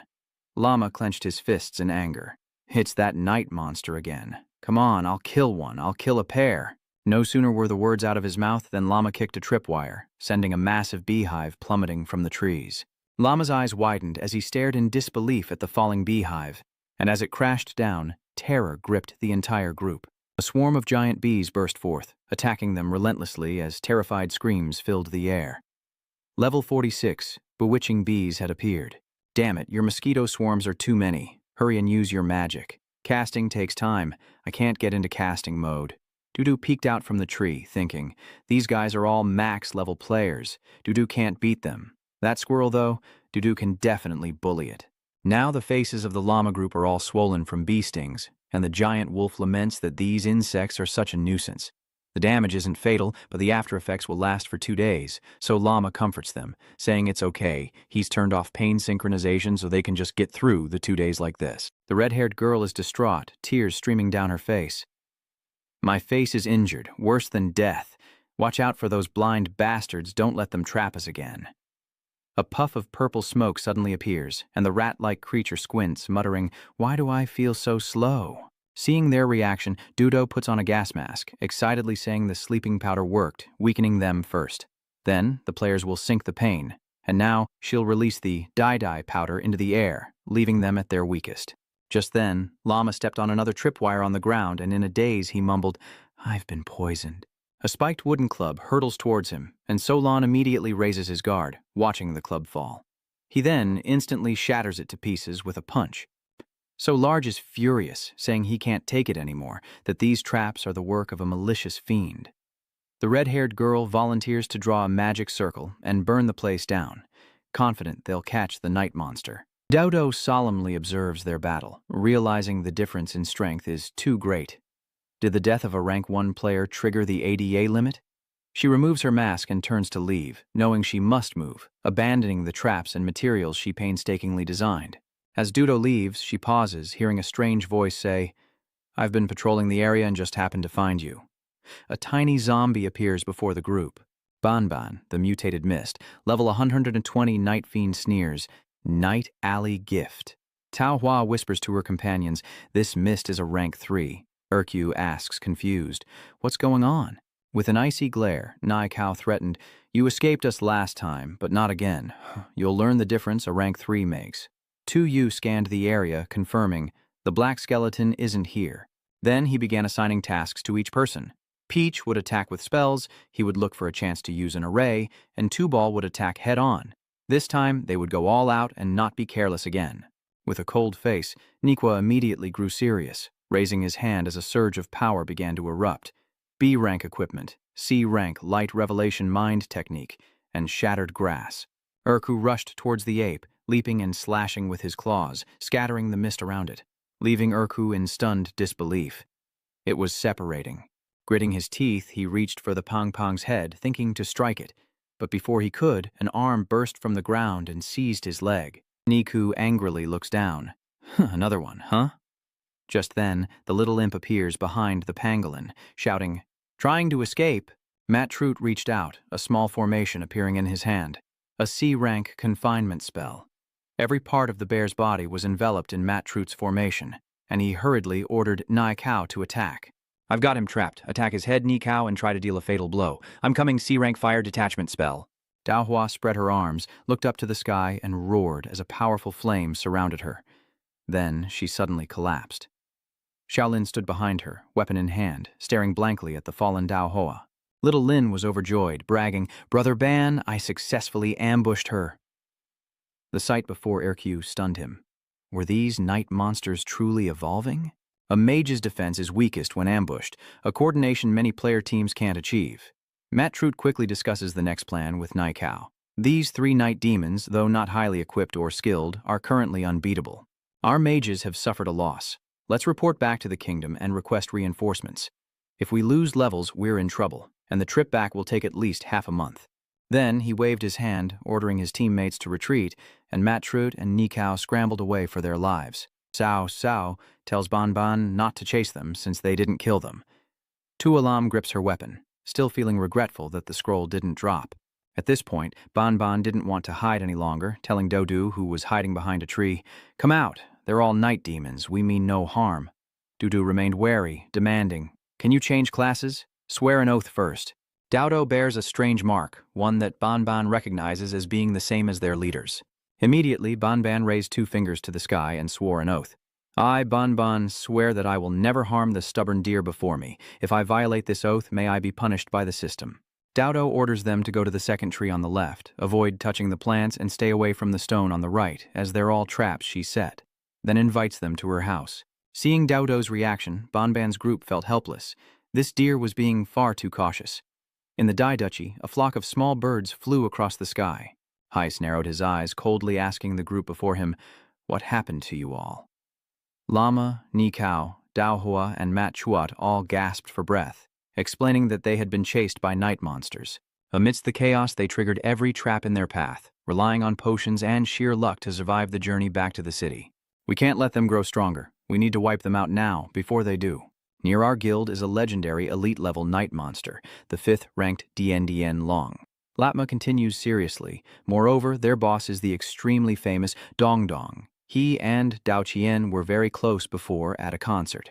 Our Gaia Duchy has always been neutral, but if Head Warrior uses this night ghoul camp to control us, then things will go very wrong. Heis mused over their words. Soon after, he ordered Pufulu to contact the strongest Western guild. Paradise. If Head Warrior is truly involved, only Apollo of Paradise can suppress him. Ask them to help us annihilate the Night Runner troop. In exchange, they can freely use the special facilities of the Gaia Duchy, and we'll lend them troops from the Gaia Guild. Hiss continued seriously. Then, let's officially put the plan to destroy the Night Wraith Company on the agenda. Lima was ecstatic. "Night Wraith Camp. However you profited in the beginning, I'll make you pay 1,000-fold. Meanwhile, Ban Ban's group followed Dodo towards her home.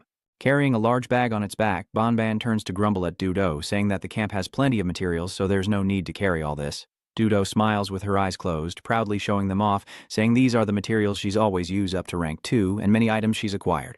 Dodo wants to become a deer spirit so she can have human hands, and then she can build all sorts of structures. Just leave the housing in your camp to her.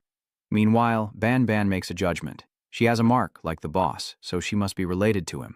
Meanwhile, Dodo secretly observes Ban Ban's group, wondering if these evolved night goblins are transmigrators or simply AR's awakened goblins. She decides to focus on her class change, resolving to exploit their camp's job change facility first. With hands, Dudu can build even more traps and structures, and now they've arrived at the entrance to the night monster camp. The skeleton guards at the gate, upon seeing the group, immediately announced, "Brother Ban Ban is back!" And with that, the camp gate swung open. The skeleton guard was eager to help carry their things, but before they could, Dodo's voice rang out, "No, no." Ban Ban introduced Dodo to the others, saying, "This is Dodo. We met him during our investigation." Turning to Dodo, Ban Ban outlines their next steps. A trip to Jengda City Hall, followed by a direct transfer of power. Elsewhere, a massive hammer strikes something with great force. Many lesser night monsters are working together to demolish a wall, while the mist troops combine their strength to topple massive stones. Du's surprised to see them tearing down buildings in the city, asking if they're moving out. Ban Ban explains the situation, saying they have to disband because their power has grown too great. Originally, there were only demons, but we actively sought out high IQ night monsters we could communicate with, and now there are 233 in the city. Ban Ban explained the difficulties they were facing, but OBS is still stuck at the threshold of Tier 4. Tier 4 requires legendary personal skills, which can be achieved with practice. But we need Rank B equipment or techniques, and that's the real problem. Rank B equipment and techniques have become untradeable. They can only be obtained through quests, crafting, or inheritance, but the night monsters can't accept quests. So that's our predicament. Ban Ban continued, outlining the next phase of their operation. A group of unregistered monsters would attract unwanted attention, so they planned to disband and retreat to the mountains. Listening to Ban Ban's analysis, Dudo is surprised, asking who taught them this. Their leader, Dong Dong? Ban Ban proudly mentions their leader, saying that Dong Dong believes their advantage lies in their numbers, and they shouldn't be confined by the city if someone comes to catch them. If you can't beat them, run. Save your strength for later. There's no shortage of firewood in the mountains. Dudo frowned, sensing an aura of unpleasantness from this Dong Dong, even though she hadn't met him yet, outside a wooden building. Holding the bag, Ban Ban turned to Dodo, reminding her that the main quest clues had been released, and their leader would be back soon to introduce Dodo. Excited, Dodo replied that they should head straight to the class change. Instead of taking Dodo to the job change location, Ban Ban brought out a cup of milk tea and said, "Rest for a bit. This is Sister Bao Bao's favorite milk tea." Dodo was a little confused. Sister Bao Bao is... Realizing her confusion, Ban Ban explained that the leader's master was Dong Dong Botuo, leaving Dodo astonished. A night monster working as someone's spirit animal? She took the milk tea from Ban Ban, eyeing it warily, thinking this night monster seemed utterly shameless, and she'd have to be careful. Dodo then took a sip of the milk tea, and her eyes lit up as she savored the flavor, saying it had been a long time since she tasted this. It tasted just like her favorite milk tea from reality, so Bao Bao must be a good person, because people who like milk tea can't be bad. A moment later, Ban Ban led Dodo to the job change area, saying this was the place. Dodo happily stepped forward to greet the gatekeeper. "Hello, Dodo is here to change jobs."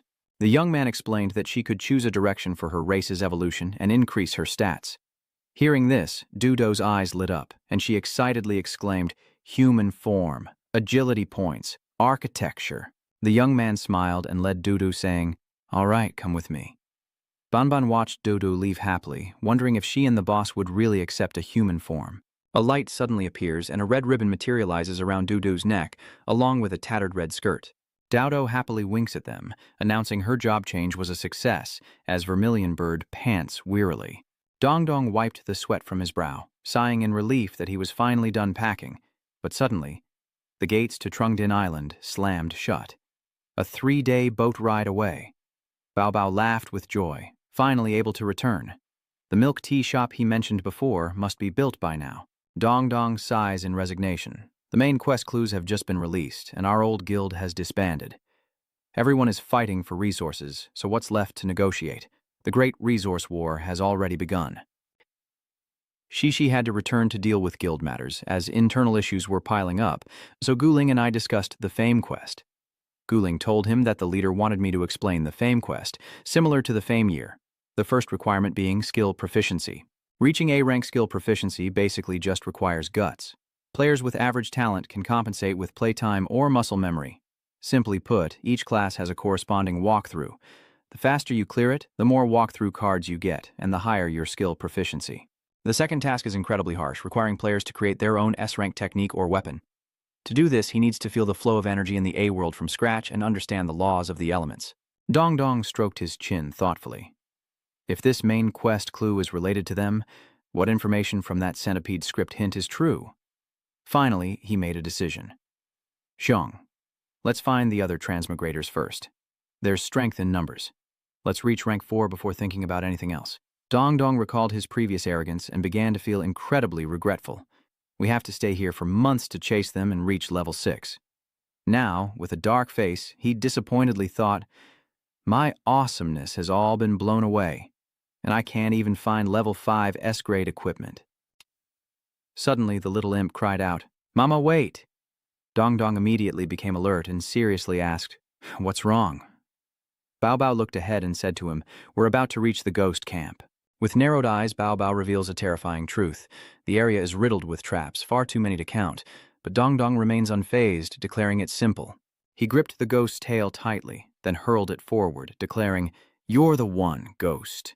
The throne demon wailed in surprise, and as it did, it triggered a tripwire, unleashing a barrage of traps, bombs, stakes, and blades that left it drenched in a cold sweat of fear. Dong Dong watches the nether demon get attacked by the traps, utterly astonished. Level 3 formations, mechanical bombs, even the famous 4 would lose a layer of skin if they weren't careful. The lackeys have improved so much. The shadow demon is speechless with rage. Are you even human? Why didn't you tell me the traps would work? Dong Dong smirks, clearly amused. The mouth ball is just a barrier that can't contain you. Physical attacks still work. Humans can't fundamentally be harmed, and magic has a limited effect, so this great task belongs to you and no one else. The shadow demon rolls around on the ground, whining, I don't care that my body's hurt, I can only get up if I hug Big Sister Bao Bao. Then, it puffed out its cheeks, pouted, glanced at Dong Dong, and made a request, or a crossdresser wouldn't be unacceptable. But before it could finish, Dong Dong and Bao Bao turned and left, and the nether ghost hurriedly shouted, Hey, wait for me! Let me tell you, you're not done with me yet. Before them was a crumbling wall, everything destroyed, nothing left intact. Then he started shouting, Little killer, I'm back! Come out and greet me. But no one appeared, and Dong Dong looked around anxiously, wondering where Little Killer was. Just then, he noticed someone was secretly following them, and Dong Dong shouted vigilantly, Someone's there! Who is it? He immediately took a fighting stance, threatening the lurker. Come out now, or I won't be so nice. Dodu then saw Dong Dong's curse mark, and was shocked to realize that Jiang Bing had cast it. Once she was sure it was safe, Dodo immediately came out, happily waving to Dong Dong's group, her own people. Ban Ban told me to stay here. Soon Dudu will tell you what happened. Dong Dong noticed the mark on Dudu and he was shocked.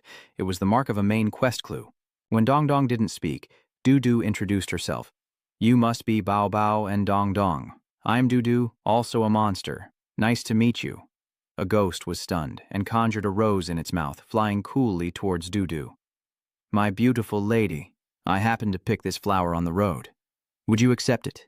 Just then, two kids snuck into the forest to play, and from behind a tall tree, the orange-haired one said fearfully to the green-haired one, I told you not to come here. Couldn't we have changed our respawn point? The green-haired one cheerfully reassured, just a quick look around. I heard the night demons here have mutated into high-level ones. Anyway, we're only level 1. Dying and respawning is normal. Peeking ahead at the green field, devoid of people, the blue-haired friend noticed, there isn't a single night monster here. Speaking of the Azure Forum, it's divided into 6 distinct sections. First, the old demon monk, Sipo, and the recently recovered vampire, and that disgusting deer is nowhere to be seen either. Next is Furikong, right? That deer was so annoying. Last time my squad went to Flower Scent Valley to catch the poison breed. We encountered layers of traps, and even going to the bathroom felt like something was ambushing me. Delving deeper, the youth mode is activated, finally returning to normal. The system has finally cleared out these night demons. I changed spawn points 3 times, each time killed by night demons, only to find peace after leaving Trung Din Island. Speaking of those who can't hold their liquor, the Duchy of Zhongting recently issued a request to eliminate the night monsters. Are you still going? Not to mention the chairman of the association was harmed by the night monsters and is determined to go. I didn't know about the respawn points at first and was killed by those skeletons over 20 times. I've exchanged my spawn points and I'm out for revenge. I'll train until I'm over level 40 and come back. Those night monsters are all rank 2 and killed me again. AZ, let's unite. These night monsters are just hiding. But we must get our revenge. Hearing this, Dao Do suspiciously asked Dong Dong, Brother, is Dong Dong really that evil? He denied the rumors, saying, Nonsense, it's all slander. Everything I do is above board. Where does the evil come from? Bootrat points to the symbol on her head, asking her why she has it. Before she can answer, a notification appears before them both. A hidden quest has been activated. Their meeting celebrates the successful discovery of a transmigrator with matching attributes, the reward being free entry into the main city once. Mission progress 1 out of 5. He realizes something about the symbol on her head. It represents... Dodo replies that they're both transmigrators, as Dong Dong slumps down, covering her face and lamenting that finding their first kind directly leads to the main city. Which means that if we transmigrators find each other, we can enter the main city once and advance our classes. Dodo added that the system probably didn't expect someone to directly become someone else's pet, and choose a naive newbie at that. However, Dodo was only able to change jobs because of you. She then turned to Bao Bao and praised her, You must be Bao Bao. I've heard Bon Bon mention you.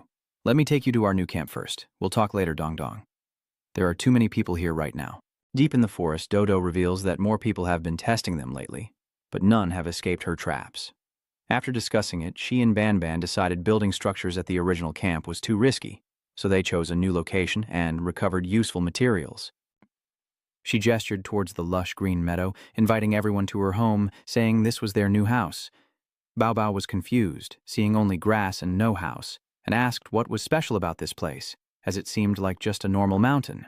Seeing this, Dudu stood on a nearby grassy platform and shouted, "Little Sapo, come out!" Sapo, hearing her voice, opened a door in the mountain and replied, "The great leader is back."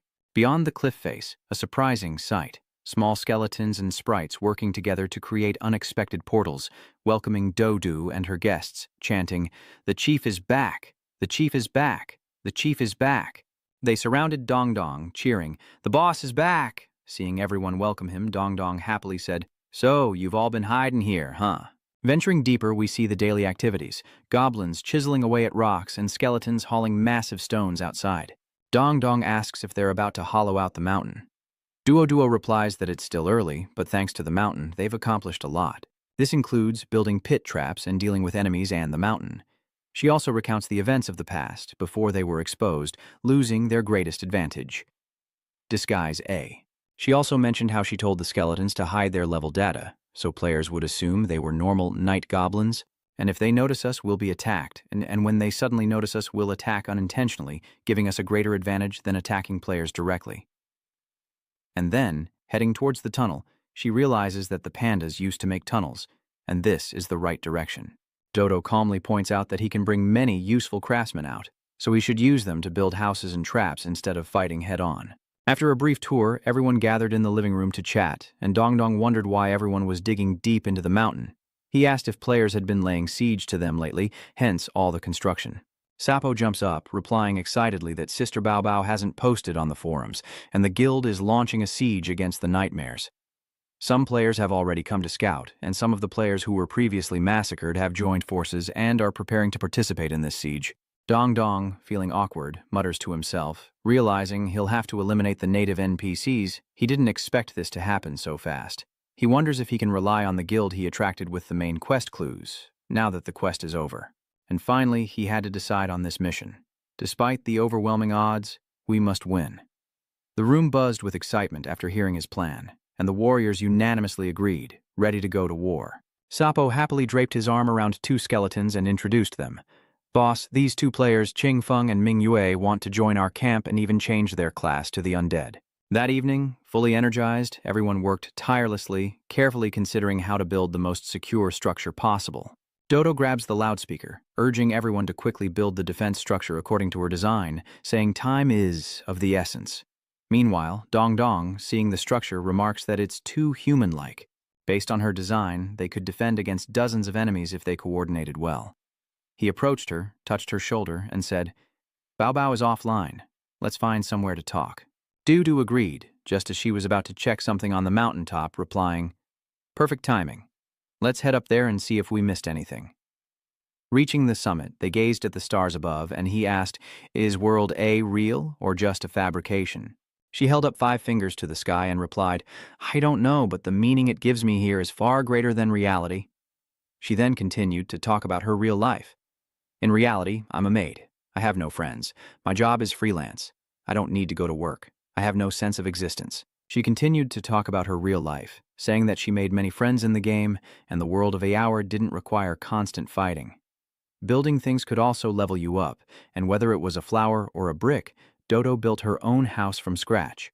She then had a small experience of World A, and began to look forward to each day there, as if not to play the game, but to wait to return home. So she broke the atmosphere with a determined statement intertwined with reason, deciding to ignore the truth of how they transmigrated there. But those things no longer mattered. Dodo enjoyed her current state, having a goal and striving for it. Finally, she jokingly told him that he had not only enlightened these monsters, but also found a master, who just happened to be a new player. He replied, "If I can't change classes, what can I do? I've been watching people for days, and I chose the one who seemed the least ambitious." His eyes narrowed with a hint of melancholy as he sighed. You're right. Let's get through this difficult hurdle first. I've obtained a Grade A technique and Grade A equipment from the Academy. In terms of strength, I could attack level 5, but the dungeon map proficiency is difficult. Before transmigrating, I was a combat-based account, and I barely made it through level 4. He looked at a screen that appeared in his hand and said, "I have to go back to the Academy for the next 2 days to see if I can clear the level 4 map. I've already found the materials I need for the level 4 map at CC." With that, he tossed her a bag, saying, "This is the rank 3 material bag I exchanged from CC. It should be enough for your class change." Xiaosha's intel says the kingdom has gathered over 3,000 players and NPCs to attack our camp. Staring intently at the bag, Dodu replied, "We have reinforcements. I heard from Bao Bao that you have good relationships with major guilds like Hien Vian." Dong Dong dejectedly responded, "The news of reinforcements has already been sent, and things used to be fine when we did missions together. Now, besieged by the duchy, I don't know if or how many reinforcements will arrive." Gazing into the distance, she recounts a memory. Days ago, a friend asked her, "What is death?" Dong Dong was confused, as was he. He asked her, "How did you answer?" Looking up at the dark sky, she softly replied, "I said, death is silence. To die is to be silent, to have no more sensation, no more reaction, no more leveling up." Her eyes filled with sorrow. All of this will be gone. He then shared his own story, saying that an NPC once asked him the same question. He said he was also curious about what gave these monsters and NPCs their intelligence and abilities, but their awakening all began with this question. He told her that knowing about death helps these beings understand the meaning of survival, and then he stood up and said, "We stand with them now." Looking towards the dawn breaking over the mountain, he continued, saying that leading these ghouls to understand the meaning of survival is important to us and to them. Meanwhile, the little skeletons are working hard, and the saws are tirelessly trying to complete their tasks. Thanfeng and Ming Yue are both working, and Ming Yue says, "Thanfeng, it seems the forums are saying players want to come and fight the ghouls. We're helping them, isn't that bad?"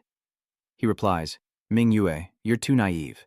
He explains that he didn't come here just to rob the night monsters, recounting how they came here. Were robbed by the skeleton night monsters and killed by unknown pitfalls. And sometimes, they're even subjected to mental torture like violent NPCs. Suddenly, it dawned on them that they weren't siding with the original characters of the game. These ghouls and NPCs were the way to go. Thanfeng, now with a plan, declared that following these ghouls was the only way forward. Right now, we're just skeleton soldiers who help out. Who knows, maybe we can be like Great God Killer and have a chance to become a squad leader among the night monsters. Come on, Ola Ola Ola, I want to be the fastest digging skeleton soldier. These skeletons, seeing the two of them joking around, chimed in, saying that these players are either especially bad or, like Xiaosha, especially good. Back in the magnificent Imperial Palace, Hitutu thanked Apollo, saying, "Thank you for assisting our plan to eliminate the nightmares." Apollo, the thorn in the side of the PC level 120 Divine Mage, replied, "No need.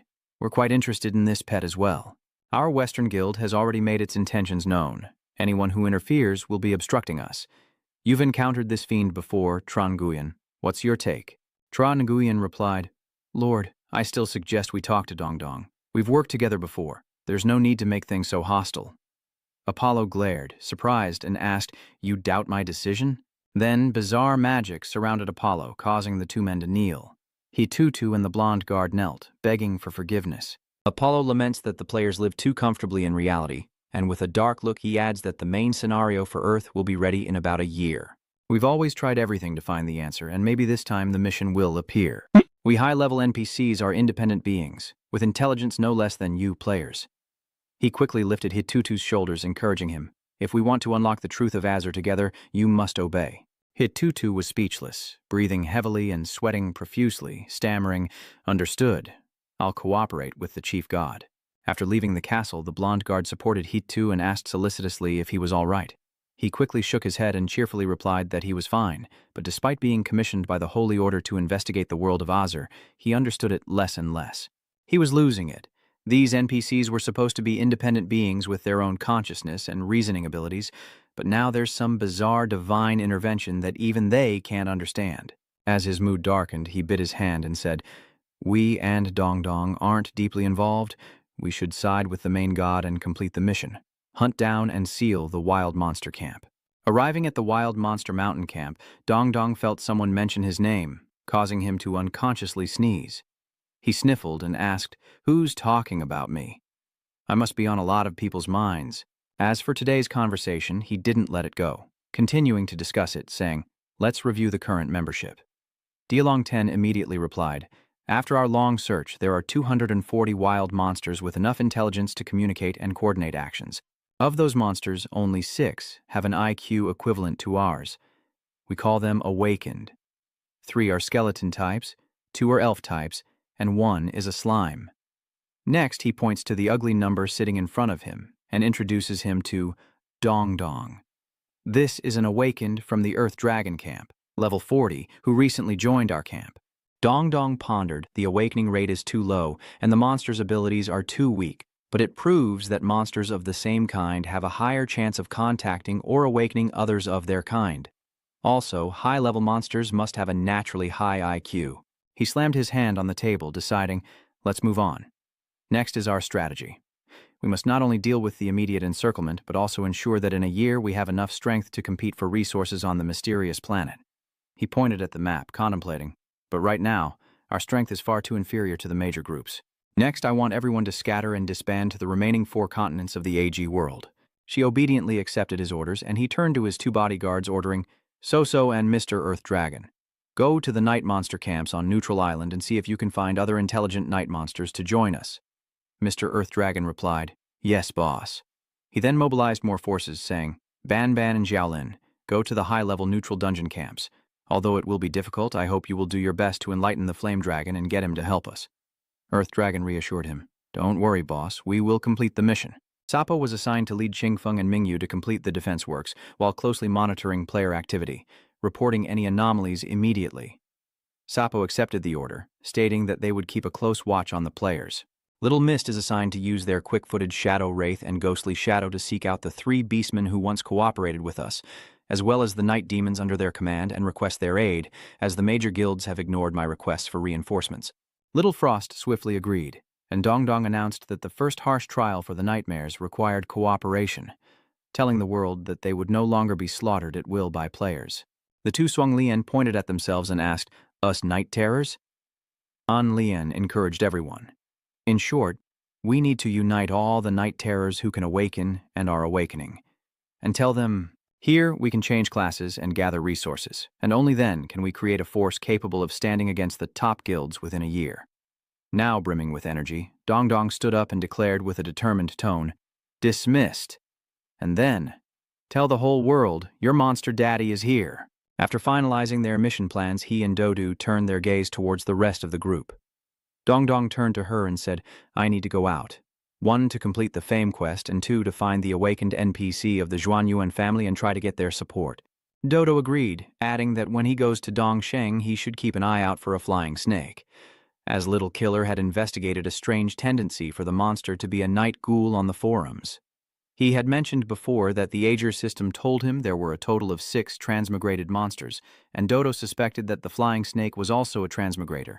Dong Dong pondered, saying it was very possible, but they couldn't rule out the innate strangeness of some monsters. Then they both noticed the scene of Guiyu Ming playing with his little skeleton and Pixie, leaving them troubled. Dudu said helplessly, To be honest. Meanwhile, at the peaceful gates of the Imperial Palace, Vice Principal Lei burst through the doors, shouting, How could this Bao Bao also be a student of our Immortal Academy? I don't care if the Principality wants to exterminate the monsters, but bullying my students is unacceptable. Old Jai, with swollen eyes and Mint tending to him, trembled as he said, Calm down, calm down. Don't get so worked up over one student and the Paradise Guild. We must use reason to persuade them. Vice Principal Huang Hun, seeing his injuries, anxiously asked, Principal, what happened to you? With gloomy faces, his family replied. After learning that Paradise was involved, the headmaster went to argue with Guy. Vice Principal Lei asked, And the result? What is the 6 seats' true strength? His family stammered, saying the result was written all over his face. Old Zai relied on the top-tier mind technique he won in the last mission to escape. Otherwise, Old Zai, enduring his injuries, muttered that the use of number 6's abilities wasn't on the same level as theirs. However, I've discovered that the rank 6's technique isn't combat-oriented. If it were that monkey, he'd have 2 types, a rank S artifact and a rank S technique. On that cliff, a monkey gazes at the distant sky, and Old Zai continues. Born with many innate talents, Guy might not necessarily be his opponent. Vice Principal Luli stood up and said fiercely, Are we just going to sit here and watch Dong Dong get snatched away? They're trampling all over us. Old Tay, seeing this, reassured him. Dong Dong contacted me through Bao Bao, and I know their plan. They won't be able to blockade all the transfer points. With strict inspections, Dong Dong can only reach Dongsheng through Tin Hai with Bao Bao's help, and our school has provided them with a ship. He added that between the continents is the endless Tin Hai, where dungeon copies spring up like mushrooms. Instead of going directly to Dongsheng, they'll take a ship, which will take at least a month. It all depends on fate. The blue-haired girl burst through the door, yelling, "That cheap paradise! Bullying my students? Qilao, are you going to do something about this? If not, I'll go make a scene. Who cares about my reputation?" Her powerful voice drew everyone's attention, and she frantically asked the injured Elder Qi, "Elder Qi, what happened to your face?" The vice principal rubbed his temples wearily, saying he'd have to explain it all again. How many teachers in the academy hadn't asked yet? Meanwhile, at Cool Beach, as dawn broke, a boat that looked like it hadn't been used in years washed ashore. Dong Dong and Bao Bao were speechless as he grimly stated, "This is the academy's best starship the headmaster told us about." Frustrated, he hurled the ship into the air. Ghost Dream immediately appeared and explained that after the construction of the special transfer point, very few people needed to travel through the Star Sea. At most, they would go near the sea to collect materials. The last time this ship was used was during an important mission, and it hasn't been repaired since the battle. Dong Dong angrily shouts at Ghost Dream to fix it, but Ghost Dream assures him that the ship has been repaired by the divine craftsman and won't sink, as it's a level 5 magic treasure. Concerned about the ship, he asks again, shocking Ghost Dream, who suggests using people for repairs. Ghost Dream reluctantly replies that he's already sent them, and he has academy business, but will keep in touch. With that, he vanished in a flash. Dong Dong looked at Ghostly Underworld and Little Frost and ordered, "Those of you with speed can disregard restraints. Let's head north and contact the Night Fiends of the Black Tortoise first, and keep an eye on Ghost Netherworld." Ghost Netherworld replied, "Don't worry, I've grown up." Little Mist also obeyed, saying, "I can definitely complete the mission on my own." As they set off, Bao Bao warned her, "We must be careful. Unless we reach East Victory and set up a respawn point, we'll reappear in the central courtyard if we die, and all our efforts will be wasted." She beams back at him. "Let's do our best. Let's go. Another adventure begins." The ship's sails catch the wind as it leaves the harbor, the hull slowly moving into the distance. And just like that, the ship sets sail on its mission, embarking on a long journey across the vast ocean to reach its destination. Bao Bao gazed at the dreamy sea, exclaiming how beautiful it was, like sailing through space. Dong Dong replied that they'd see such scenery for a month, and might even enter legendary instances and demon territories along the way. The ship was filled with laughter as Bao Bao exclaimed, "It's okay. We've overcome so much hardship together. As long as we're together, the future will only hold new and exciting adventures. Let's set sail." Meanwhile, back at the palace, the atmosphere was heavy. Two guards exchanged worried glances, blaming Hai-Tu for the failed attack on the night monster camp, which was full of traps and empty of monsters. Fu, disheveled and tearful, lamented the unknown fate of Tuk and Dong Dong. As night fell, the ship sailed ever closer to its destination, an unbelievably magnificent sight from below. On board, Dong Dong, Bao Bao, and Tuk were playing cards together. She was exhausted from setting off early and traveling for 3 straight days, leaving her completely drained. She said that at first the scenery was beautiful, but after 3 days she was already bored. Completely exhausted, Dong Dong says there are still 20 days left. No one has ever sailed this far in the Star Sea. She slams her cards down, having played for 3 days straight. Exhausted, she yells at Bao Bao to use their time to improve their skills, but the next day Bao Bao is still tired. She pouted and blocked on, then suddenly turned to Dong Dong with a suggestion. "Let's learn how to swim." Surprised by her suggestion, he slowly replies, "The Star Sea isn't an ocean." Looking towards the distant sky, he stands and continues, "Think of it as space, so we need special equipment on the ship." He gently touched the empty space and added, "The spaceship will create a barrier. If we directly touch the sea of stars, we will continue to lose blood." Tuk also suggested that we can actually go outside. This ship may be dilapidated, but its functions still remain. With that, Tuk created a large circle to better explain, saying they could create a small 5mm barrier around Bao Bao, and the large circle began to glow brighter than ever. Tuk announces that it's safe now, Mama. The buoyancy of the Star Sea is greater than that of the ocean, so Mama and Bao Bao can explore around the ship. Dong Dong tests it out, gently extending his hand, and it lifts him into the air. "Interesting," he says. "Not bad. Pretty fun. Come on, let's go." Hesitantly, she places her hand in his, trusting him, and slowly begins to feel herself float into the beautiful Star Sea. He takes her hand, showing her how to move. "Look, when learning to swim, the first thing is not to be afraid of the water. I'll throw you in and you can try swimming here." Bao Bao is shaken, thinking, This feels so real. The warmth from Dong Dong's palm. He's teaching me how to swim." She blushed, embarrassed by her thoughts, and stammered, I'll try. Meanwhile, Tuk Tuk admires the couple's affection, lamenting, "Ah, the youth of young people." Slim jokes with Mingsa. "Let me tell you, when I was young, I had countless admirers." Sa replies, "Uncle Tuk, since my rebirth, my age has been reset."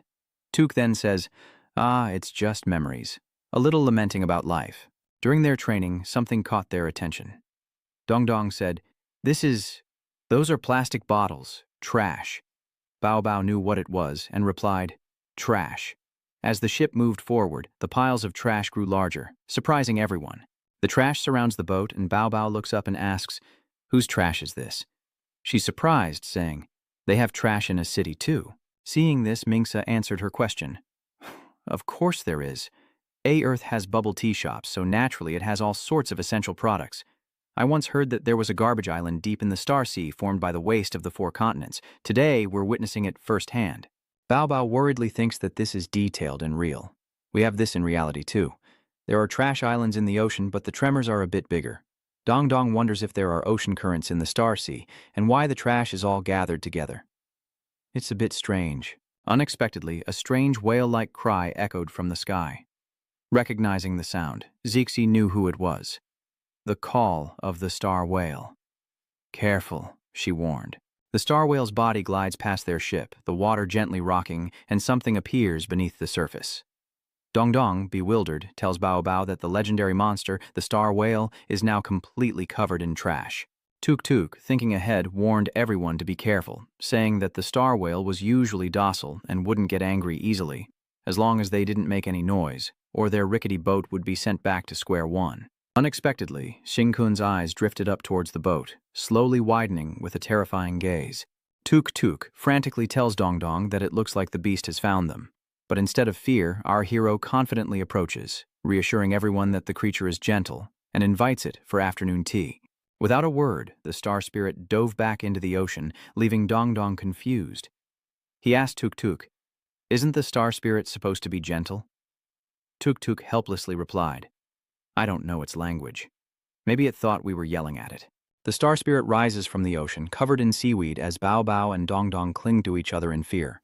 Dong Dong cried out in fear, wondering why they provoked it, lamenting that dying here would mean returning to where they came from. Suddenly, a system notification appeared before Bao Bao, initiating a hidden quest. Clean the trash off the Starcoon. Quest difficulty A, quest reward, an A-level cultivation technique. Bao Bao turns to Dong Dong, saying that she's accepted the quest, and they'll get an A-rank cultivation technique if they clean the trash off the star whale. Dong Dong is pleased, saying that this could give them a chance to make the top 4 if they can just finish the job. Dong Dong stares into the distance, at the giant creature. How could anyone clean all of that up? On turns to Bao Bao, telling her to pretend to accept the mission, then sneak away once the Starcoon calms down. But Minsa interrupts, saying the Starcoon understands people, and that he understands the Starcoon, who is now angry. Dong Dong remains silent as Xingkun silently glares at their ship. Dong Dong orders, "Juke, full speed ahead, ignore Yingkun." The Starcoon then opened its massive maw, as if to swallow their ship whole. Dong Dong cried out, "What nonsense is Mingxia talking about?" Ming Snake replies that it's all nonsense and shouldn't be translated, telling him to use his brain. He then wonders how Starcoon understands human speech. Hearing that, it closed its mouth, and after a moment, the Starcoon, its mouth full of water, said, "I should have learned to write." As Dong Dong lies on the boat, drifting in and out of sleep, he wonders why he hasn't been reborn yet. Quay arrives, calling out to him, telling him to wake up. They're not being pursued anymore. Dong Dong jolts awake, staring at the sky for a long moment, then sits up in shock, realizing they're inside the star whale's belly. Minxia says that legend tells of a chaotic universe inside the star whale, and he never thought he'd see it with his own eyes.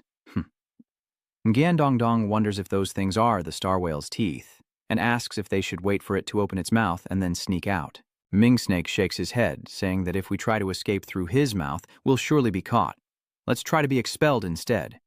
Everyone looks around intently. Chucho notes that the demons emerging from this universe are unlike those of the blood-soaked Star Sea, suggesting life thrives within the star whale. Nguyen Dong Dong waves it off, saying the worst outcome is death, or becoming a wandering bioceno in the Star Sea. In the distance, a large ship sailed closer and closer. Minza said it was the star whale's tongue, and it was beginning to swallow. Dong Dong angrily complains, "Why do we have to climb around even after getting inside?" After escaping the oral cavity, Dong Dong and Slim are out of breath. Finally free from the mouth, it almost killed us. Suddenly, Dong Dong senses movement and wonders what that sound is. In the sky, a fiery red orb appears. The sun, burning itself out. Ming surmises that this must be the heart of the star whale, its heartbeat weary. Dong Dong wonders if he can even recognize a person's heartbeat.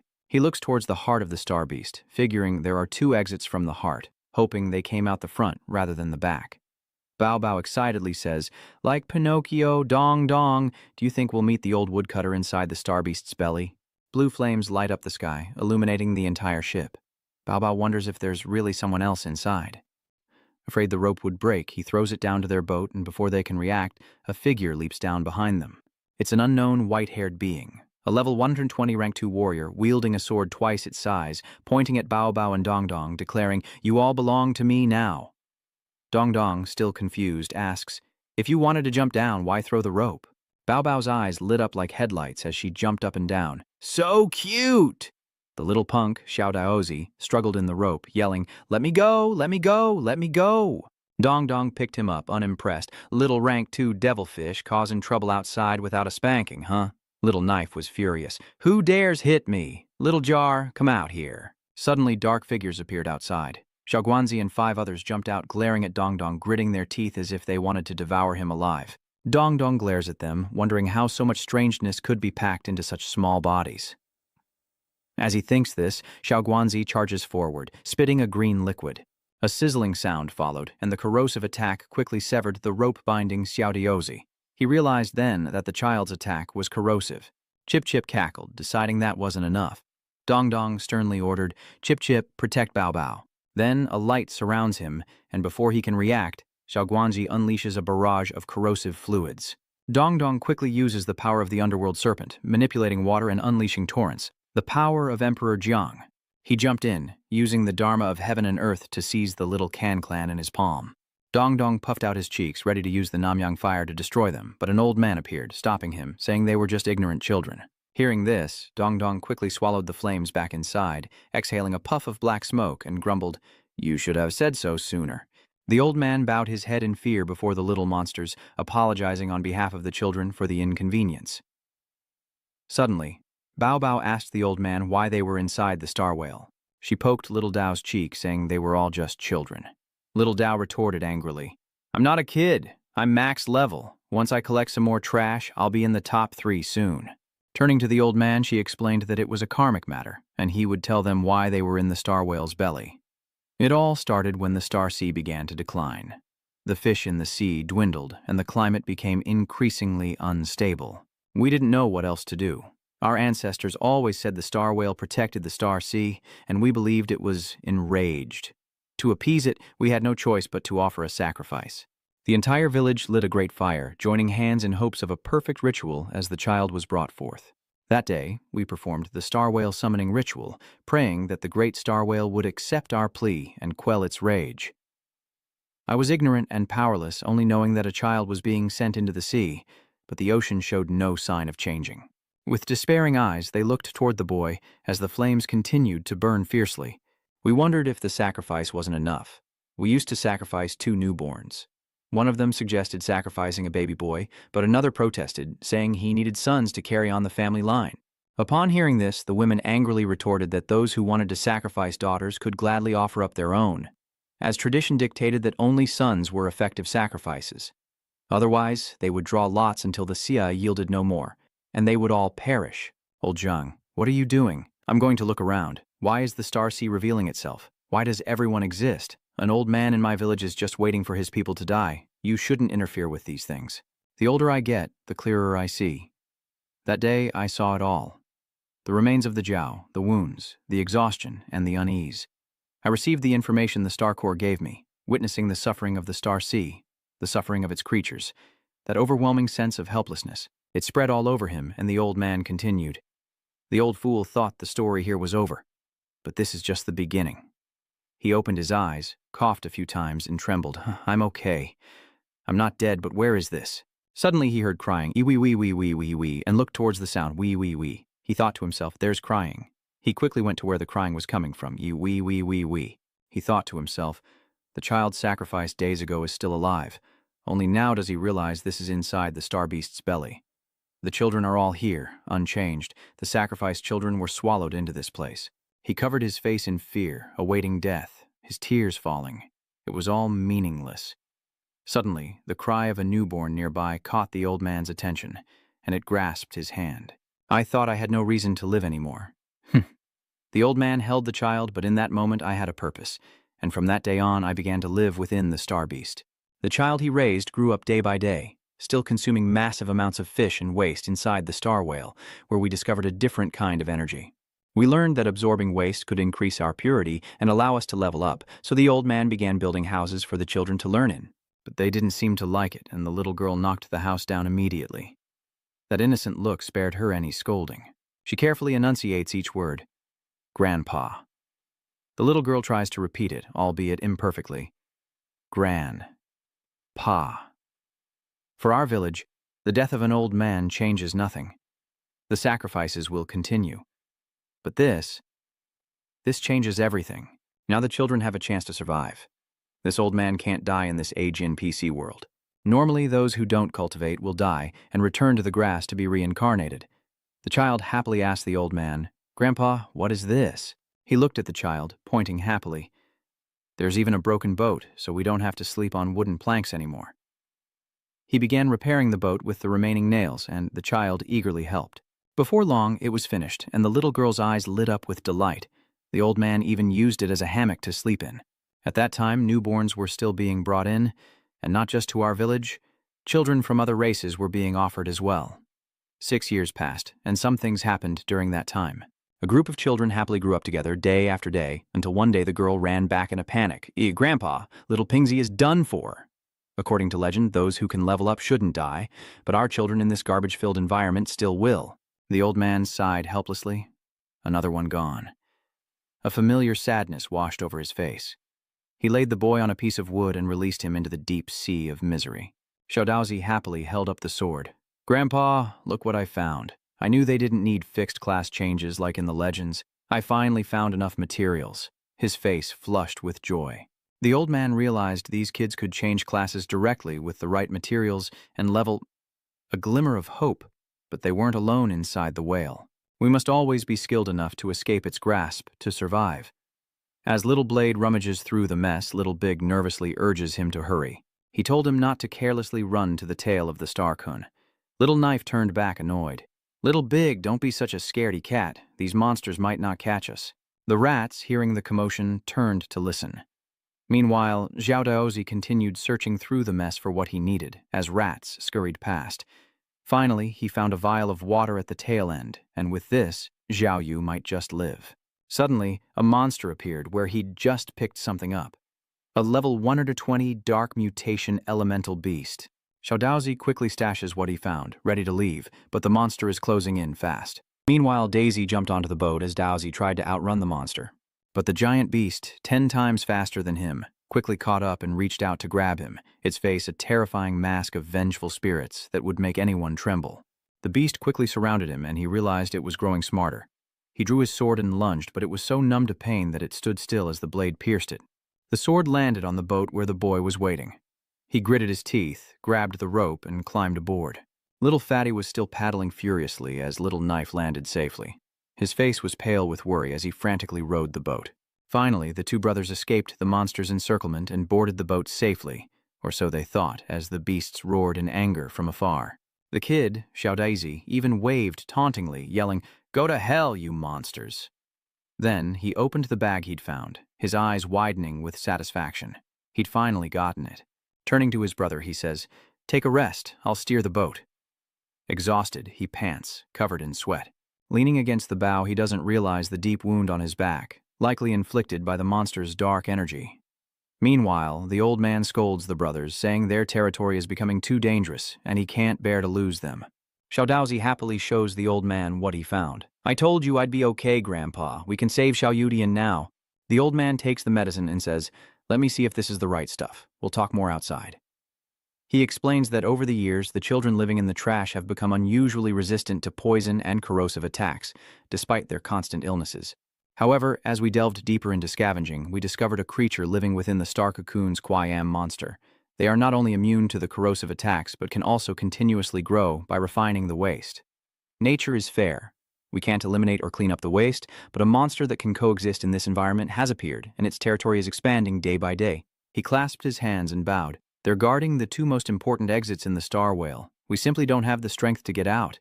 These past years, only 9 children remain. Please forgive their disrespect to this old man. Dongdong waves her hand, saying it's fine since we're only dealing with a level 3 Qian, which is why they're here. Bao Bao stands nearby as Dongdong waves her hand towards the old man's face, saying, "Let's go. Take us to see that dark soul monster." The old man sighs. "We're troubling you all." He pointed to the 2 children, saying that Little Freak and Little Knife were the strongest among them, so they should lead the way to the Shadow Soul Freak's territory. Bao Bao wondered why most were girls, and Uncle Shi explained that the tradition of sacrifice still favored female students. Uncle Tuk tells Min Sa, looking at Tiu Dao Tu, that the child is strange and changes when he gets angry. Min Sa replies that she can handle it. He's mutating, but luckily he found her. A dark aura emanates from the boy, and Min Sa approaches, opening his mouth wide to engulf him, frightening the boy who cries out to be released. Min Sa silently devoured the dark energy from the boy, while Uncle Shi spat flickering flames towards him. Dongdong guesses that the dark and mental energy, after being attacked by the dark soul monster, seems to be invaded and assimilated by this power. Xiao Ozi wonders if the giant snake can control and destroy these energies. "We had a group that was transformed like this, but I'm number 2 and I've resisted this power for 3 months without changing." Mingsa then said, "Let's set off first. We still have to see the attributes and abilities of these monsters." Xiaodaozi turns away, blushing, and thanks them, as Baishe glares after them. The boat remains still. Little Knife turned to everyone and asked, "You all came from the outside. What's the outside world like?" Granny Layan replied, "The outside world is very clean, with many adventurous and strange cities, sunshine, fragrant flowers, and an endless supply of milk tea." Xiao Guizi wondered what milk tea was, saying he'd found a cup with the words milk tea on it in this garbage dump, but didn't know if it was drinkable. Xiao Daozi huffed, saying if they could defeat these monsters, they could get out, and without restrictions he could pick up even more trash until he leveled up. Then they found themselves in a vast forest, but there were so few trees that they had nowhere to sleep. Granny Lian said, "Don't worry, there will be all kinds of forests once we get out, and I'll take you to a bubble tea shop." Xiao Guanzi asked eagerly, "Really?" Uncle Tuk says, "Rest assured, you can trust what my dad says." Then he looks at Dong Dong, letting him know he's being targeted. On the dark ship, Dong Dong said, "I've told our group to merge with them. You guys stay on the ship. I'll go scout these monsters." Then he clasped his hands together, activating the law of heaven and earth as smoke billowed around him. The monsters reveal themselves en masse, and he smirks. Finally here, as expected of those who underwent special soul refinement and divine beast possession. The more monsters there are, the more he can kill. Reaching out to the monsters, he crushed them one by one, but as soon as they vanished, they returned to their original form. Suddenly, he wondered strangely, there was no kill notification, and the dark souls were attacking each other, falling one by one. Then they began to bite and devour each other. Dong Dong's eyes widened. Cannibalism. He hasn't reached level 4 yet, but can these things become stronger by endlessly devouring their own kind? The monster is much bigger than before, and its eyes show that it's starting to intimidate Dong Dong. Dong Dong coldly eyed the beast, thinking that the vermilion bird's nameless fire could incinerate it all. He pursed his lips, raised 2 fingers, pointed, and stared intently, deciding to use this instead. He unleashed a torrent of flames upon the monster, causing it to writhe in agony, unable to resist, thrashing about in utter terror. The Little Knife and Little Official laughed gleefully. It was working. The monsters struggled against Dong Dong's attacks, smoke billowing around their bodies. Dong Dong continued to spew flames from his mouth towards the monsters. The wraiths were in terrible pain from the samadhi fire, but they adapted in just a moment. Dong Dong is furious. They've adapted to the flames so quickly. He turns his back and glances at them, noting their ability to endlessly evolve, even through the deaths of their comrades. Though it's definitely not infinite evolution. Dong Dong gritted his black teeth in anger, but considering the difficulty of the current mission, even if they evolved to the named rank, we'd still fail. Little Knife was disappointed. It seemed they were out of options after all. Dong Dong happily replied that he had it covered and began the experiment. Xiao Daozi wondered what he was up to. Dong Dong began his work, and Xiao Daozi noted that they didn't dare approach the shore, yet they feared the water within the star core. Dong Dong throws the dark spirit into the sea, where it struggles in the water, seemingly more afraid than before.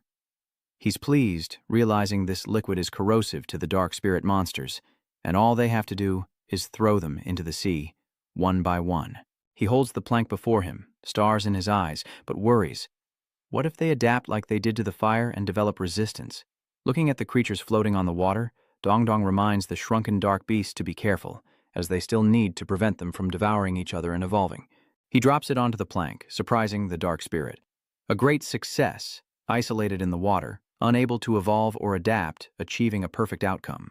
Next, all he has to do is place them on the wood, and they won't be able to devour each other or evolve.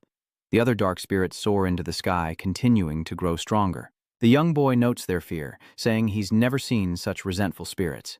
Dong Dong, holding 2 dark spirits, looks grim. In his short life, he's never seen them so afraid and withdrawn. This problem-solving approach is completely different from the norm, greatly shaking the childlike mind of Xiao Daozi. He reaches out and strokes the dark spirit. Dong Dong held the angry spirits in his hand, smirking, "Be good. I'm just putting you on the board to play. If you cause trouble, you'll regret it." The spirits were too scared to resist, obediently sitting on the wooden plank. Dong Dong signals the all clear and says they can now proceed inside to search. Xiao Daozi asks Bao Bao if everyone outside handles problems like this as he jumps into her arms.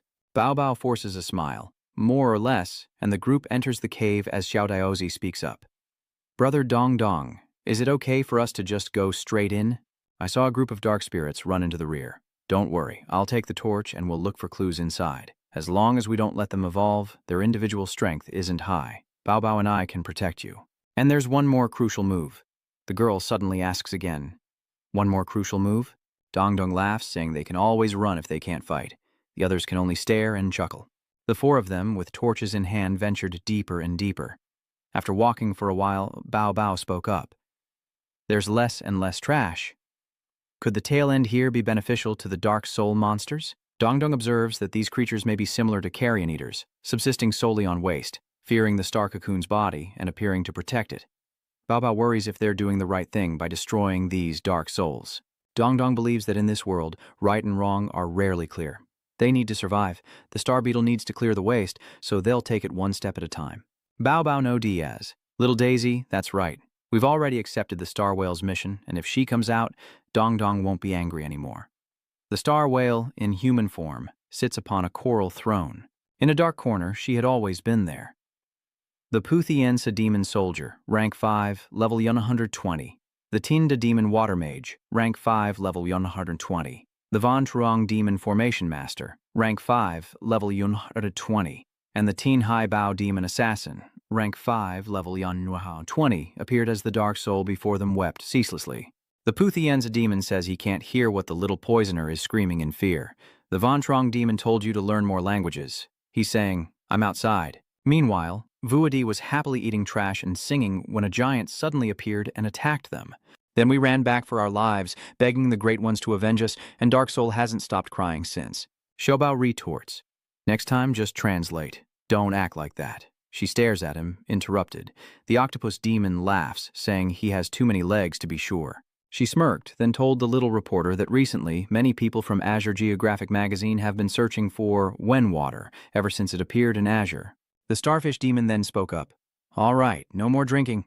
We're here representing our sea regions to discuss how to stop the ocean pollution."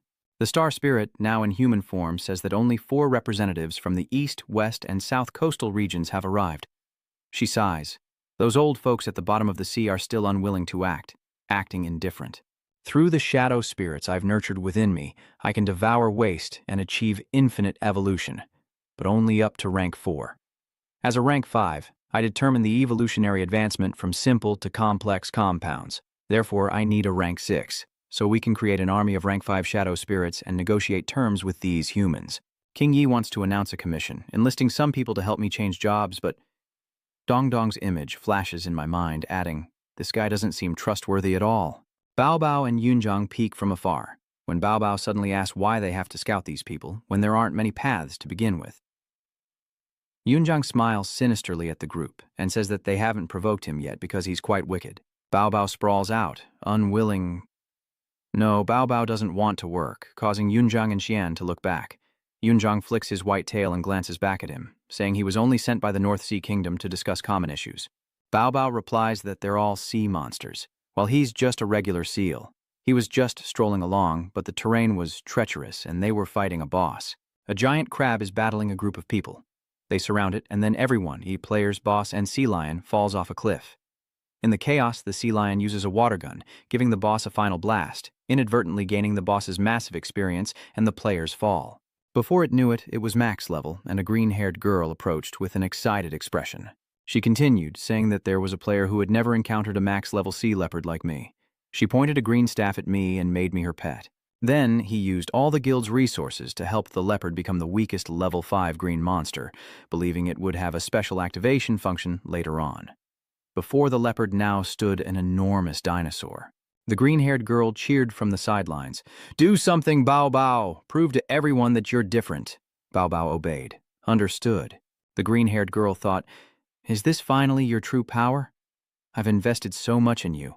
They all called you trash, but I refuse to believe a max-level sea beast appearing in the wild could be useless. Go on. Prove yourself to everyone." Bao Bao stared seriously at the dinosaur for a moment, then flopped onto the ground, leaving the dinosaur bewildered. "Be gentle, Mr. Dinosaur. I want to die quickly so I can go back to my pet space and sleep." Everyone outside was stunned, mouths agape at the sight of this leopard. Then he seemed to lose faith in Game Azer, turning to stone after releasing me into the open sea and never logging back in. Yunjiang, seeing the useless leopard seal, continued. After that, the Sea Dragon King felt I wasn't alone, and, never having seen a leopard seal before, let me eat, drink, and stay in his place. The leopard seal then said, "If I hadn't felt bad about eating and drinking for free, I wouldn't have bothered helping the Dragon King negotiate." Speechless, Yunjiang finally said, "You really are something. But this is inside the siren. We have to complete the siren's quest and stop them." The leopard then said, "Don't worry. When I followed my master to cultivate, other things I can't do, but we've watched countless movies. Because the seal doesn't know what to do, but its belly is very soft and can be used as a pillow. This situation, where the boss sends out small soldiers to harass the enemy, is just giving the enemy experience. Then we'll be taken down one by one. And finally, we'll all be gathered together and dealt with by the enemy." Van Truong then asked if the movies offered any solutions. The leopard seal confidently replied that if they defeat themselves first, they won't give their enemies experience points, resulting in no danger at all. Yunjiang, speechless, sprayed hairspray for a long time. She turned away and waved her hand, saying, "Forget it. This sea lion is hopeless. You can just wait to die." Bao Bao waved back, saying, "Okay, goodbye, see you later." Yunjiang gritted her teeth in anger, realizing she was on her own. But suddenly, she sensed something was wrong. Wait, where are they? The people they were following have vanished. Over here, they're near Bao Bao, who curiously asks Dong Dong about the sea lion's appearance. All eyes are on Bao Bao, who is now drenched in sweat, and it stammers in fear. "I swear I'm just a harmless, good-natured little monster. Do you believe me?" He sprawled out on the ground, emphasizing each word, not wanting to work. A useless leopard. Wonder 32. That's how many people were surrounding him.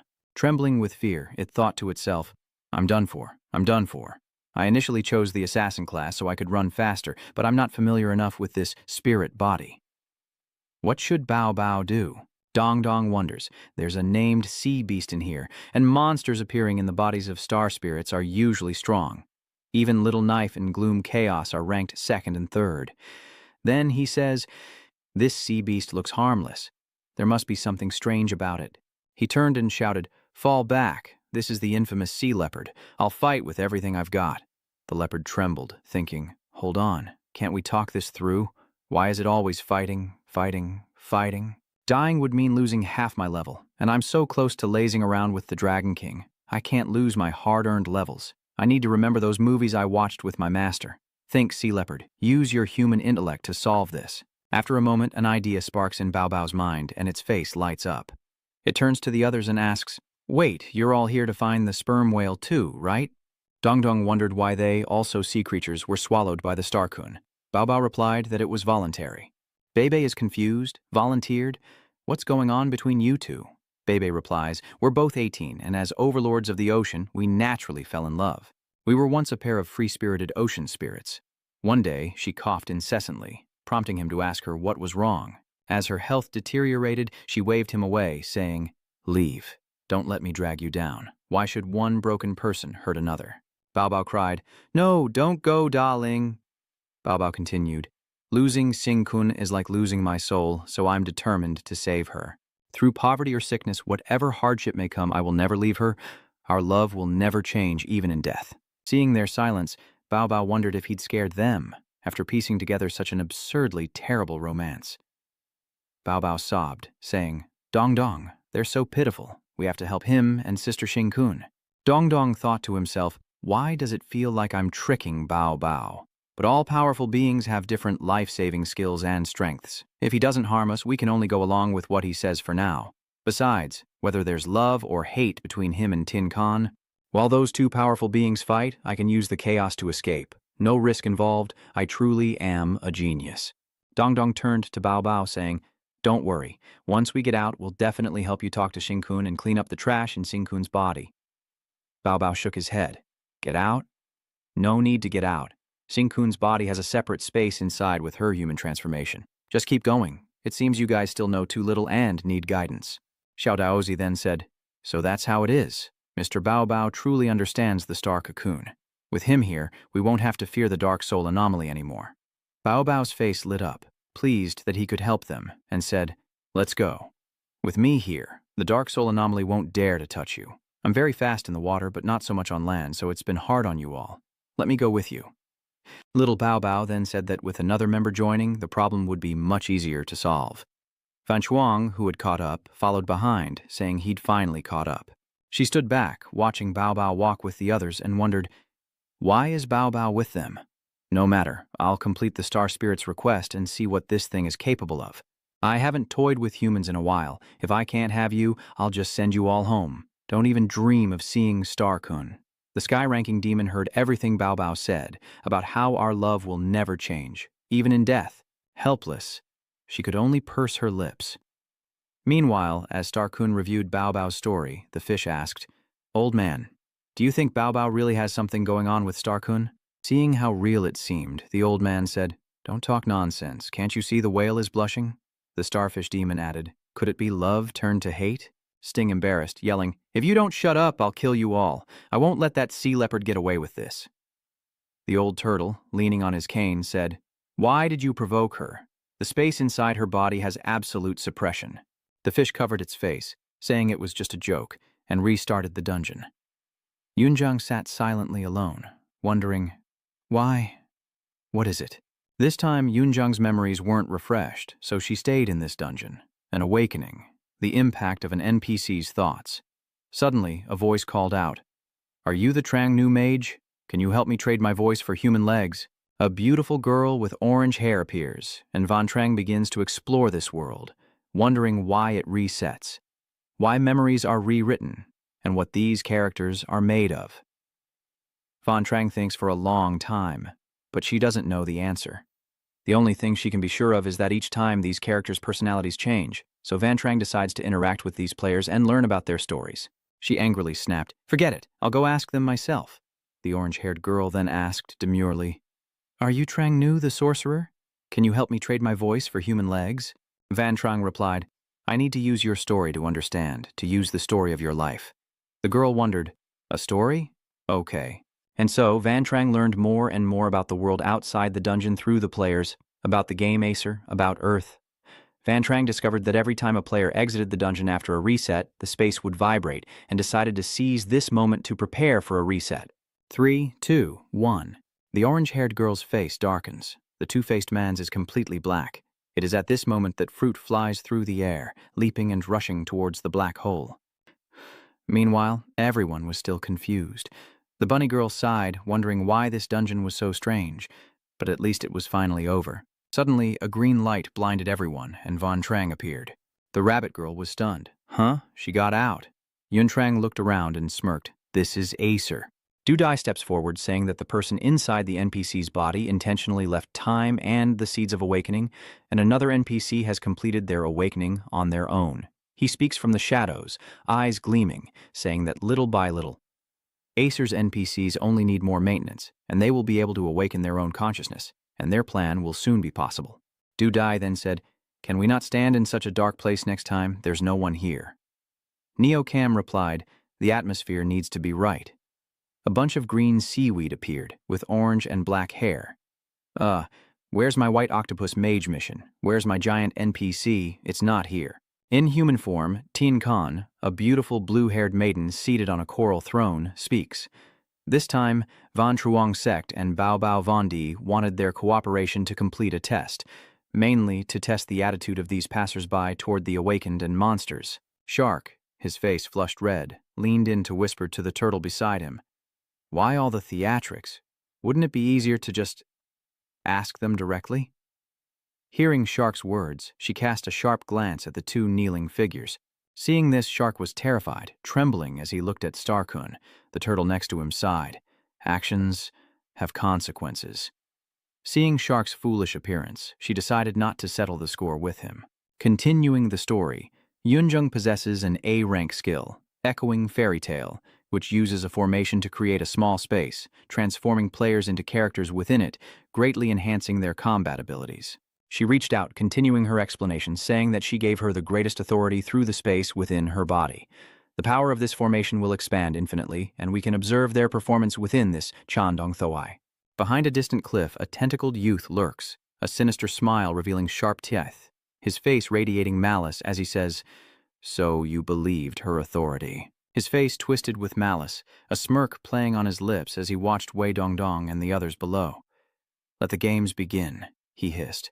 The little monster, holding a torch, illuminated the path ahead, telling the others, "We should reach the tail soon." Hearing no response, he turned back and called out, "Bao Bao!"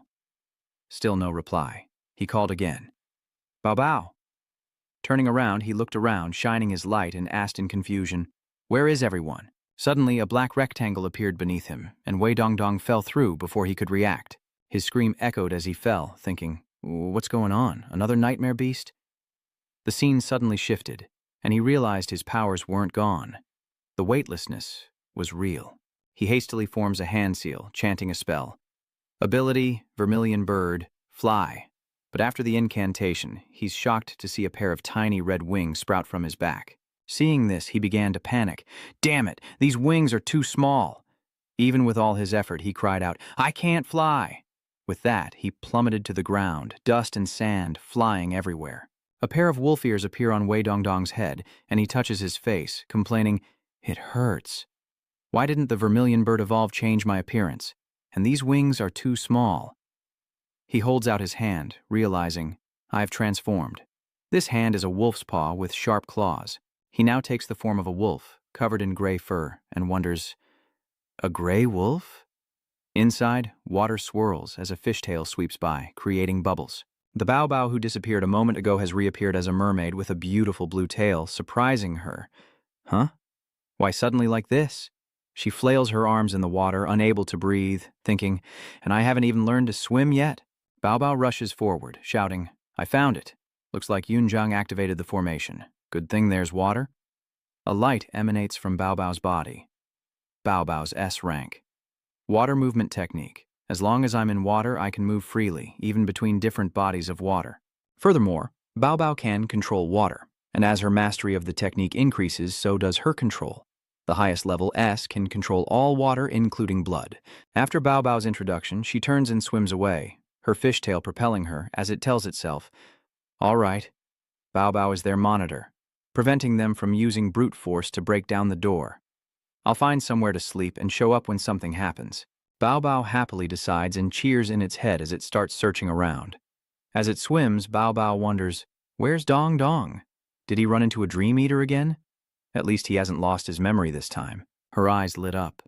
The dream eater. In her hand appeared a dream eater orb. She speculated, storage space isn't forbidden, and she still hadn't used the dream eater bullets the school had made before. In the distance, behind the coral reef, a light shines. She thinks someone must be ahead and goes to investigate. The half-octopus boy from before appears, greeting her. "Hello, mermaid. We finally meet." Hearing this, she was stunned. A mermaid, a fairy tale. He looked back and forth, informing her that as the little mermaid, she needed to find the dwarf in the deep forest and Rapunzel in the reeds after coming ashore. Enter the fairy tale world in the mirror, find and defeat the deep, dark wolf of this world. She twitches an eye. wondering what kind of bizarre mission this is. But is it really necessary to use these fairy tales? Can our platform's legal department fight that mouse company?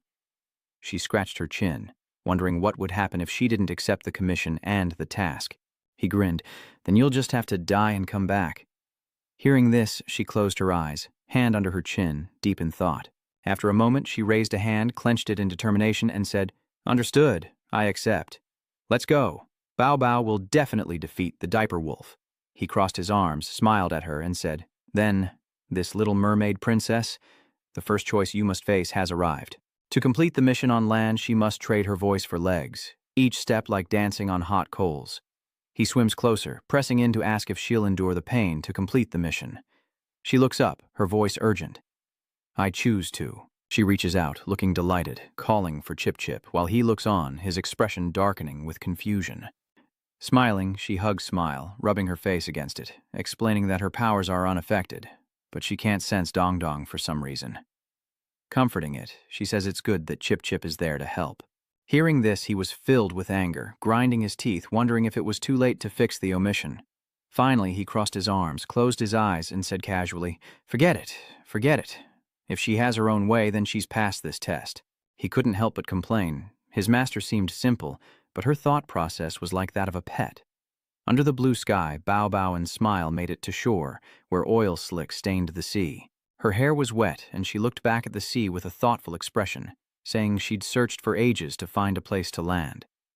This place mirrors the outside world, with a deathly still sea. What is this task trying to tell us? Slim chirps, and we find ourselves in a tavern, its shelves lined with various bottles of liquor, filled with patrons drinking and chatting merrily. Suddenly, the golden bell above the door chimed as a blue-haired girl entered, announcing she was there for the quick talk regarding Rapunzel and the dwarves. A tipsy man turned and asked, "Miss, what brings you here?" Another man stared in disbelief. A beautiful girl with a fair face but a muscular body. A level 3 symbiotic talent. After merging with Slim, she can use Slim's form for easy movement, and the men who see it are stunned, their eyes popping out of their heads as they shout, "What the hell?" She sits in a chair, smiles, and greets everyone. "Hello, everyone. Can I speak now?" Though her smile makes the man next to her sweat profusely. Someone slams their beer on the table, and a man with an eye patch says, "We wouldn't normally divulge these missions so easily, but if it's you..." The man gazed in admiration. That body, those perfect muscles, it takes years of training to achieve that. He calmly continued. South of the city lies the legendary dwarf. Our world has been ravaged by industrial pollution, and our bodies have been affected by emerging substances, causing slight mutations. A city shrouded in dust, and finally, our king was punished. His daughter was born a deformed child, so they abandoned her. But she wasn't the first child to be abandoned. It's said these people eventually adapted to the environment, surviving in the deep forests, their forms mutated, and they were believed to be bloodthirsty and unable to communicate normally. He put his hand on his chin and continued, saying they had lost many talented people, but perhaps she could resolve this crisis. With a grave expression, he continued, saying the long-haired demon in the north was even more terrifying. Rumor has it she was born with deadly poison that only grew stronger as she aged, and her hair was incredibly long. So her parents, to prevent her from harming others, built her the tallest tower imaginable, one that pierced the sky. He finished and turned to her, saying that if she could handle the dwarves, she should try approaching the long-haired princess, but the poison was too mysterious for them to deal with. Also, there's the evil sea to the east, rumored to have man-eating merfolk, and the werewolf clan to the west. She muttered, "Didn't I just come from the west? The man-eating mermaid isn't just me, is it?" She patted her chest reassuringly. "All right, leave it to me. I'll definitely complete these missions." She turns, proudly flexing her arm, declaring, "In the name of this muscular body." All the soldiers stare intently. The storyteller blushed, praising, "That warrior is so cool." But she stared at the sign before her, unsure. That way is south. In the dark forest, a charred crow perched on a branch caws ominously. Bao treads on the dry leaves, their rustling echoing through the trees. She consults the map, looks around, and figures she must be close to the dwarves' settlement. Perhaps she should have gone back for the hotel owner's map. She continues forward into the dark forest, a terrifying place where the trees are bare and resemble grotesque monsters. She hadn't encountered anyone along the way, and if these people were to be believed, the dwarves were natural-born killers. she muttered to herself as she walked. Suddenly, her foot caught on a strange rope, and sharp wooden stakes shot toward her. Somewhat surprised, Bao Bao's face darkened as she swatted away the wooden stakes, her brow furrowed in annoyance. That was no ordinary trap. Scratching her cheek, she wondered how a race of natural-born killers knew how to build traps. Then, from within the forest, several dark figures emerged from behind the withered trees. Not just one, but many, threatening her with their numbers. Bao Bao senses something. She scans the area, on high alert. Who's there? No one answers, but she sees figures flitting behind the withered trees. The beautiful girl wiped away the sweat as she narrowly escaped. But in this desolate place, there was such a trap. Distracted by running, she carelessly stepped on another one. She slipped and fell backward, crying out in surprise. Gritting her teeth, she grabbed a nearby branch and pulled herself back up. At that moment, the men who had been hiding revealed themselves, each with a sinister look on their face, weapons in hand surrounding her. She raised an eyebrow. Who are you? Aren't there supposed to be dwarves here? Realizing she'd been tricked, she scowled. A man with a half-shaved head and neatly trimmed beard smirked. You actually believed that? Of course there are dwarves. Another man with a monkey-like face and orange hair throws a familiar-looking child to the ground. Here's your dwarf. Have fun. It's a white-haired child with a mask, their pointed hands pinned to the ground. Bao Bao recognizes him instantly, overcome with panic and worry. Little Doozy, it's you. Little Doozy looks up, urgently warning her. Bao Bao, run! These people are not good. The bald thug chuckled, his eyes narrowed in delight as if he'd won a great victory. You brave ones are truly fools. Their information is mainly spread to keep the townspeople away from this place. As he spoke, his face darkened, his eyes turned cruel, and his mouth widened into a sinister grin. He continued. After discovering that brave people often carry fortunes, we spread the tale of the abandoned baby. Then he spoke and pointed towards a pit behind Bao Bao, and she followed his gaze. Murder and robbery beneath that deep pit, a terrifying pile of skulls, all belonging to the unfortunate souls killed and thrown there by them. Her eyes widened in surprise as she asked, bewildered, so the fairy tale was a lie. They burst into laughter at her question, unable to believe her naivete. You fool, there are no fairy tales, no legends. Then the leader drew his ancient sword, pointed it at her, and grinned maliciously, since she was next to die. He sneered, saying she was only rank 3, while they had 2 rank 4s and the rest were rank 3s, so she had no chance of winning. He continued to mock her, saying it was a pity that she had a girl's face but a body as strong as a man's, otherwise. He trailed off, but his meaning was clear. These villains really were fools with underdeveloped brains, only capable of such base thoughts. So, fairy tales aren't scary after all, it's the human heart that's truly terrifying. Indeed, you can know a pig's heart, a cow's heart, or a chicken's heart, but who can ever fathom the human heart? Then the slime form is dispelled, and she returns to her mermaid form, her beautiful long hair and voluptuous body revealed. With a smile that hid her true intentions, she clarified that legends aren't always false, as she sat upon her slime, a beauty beyond words. Seeing her true form, their eyes lit up, and they lewdly cheered, She's a mermaid. Boss, capture her alive. She'll fetch a good price. They didn't even heed her words. Truly a crude band of thieves. Her thin lips curled, revealing a small fang. Merfolk eat people, she said slowly, enunciating each word. It might be real, she finishes, her eyes blazing with killing intent as she holds a purple orb emitting strange smoke. The bandits exchange bewildered glances, wary of the orb's danger, wondering what it is. Bao Bao throws the orb and it shatters on the ground, releasing strange purple smoke, a temporary formation invented by the demon Nam. The orb is perfectly round, adorned with eye-catching cloud patterns. This thing, its power is immense. Van Truong Yukwai is seeing everything unfold through my orb. The orb emits a blue light, reflecting the image of a formidable formation. The spell finally took hold, but I've lost control of the NPCs inside. She grimaced, gritting her teeth, realizing she could no longer control the direction of this mission. Bao Bao looked worriedly at the smoke, seeing nothing. What's happening?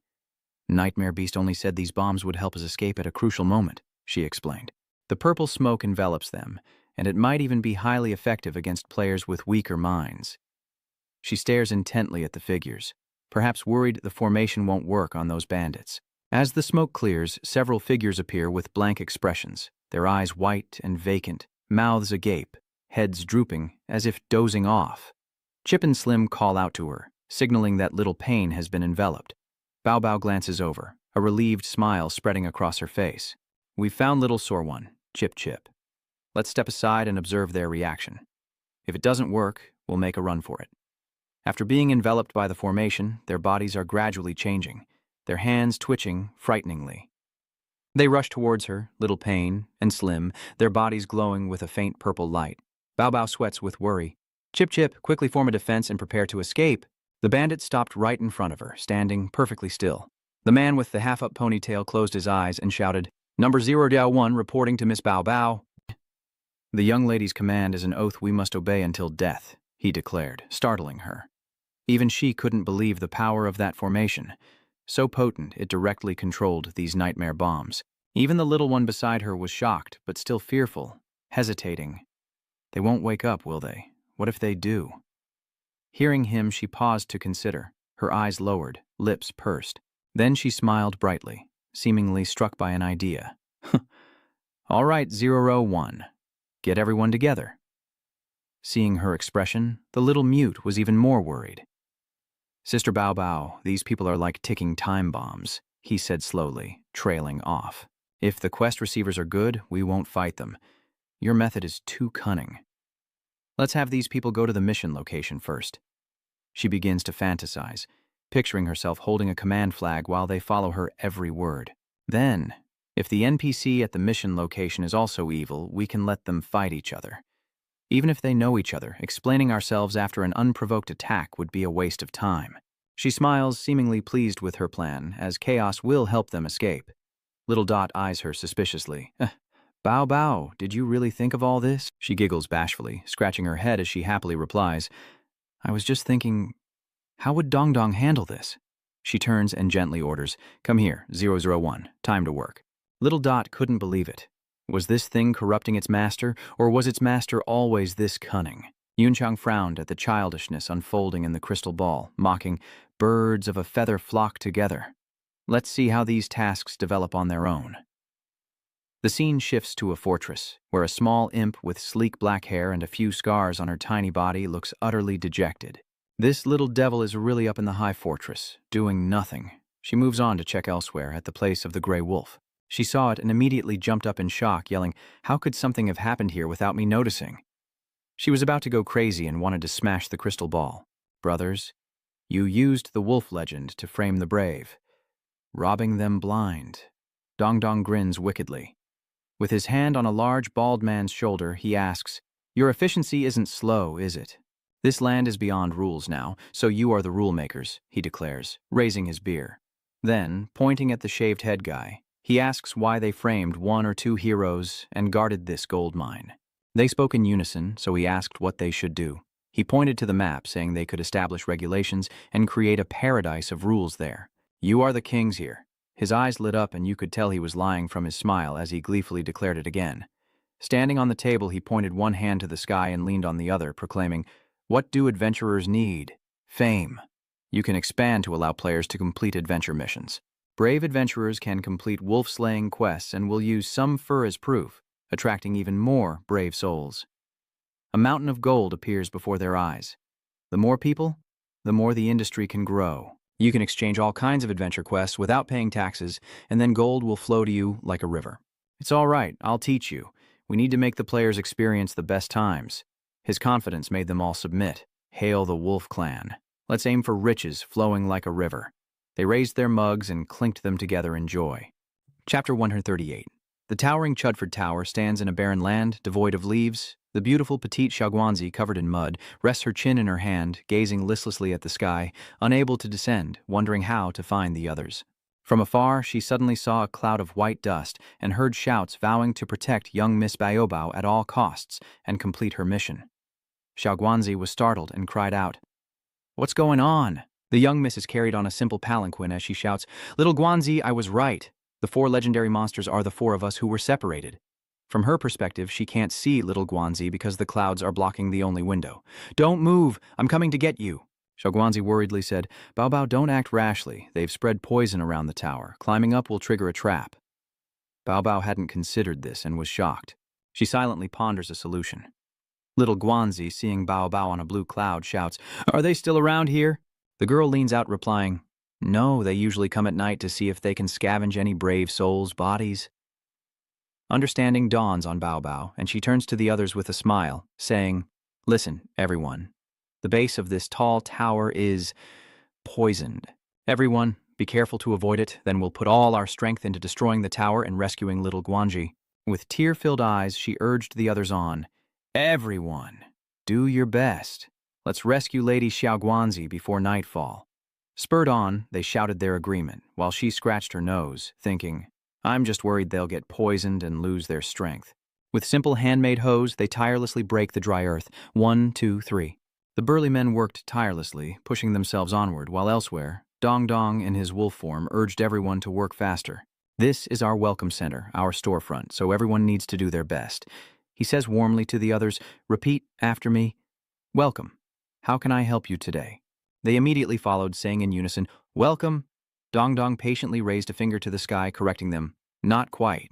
Welcome faster, louder, and more enthusiastic. Attitude is key in the service industry. Now, repeat after me. Ma Dong Dong directs the others, who diligently work, all seen through a mirror-like object. Xingke can't manage a smile, veins now visible on her cheek. Yunzhuang remained silent. The shark, face swollen from the beating, whispered to the turtle beside him, wondering what the initial goal of this mission was. Upon hearing this, Yuntrang closed her eyes and explained that the goal was to observe their unfriendly treatment as demons and their views on environmental pollution. But Xingu was worried that her fairy tale would be ruined by their gathering. The shark smirked. I knew it. This twisted tale, you see how that kid does nothing to help the environment, yet he wants to cause trouble? I despise him. The fairy glared, her lips already downturned in anger. The shark looked up. What are you looking at? Then quickly covered his mouth, turning away in regret. I'm done for. It just slipped out. A burst was then heard. Seeing stroked her hand, the shark was beaten until 4 lumps swelled on its head. All right, Yunzhuang. I roughly know what kind of personality this pet has. Don't let them cause any more trouble. Withdraw the barrier. Yunzhuang obeyed, casting magic on the round ball. The orb emits a powerful light, and from within it appear Xiaoguanzi, Bao Bao, Nguyen Dong Dong, the spotted seal, and the young boy. Bao Bao happily hugs Nguyen Dong Dong, asking if she's okay. She says she's fine and was even planning to take them to other instances to complete the mission. She quickly lets go, excitedly recounting that she cleared 3 trials alone this time, to which Nguyen Dong Dong replies that she's the best. The spotted seal finally wakes up, dazed. Huh?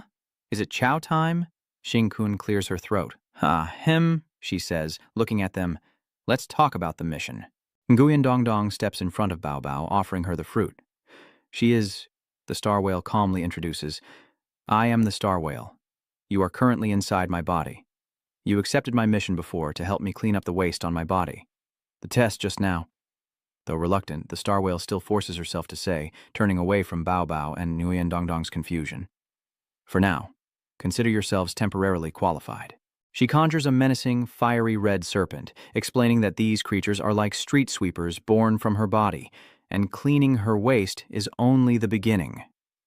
With a cold expression, Tin Khan continues. Their ultimate goal is negotiation or war with humanity. A system panel appears before Bao Bao. I need someone to communicate with humanity and clear my name. This is an epic quest. Do you accept? The panel displays. Quest. Monster Star Sea's understanding of pollution. Requester. Star Spirit. This is an epic quest, and completing it could even grant you S-rank techniques and items, freeing you from having to enter human cities. Multiple guilds can work together to complete it. Your answer is simply choosing one of 2 options, accept or decline. Chapter 139. If war breaks out with humanity, the scene reflects Bao Bao's back as she stands before the electronic screen. She quickly retorted, then we can still see those friends again. But if we don't accept this mission, will we be killed? She faced a dilemma, forced to choose a terrible, unavoidable path. With an emotionless face, Xing Kun casually asks what her decision is. Dong Dong immediately steps forward, standing in front of Bao Bao, and retorts, of course we accept. But not entirely. The fish-head guy, still smarting from Tinkon's blow, grimaced in the background. Here we go, this kid's about to weasel his way out of it again. Tinkon covered his face, intrigued. So tell me, what does not fully accepting mean? Dong Dong vehemently questions, demanding that humans cease polluting the seas, but how many people are in AG? According to the map clues, there are currently about 2 billion players, and NPCs and monsters are even more numerous. And to stop humans from polluting, we'd have to kill them all, he added, so we only have one choice. War. A direct confrontation with the players, slaughtering them all, and completely eliminating them from the AG world. That's right, the sperm whale continued. From what we know, humans are selfish, divided, and greedy. They're not really prepared to negotiate. There are more sea creatures in the East Sea than on land. If we really fight, who will fall at whose hands is still unknown. But there's only a fraction of a chance of failure. Dong Dong shakes his head, saying they're gambling with billions of sea creatures' lives. So he smiles, with a determined look. I have a new solution. We fight, we negotiate, and we solve the garbage problem ourselves. Easy peasy, she says, genuinely curious if they can really negotiate after fighting. Our demand is to solve the problem of marine life pollution, Dong Dong explained, giving everyone a more beautiful living environment. In fact, some monsters have already appeared that can sniff out the waste.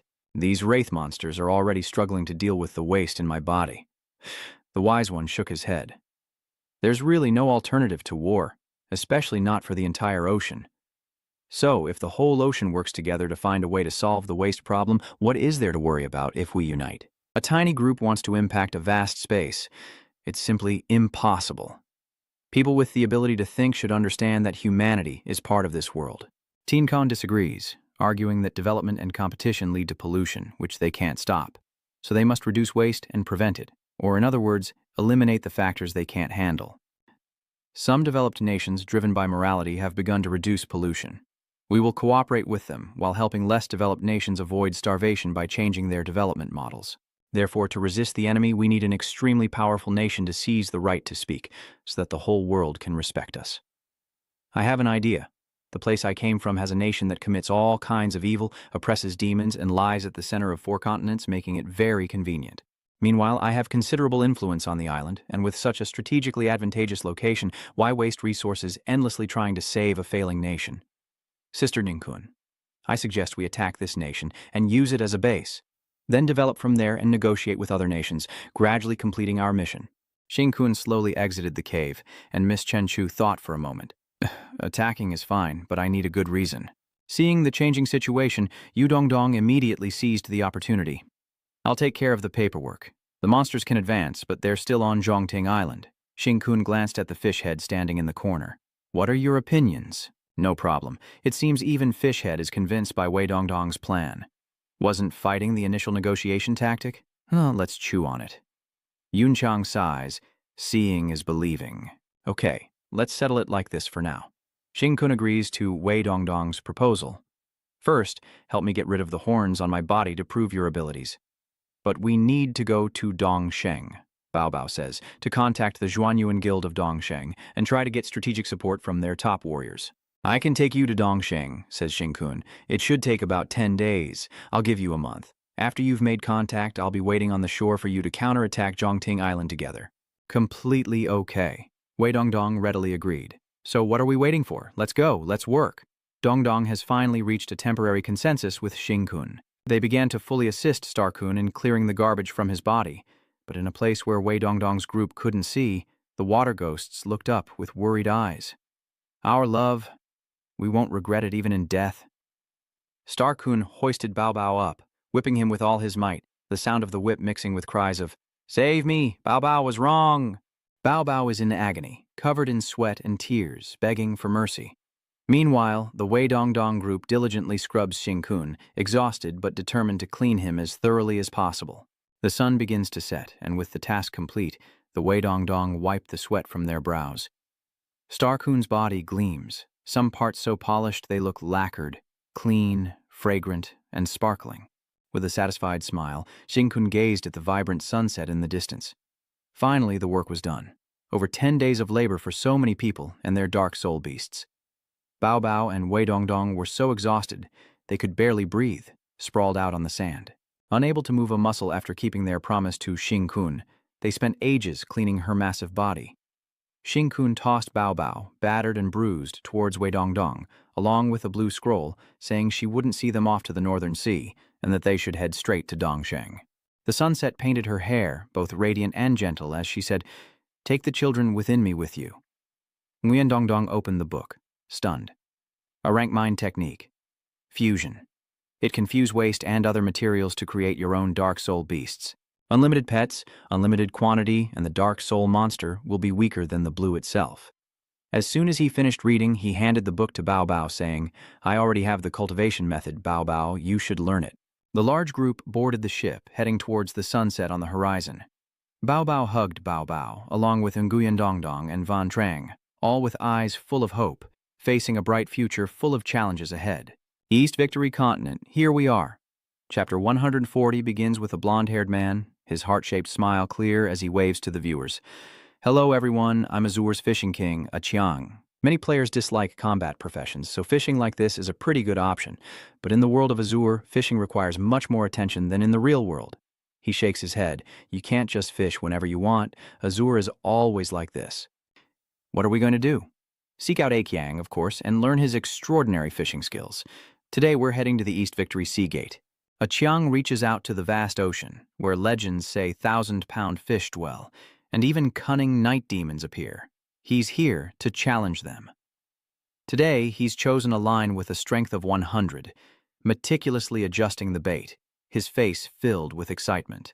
Fish under 200 kilograms can't break this line. The bait is bred mixed with spirit fruit, dissolving slowly when it settles. The bait is cast, sending droplets into the air. The fish here are quite wary, but the others are patiently waiting. Suddenly, something enormous emerges from the ocean, disturbing the calm waters, and the sound grows closer to the fishermen patiently awaiting a bite. The fish breaches, creating a violent shockwave that eclipses the clear sky, startling a Kwang. He's caught it. It's the Kun. A Kwang is terrified, speechless. It really is the Kun, scaring the common folk half to death again. Suddenly, a small boat leaped out of the spirit beast's mouth, the dust on the boat not even covering a corner of its scales. This boat, the spirit beast, and the injuries the headquarters suffered before. The Kun gave a Kwang one last glance, scaring him again, before finally wagging its tail and leaving. As soon as Bao Bao's small feet touched the ground, she got to work, opening her electronic board and reporting the current situation in surprise. "Dong Dong, I can't find the location of the Zhuanyuan clan on the map, and my messages to Gu Ling are failing." Unfazed, Dong Dong quickly finds a solution. "Let's ask someone on the street. Zhuanyuan is so famous, surely someone will know." But the man, still reeling from the shock, was lost in his own thoughts, lamenting that his net wasn't big enough to carry his prize, and that no one on the forum would believe him without proof of his catch. A hand gently rests on his shoulder, and a Kuang snaps out of it. "Excuse me, do you know where the Huyen Vien are?" Dong Dong asks tentatively. A Kuang is surprised. "Huyen Vien? They were wiped out half a month ago. Annihilated. What in the world is going on?" Dong Dong was stunned, and Bao Bao was equally surprised. How could it be? Wasn't Huyen Vien the biggest guild? But what you don't know is, a Kwang continued to fill in these ancient people who just crawled out from underwater. "Don't you guys check the forums?" The guild leader of the Kulei Guild, Fine Ha, went mad for some reason and joined forces with the 6 major guilds of Puangdong to besiege Huyen Vien. The night sky, the stars fade, and then the Dipper falls, its fate unknown. The remaining 3-player elders of Gulin were all killed, their levels halved, their fates also unknown. Furthermore, the 2 great NPCs Jiang Lu Yue were imprisoned, and the Zhuanyuan sword, the artifact of the Zhuanyuan Guild, was lost and obtained by Zhu Li. A portion of the Zhuanyuan elders betrayed them, and in the end, Zhuanyuan was divided up by the 6 great guilds. It was also revealed that in reality, the stock price of the corporation backing Huyen Vien had plummeted, seemingly on the verge of being taken over by Fai Na. I hadn't checked the forums before. Bao Bao was stunned, as the others were digesting the shocking news. It's all my fault for not finding a suitable network. Ah Kang sighed. "Ching Kun is gone. Now leave me be, and don't bother my fishing." Bao Bao immediately went to the forum to search for information, and a series of posts appeared on the bulletin board, such as the destruction of the Zhuanyuan clan and the guild leader's mysterious fall. Na has seized all eastern resources. The Prohai and Vien family on the island is in danger, and the young master of the Lin Tin divine clan is missing. The family faces being ousted from the board of directors. Bao Bao is heartbroken, never imagining so much could happen in just a few months. It's my fault for not keeping up with the news. With the Zhuanyuan sword destroyed, no one in Dongsheng can help us. Dong Dong Wei stared at the words on the screen, already planning their next move. He points to a spot on the map, saying they should check it out, and since he promised Qing Kun they'd meet again in a month, they should give it a try. Bao Bao is skeptical, wondering why they'd go to Kuazhu, which is quite far from Kunlun Mountain. Someone once told me, Wei Dongdong replied, that the flying serpent demon, which has never appeared in Dongsheng, must have some use. The Zhuanyuan organization has been operating in the east for 15 years, and even if it's been divided and surrounded, there must still be many people we can rally. Moreover, I don't believe Chief Shan lost so easily, or perhaps he's biding his time. The next step is clear. The group regains their spirits and heads to Guizhou. Outside, towering, luxurious buildings fill the space. In a small room, empty beer cans littered the floor, some of their contents spilling out and soaking into the floorboards. An ashtray overflowed with cigarette butts, as if it hadn't been cleaned in ages. A white-haired man with a sparse, unkempt beard shields his eyes from the light and sighs, "It's over. There's nothing left." On the floor, an electronic billboard remains lit, displaying bad news. Kim Thien Company was recently hit with a malicious financial attack, and the chairman of the board has been admitted to the ICU. The heir of the Gu family, rumored to be an addict, signals the decline of a once great empire. Chapter 141. The soul-devouring ghost, shaped like a gecko with bright blue eyes like headlights, rests in Bao Bao's palm. It seems this cultivation method has unlimited potential, but the dark spirit and skill proficiency are tied to resources. Bao Bao tears open a candy and gives it to the dark spirit she just created, who happily accepts. She sighed. The dark spirits she creates are all rank 1, and this is the first one she's made in a month. Wei Dongdong quickly comforted her, saying it's okay, this skill is for later stages, and it will become more powerful later on. He heads towards some houses, and I say with a smile, "This is a small town along the way. We'll go in with Bao Bao later to reset your respawn points, but for now, you're monsters, so you can't enter." Yun Zhuang, with her shoulder-length purple hair and octopus-like tentacles, stood next to a spotted seal-like dark spirit, listening intently. "Since you're both level 5, I have a favor to ask. Besides Wen Xuan, I also know the divine beast Azure Dragon here, and I'd like you two to contact him." Yun Zhuang happily agreed with an okay sign, and I'm okay with it too, since I belong to the sea. It seems our Dragon King and Yinglong have some connection, but I don't want to bring this sea otter along. The sea orb wags its tail slightly, placing both hands on its belly, as Bao Bao also declines to move. "Perhaps you could find a river outside the city and release Bao Bao there. As long as there's water, Bao Bao can support you however you wish." Bao Bao thought the dark spirit was too lazy and didn't want to force him, so she let him play on his own. Nguyen Dongdong spoke to the other dark spirits, who all had the appearance of little devils with skin as white as vampires. Next, their identities are NPC factions, so they will enter the right city with us, led by Nguyen Dongdong and Bao Bao, followed by the other ghost spirits as they step through the gate into the right city. Bao Bao cheerfully points to the milk tea shop as she and the ghost spirits enjoy the sweet drink, while Nguyen Dongdong sprouts wings for money, and he smiles wryly in resignation. The scene shifts to an old, cracked, and moss-covered wall with iron bars like a prison. Hong Luoyue is chained to a cross-shaped pile of rocks, too tired to open her eyes, but still as beautiful as ever. Nearby, the green snake stretches like it just woke up, its neck also chained. "Oh God, how did I end up like this?" Hong Luoyue looks at it and says, "You transmigrators really are pathetic. You were caught by the family before you could even make a name for yourself." The snake, hit where it hurt, burst into tears. "Damn it! Am I just a damsel in distress? Why do other transmigrators get lucky with systems or evolution abilities? I have nothing." Hong Luoyu calmly says, "I know a skeleton. You transmigrators aren't supposed to have excessive abilities, but he developed his own." The snake, having heard this story countless times, sighs. "I know. You've said it many times.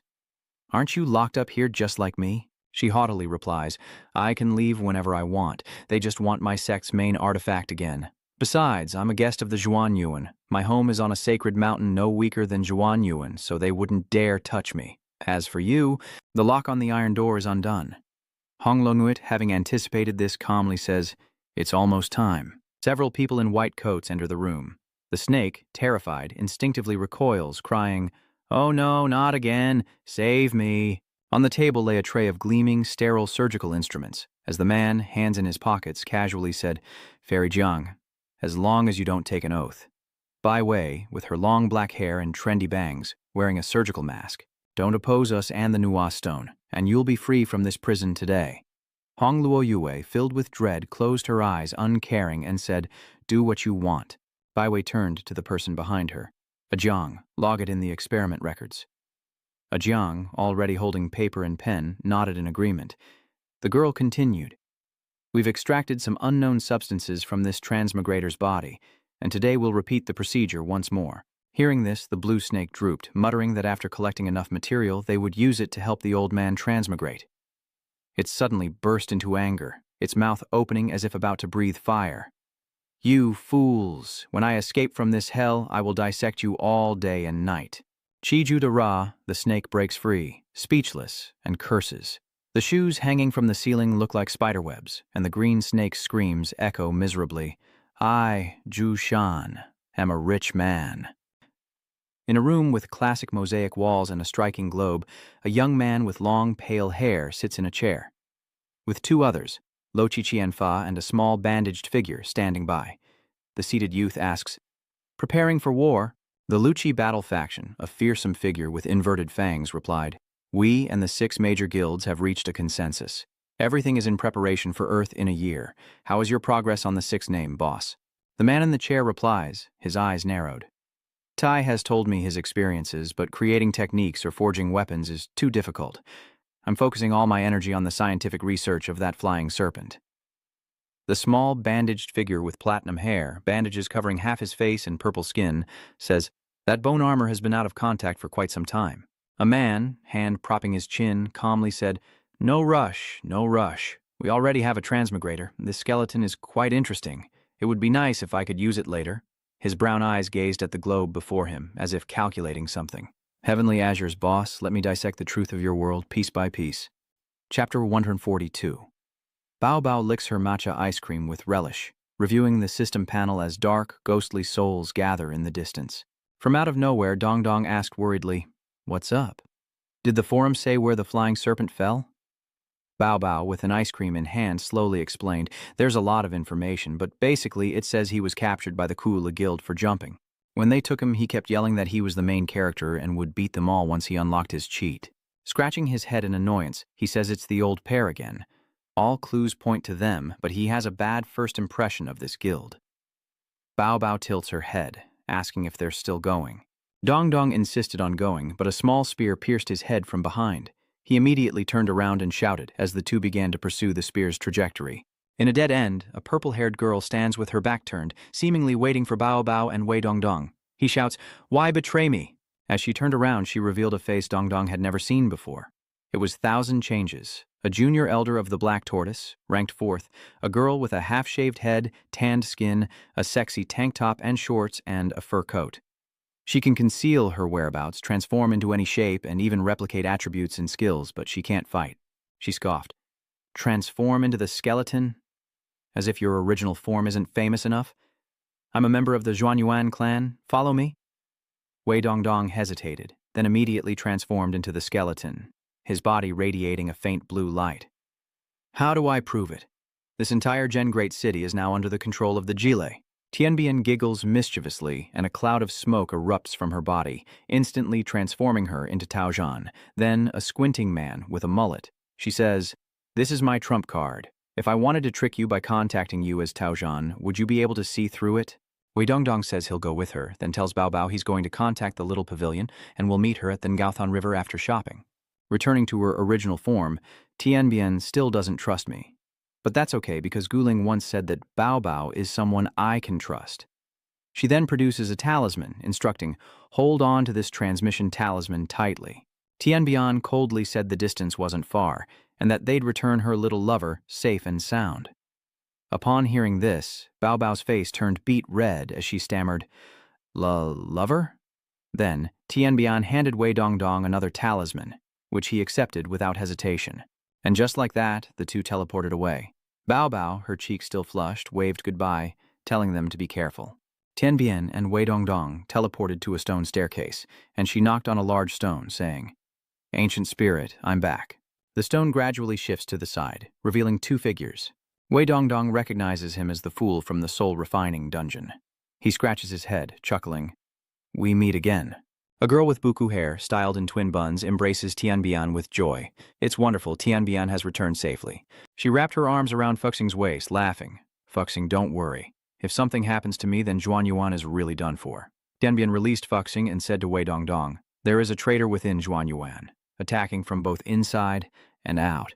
Next, I will bring someone to meet the three great saints." Dongdong asked curiously, "Where's Head Warrior? How is he?" Tianbian replied, "After their fierce battle, Lei Ji was hunted down by Head Warrior, and now Cooley has blocked all information." She quickly used all the guild's power to help Lei Ji regain his strength, as the abilities of rank 6 and the application of rank 5 are completely different.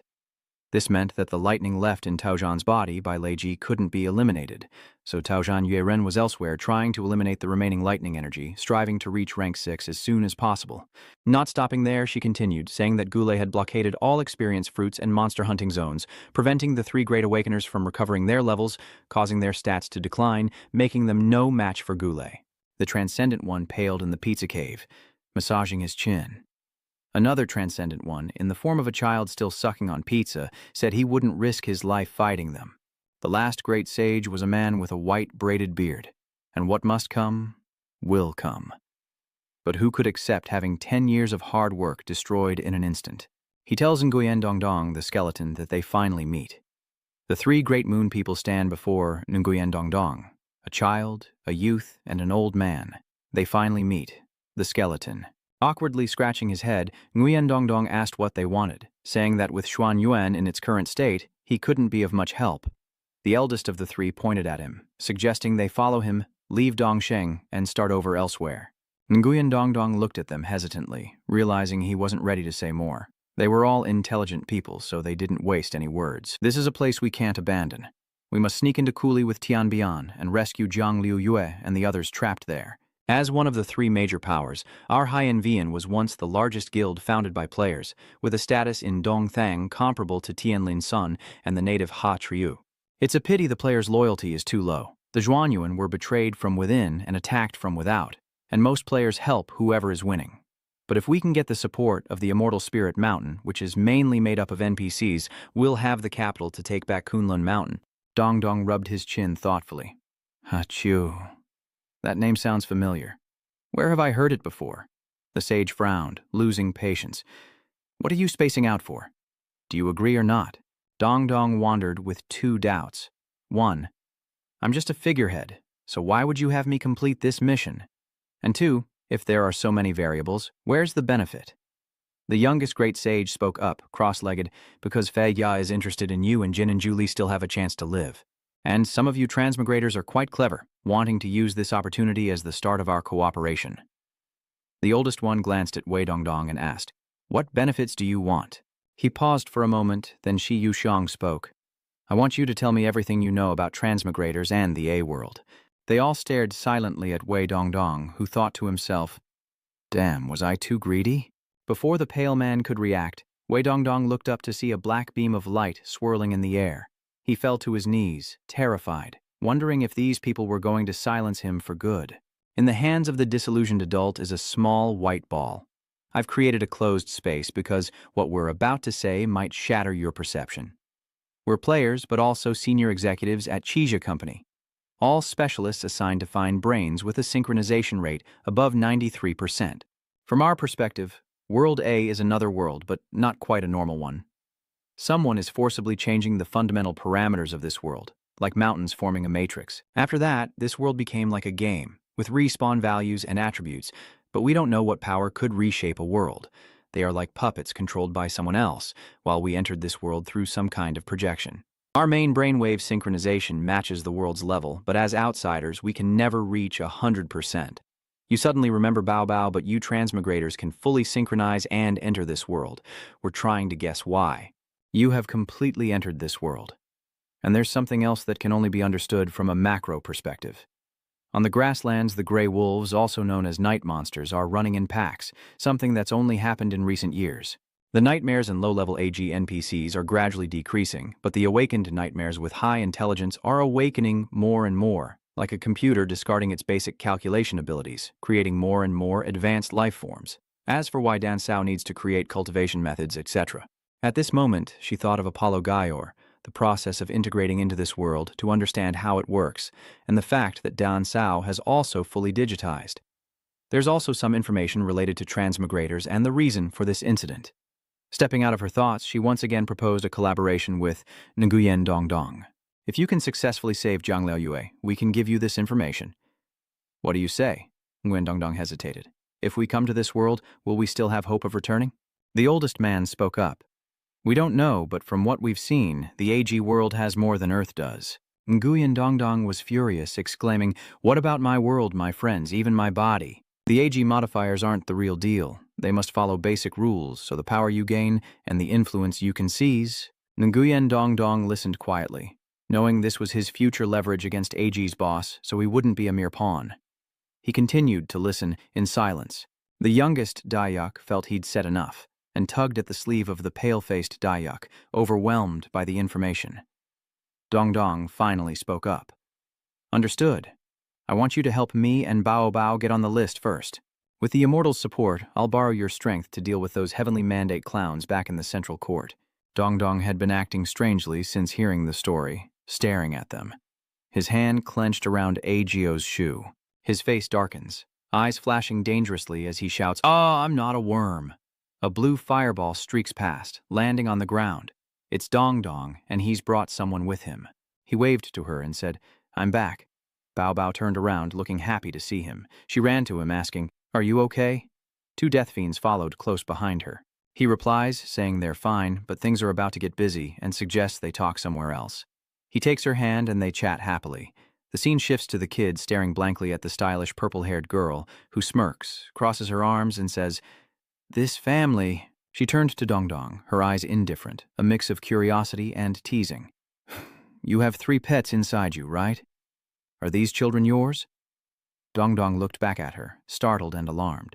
Dong Dong's face flushed red. Even though he wasn't there, he blushed with embarrassment at her words. "We saved them along the way. Let's get down to business," the purple-haired woman said, covering her ears from the shouting. She turned back to look at the little demons behind her, saying, "Too weak, they can't help." This kind of transformation inevitably consumes power. While we're active, let's find a place for them to settle down so they don't run out of energy. One of the kids sadly spoke up. "We may be weak, but did she have to say it like that?" Their faces filled with disappointment. Before they could dwell on it, she held out her hand, projecting an image of a mountain as she declared, "We need to head to the occupied Kunlun Mountain. This is the sacred mountain we struggled to occupy back then. It has a protective formation and a better resource production rate than ordinary territories. Our goal is to rescue 2 major Jianling Mountain NPCs being held captive. Jiang Liangyu, who contacted Dong Dong before." As she speaks, an image of a stunningly beautiful woman appears. The purple-haired girl continued, saying the other one is the fire god, Tian Xie, of the Immortal Spirit Mountain, who has the S-rank fire technique and can control and condense all flames. Dong Dong looked back at Bao Bao in surprise and asked, "Fire and water techniques. Are you guys from the same clan?" The purple-haired girl continued, saying that the 5 elements technique was indeed a top-tier S-class skill that appeared in the expansion back then.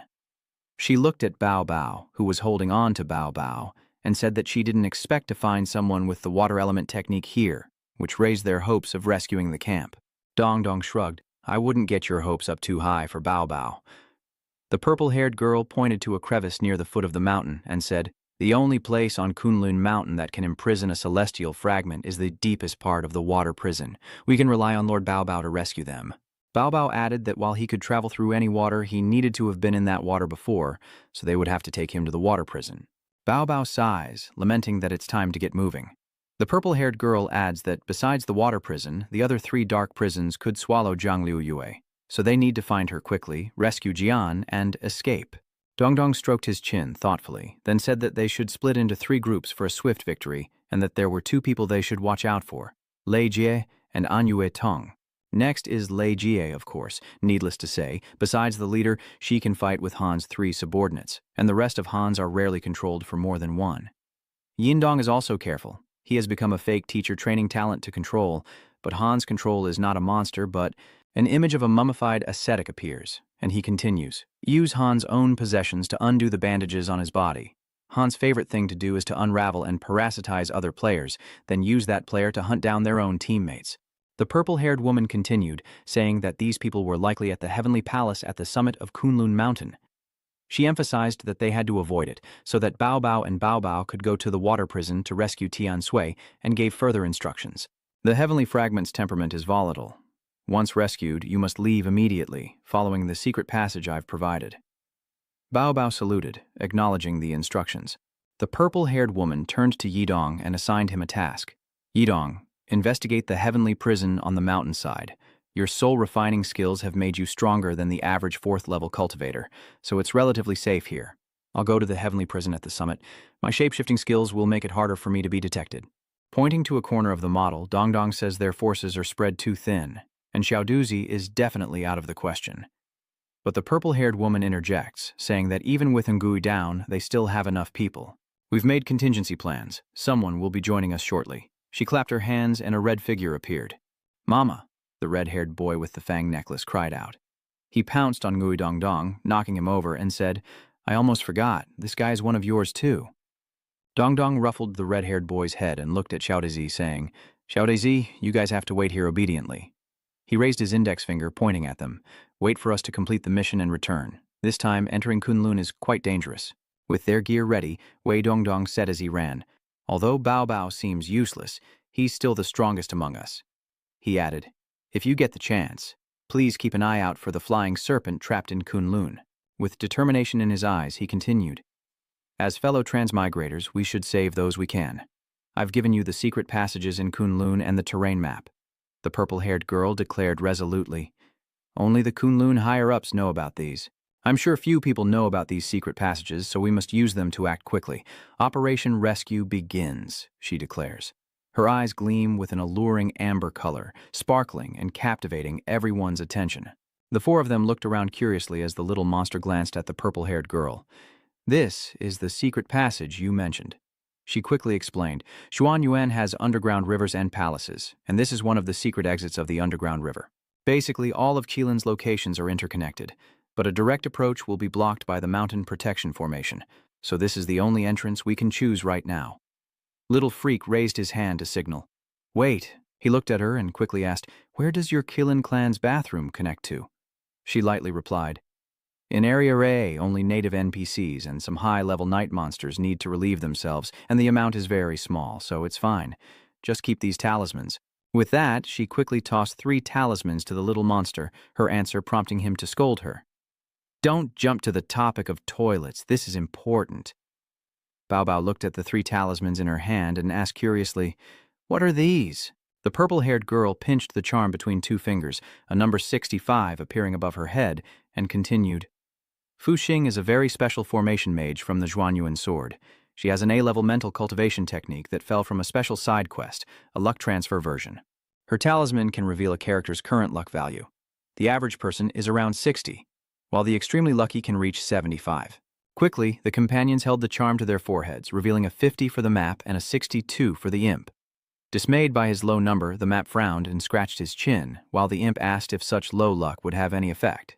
For half an hour, luck is increased by 10 points, or 1 point is randomly awarded for a day. This charm can be used again at a crucial moment, with 2 options. She held the charm in her hand, closed her eyes slightly, and continued.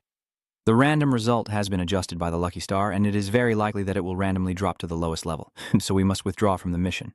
Her sharp eyes gazed into the distance as she continued. This blessing star's power is very dangerous. We often use this charm to predict fortune and avoid misfortune. When the Yellow Emperor was besieged, Miss Lin's luck was measured at 30, then randomly reached 21. It's very mystical, but must be used with caution. With that, she pressed the charm onto Bao Bao, who was resting in her arms, and a 99 suddenly appeared above Bao Bao's head, indicating his luck was extremely high. Seeing the result, she gasped in disbelief, while Bao Bao blushed and said narcissistically, Oh my, I think it's a little too high. The little monster was just as surprised, pointing at Bao Bao and yelling, Hold on tight, Bao Bao. Don't let go even if you die. Even if this thing just lies around, it'll still be famous for lying around. Bao Bao, in a cute pose, puffed out his cheeks and sulked, adding that he couldn't stand up anyway and could only lie down. Meanwhile, the purple-haired girl turned, braced herself to descend into the well, and said to the others, "In short, use the fortune talisman at the critical moment for miraculous results. I'll go first. Follow the map." Then she jumped. The fanatic also braced himself, carrying his luggage, ready to jump. "Mama, the fanatic is going." The well water splashed, reflecting vibrant colors. Bao Bao, holding her own, Bao Bao jumps down, waving goodbye to the little monster, saying, "Let's go, Dong Dong." Then she disappears beneath the surface, leaving only ripples as the little monster watches her go and sighs. With a sigh, he wondered if anyone cared where this connected to. But no matter. Lives were at stake. He gazed at the still water, steeling himself to jump. "Vermilion bird and dark serpent. Thank you for lending me your power. Let's go." The water splashes as the little monster dives in. This must be the entrance to Zhuanyuan's secret realm, such dense magic power. Training and recovery here will surely be swift. Truly a grand enterprise. After swimming for a while, he reached the surface of the lake, one of the boundaries of the underworld river, and he knew which way to go. The little monster was surrounded by a vast lake in a dark cave, and the path here was a little different from the map. Changing his plans, he'll circle around the back of Kunlun Mountain, then follow the small path upwards. The little monster heads ashore, following the cave path forward, and when he reaches his destination, he plunges back into the blue water. As he swam, he thought, "This place is said to be an electrical outlet, so it should be fine." Soon he reached the barriers, wondering where they would lead him. He extends his hand, displaying his skill. Vermilion bird, southern bright fire. He quickly unleashes a powerful blast, causing the barrier to ignite and explode in the water. After a while, bubbles appeared on the surface of the water, and then the little monster quickly emerged. The first thing he noticed when he came up for air was the temperature. Wait, something's not right. The water's a little hot. Before him lies a cloud of steam, and he quickly realizes this is a bathhouse. Voices echo. Training's done, so relaxing. Mastering a new B-rank skill. Another person suggests they relax in the hot spring, and the other agrees. He's speechless, crying inside, as a thought flashes through his mind. It's the men's bath. Meanwhile, on the lake, a handsome man sat calmly in a giant water bubble. Bao Bao floated to the surface, hesitating. No, there are no obstacles. He came straight here. Inside the steaming hot spring, a brown-haired man looked at his teammate and asked, "Well, what's wrong? Why are you looking over there?" The handsome man with a large scar over his right eye pointed forward, replying, "I noticed it right away. Did they add a suit of armor-shaped clothes rack to the bathhouse?" NAG. In a non-combat state, you can actively hide your level and experience, so to other players, Dong Dong just looks like a fake skeleton. They then brushed past Dong Dong, ready to get it into the water, saying maybe the guild architects just like adding things lately, especially since they just moved to Kunlun. Hurry, the mineral water here in Kunlun quickly restores your energy. It's so relaxing. Meanwhile, the little monsters are sweating bullets. Dong Dong is frozen, his face dark. He's seen enough character customization for one day in AG. The two men sat comfortably in the hot spring, relaxing. Oh, this game is amazing. We're just newly joined Rank 3 members and we're already enjoying this. The little monster stood still, watching them chat. Don't be complacent. This time, we got a rare Rank 3 mental cultivation technique. Most ordinary players are only Rank 3. If we can raise our proficiency to B level this time and find the right materials, we can become Rank 4, maybe even a guild leader. At that point, we'll be set with Boss Pie for sure. You said the main quest this time is Earth? It looks a lot like it. What are you thinking? It's definitely a new map. How could it be Earth? Behind them, the crowd is slowly moving closer to the main gate. His trembling hand slowly reached for the door, silently reassuring himself that he was almost out. I've recovered enough. Let's go. Back to training. As they stepped ashore, the little monster had moved to one side, surprising them both. The brown-haired man scratched his head, puzzled. That's strange. I thought the skeleton stand was here. Found it. How did it get over there? The scarred man approached Dong Dong, stroking his chin. This skeleton, it's strange. Dong Dong paled, sweating profusely. Have I been discovered? I need to act fast. They're only rank C, but if they attract more people, I'm done for. Then he suddenly scoops up Dong Dong and takes him back to his original spot. This is better. The last position was too obstructive, Dong Dong thought in frustration. I finally got it over there. But his thoughts were interrupted by the sudden arrival of strangers. Patrol team, Is it your shift change? There's a new skeleton clothes rack here. Not bad. Why don't you give it a try? Dong Dong turned pale and began to sweat as a towel flew through the air and landed on him. They relaxed, soaking in the steaming hot spring. The little monster thinks to himself, today is just too unlucky. Meanwhile, the young man in the water opens his eyes, looks at Bao Bao and asks with a frown, "Who are you people?" Bao Bao? She points to herself, asking if he knows her. He closes his eyes exhausted and says, "How could I not know about you and Dong Dong?" He asked, "So the Zhuanyuan sent you to rescue me?" She smiled at him, clarifying, "That's right. After I rescue you, we'll return the way we came." His eyes widened in horror as he yelled, "Don't come any closer. This place is riddled with hidden formations. If you come here, you'll trigger them. Anyone below a level 4 formation specialist is basically asking for death." He frowned and continued, "Sending someone as clueless as you, is there no one left in the Zhuanyuan? You should go save Jiang Luyu first. She's a formation expert." She looked at him and quietly said, "For example, if it's all formations, how would the people from Zhuli get in?" He looked at her and continued, "There's a hidden path inside, but it disappears every time they come.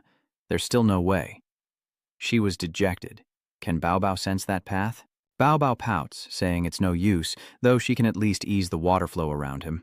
They still need a formation expert, and if Yunzhuang were here, it'd be great. Meanwhile, the blonde boy strolls down the dark corridor, lit by sparse torchlight. Ahead is the prison. Let me use Faina's face to see if Jiang Luyu is here. He looks up to see a mysterious shadow appear behind the wall. That shadow is Fai Nya, and when he turns, he's shocked to see the imposter. He pales, speechless. He's done for. Inside a dark tunnel, lit only by flickering torches, two identical men appear.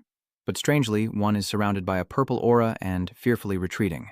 The man surrounded by purple light was terrified, sweating profusely, his hands reaching out as if to ward something off, while the other simply stood, arms crossed, smirking.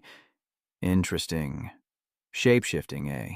The one surrounded by the purple aura reluctantly conjured a small knife, thinking, I can't fall into Faina's hands. Then he raised the knife to his neck, intending to end his own life. Death and rebirth were the only option. Just as the small knife was about to pierce his neck, Faina sternly said, "Don't!" Then, with a sly grin, Faina tossed the purple aura man high into the air, causing the small knife to fall and shatter. Suddenly, the purple aura man explodes, shedding his outer layer to reveal himself as a girl. Seeing this, Faina laughs, saying, "Little shapeshifter, I'm not some kind of demon." Then, Fina beckoned Tianbian closer with his finger. An illusion. Having successfully controlled and pulled her close, Fina smiled slyly and said, "Let's talk." Hearing this, the little shapeshifter turned pale with rage, grinding her teeth and suddenly transformed into a terrifying stone statue. Seeing this, Fina smiled with satisfaction, admiring his handiwork. Forced disconnection. Waking up means instant death, a random return of equipment and half your level. A strong resolve indeed. She fears capture to protect information. Faina stares intently at the stone statue's face, musing that she must have allies, probably a few who have already infiltrated. As Faina turned away, leaving the stone statue behind, he mused, 3 earth, 1 water. 4 entered, so at least 3 rats remain. Hopefully, they'll be interesting.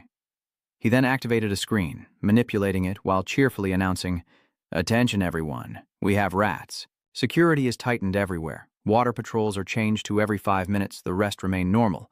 We must give you rats some breathing room."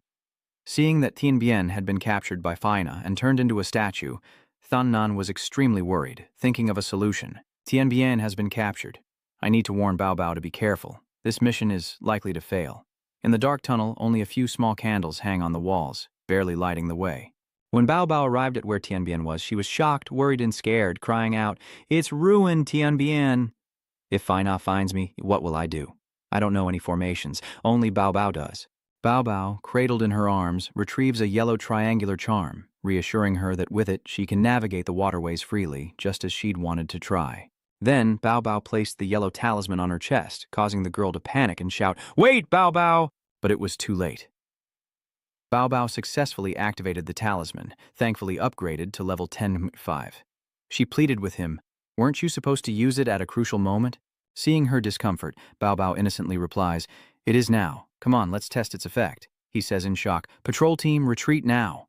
The patrol, laughing and chatting, were on their way to a shift change, eager to enjoy the guild's benefits and hot springs, oblivious to the presence of others. Having narrowly avoided the patrol thanks to the petrification of her disguise, she and Bao Bao moved to scout ahead. At a fork in the path, Bao Bao ducked behind a wall, sensing someone approaching. Spotting someone, she peeked out to see who it was. A guard. There was no way in here. Babu then suggested they go through the main entrance. The guard seemed to be plotting something shady, constantly looking around to see if anyone was watching. Having drawn the short straw with guild duty, he thinks he can watch videos on a second screen without anyone noticing. With a perverted grin, he drools, "Your enthusiasm is a 105, he-hey, in short, give the newbie a rocket." Seeing the guard engrossed in his screen, she seized the opportunity, quickly sneaking inside with Bao Bao.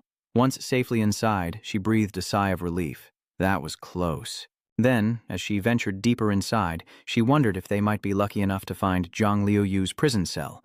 But after searching around, she sadly admitted, "No one's here. This isn't the place." Bao Bao seemed to sense something, and with a furrowed brow told her to wait, that she sensed water flow behind this place. Hearing this, she could only obey, pulling the hidden switch down with all her might. The once solid wall splits in two, revealing a staircase leading down below. Witnessing this, Bao Bao is stunned, able only to watch. Under the dark of night, clouds drift across the sky, illuminated by a full moon. There, Ban Ban sits dejectedly, muttering to himself, "Finally, everyone's gone. If I stay here any longer, I'll be stuck in this bathroom forever." Somewhere, Ban Ban pulls out a golden triangle, thinking to herself, "I'll use the charm first. Hopefully I can get to the prison smoothly." Immediately, Ban Ban stands up confidently, clutching the charm in her hand. Meanwhile, our Ban Ban sighs, thinking that even adding 10 points wouldn't equal Bao Bao's normal luck, let alone that bastard Bao Bao. Just then, Nguyen Dong Dong emerges from a room, suspiciously lurking about. Nguyen Dong Dong looks up, hope renewed, thinking he's lucky to have made it this far. But when he arrives at the prison, it's gone, and he cries out in alarm, "What? Where's the prison?" Suddenly, a soldier ordered to inspect the palace passed by, forcing Nguyen Dong Dong to quickly hide behind a wall and observe. Seeing someone approaching, Nguyen Dong Dong turned and fled into the palace, quietly closing the doors behind him. Having closed the door, Nguyen Dong Dong retreated step by step until he bumped into something behind him. Sensing danger, he spun around in alarm, only to find the petite Tiu Nat Tiu Tu beaming at him, calling him Mr. Skeleton. Hearing her speak, Nguyen Dong Dong quickly silenced her, then raised his hand to cast a spell to immobilize her. Just as Nguyen Dong Dong's finger neared her, she spoke up, "I won't tell you." Hearing the noise, the patrol soldiers from before rushed over, banging on the door and shouting, "Little Miss, has anyone entered your room?" Hearing this, Little Miss quickly broke free from Nguyen Dong Dong and shouted, "No, leave us alone, don't bother me." Dong Dong was surprised the guards left so easily at her word, and curious about her identity, he asked, "Who are you? You seem to have some status." Ignoring his question, she innocently points and asks, "You're Dong Dong, right? I've heard my dad talk about you. You're one of his targets." Hearing this, he asks, "Your dad?" The innocent girl replied, "My dad is Wang Fei. He's Fai in the game." Dong Dong was surprised to hear the names of the girl and her father. He'd caught a big fish, but why was she in the game? Before Nguyen Dong Dong could finish, the young girl pulled him away, saying, "Come with me." She led him into a room filled with toys, a girl's paradise, and continued, "My dad hopes I can spend more time with him, and time in A passes slower than in the real world. Don't worry, my dad said you'd definitely come to save us." Hearing this, Nguyen Dong Dong was overjoyed, grinning from ear to ear. Then, Tiu Nat Tiu Tu found a seat, politely gesturing for him to join her, saying, "Whether you save people or not doesn't matter to my father. He told me that building a new relationship with you is the most important thing, so that Tiu Nat can become best friends with you after meeting you." Hearing the offer of friendship, Nguyen Dong Dong hesitated, asking, "Friends? How old are you? Where's your mother?" The innocent girl smiled brightly, waving her hand as she spoke. "I'm 9. My mother is dying, and my father's not well either. He says AU is his only hope." Little Nat, looking sad but hopeful, continued, "Dad said he wants to see me grow up, go to school, graduate, and find someone I can rely on. But he says only you can help us, Dong Dong. Can you help me?" Hearing her words, Nguyen Dong Dong seemed to understand the problem and thought to himself, "So, that's how it is." Chapter 149. Inside the laboratory, there were countless bottles of chemicals, especially one bubbling blue chemical. With a serious expression, Bodui says that the 30th dissection log clearly states that we still don't know the use of this substance. There is no clear difference after use on ordinary NPCs and night monsters, but this substance cannot be found in the bodies of ordinary NPCs and night monsters. Now, on the board, a tray holds something shaped like a blue bagua, and he continues, remember, it's like the existence of a formation, able to be extracted in pieces for a short time. As Baiwei speaks, the blue object from before suddenly surges and shines incessantly, but will soon return to its original host. Before Ba Dui could finish, the blue substance flew up and away, but everyone just stood by, motionless. He continued, saying that if they couldn't be sure what this thing did, the next step would be to start experimenting on players. The scene shifts to a dark room where a figure approaches and peers inside. Within a cage, a woman bound by iron chains senses their presence and whispers, "Someone's here." Hearing this, the blue snake beside her thrashed about in fear, screaming, "No, not her again." Suddenly, the flying snake went silent, straining to hear the footsteps. Certain someone was coming. The flying snake shook its head, praying in fear, "Someone's here again, please go, I'm not here anymore, I won't be dissected." The person outside, now at the cage, seeing the flying snake's cries, signaled for silence. Terrified, the flying snake squeezed its eyes shut and screamed, "Mommy, please don't come, please don't." The person approaching was none other than Bao Bao, who stood outside the cage and called out, "Sister Zhang, we're here to save you. How do we open this lock?" Hong Yuanlu, surprised that Bao Bao risked her life to save her, asked repeatedly, "Bao Bao, how did you get in here? Aren't there many guards? Did you fight your way in? Why was it so quiet? What about Latu and Han Ming?" Overwhelmed by questions, Bao Bao chuckled sheepishly, taking Bao Bao's hand. "How do I put it? Bao Bao's luck is just exceptionally good. On the way here, the guards were either playing games or away from their posts." Hong Yuanlu, bound to the rack, was silent and confused by Bao Bao's answer. She then sighed, feigning exhaustion, and said, "All right, but this place is protected by a lightning formation. The locked door requires recognition from the highest-ranking researcher in the Biological Defense Department of Bo-Wei. You guys have no hope." Hearing this, Bao Bao, as if with a plan already in mind, turned to Bao Bao and asked how much time they had left. Luckily, Bao Bao understood immediately and replied that they had about half an hour, so they should hurry to the lab and see what they could find. Seeing this, Bao Bao's eyes lit up like headlights. "Let's try." Then she turned and cheerfully said to Hong Yuanlu, "Zhang Jiejie, we'll go to the lab first and see if there's another way." As Bao Bao turned away, the flying snake curiously asked Hong Yuanlu, "Who is that?" Hong Yuanlu, still watching Bao Bao, replied, "She is the master of another transmigrator. That transmigrator found the innocent white rabbit's master, successfully changed classes, and even had a demon leader working for him." Later, even the class change chamber was moved. Upon hearing this, the green snake turned pale and said, "Why didn't I think of that? I was just too happy to transmigrate to another world. I thought I was the main character, so I relaxed, but it seems that's not the case." "Can we be saved this time?" Hong Wenluo said sharply. "I don't know. Although Dong Dong is quite clever, Fei Jia is one of the most scheming people I've ever met. It feels like everything is going according to his plan, and those kinds of people are troublesome if they don't have a weakness." In the dimly lit lab, a cart is being pushed at high speed, accompanied by a voice saying, "Go, bring the snake over here." As Baiwei and his colleagues approach the prison cell, they split up again. "Muzzle it this time. That mosquito curses too much." Meanwhile, Bao Bao successfully sneaks into the lab, only to find it deserted. They're all gone? She wonders. The empty lab is a huge advantage for her. She pushes the door open and exclaims, "Great! The lab's empty and the door's unlocked." Deeper inside, she's stunned by what she sees. This symbol. I've seen it before. It's on Dong Dong and Dao Dao's heads. What does it mean?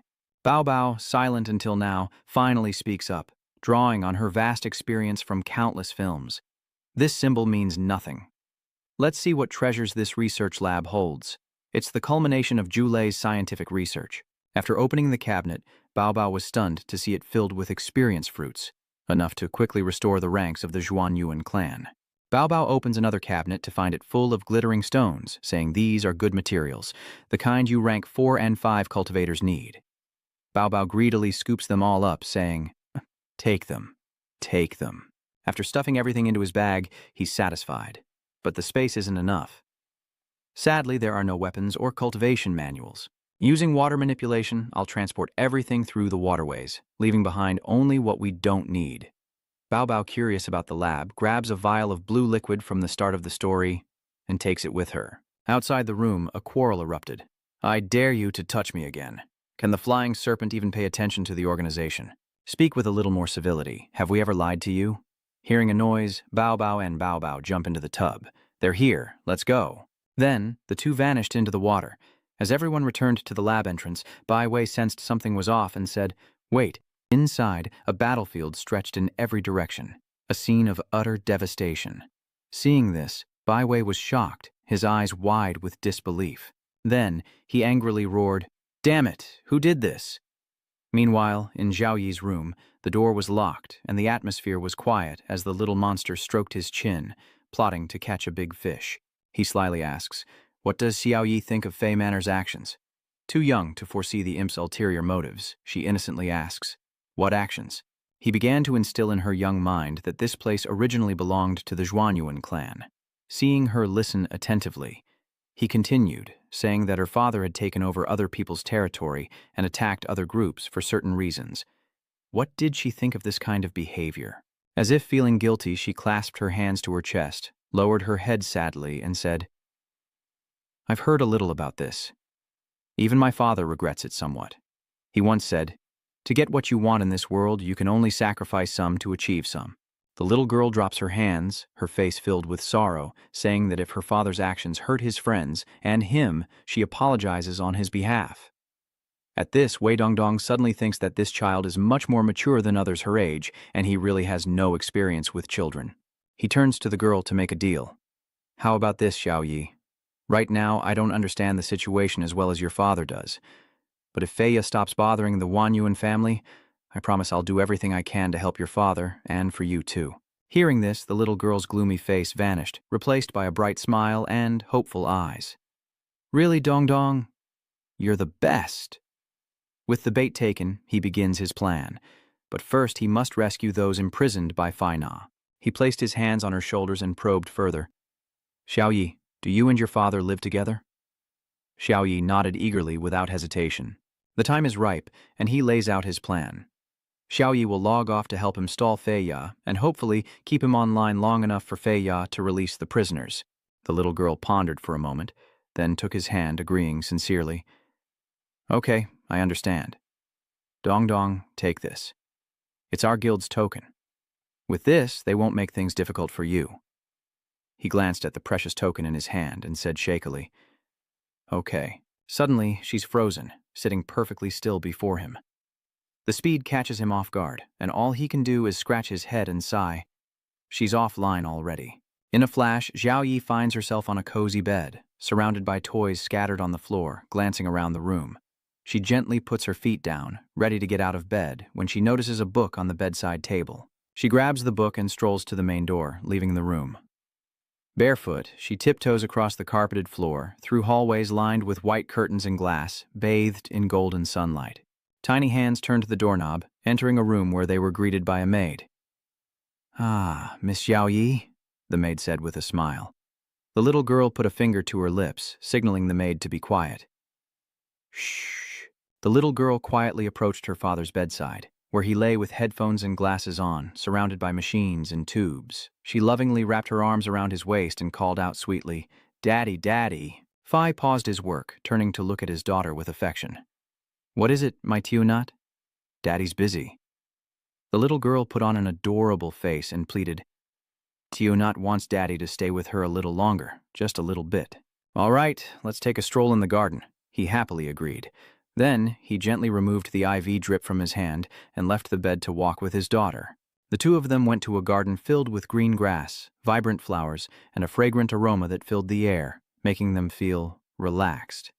Stopping in the shade of tall trees, Xiaoyi sat next to her father's wheelchair and eagerly said, "I'll read poetry for you, Dad." Fai lightly closed his eyes, raising a hand to shield his face from the sun, and asked, "Have you met Dongdong?" She widened her eyes and replied, "Yes, I have. He's a very nice person." He listened, then patted his daughter's head, telling her that if she ever had any problems, she could talk to him directly, like if an experiment failed. He said his Xiaoyi was so smart, and he could teach her little by little, which made her overjoyed and teary-eyed. Seeing his daughter so innocent, optimistic, and understanding, he misses his late wife, holding the pendant with her photo that he always wears. Gazing at it, he thinks, Kim Ha, it's been 9 years since you passed away. Our Xiaoyi is so tall now. What will she look like when she grows up? She'll definitely be as beautiful as you. Unaware of her father's thoughts, Xiaoyi chattered on, I'll recite a poem I learned recently for you, Dad. He looked at his daughter lovingly and smiled. Okay. But in his heart, he wished time would slow down. Her innocent voice rings out, love me or love me not, love is always there, no more, no less. He closes his eyes, leaning back in his wheelchair, listening as her voice echoes, together or not together, your hand is in mine, never letting go. As they recited poetry together, bathed in the crimson sunset, the garden transformed into a breathtaking, ethereal scene.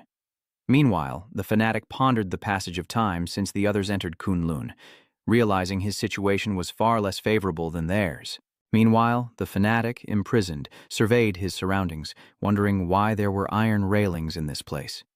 Driven by curiosity, he used his aura to probe, musing that the drain pipe seemed to have been altered.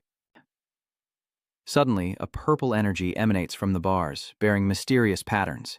He realizes it's a formation and retreats.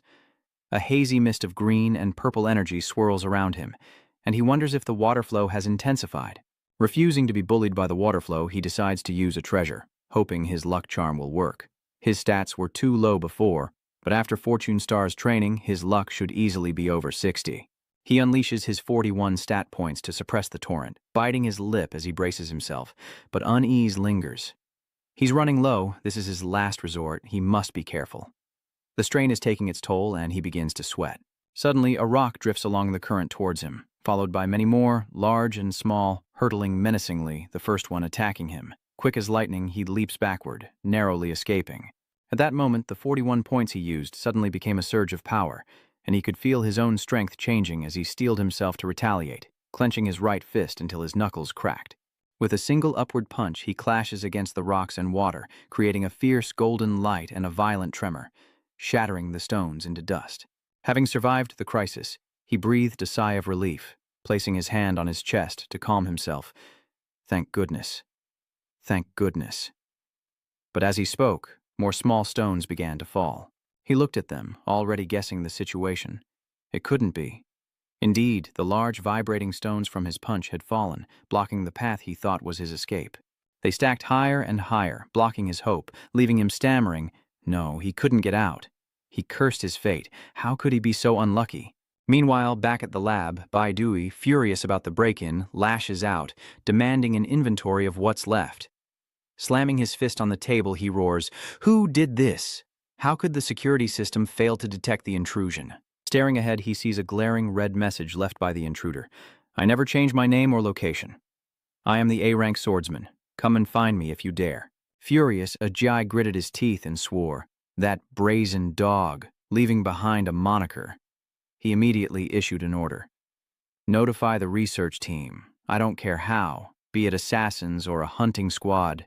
I don't want to see anyone again. Even if he starts over, keep tracking him down and keep killing him," AGI coldly ordered. The cockroach was tied to the bed, and seeing him thrashing around, he laughed and mocked, "I'm dying of laughter. Anyone who touches me is just asking for it. This is called karma." AGI turned around and saw him gloating. His face twisted with rage. He roared, "Get him to the operating room. I'll do the surgery myself later." He was furious, yelling challenges. "Come on, is that all you've got? You think I'm scared of you just because you're bigger?" Ajay ignored his ranting, calmly rearranging the lab equipment. Just then, he walks over and opens a cabinet with many compartments, placing his hand on a touchscreen on the side. The system recognizes his hand, and a chime sounds. The secret compartment opens, revealing the precious reagent. He sighs in relief, washing his hands as he says, "Thankfully, these are still here." Seeing the faucet next to him wasn't closed, he turned it off, complaining about people not turning off the water after using it. The lab fell silent, with only the gurgling of the last drops of water draining from the sink. In the dark, silent space, Bao Bao, who had been secretly watching Brother Ji, eagerly asked Bao Bao, knowing he was gone, "What's wrong? Did you get Badui's palm data?" He replies, "Yeah, he definitely wasn't paying attention when he washed his hands. I surrounded his hand with the water. I gave the data to Chip Chip, and it turns out Chip Chip had already secretly mixed it into Bodui's body. All right. All we have to do now is wait for Flying Serpent to be dissected and brought back. Then we can use Chip Chip's data to restore the madhouse prison. Meanwhile, Biguan keeps sighing, smelling of autumn, sadly thinking by the wall. The madman wants to go home. The madman is too unlucky. Chai, curled up in the corner, finally stirs and wakes up, his neck still shackled with the heavy iron ball. Heaving his heavy body up, his face pale, he gasped in pain. Damn it! Damn it! Why isn't there an option to disable pain synchronization? I'm dying from the pain, she moans in agony. The sound draws Hong Lo-Nguyet's attention, and she anxiously asks, her body restrained by shackles, what happened to them? The flying snake flicked its tongue at her, a slight smirk on its face, its voice a mix of amusement and satisfaction. Not bad. Mix their stuff together. I'm dying of laughter. I really want to meet their dong-dong guy. Just then, a figure in a long robe appeared, silhouetted in the doorway, pushing open the heavy door and stepping forward. Hong Luo-Yue tensely shifted her gaze to the entrance, muttering apprehensively, "Why?" The figure leaned into view, features and form becoming clearer, then a voice chirped, "Chirp, chirp!"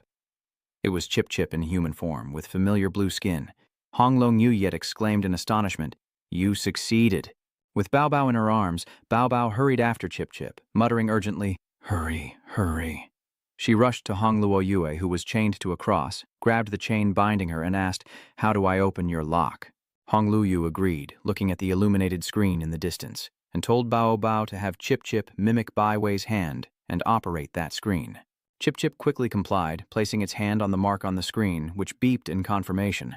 Just then, the heavy shackles opened, freeing Hong Lu-Yu's swollen wrists. Next, the collar on the poor flying snake is released, granting it freedom. The baby urges them on, saying, "Hurry, find a place connected to the drain," its brow furrowing slightly, creating small wrinkles on its plump face. "Hurry, we don't have much time. Luckily, Bao Bao still has 99 points. Let's just bulldoze through the heavenly seat," she urged. S-rank mind technique? Chankun reversal? Hong Luo-Yue waved her hand with a serious expression. Purple light radiating from her palm, and then she explained, "I can change and control the parameters and values of non-living creatures around me, including gravity and humidity. Structure. Size." As she spoke, Flying Serpent and Bao Bao, who was holding Baby Bao, began to float, enveloped in a soft blue light. Hong Luo-Yue continued, "I've altered the gravity of the objects and clothing on you, so you can fly." "Let's go," Hong Luo-Yue said, floating forward. Suddenly, a red-haired man appeared, gleefully pointing at the transparent blue screen before him. "Time for overtime. Let's take a stroll." Just as the redhead looked up, he saw Hong Luo-Yue's group flying away, escaping from the prison. He looked back and forth between the cell and the escaping group, panicking as he shouted, "Hey, guards!" Realizing they've been spotted, Hong Luo-Yue coldly utters, "Gravity times 10, as she points down, unleashing an unseen force. The red-haired guard is instantly slammed into the floor, the crushing pressure shattering the tiles and burying him in the wreckage. He painfully thinks, "It hurts so much. Why are my clothes suddenly so heavy?" While the redhead struggles and grits his teeth, Hong Luo-Yue's group flies away, disappearing around the bend. Meanwhile, in the lab, Bo Dui frowned at the last vial of liquid, muttering, "This little bit is all that's left, but it'll work." Just as he finished speaking, Bao Bao rushed in, exclaiming, "Sorry, just borrowing this." The faucet in the room gushes water at full blast. Before Bo Wei can react, bubbles float up and surround them, leaving him speechless. With a soft explosion and a mist of vapor, Bo Dui realized the last test tube was gone. His eyes nearly popped out of his head as he raged in helplessness. "Even this little bit is gone. I'll kill those 30,000 bastards." The scene shifts, and they arrive at their destination. Bao Bao excitedly parts the water and flies toward the sphere of water. "Tiansui, we're here." But a sinister voice from above is their only reply. Ladies and gentlemen, the image of a green-skinned figure hovering above the sphere gradually appears, his eyes glowing brightly in the darkness, his sharp jaw and 2 fangs growing out of his mouth adding to his menacing appearance. With arms crossed and a smirk, he looks down on them. "I've been waiting for so long." The moment Bao Bao sees his form, he recognizes him and cries out in fear, "Lei Ji, the infamous warrior." Then, hesitantly, "What do we do?" Seeing the situation was dire, Bao Bao quickly began casting his spell, causing the water beneath them to rise and swirl around them. Lightning crackles down, destroying the spell and preventing their escape, as Bao Bao announces in fear, Lei Ju has sealed off this area with lightning. Bao Bao can't escape, and the green-skinned man grins, revealing his sharp teeth with satisfaction. Honglo Yue grew serious, meeting his gaze without fear, knowing that fighting was the only option. Lei Ju's hand burst forth from the rubble. Seizing Bao Bao and lifting him up, Bao Bao says, "Just kill me now." Lei Ji Zhanfa assesses him. "Not bad, you're a real man. But unfortunately, things have changed, and I can't let you die so easily." "Wait, stop," the skeleton said, producing the bandit's token. "I want you to let us leave here safely. Whether it's true or false, I'll have to confirm with my boss." With that, the Thunder Control battle method throws Bao Bao back towards Skeleton. As Lei Ju Zhanfa investigates, Skull, drenched in sweat, thinks, "It's over. This villain has brains," Skull thinks to himself, clutching Bao Bao. "We'll die together," the Thunder Healing battle method announced, clapping its hands. "I've confirmed with my boss, we're only letting people go." Skull asked, dumbfounded, what he was talking about, and Thunder Treatment Battle Law added that the leader of the Fiends wanted to pause the war with the Zhuanyuan clan. Mount Kunlun had been invaded and could no longer be returned to the Zhuanyuan clan because many other guilds were involved. Then, brandishing the sword, he continued, saying that he would systematically attack the external companies of the Heian Vian. "You'll have to find new territory yourselves, and if you agree, the Divine Weapon quest line, the Zhuanyuan sword will be returned to its master. And we can share our Lightning Tribulation 6 transformations. Experience with you. From now on, we will be allies. The Great War is but a fleeting thing. Let bygones be bygones, and I hope you'll relay that message to everyone." Skeletal is puzzled by the sudden truce as Thunder Control Battle Art crosses his arms and speaks. "The boss must have his reasons, I'm just a subordinate. But I did get to witness the little one's growth. She asked me to send her regards." Thunder Treatment waved his hand, signaling to leave. "Please, get out of here," Bao Bao said worriedly. "How is Bao Bao? If he's not doing well, let's wait for everyone and then go rescue him." Suddenly a light flashed, and Bao Bao and Ko Lao appeared, prompting Bao Bao to speak up. "Are you guys okay?" Skeleton said, holding Bao Bao out in front of him. "Don't worry, he's fine. Let me tell you what the Thunder Treatment warrior told me." Honglo Yue raised her hand and asked, "So this is what happened?" "So what are everyone's plans?" Skull adds. "First, we must deliver the message to Zhuanyuan, then let them decide." Honglo Yu crossed her arms and said, "Next, we'll return to Mount Xianling. If anything happens, contact us again. Dongbei is excited." We finally meet. Dongbei rushes to hug Bao Bao and Ko Lao. "Boss, from now on, what you say goes. If you say east, I won't dare go west. My respect for you is like the Yellow River, flowing on without end." "You're being too familiar," the streamer said, sticking his tongue out. "Wrong, wrong, wrong. Don't you know, Big Shot? Every isekai needs a main character, and after some trial and error, we've determined that you're it. If I can just latch onto you, I, Lao Hu, will never have to worry about food again. And I can travel freely in this 2D world." Skull chuckled, remarking that he felt more like the main character than I did. "But thankfully, the mission is complete," the skeleton added. "Next, we rest and prepare to advance to 4th stage. And don't forget to figure out how to transport all the stolen documents back home," Flowing Cloud added. "A bookworm doesn't steal, they borrow," Skeleton said, looking up. "It seems we've forgotten something." Finally, the fanatic emerges from the ground. Next, we wait for the zealot to complete his mission in the meeting room with everyone. The skeleton reaches out, saying, "This is the information sent by the Lamb faction. As for how to respond, the decision rests with you." The saintess paled, raising a hand to her mouth as she whispered, "Very well, we'll discuss it internally. We'll have an answer for you shortly." With that, Skeleton turned and rejoined his group. Skull thought to himself, "Traveling this much has gained me many friends." Bao Bao whines, clinging to the red-dressed girl's leg, begging for more lucky charms. "It's very helpful to me," the girl in the red dress questioned. "I gave you all 400+ charms from the last 6 months. Isn't that enough?" Go, I'm all out, not a single one left." Skull asks Bao Bao if they've made contact with the situation on the other side. Bao Bao said that Xiaosha told him the situation over there is very unstable. According to Dodo, they are struggling to resist. But many of our people have been captured and sealed away, with no chance of resurrection. The other demons were well protected by the Divine Instructor, but we need to return to the central courtyard quickly. Skull replied, "After we finish here, we'll return with Shinkun." Kulu added, "However, this time, we've seen the vast difference in power of the Lightning Tribulation 6 transformations. That 6th cycle from Paradise is proving difficult to deal with. a pale-faced man said as he stepped forward. "We have two things we'd like to discuss with you. First, we agree to a truce and will abandon Mount Kunlun.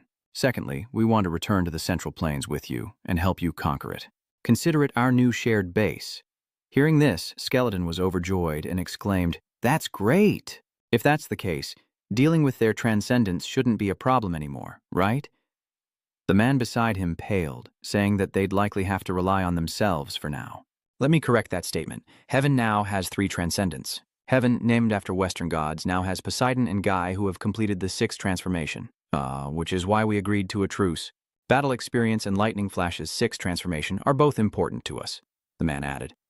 Battle is training in a secret base, as the 6th transformation refers to the application of rules.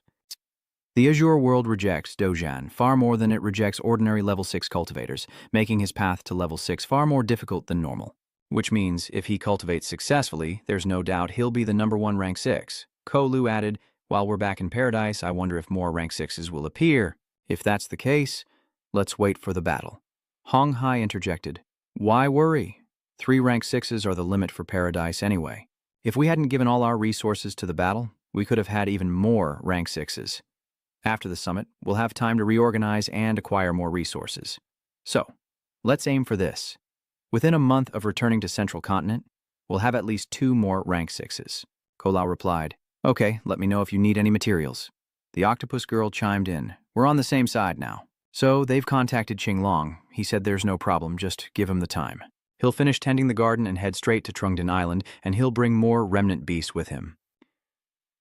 Excitedly, Kulu says they should roll up their sleeves and set off from the coast in 3 days. At another base, a discussion unfolds, the voice emanating from a masked figure. The Wise clan allied with Star Cluster beings for just one wild beast.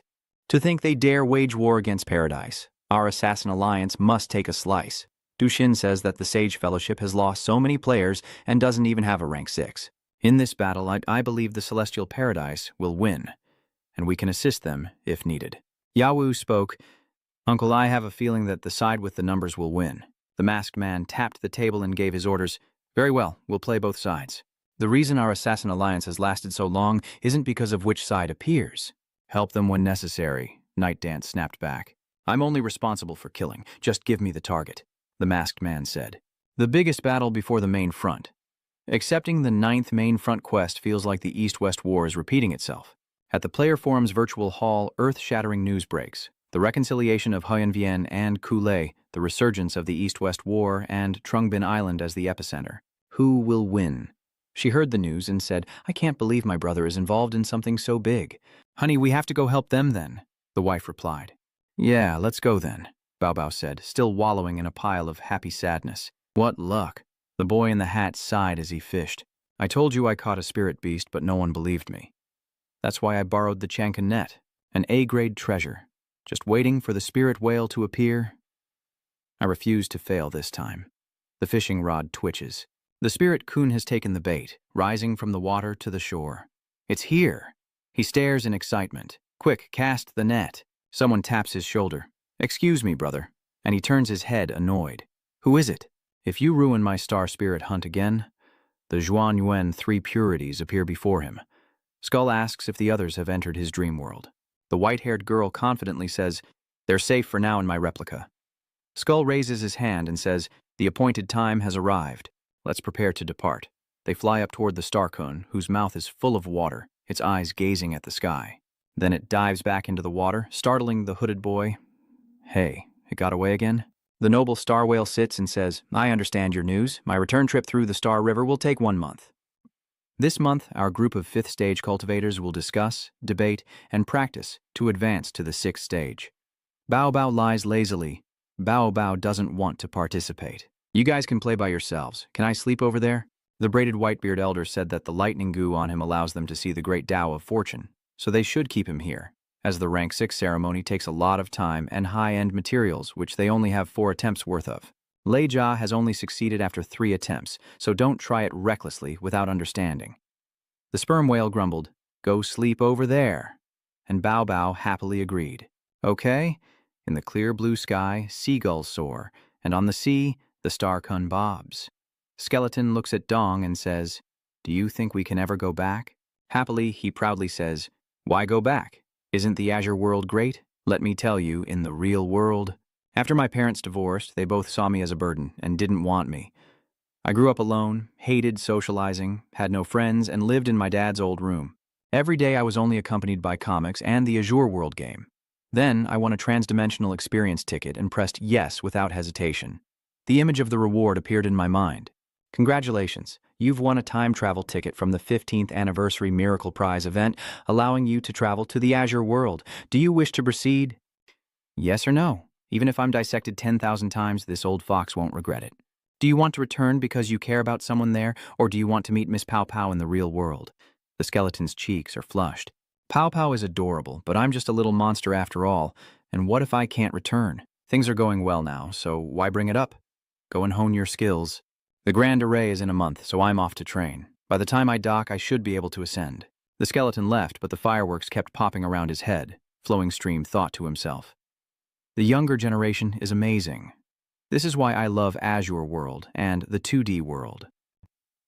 Here, people can take off their masks, forget their troubles, find new friends and passions, or be moved to tears by a game's story. Life here is so vibrant and diverse. This place is amazing. What is reality anymore?" The skull happily says, "Another day full of energy in the echoing fairy tale world." The Little Knives group is practicing their combat skills, using the materials selected by Master before advancing to the next level. As a mythic grade level 5 monster, she'll quickly advance. Even a 5th transition. Guling said softly, "Thank you, Dong Dong. I was too stressed about my family before. I've heard about the incident from 7th Commander. My father is no longer in mortal danger either." Wang Fei's business has also temporarily stopped trading, Skull said, waving his hand. "Why are you being so distant? Yeah, we're on the same side now, but there's still something I'm curious about. I told the players before that all information related to my real identity would be deleted. So, what do you think of talking to me now? It's all the same, especially since you gave us such a mess of information before. Though now, when we talk like this, aside from the keywords being muted, we can imagine the rest ourselves." Skull sighed. "I wanted to give information to the Rainbow team to investigate my home, but some of it mentioned my real address, so my real identity was erased," Guling said, looking at Pow Pow. "But your behavior was already suspicious. You could be a high-level NPC. In our eyes, high-level NPCs are as alive as humans. The only one who didn't suspect your identity was probably Pow Pow. I'm very expressive. And isn't Ungu Thu, as an NPC, also very good at expressing himself? Don't you guys communicate with each other?" Suddenly, lightning strikes before them, startling Skeleton and Gu Ling. Lightning here too? Bao Bao's been struck. He's smoking, covered in injuries and convulsing. "He looks terrible," Skeleton asks worriedly. "What happened to you?" Bao Bao held up a hand, telling them to stop and not come near, or they'd become unlucky. Gu Ling wondered why. "Didn't you say he was born lucky? How did he end up like this?" The story begins yesterday with the overlapping luck talismans. Only 2 luck talismans can be used per day. Bao Bao clings to Pow Pow's arm, complaining about the restrictions and asks if there's a better charm. She pulls Bao Bao off, saying there isn't one, but then hesitates. "There might be a way to make it happen for you," Bao Bao, eyes sparkling. "What is it?" "Is there really?" Bao Bao will go ask. Pow Pow says that in the mental cultivation method, there's a way to use stored luck. So the most you can store is 25 luck points. What does Fortune Star want in exchange? Pow Pow continued, saying the required materials were feathers from Qingdao and some rare minerals. Luckily, he had them all, but saving this luck would cost triple the interest. It also takes at least 3 days for the bad luck to wear off before your good luck returns to normal. If you want to save these 25 luck points for later, I'll take 75 luck points from you now because the conditions are so harsh.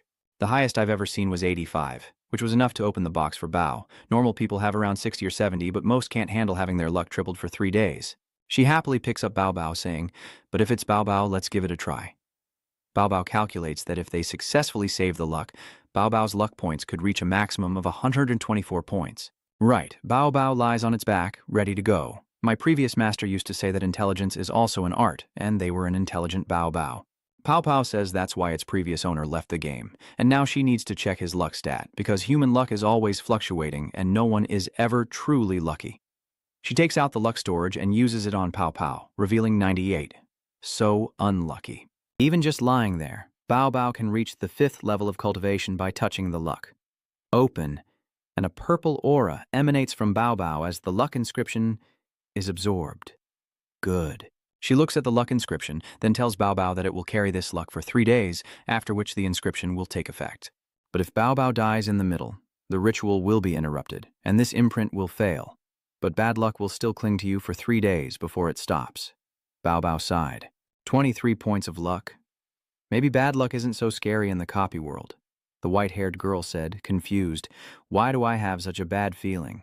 Bao Bao lay prone on the ground, charred black by the flames as Wei Dongdong calmly watched on, saying, still good, still good. You only got struck by lightning once. How unlucky could you possibly be? He recalls the fanatic with 41 luck points from before. Even the fanatic with 41 luck points was trapped under sunken rock for a day, then immediately ran into guards after being dug out. While fleeing, he tripped, and though the guards chased him relentlessly, they couldn't land a fatal blow. It took over an hour of fighting for him to finally die. What's your exact luck stat right now? He lay still, sighing softly. 23. Dongdong and Gu Ling's expressions froze at that statement. It continued slowly. My luck has never been this low in my entire life. They wordlessly increased the distance between themselves and Bao Bao. Wei Dongdong anxiously asked, wait, are you affecting our luck? What if we test it and still get a normal reading? Bao Bao reached out his little hand towards the tree, speaking weakly. Here, go over there and strike that tree with all your might. With a wave of her hand, the sword flies towards the hapless tree, and a sudden gust of wind whips through the leaves. The sword pierced through the swaying green leaves, striking the rock beside the tree. Then it loops back towards its owner, who seems to be the target, as Bao Bao struggles on the ground. A green light surrounds him. Water fairies appear, enveloping the sword, as Bao Bao lazily explains. You see, your luck stat is normal, but your actions will affect it. Bao Bao took a sip, then made a few strange noises, his face suddenly turning green before he started foaming at the mouth. Is your sword poisoned? He asks, fainting and recoiling in fear. You reek of sweat. Yes, I poisoned my sword. But the kill rate is only 2%. Usually it wouldn't be so easy. Bao Bao looks up to the sky. His small, thick hands flail around, foam still bubbling from his mouth. See it clearly? This is the end. Bao Bao returns to the sea, where there is only water. Survival conditions. Nguyen Dongdong stops him, telling him to wait. Do you think luck determines everything? Bao Bao's eyes darkened, and he nodded slightly. That's right, Nguyen Dongdong clenched his frosty hand. Determined. If we aren't plagued by bad luck, and we all have abilities, as Fortune said, if we can just burn off all his bad luck, this torment will end sooner. So, we'll help you. I refuse to believe that after we help you. But he still couldn't overcome this tribulation, as Nguyen Dongdong stood in the middle, surrounded by everyone. It was a touching scene as Nguyen Dongdong raised his fist and declared that their mission was to protect Bao Bao for the next 3 days, or find a way to help him get rid of his bad luck. Let's all work together to complete this mission. The group raised their arms in unison, cheering. Okay. Bao Bao's face is all shriveled up and looks extremely pitiful. His eyes shine as he looks at the scene before him. Everyone, retract your words. The sky is about to collapse. But that wayward lightning bolt struck poor Bao Bao, though luckily he managed to unleash his flames in time, creating a shield that protected him. I knew it would work. The lightning struck the rocks, leaving Bao Bao stunned and paralyzed. The group watches in dismay as the massive boulder slides down the slope, an impossibly large rock. Everyone, work together to stop this boulder. At this moment, Bao Bao was struck by lightning and lay motionless. The zealot raised a fist glowing with light, saying, "This is my A-rank technique, blood sharing. It can continuously regenerate, not as powerful as the Philosopher's Stone, but not bad either, which is why the fanatic lasted over an hour before finally dying." Hearing that, Bao Bao was shocked and said, "Don't be so proud of your achievements." At that moment, everyone joined forces to strike, creating a huge cloud of white smoke. But the stone was unmoved. Wei Dongdong thought to himself tensely that this was a gold-absorbing stone. It's a rare type, I told you it couldn't be broken. The heavy boulder then spread, sending everyone flying into the sky. Bao Bao and the heavy stone were only inches apart. It was terrified, and as expected, it was sent flying into the sky by the rock. At this point, Bao Bao seems to be in bad shape, painfully saying, "They're poisoned, struck by lightning, hit by falling rocks, and still trying to heal. Let me just end this." At that moment, a boy appeared sitting on a lotus flower, and behind him appeared a god who looked just like him. Suddenly, tears began to stream down the face of the giant god. The boy suddenly says uncomfortably, "This is difficult, I can't deduce it anymore." The old man, seeing this, says, Before, we were given the techniques and equipment to use, but now we have to create our own. So, it's like asking us to understand how the energy of the meteor world is transported, to understand its underlying logic, and then construct a new cultivation method. Hearing this, the boy worriedly replied, "I've already manifested 3 heads and 6 arms to study it myself, but there are still some parts I can't understand. My experience is just repeated practice. Honing the meridians, he really is something. Refine this simple lightning spell, hone it, and forge a new S-class technique. Keep talking. It's still better to be the wild monster. His progress is much faster than ours." Then, an image of her meditating appears. He continues, saying she'll likely be the first of them to reach the 6th stage. We then see the spirit girl meditating with a blue orb before her. Lost in thought, she wonders, why do we exist? Why do we possess these techniques? Like allowing monsters to transform, devouring living beings. At that moment, the spirit and the water flowed around the orb. Then, a fishtail emerged and snaked its way in, the orb swallowing it whole. A small water monster suddenly appeared. She pondered, realizing it could be done. But why did she feel her body's worth diminish with each transfer? After a few seconds, she thinks, no value? Is that normal? At that moment, the boy anxiously continues. Forget it. I won't try to deduce it directly anymore. I'll start training from the first arm. He chanted, a worried look on his face, as a large golden hand appeared behind him. Suddenly, her eyes widened as she remembered something. She happily says, I can feel it. Let's try the 6th transformation now. But just as she's about to leave, a voice calls out from behind her. Wait, it's Bao Bao, dragging its wounded body towards her. Seeing its pitiful state, she asks, why are you in such a state, even worse than if I had beaten you? Hearing this, the white seal took a breath and said, I persevered for 9 days. Bao Bao had saved up 3 lucky charms worth 25 points each and offered one, saying, this one's for you. It'll give you a little luck when you cross the threshold. Hearing that, the star spirit picked up the star and asked, 9 days? Isn't it only 3 days to collect one? Do you have a death wish, risking your life to collect them like that? Bao Bao replied, no. After that first stroke of bad luck, it's like I've been struck by lightning multiple times, and I can see things now, the strings connected to everyone's backs.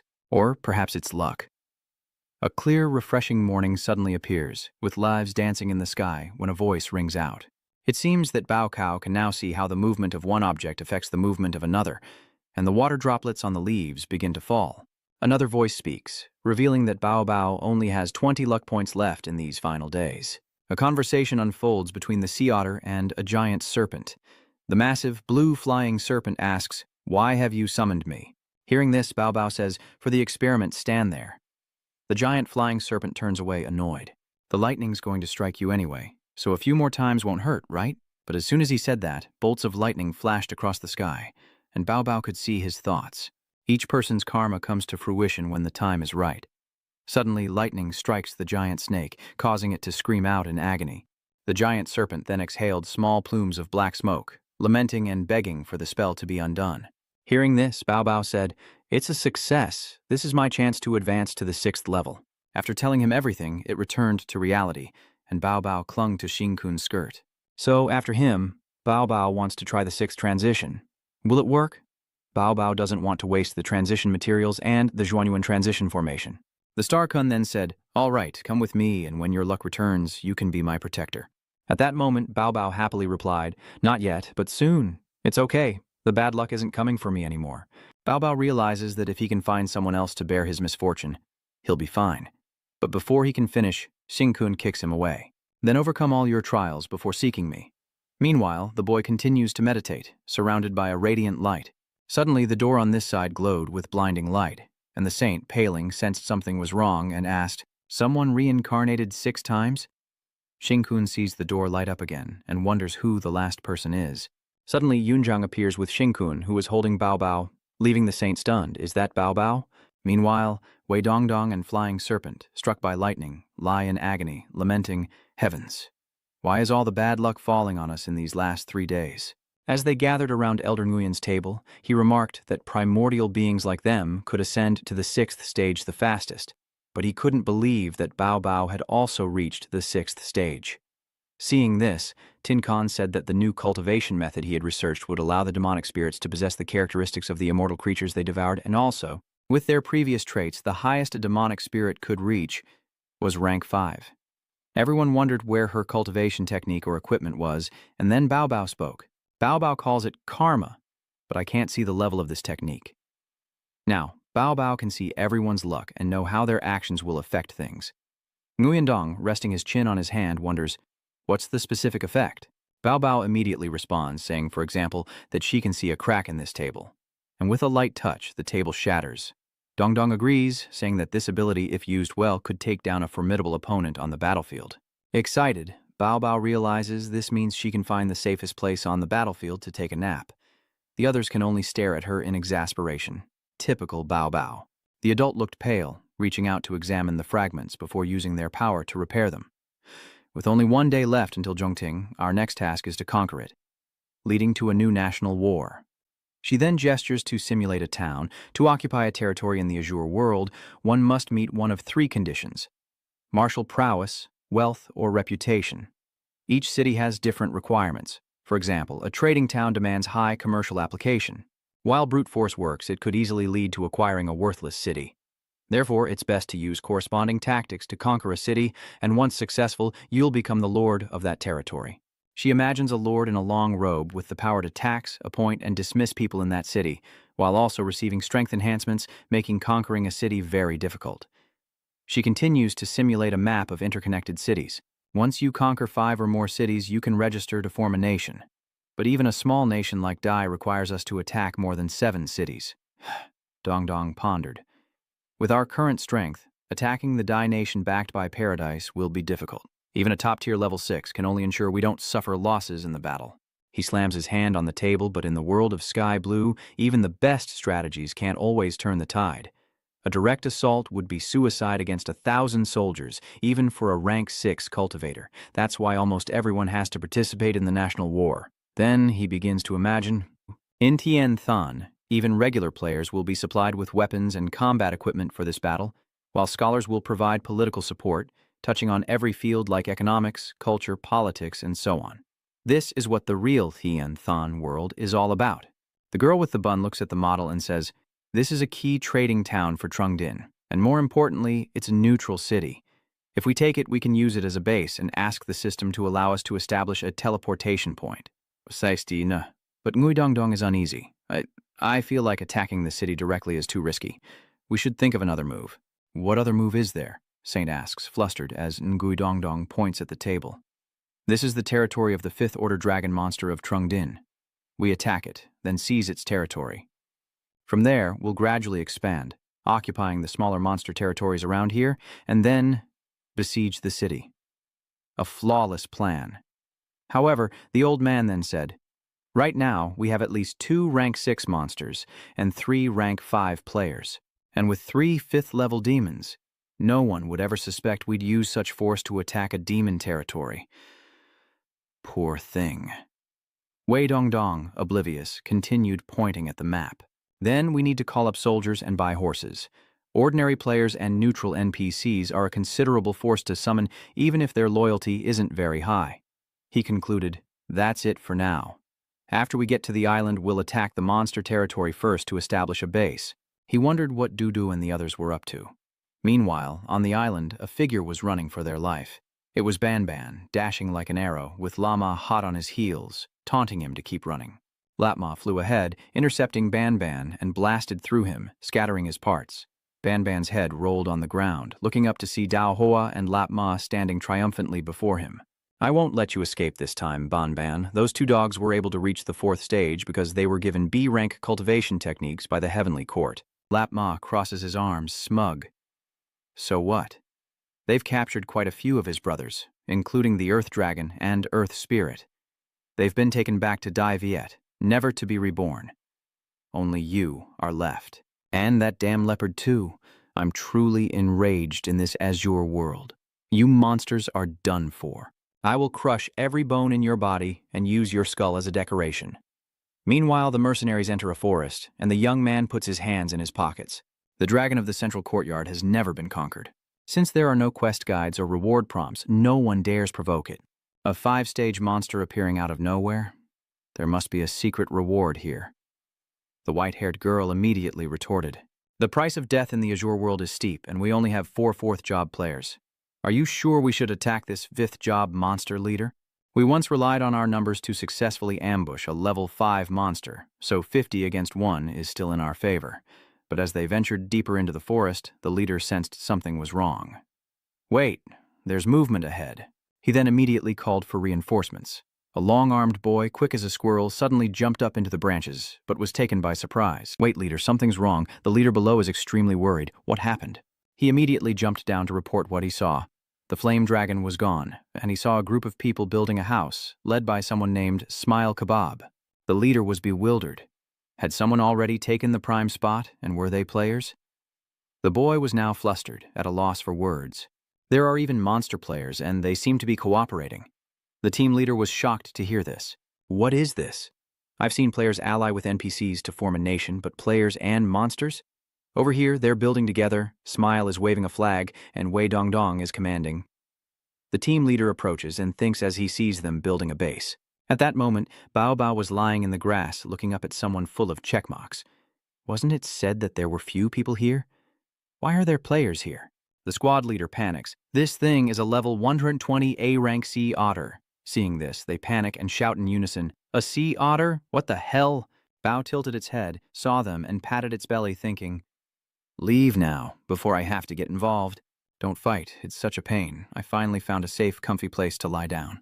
"Wait, we can't let them leave. Our information must not be leaked," the mercenaries thought, huddling together in fear. They're not planning to silence us, are they? No, that can't be right. We're players, and there'd be an announcement if we were eliminated. Wei Dongdong ran over, teary-eyed, pleading, "I sincerely implore you to join us." Then, he takes the team leader's hand, who is surprised. "Join. This is where players unite to form a nation." Then, he reached down and stroked Bao Bao's chin, saying, "This 6th level sea otter you see is proof. Tell me, have you ever seen transformed monsters before? Could they all be strange insectoids? How could a level 6 sea beast just appear out of nowhere?" The boy detective wondered why the main quest hadn't appeared yet. Wei Dongdong explains that after ascending to the 6th rank, you won't see this sea otter's bloodline anymore, or its level. After ascending, everything becomes invisible, including the mission prompts. Then he turned, wielding his power, saying, "Join us early to enjoy more mission benefits and territorial advantages. Your future, even reaching the 5th, 6th, or 7th rank, all depends on your choice today." At that moment, the mercenary leader spoke up, saying he founded his group to prove himself, and that day had come. He declared to the Frostbone and Seaball adults that his Kaitian mercenaries were willing to accept the mission, but the scout worried that they were being deceived. Wei Dongdong then called out to Tianbian, asking her to come out and accompany the group leader in bringing the mercenaries back. Wei Dongdong then whispered to Tianbian that this mercenary group was sure to be large, and that the remnants of the Zhuanyuan clan would be leading 300 people. He's splitting up the group so the leader has command, then dangling some benefits in front of them. We'll trick them into working for free while making them believe we have real missions so they won't leak any information. Tianbian, were you a multi-level marketing salesperson in a past life? How are you so good at getting people to join our group? Then, Tianbian approached the group, telling them to follow him so he could assign them tasks, at which point the leader wondered what was wrong with Red Flame Dragon. Tianbian nonchalantly points ahead. "It's over there, hauling rocks." The group leader is speechless as we flash back to the day before, with the Crimson Flame Dragon weeping before everyone. They shout, "Answer quickly, are you surrendering or not? If not, we'll keep fighting." It's a windy day in Unangiep City as Wei Dongdong and Bao Bao contemplate their next move. We're finally back. It all started in Unangiep City. Bao Bao picks up a piece of paper. "Let's contact Sister Ngu Thu first. She used to live here. We can discuss with her how to attack this neutral city." She pondered. Pao Pao can now refine the souls of monsters and spirits, and Dong Dong received the soul-wishing manual and materials from the last incident. Since our manual levels have met the requirements, we can go to the transfer station to advance to the 4th level. She closed her eyes in thought, realizing this was the shape-shifting tool, capable of temporarily altering her face for half an hour, though it couldn't completely change her attributes or level. Dong Dong's mist form was a decent disguise, and few had ever seen Bao Bao. Nguyen Dong Dong, now clothed and holding Bao Bao, said, "We're wanted everywhere in the Central Plains, so let's quickly resolve this and get out." At that moment, Bao Bao transformed into Shui Shui, looked at Nguyen Dong Dong and said, "Let's go." The two headed towards the city gates, only to be stopped by the guards. "Sorry, but these two pets need to be leashed before entering the city."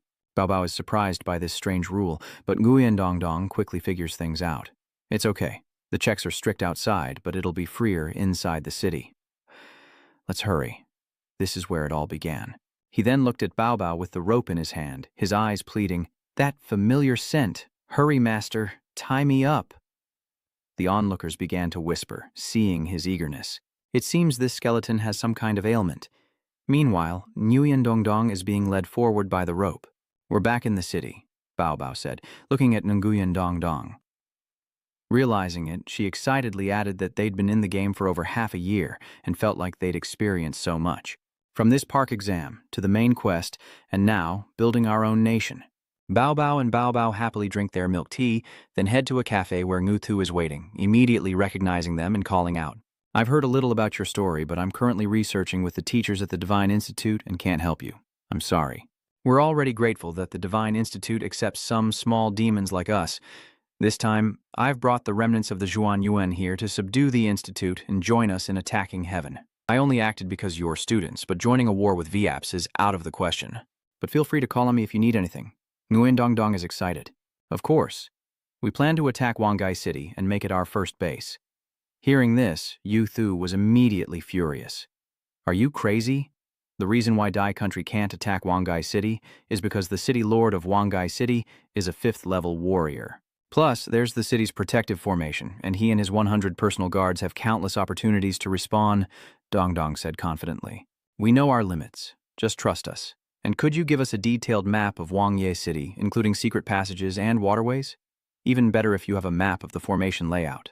I'll see what I can do, but my friends and family are here, so I have to keep them safe if you choose to attack with force." Her eyes began to fill with sorrow. "I knew you weren't human from Zhengluoyue, and I felt uneasy. Later, after studying with Master Shenjizi and learning more about Tian King, I became even more doubtful. Outside the window, leaves fell as Ngu Thu sadly asked, 'Dong Dong, what are we?' Dong Dong looked at her sister, unable to answer, while Bao Bao looked on, confused. Are they talking about some secret plan? Why can't I hear anything? Am I muted? Huh, I'm all grown up. Did I accidentally turn on teen mode? Wei Dong Dong is flustered, unable to answer. At that moment, Bao Bao speaks up. Why worry so much? Look at Bao Bao, eating, sleeping, carefree, and happy. Why bother thinking about those things and tiring yourself out? At that moment, Ngu Thu stood up, saying, That's right, you don't have much time. Go to the special training facility first, and we'll talk more after we leave the city.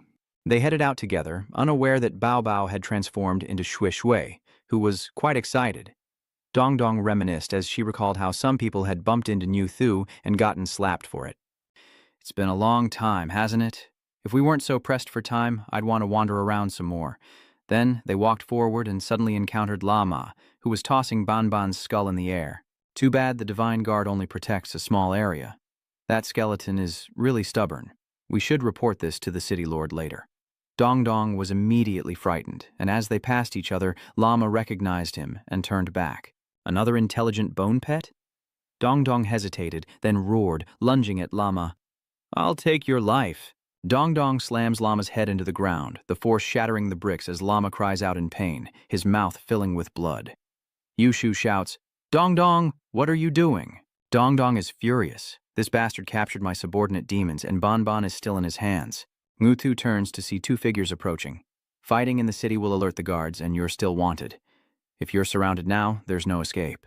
Meanwhile, Bao Bao restrains the remaining enemies. Restrain them first. In this city, those who practice water-based magic can only move through the city's water pipes. At that moment, Lama, pinned to the ground, roared in anger. I remember you. You're that bone-shifting bastard from before. I finally found you, and let me tell you, even if you kill me, I'll just come back to life. And the monsters under your command are in my hands. Whatever you do to me, I'll do right back to them and live stream it for everyone to see. Dong Dong is furious. How can someone play like you? How can you be so disgusting? Rama laughs, saying the game is like that. The world of Azure is so real, yet you all act like real people. And you feel like you're torturing a real soul. How could a monster like you understand this feeling? Just then, a guard rushed over. What are you doing? Fighting is forbidden in the city. Stop at once. Brother Hao, we weren't fighting, just arguing a little. We're leaving now. The guard immediately recognized Ngu Thu. All right, you guys need to stop fighting. You're making this difficult for me. It's good to have connections. Ngu Thu then turned to Dong Dong. Let's get out of here before we cause a scene. Aren't you NPCs? Can't you see he's attacking me? Arrest him. but the two guards acted as if they saw nothing. Look at this beautiful weather, what a big moon! Why is this street so deserted? Nothing seems to be happening. Damn it, it's daytime! Meanwhile, on the outskirts, Dong Dong sadly clutches Banban's skull. You abandoned us, and now Banban's eyes are filled with sorrow. It's good you're back, boss, but I miss Jiaolin.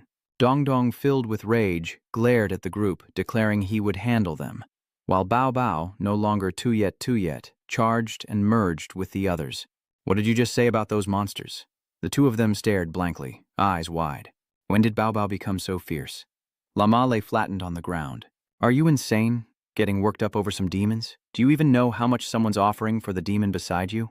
He's more than just a pet. Selling him would set you up for life. Bao Bao was becoming even more enraged. Just a pet? Have you never encountered anything or anyone interesting before? Lama growls. Are you crazy? Treating a pet like reality? Are you in love with your pet? How stimulating. Dong Dong then steps forward, pushing Bao Bao behind him. You can't reason with him alone. What can you do to me? At worst, I'll die once, and when I'm reborn, I'll continue to torment your comrades. How much money do you want to find my comrades? And help me deal with a groundhog named Hien Vian. The choice is simple.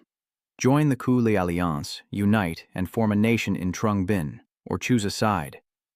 The remaining three were stunned as Dong Dong continued. Besides the benefits that paradise brings you, I can give you even more. This little brat. Dong Dong then turned to Bao Bao. If he's this type of person, then his comrades won't be able to resist temptation either. The more we worry, the happier he'll be. Just give me information on those demons. The rewards will be greater. Killing that hamster will get you even more. I see. The demons are currently imprisoned in Lavish, the main city of the Jia nation, where 3 heavenly archons are stationed. At that moment, Lima was tightly bound, unable to resist, and he roared. Why are you listening to a demon? This is just a game. It cost a pretty penny, huh? The system's raising prices, but a good fight will increase our odds of survival. That's what Dong Dong said. Just use his own logic against him. No one trusts a person who doesn't keep their word. At this moment, Naikao finished decoding. That kid logged off. Should we keep fighting? Meanwhile, back in the real world, a boy rages while playing the game in his messy room. Why? Why does this monster keep opposing me everywhere? All I did was kill a few monsters and raid some mindless AIs, his eyes filled with rage and bloodlust. I will make you pay, Skull Demon. At that moment, a curse echoed through a palace. It's laughable. After disappearing for a few months, that skull is brazenly leading remnants of the Hien Vian into the city. Now, suddenly receiving a quest from the system to wage war against Engyip Than, that voice belongs to Zeus. It's the Hien Vian again. Didn't Ki Lei eradicate them already? Why isn't that dead monkey following suit? Don't be sad, Boise. In the 9th main quest's war, that monkey alone pushed back 4 of our gods. If our western holy mountain is attacked again, it'll be a disaster. Apollo and Gera are furious. What's there to fear? We've undergone the 6th transformation. This time, the 3 of us, all at the 6th transformation, will go together. There's nothing to be afraid of. Then, he continued, they have no city, no respawn point. Gather as many people as you can. There are 3,000 players on the list. Try to get them all here. If 10,000 players attack him together, he won't dare act recklessly. As for the other Western guilds, whoever supports us can take Dai Fortress as a reward. At that moment, Height pointed to himself and said, I am the Dai Lord, by the gods. Apollo Gara then said, you should know that we can freely change your position as Lord. Height sadly thinks, haven't I just invited the wolf into my home? Apollo Gara then turned to Jiak, asking how many people were in their group and if anyone had completed the transfer law. He reassured Jiak that they would be fine and offered to go check on the situation together. He's worried and cautious, knowing that if they're surrounded, it won't be easy to deal with. Then the two stand up and leave. Meanwhile, outside, Dong Dong told the ashen-faced saint, I'm sorry, I revealed our plans to save my demon friends, so we have to start the war early. The saintess paled, coldly stating that their first task was to gather information. And if they couldn't attack Engyip Than within a few hours before reinforcements arrived, their chances would be slim. Meanwhile, the two of them slipped into Engyip Than. Before the blockade, about 200 of our people had already entered, including Kai Sun and Than An. Taking down a city lord shouldn't be too difficult for 2 top-tier level 5 cultivators. Excited, Dong Dong explains that if the death rate of the personal guards and players protecting them exceeds 70%, and the main lord is killed, then they'll have succeeded, meaning that attacking the commercial center will severely impact Engyip Than's trade. Just then, a bolt of lightning strikes before them, Apollo, Guile, and Zot. So we meet again, little skull. I didn't expect you to cause us so much trouble. But this is where it ends. The saint's eyes turned sharp. I've been waiting for you. Dongdong said that once the 6th level members of Paradise find out, they will definitely intervene, so your presence is understandable. His foot then landed, and he announced loudly, I've already scouted ahead. Besides you, there are 4 more around here. His eyes bore into the 2 of them. Unless one of you is a 6th stage player, you don't stand a chance. He gloated. Good. That dead monkey isn't here. Even in your state, the Zhuanyuan clan still dares to cause trouble. Let's settle all the scores at once. He then lunged at the 2 of them, but the saint, paling, immediately used 4th-dimensional space magic to teleport them away, infuriating him. Your ability is as annoying as ever, but sadly, it's just a support skill. Today, I'll show you the difference between you and a 6th-level cultivator. Just then, Dongdong pointed up, exclaiming that the great sage had finally arrived. A hand was seized by an unknown force, and a wing struck Apollo Guile's head, causing him immense pain as he frantically looked around. Where are you, you damn monkey? I'm not afraid of you anymore, Dongdong said. Now, look at the camera. They took photos of the 2, who, from inside the tree, looked at the photos with dismay. Don't laugh. He's even got his eyes closed in this one, Dongdong muses. Can we use this one for publicity? Apollo Guile roars, calling the players damn skulls, and countless shards hurtle toward Dongdong, who instantly understands. Lucian arrives charging in furiously, but I won't fall for it a second time. Suddenly, Xingkun flies in, using his power to push him back, followed by Bao Bao as Dongdong smirks. This time it's for real. We're always up against your top-tier strategies. At this moment, Xingkun coldly says, Come on, king against king. The stones fly forward as Xingkun summons demonic creatures, who devour them, absorbing their energy and growing spikes on their backs. Apology sees this and is shocked. This girl can absorb my energy and use it. Too bad. I've mastered the hand of the earth. My energy will be nearly endless. Russ then rushes towards Bao Bao, saying, Then how about you taste this? Bao Bao is stunned by the fist filled with power, thinking, I thought his earth lightning technique would be like Lei Bi's. His power looks like earth lightning. But behind it lies a massive amount of dark energy, a destructive force that it doesn't evade, but reaches out to touch. As Bao Bao and Rot connect, a powerful force spreads, striking Nguyen Dongdong. Seeing his health bar plummet, he clutches his head and cries out, No way! A graze from a rank 6 attack took off that much health. Dongdong quickly chugs a potion, thinking he needs to find a safe distance to observe. Rost stares at his hands, wondering, What is this? Why are they attacking separately? Bao Bao rubs his head and chuckles, saying that he mainly attacks weaknesses and patterns. But that means Bear's skill proficiency is low. Otherwise, it could hit your teammates too. But because it's lazy, Bear doesn't want to practice at all.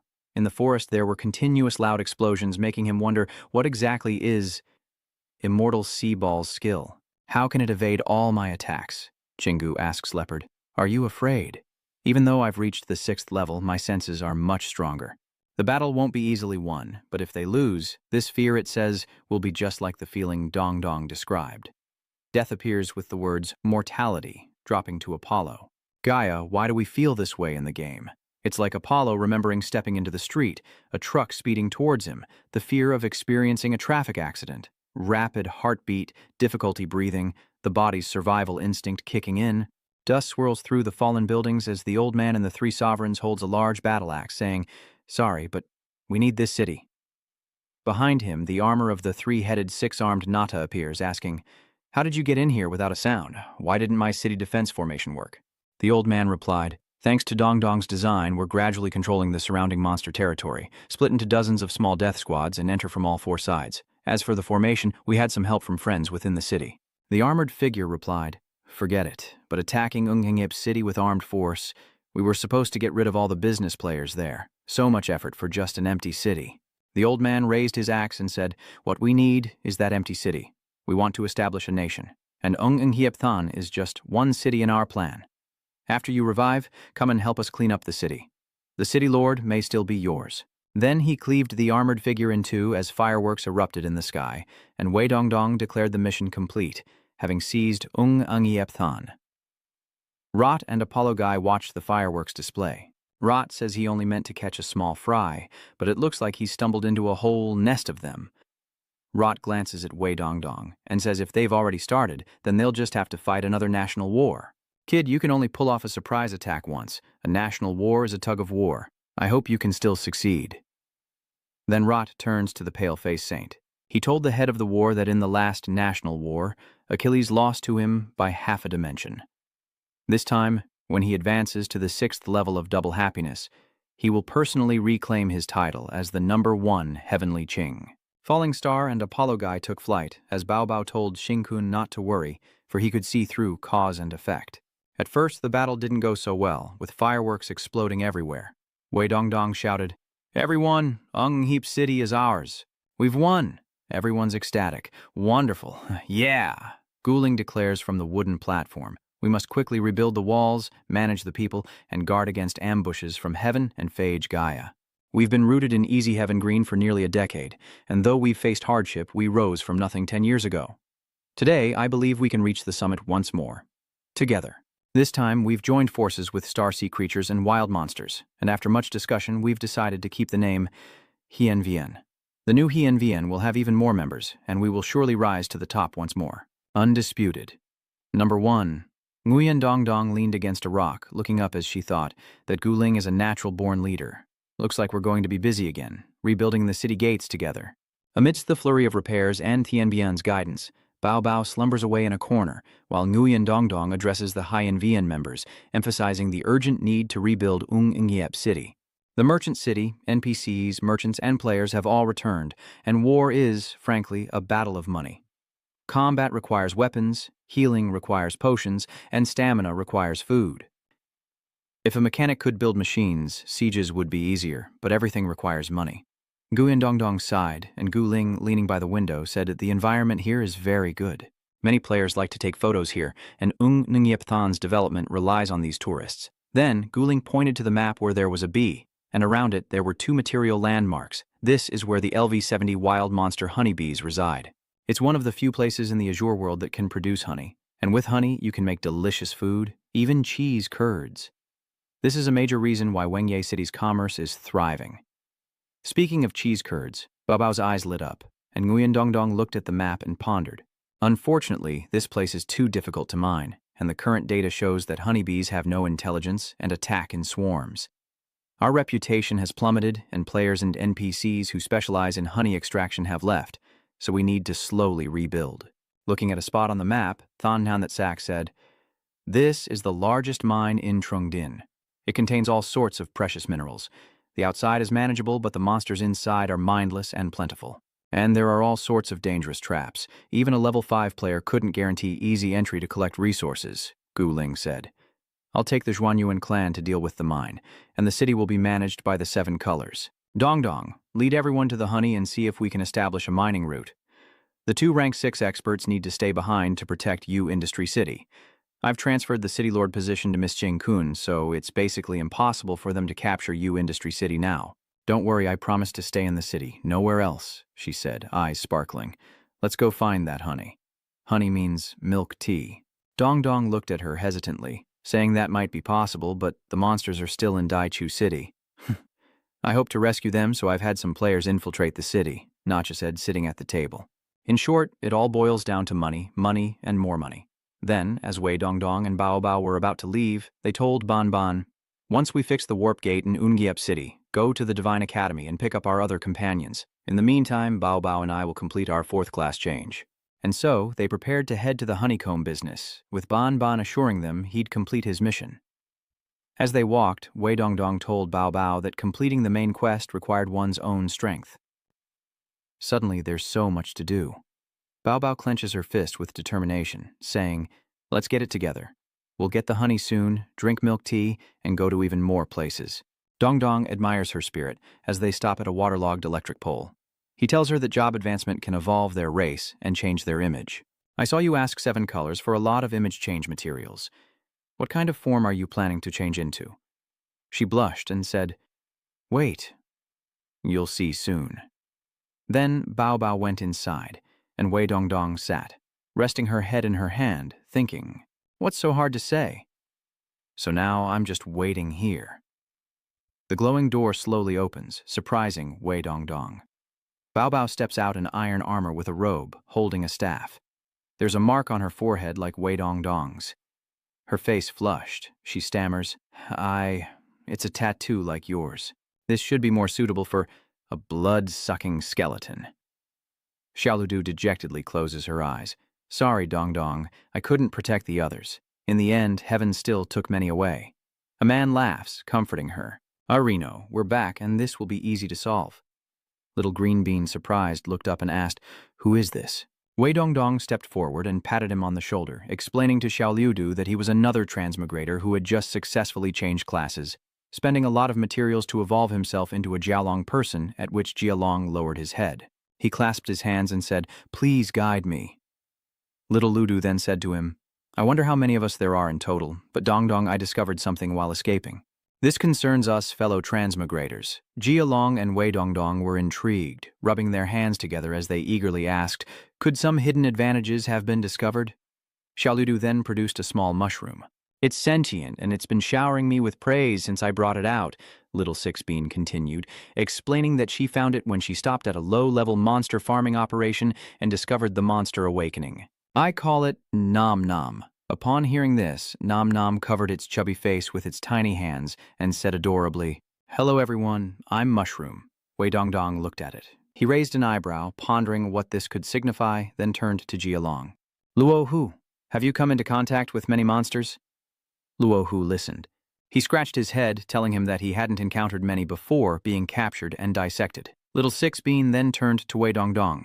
Dongdong left as soon as the skeletons awakened, but I stayed behind at the monster camp during the time of the undead, and I discovered that the monsters around us were awakening with far greater intelligence. Days prior, little Luke Dao had injured her leg, and now she clutches the wound, taking refuge in a cave, lamenting that her traps are nearly spent. I can't get caught. Suddenly, little Green Bean noticed a pile of large mushrooms in the corner of the cave. Why are these mushroom monsters gathering here?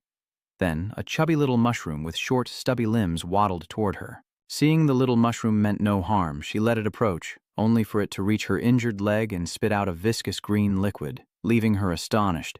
She watched as the wound on her leg gradually healed and disappeared as if nothing had happened, and the little mushroom happily clapped its hands. Dongdong seemed to understand something, and said, No wonder. I promised to train the wild monsters and found they were unusually obedient. Many wild monsters around here have awakened, even legendary ones like the charcoal mushroom. Suddenly, Dongdong cries out in fear, Charcoal mushroom! As he clutches his head and screams. Oh no. I forgot about the thon mushroom, Little Green Bean said, overhearing.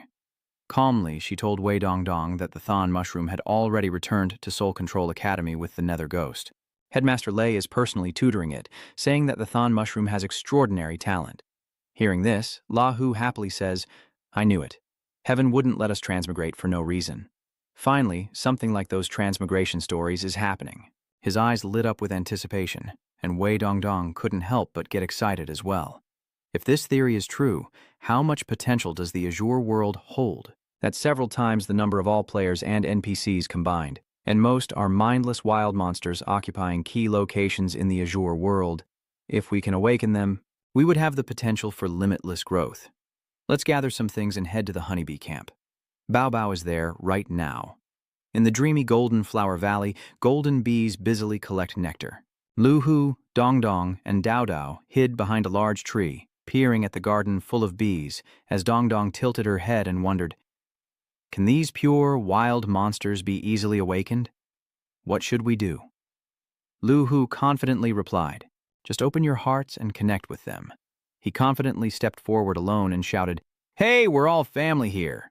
Yu Dongdong, hiding behind the tree, could only gape in astonishment at his confidence. Lu Hu then said, We're all wild monsters. Come, and I'll teach you how to awaken. As soon as he said that, the bees that were slowly gathering pollen suddenly turned to look at Lu Hu, and Yu Dongdong thought worriedly. They stopped collecting nectar and didn't attack. Could it actually be working? Suddenly, a swarm of massive golden vines appeared. Lahu was terrified, crying out, No way! How is this not going according to plan? I'm here to help you awaken, Lahu stammered in fear.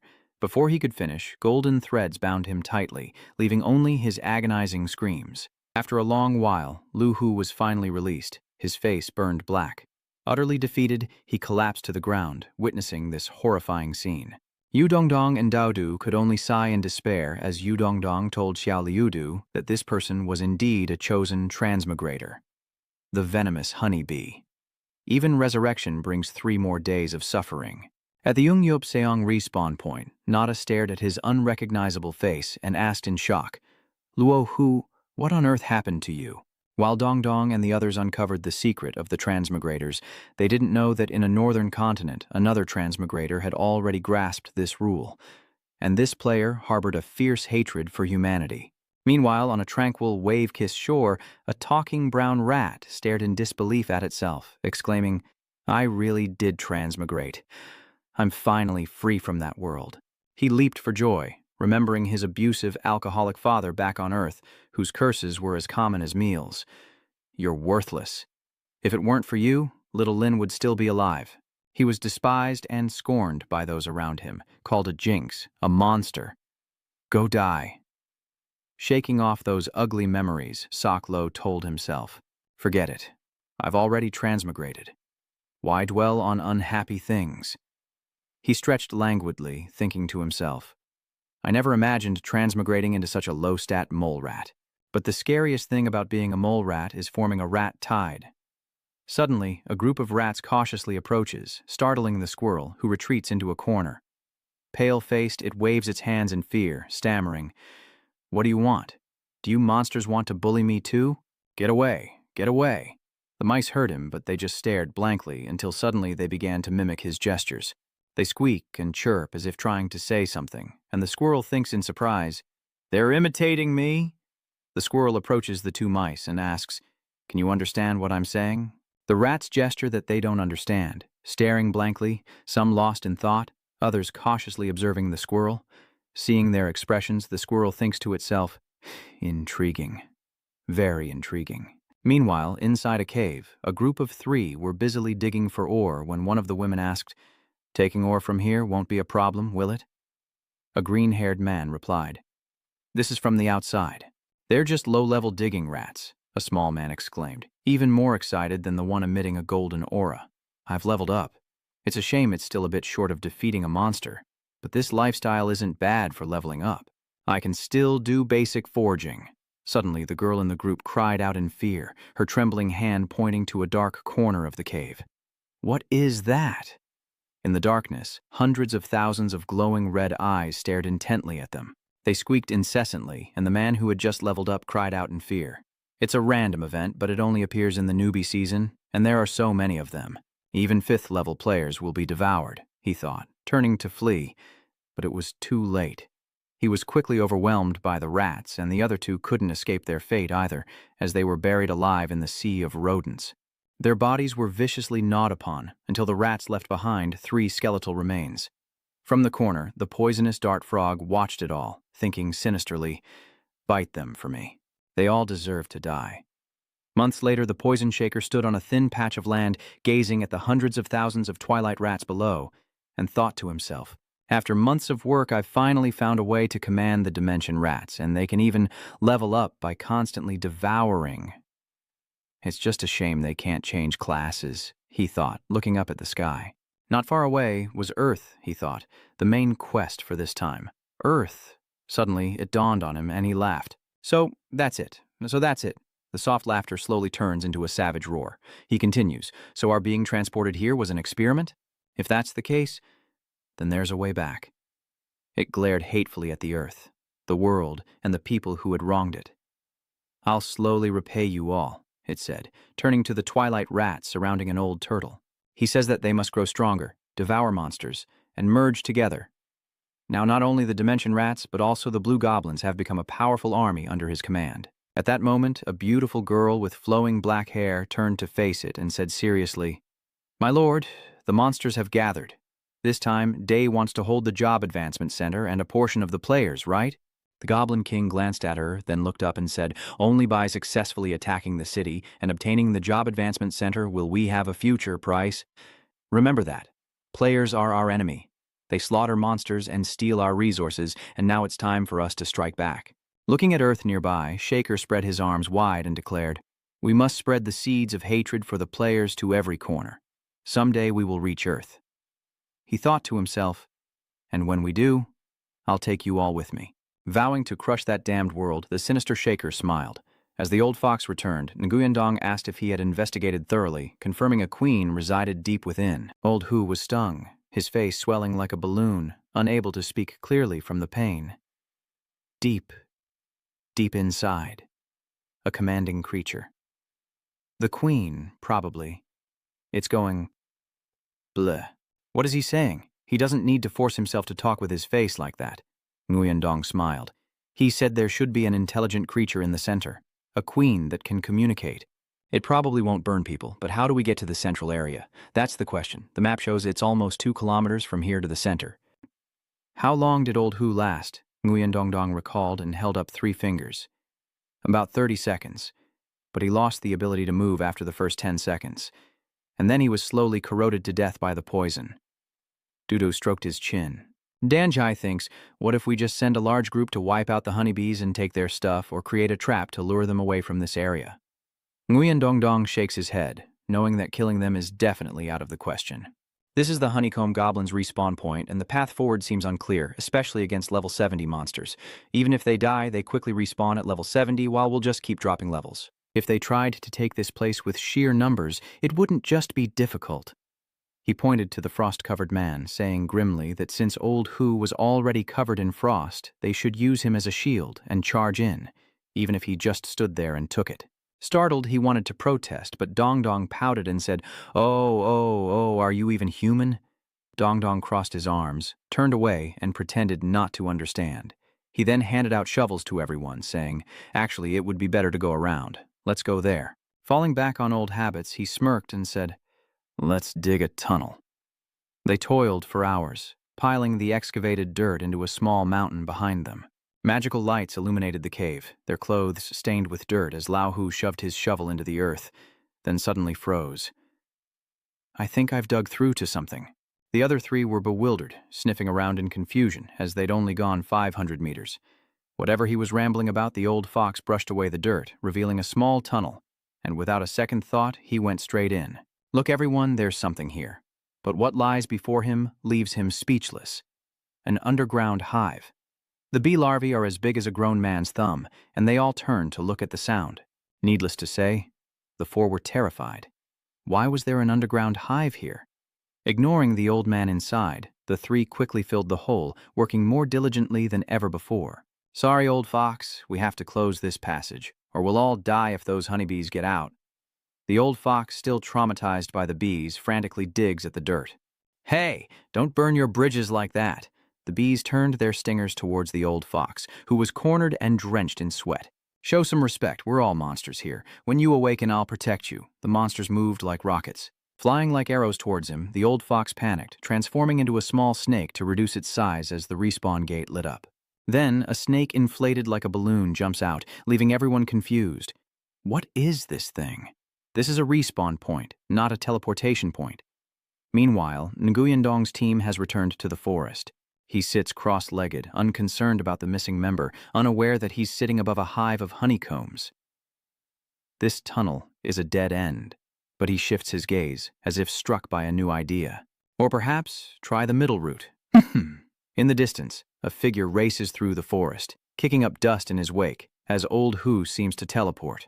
Having just arrived from afar, he grabs Nguyen Dong Dong by the shoulders, crying, Why would you sell out your teammate? It's outrageous. Dong Dong, I won't let you get away with this. With wide eyes, Nguyen Dong Dong stared at the old fox, who was now back to normal. It was a necessary measure. I'll help you level up again. Now let's discuss how to get into the heart of the hive, the old fox said, wiping away tears.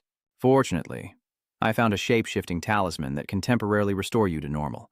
Otherwise, you wouldn't be able to move yet, Dudu says, resting her chin in her hand. Taking a deep breath, he suggests trying another area, as this one is too difficult to enter. Nguyen Dong Dong disagrees, saying time is of the essence, and the other side is already gathering their forces. We must quickly capture this lightning elemental. Bao Bao silently listens, focused only on eating her cake. In the forest, bees gathering nectar suddenly catch a strange scent and call the whole swarm. They swarmed around Bao Bao's head, buzzing loudly, but she was oblivious, happily eating her cake until they got too close, and she panicked, screaming, running to hide behind Wei Dongdong, saying she was afraid of bugs. Dongdong observes that they all seem focused on Bao Bao's half-eaten cake, adding that they aren't aggressive, just drawn to the sweets in her hand. In Thorn City, on the corridor, Tao Hua, cloaked in black, led the way, coldly asking if the squirrel had been subdued and warning not to let him leak any information. RQ stepped forward, recounting the events with a thumbs up, saying that he initially hated it to death. I promised him half the sum, and he immediately behaved himself. Turns out, Xuanwen is quite generous. He gave everyone 20,000 in cash just to save these little wild monsters, said Squirrel Bottle from behind. We used to work for Paradise, so adjust your attributes to avoid friendly fire. Why did you become skeletons? Soso and Banban remained silent as RQ waved his hand. Based on the intel we gathered, he must be around here. Let's search everywhere. They passed a room and Sapo noticed the light coming from the doorway. He went to open it and gasped, the light inside blinding them. Inside, they were performing some kind of ritual, with the city lord standing high above as the black-robed figures listened intently below. They froze, realizing they were doomed, as he spoke kindly, urging them to take their seats. The Lord will forgive you all. Nikyu was stunned, unsure of what to do, muttering and seeking advice from his companions. What should we do now? Do you have any ideas? But when he turned back, everyone was gone. Looking around, he sees them reverently bowing with hands clasped in prayer, and Nikao is stunned. You move so fast, Than Chudai continues his story, opening his arms wide. Light shines upon him, his wings flutter, and the darkest times have passed. Before, the believers dwindled, until we discovered the world of the heavenly city. We can't explain it with science. His fingers touched the light, and in this world we gained magic and different strategies. The only explanation is that God created this world, his pure white angel wings spread wide. His entire being radiated light, his voice both heroic and warmly moving, promising that the God of light would once again envelop the land, to ignite the light of hope in this world. Almighty God, and those below began to move in reverse. In unison, they chant, Almighty God. Even Ni Kao and Dao Hua hastily follow suit as the city lord smiles with satisfaction. And the new main quest reminds us that a new paradise will appear in the future. Those who believe in the God will achieve eternal life and blessings, while heretics and those who despise the gods will surely suffer disaster. Everyone says in unison, For the glory of the gods, down with the heretics, he muttered, his face twitching. Though he'd heard of heavens founded by religions, this was too much. He longed for the normalcy of Dongdong. After a while, the fake Dongdong happily returned, bringing a pile of honey with him. He excitedly smeared the sweets all over Old Hu to see if it would prevent bee stings. Old Fox, now a tiny snake, protested, What the heck? You're using me as a guinea pig. He held up the honey jar and explained, You've already dropped 2 levels. Even if you drop again, you'll only fall to level 30. But if we die now, we'll fall from a much higher level. It's not worth it. The old fox's wings were heavy, forcing him to willingly smear honey on himself. He felt sticky and uncomfortable all over. My stuff! The old fox dragged himself toward the bees, leaving a trail of honey on the ground. Let me try, he said as they turned to look at him. With his past experiences in mind, the old fox paled, thinking, Oh no, this is it. But after waiting a long time, nothing happened. Wait, he opens his eyes. Why can't he feel anything? Looking again, he sees the bees stuck to him, obediently sucking honey, and the old fox's heart is greatly relieved. It worked. Everything's fine. Nguyen Dongdong witnessed it all, and wanting to be absolutely sure, suggested testing it again on some low-level individuals after blocking their pain receptors. Dodo nodded in agreement, and more of that sweet nectar was poured out as Nguyen Dong kept the honey jar close. Thought when needed, he'd just apply more, and the bees simply followed them around as he looked at the jar with mixed feelings. His heart ached at the waste of money. The sugar in this world was already so precious. They'd used an entire jar in one trip, worth months of wages, but the old fox was ecstatic. Fueled with newfound strength, he wondered if this old geezer could be a human-shaped love bug, thinking his time with beautiful otherworldly girls had finally come. Dudu, walking beside him, overheard his thoughts and was disgusted, wondering what was going on in his head. Focus on the immediate danger, then worry about cheat skills or girls later. The old fox crossed his arms and clicked his tongue. Honestly, women, We went through so much to get here. There's definitely something waiting for us. Besides, I'm a side character. If I transmigrate to another world, what else would I think about besides beautiful girls? You're just objecting to my opinion. I'm just stating my position that coming to another world is obviously for fun. Wouldn't it be better to build your own world piece by piece? Bao Bao said, hugging the honey and eating almost half of it. Watching them argue was annoying, and she couldn't even understand what they were saying. Wei Dongdong interrupted their quarrel. Here it is, the entrance to the hive. The closer we get, the more bees there are, darkening the sky. He shielded his eyes, peering into the dark holes. Do we have any intel on what's inside? Dudu shook her head. No. In the past, honey was gathered through speed or traps, but no one would waste so much by pouring sugar water on themselves like we did. Once inside, everything was pitch black, making it impossible to see. Wei Dongdong squinted. The number of honeybees has decreased significantly here. Hey, we should go this way. Dudu pointed to the path on the left. I'm a second class with a natural talent. How many classes and levels were you before transmigrating? I'm an assassin. 4 transfers, level 100, and Dongdong does the same. As for me, I'm the little guild's president. 4 transfers, Ice Mage. Level 100, Dodo recalled, asking more questions. With the air of a captain, Dongdong mentioned that after the job change, he realized he could bypass learning skill techniques and just feel the flow of magic. Right? Wei Dongdong nodded, creating a shard of ice with his hand. That's right, this time I plan to invest points into the water element for my 4th class advancement. I cleared all my talent points to learn the soul-refining mind technique, but after transmigrating, I realized we've become more knowledgeable about this world. Even without formal training, they can unleash skills just by manipulating their magical energy. Dudu grins. Me too. I used to be a builder, but now, by analyzing the bee structure, I can tell that the outside is for storing honey. The deeper we go, the more likely we are to encounter worker bees who are in charge of building and defending. A noise echoes from the path within, startling Dudu, who quickly retreats as 2 level 80 honeycomb craftsmen appear. 3rd evolution, and as big as grown men, if not bigger. Its body was human-like, perfectly proportioned, except for the head and tail of a bee. The old fox was terrified, his snake tongue darting out. This was too abstract.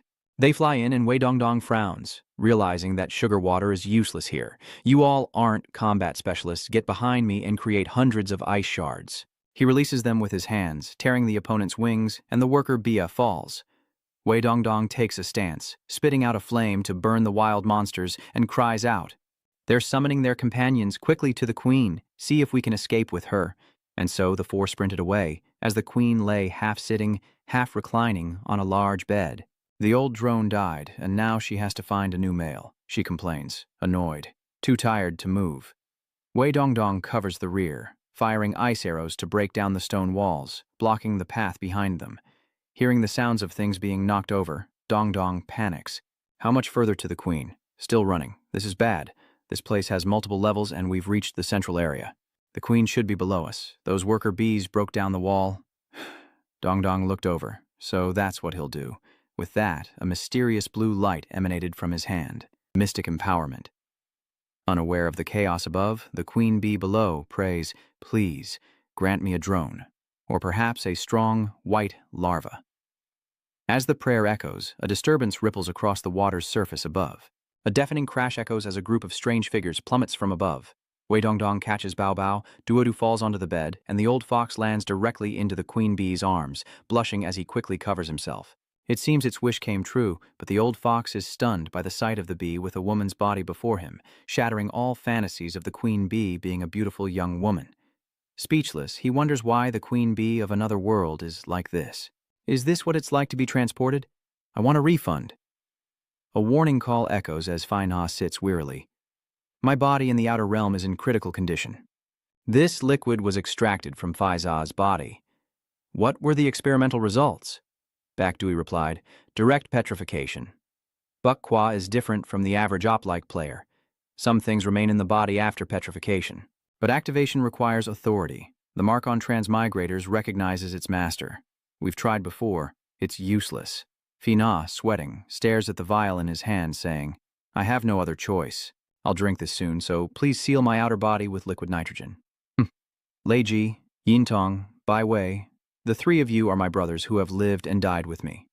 I'm sorry for dragging you into this game for so many years after discovering the strangeness of the Azure world, Baiwei closed his eyes, frowning, and said, "It's my fault. The Azure world has too many mysteries. I could only decipher so much, even as your chief engineer."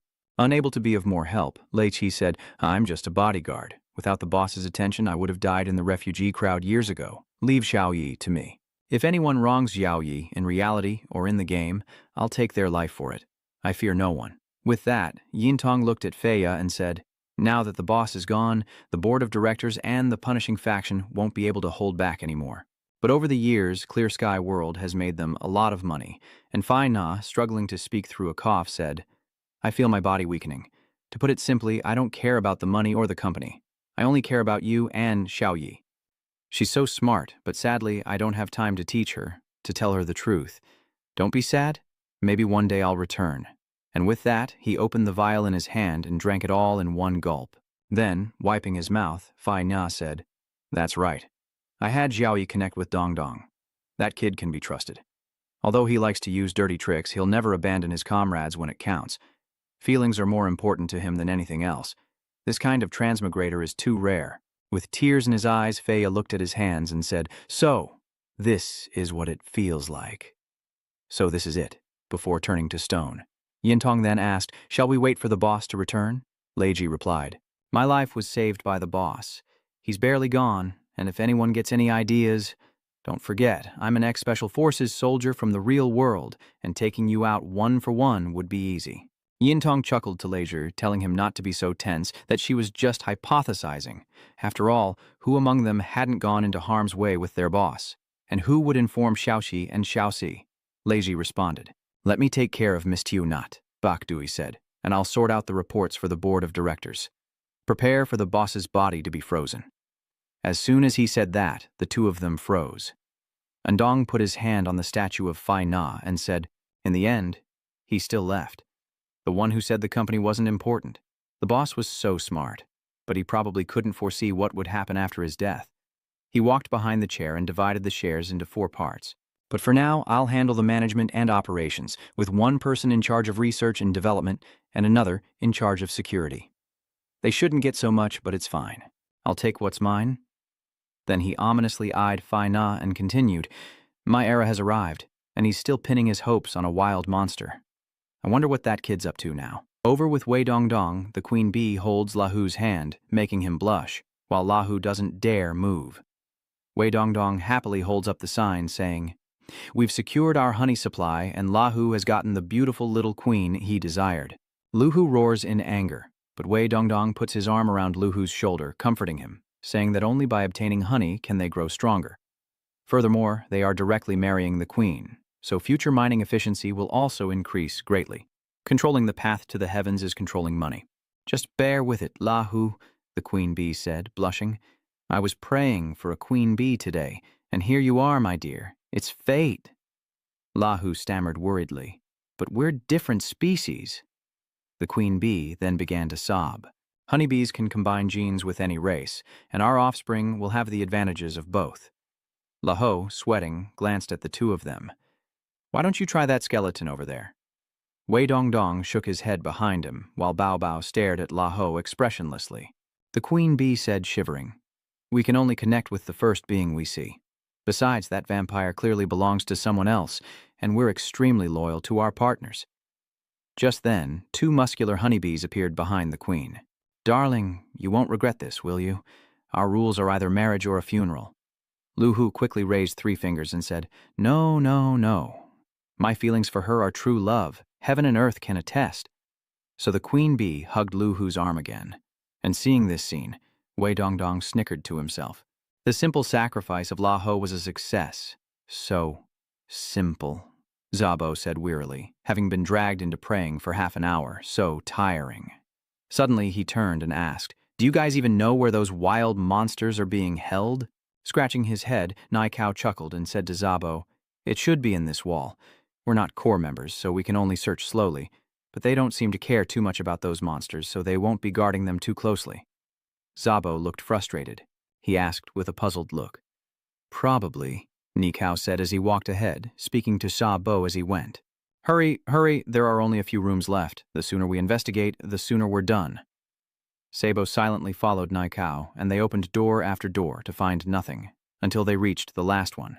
Inside the room was a large iron cage, holding savage people who had been imprisoned for who knows how long, and Zabo shouted, "Xiaolin, this is it. Xiaolin, just wait. I'll get you out of there. One of the savages has blonde hair and blue eyes." She whispered to Sabo to run, but suddenly a woman in white robes appeared, holding a staff.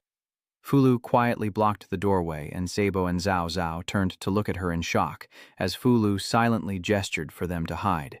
She says, "Quiet, are you from the Hyakuen?" Sabo quickly draws his sword, pointing it at her warily. "We're players. You can't do anything to us," Hyacinth suddenly says, appearing out of nowhere. "You misunderstand. I can help you and these wild monsters escape, but I want to speak with the Hienvian executives." Hearing this, Zabo cautiously asked, "Aren't you from the Dai Kingdom? Why did you capture us only to release us?" Heisi closed his eyes sadly and said to him, "It's all my fault for letting the wolf in. Now, Paradise has almost completely taken control of the kingdom. I'm just a puppet now, and no matter who wins, the Dai Kingdom won't survive." Pufulu added that the church has begun proselytizing within their borders. "Erasing our existence is something we cannot tolerate, and now we want to take a gamble. If you can repel Paradise, at least your management is still through communication. The Dai Principality was founded by us. We don't want it reformed by heaven, so we hope to speak with the higher-ups of Wanyuan." He pondered in silence for a long time. Meanwhile, elsewhere, Dongdong and Dodo were walking down the street together.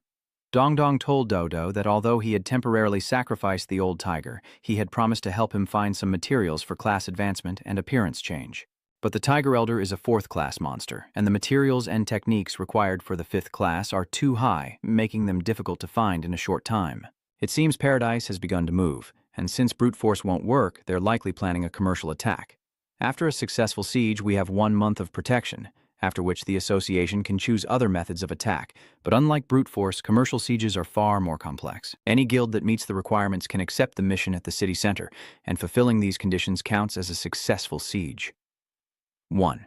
Maintain a legal residency rate of 65% or higher. Occupy 60% of the city's commercial structure through business means, requiring a large influx of players to join the city and improve its environment. To increase entertainment and NPC professions. Hearing this, Dudu excitedly covered her face and asked, "So, we're starting preparations for urban development and management?"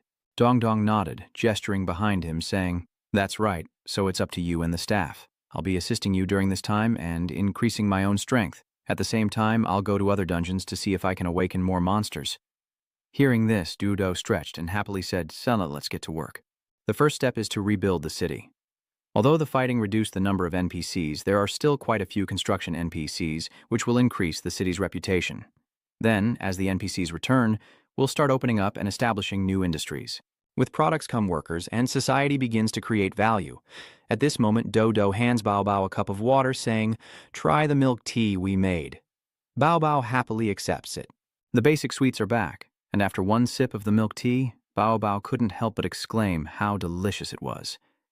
Dudo winked and said, "Of course, chefs, architects, artists. I was a player before, so I already had all the certifications. I didn't have to relearn anything after transmigrating.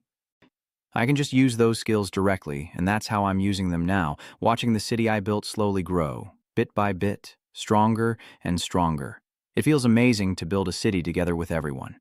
3 figures waited in the room, as word came that 65% of the lifestyle players and NPCs had returned, and basic industry was recovering. Sugar production has recovered to 70%, and at the current rate, it should be back to normal in about half a month.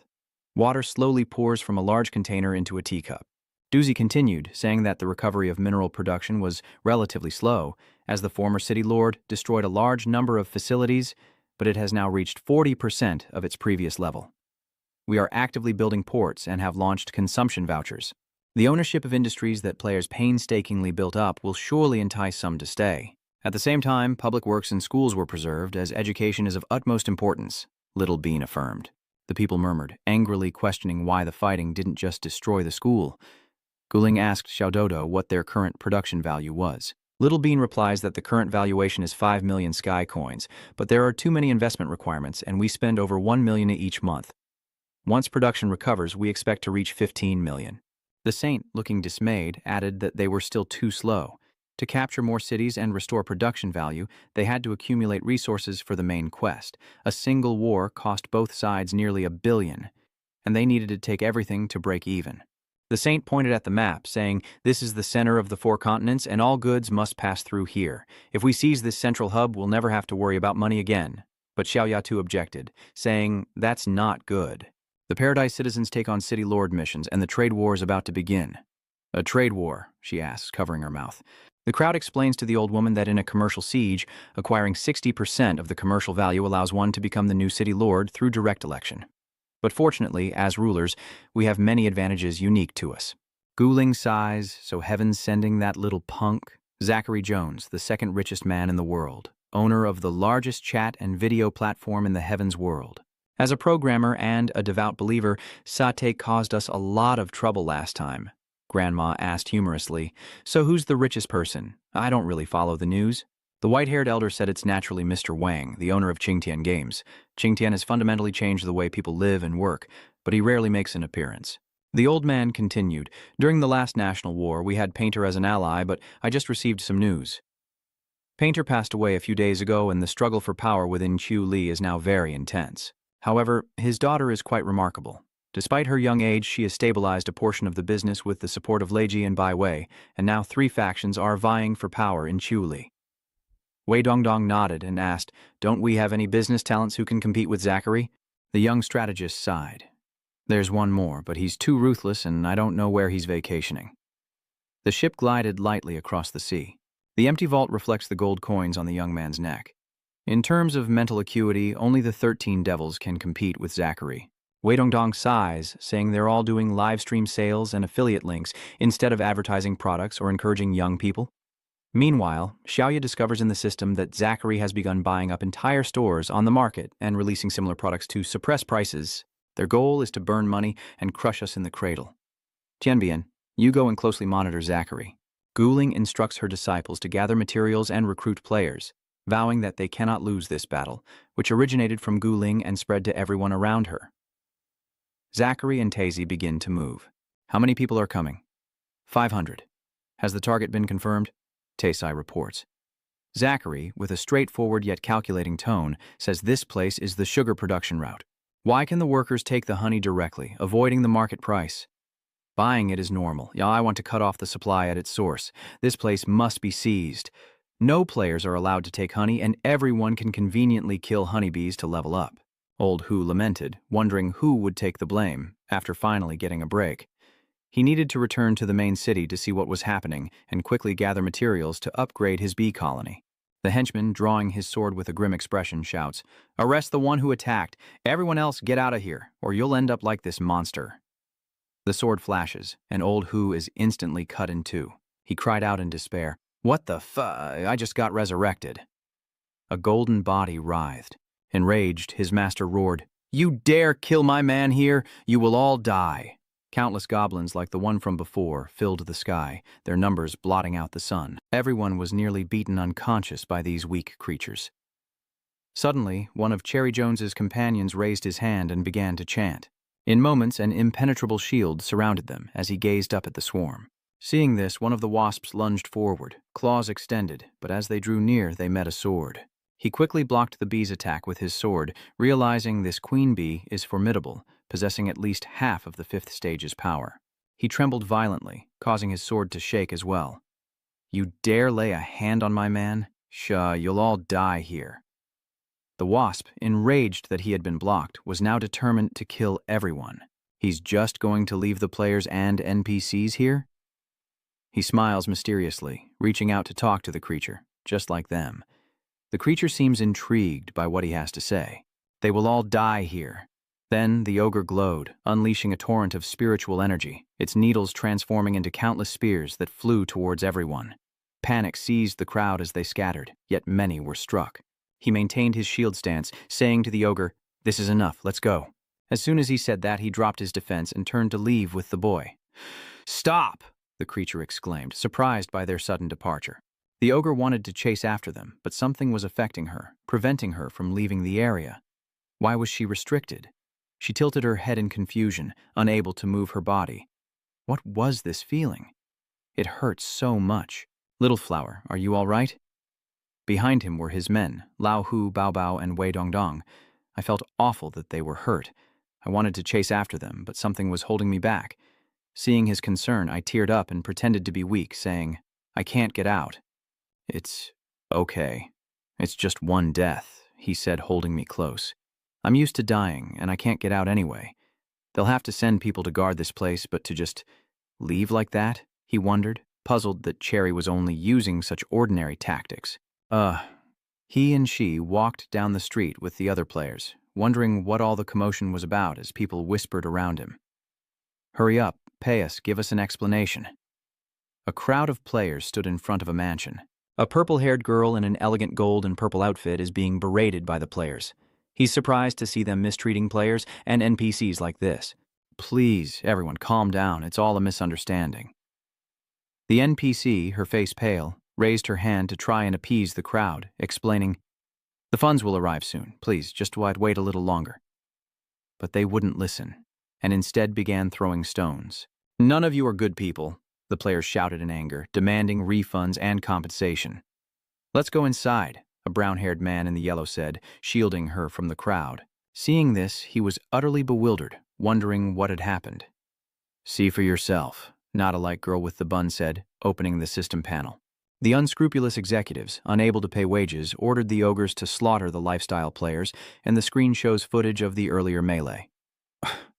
A masked player, claiming to be a witness, recounts the incident, saying the financial situation was already dire, but now they're having ogres kill them directly. We were already struggling with funds for the siege, and now, this. She raised her hand to her forehead, looking defeated. Those who abandoned the lifestyle players also included our own workers. The amount of cash is too great, we have no way to pay it all. Recalling the news, her hand clenched slightly. If they don't pay, they can't stabilize public sentiment, leading even more players to believe the news is true. Za Cherry is truly cruel. He feigned an attack on Elder Hao, let Hao kill the player, and then blamed us. With the people's trust gone, attacking our territory will be even harder. That's his real plan. Why don't we just have the Emperor explain? She was surprised, but also confused. At this point, the truth doesn't matter anymore, he said angrily, as Za Cherry Jones leisurely sipped tea and enjoyed the scenery. The boss wonders how they'll handle it, so he approaches Za Cherry Jones to ask. He says it's either to cover the losses or to cut off the funding as he opens the system panel to read the news. However, I won't make the first move. Let's see how they handle this. How could Hoang Nha just leave like that? There are only a few noteworthy players in the entire East anyway. He took a sip of tea and looked at the board, wondering what this guy, who usually only caused minor trouble, would do next. The information on the board showed an image of Guyin Dong Dong. I'm truly sorry. We're indeed having financial issues. He bowed his head in apology, saying they've caused everyone a lot of trouble. Don't just stand there, bow your head, he said to Guling beside him. Extremely sorry, he said, reluctantly bowing in apology. We don't care. We want you to compensate the players injured by the honeybees, one player shouted angrily, and then pay us back wages. Everyone, calm down. We will fully compensate all player losses even if we have to take out loans. Everything has an order and we need time to recover our funds. So you're saying you don't want to pay, right? One of the beast-like players accused them of not wanting to compensate. We started compensating players and NPCs this morning, he said, as an image appeared of her beginning to compensate players. And in fact, we've already started paying salaries. Should have said that sooner. Let's go get paid, another player shouts, turning away. Due to the current situation, everyone please line up, he continues. There may be delays. Still making us line up? Another player, hearing that she had to wait in line, was furious, saying they didn't want to pay us. No, every request takes time, but I assure you, I won't keep you waiting for nothing. He calmly explained to them, I will compensate you with double the bank interest rate. We're only a month behind on wages, right? We've already compensated players previously stung by honeybees, he announced as honeybees and tigers began distributing honey. For the next 3 days, players with honey-gathering skills can keep half of all the honey they collect for the factory. Half? Are you crazy? Before, it was only 3 parts at most. The players were shocked by this news. Moreover, the death rate for honey harvesting has decreased a lot, so they can earn a lot. Hurry and gather honey. We're running out of time. He smirked as he watched the players rush off. Don't listen to his lies. One of the players refused to accept it and wanted everyone to turn against the publisher. You haven't even paid us, and you want us to work for him? Get lost. Every minute we wait, we lose money. And with that, the man was defeated, as the others rushed to the payout point. In the end, only a rogue can deal with a rogue, he said, as the other man smirked smugly. Why did he so easily foil our plan? Someone on the other side slammed their hand on the table in anger. Didn't you say this was a difficult problem? A brown-haired man with an orange and green headband angrily points at her, demanding an explanation. Not bad. The first problem is solved, she says, scratching her face. He doesn't care at all that Honeycomb has hurt players. He smiles and explains more about his compensation method, which is to use benefits to buy time. Although this solution is very common, the players don't care how many people Honeycomb has hurt, they only think about the benefits. He reached out and grabbed a few pawns that looked just like people. The pawns were scattered all over the board. With enough profit, anything is possible. Why are you talking about that? I'm asking when we can take Ongyapseong, he shouted angrily. So you can only become a punching bag for other players through high-efficiency synchronization. His expression was unwavering as he calmly put his hand down and continued. And I am the perfect partner. Toying with the bait is the most important part of the process. He turned away, not hiding his ruthlessness, hoping his target can withstand the next blow. He then walked out with his confidant.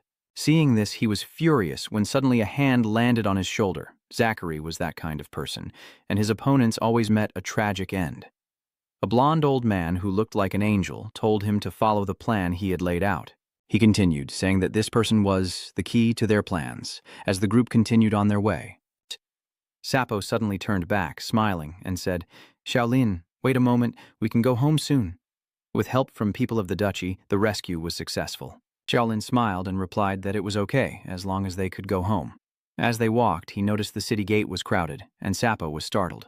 He recoiled in alarm, wondering what was happening and why everyone was gathered at the city gate. Sapo then asked someone nearby, Brother, what's going on?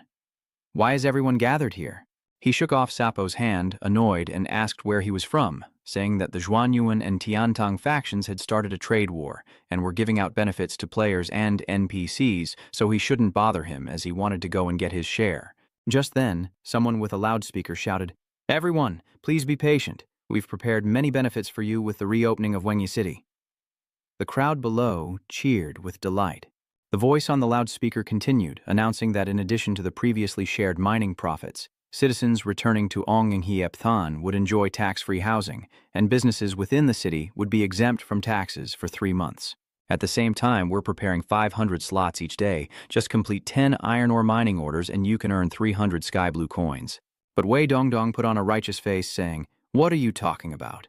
The citizens of Ongyap City are my family. How can I not give my family benefits? Just then, the girl whispered something in his ear, and Wei Dongdong was shocked. What? He then shouted, adding 200 more slots, causing the crowd below to erupt in cheers, chanting, Hianvian. Meanwhile, Sapo couldn't help but smile proudly, thinking this was the boss's familiar style. They returned to the room where the protagonist continued. How far along is the construction of Nam City? Dong, get me some player data. We don't have enough people to register households, and security needs to be beefed up. Are you ready for tomorrow's press conference? Wei Dongdong then met up with Sapo, embracing him and saying happily, Old Shah, you've worked hard. Sapo, not forgetting the other two's contributions, said, These two have also worked hard. What were their names again? The 2 men were startled to be mentioned, and then, in perfect unison, they reported, Reporting, Boss, we are Chung Feng and Ming Yue. Wei Dongdong was speechless, telling them not to copy Lao Cha's long titles, and to just call him Dongdong, or Boss. The two, seeing his friendliness, immediately blushed and shouted, Yes, Boss Dongdong. Though their address was a bit off, he ignored it to focus on the main issue. Entering the first stage of competition, an all-out money war. However, one city is just the beginning, as the duchy has a total of 7 cities. 3 are economy-based, 1 is a city of fame, 1 is a tourist city, and the remaining 3 are agriculture, tourism, and military fortresses. Currently, the easiest to conquer is Lavis, a military fortress. Although the number of members in the Sage Association can't compare to the top associations after the previous incident, their strategic vision should still be superior. Gulian continued. I'll leave the management and negotiation of the agriculture city entirely to Duodu. Looking back, he thought, this city lord is only interested in eating and sleeping. You've got your work cut out for you. Hearing this, Bao Bao sleepily woke up and asked, Food. Where's the food? Gulian spoke. It'll be hard to use tricks this time. Let's plan the attack on Lavis together. He listened in silence, and Gulian continued. Qianbian, give me some information about the city. Undaunted, she explains that this fortress, nestled between the central courtyard and the central vein, is easy to defend and difficult to attack, with a player base of no more than 2,000, including over 1,500 combat players. Furthermore, the city is heavily fortified with defensive weaponry and magical cannons. Its firepower is so intense that 5 previous sieges ended with the attackers being blown to bits. Although Lavis's city lord is only a 4th tier, the terrain and magical barriers make this place incredibly difficult to conquer. How about letting a 6th level try? After all, that guy's especially lucky, maybe the cannons won't hit him. Bao Bao was shocked to hear this, catching strays even while lying down. Bao Bao grumbled, saying that if they wanted to go, they could go themselves, because if Bao Bao died, the city lord would be gone, and Bao Bao wasn't going. He continued breathlessly, saying that a direct battle could result in thousands of deaths. Just then, Yue Rense showed a mix of shock and joy as he announced, "Everyone, I have good news, a duel." Hearing this, he was pleasantly surprised. It was spreading. 2 people on the other side didn't look too happy, giving benefits to their family members to fight this person. We'd like to meet him. Then, from the ranks of soldiers, a man shouted, "Enemy attack! Enemy attack!" He rushed to the city lord, anxiously saying, "Something's wrong, city lord. Someone is attacking the city." The city lord, clad in golden armor, turned and said, "Calm yourselves.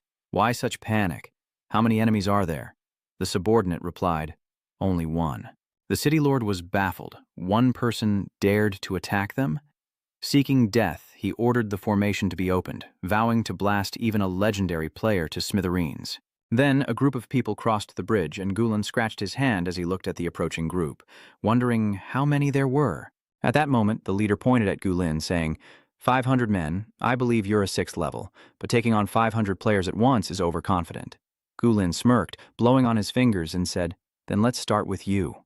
Hearing this, the man immediately ordered the soldiers behind him to form ranks, and they raised their shields. But then, she leaps high above them, charging straight into the group. Immediately, a fierce gust of wind descends, forcing the shield-bearing soldiers to struggle against it. Their feet dig into the ground, creating a powerful defensive shield, and those behind it rejoice at its strength, knowing that even a master is no match for 500 men in formation. But then, Lan suddenly leaped high above their defenses, sneering, "All right, now I'm getting serious." Immediately, Kolan hurled his staff at the shield, a loud clang echoing as the soldiers below struggled to hold their ground. But before they could react, Miss Lan jumped down, her foot landing on her staff.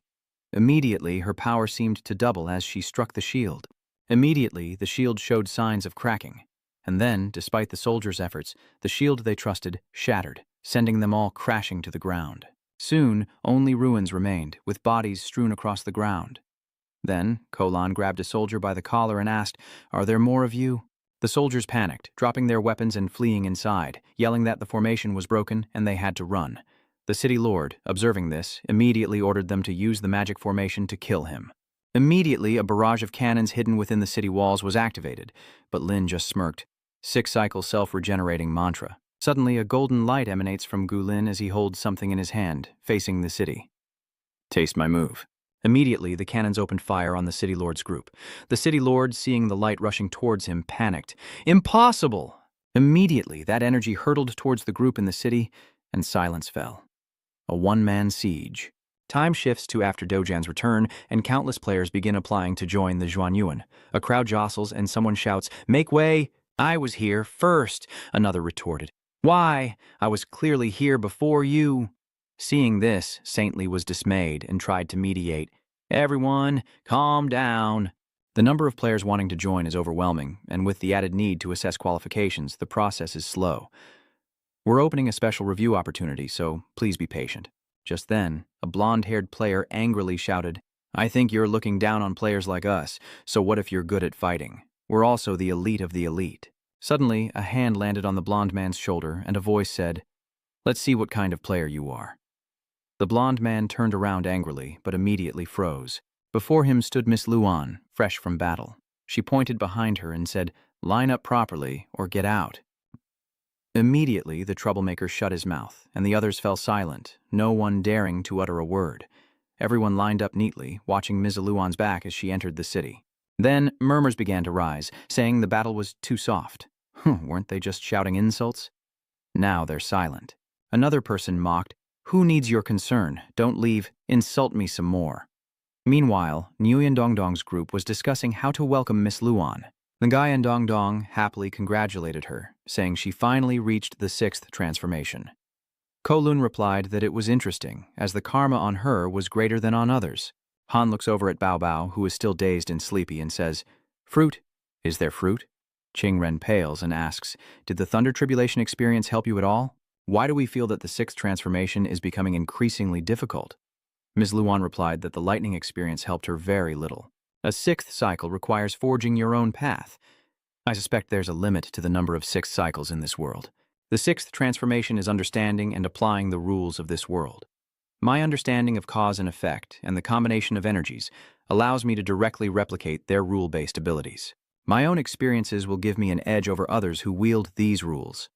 Just then, another girl appeared, saying that the number of 6th stage cultivators will dwindle as the quota is fixed.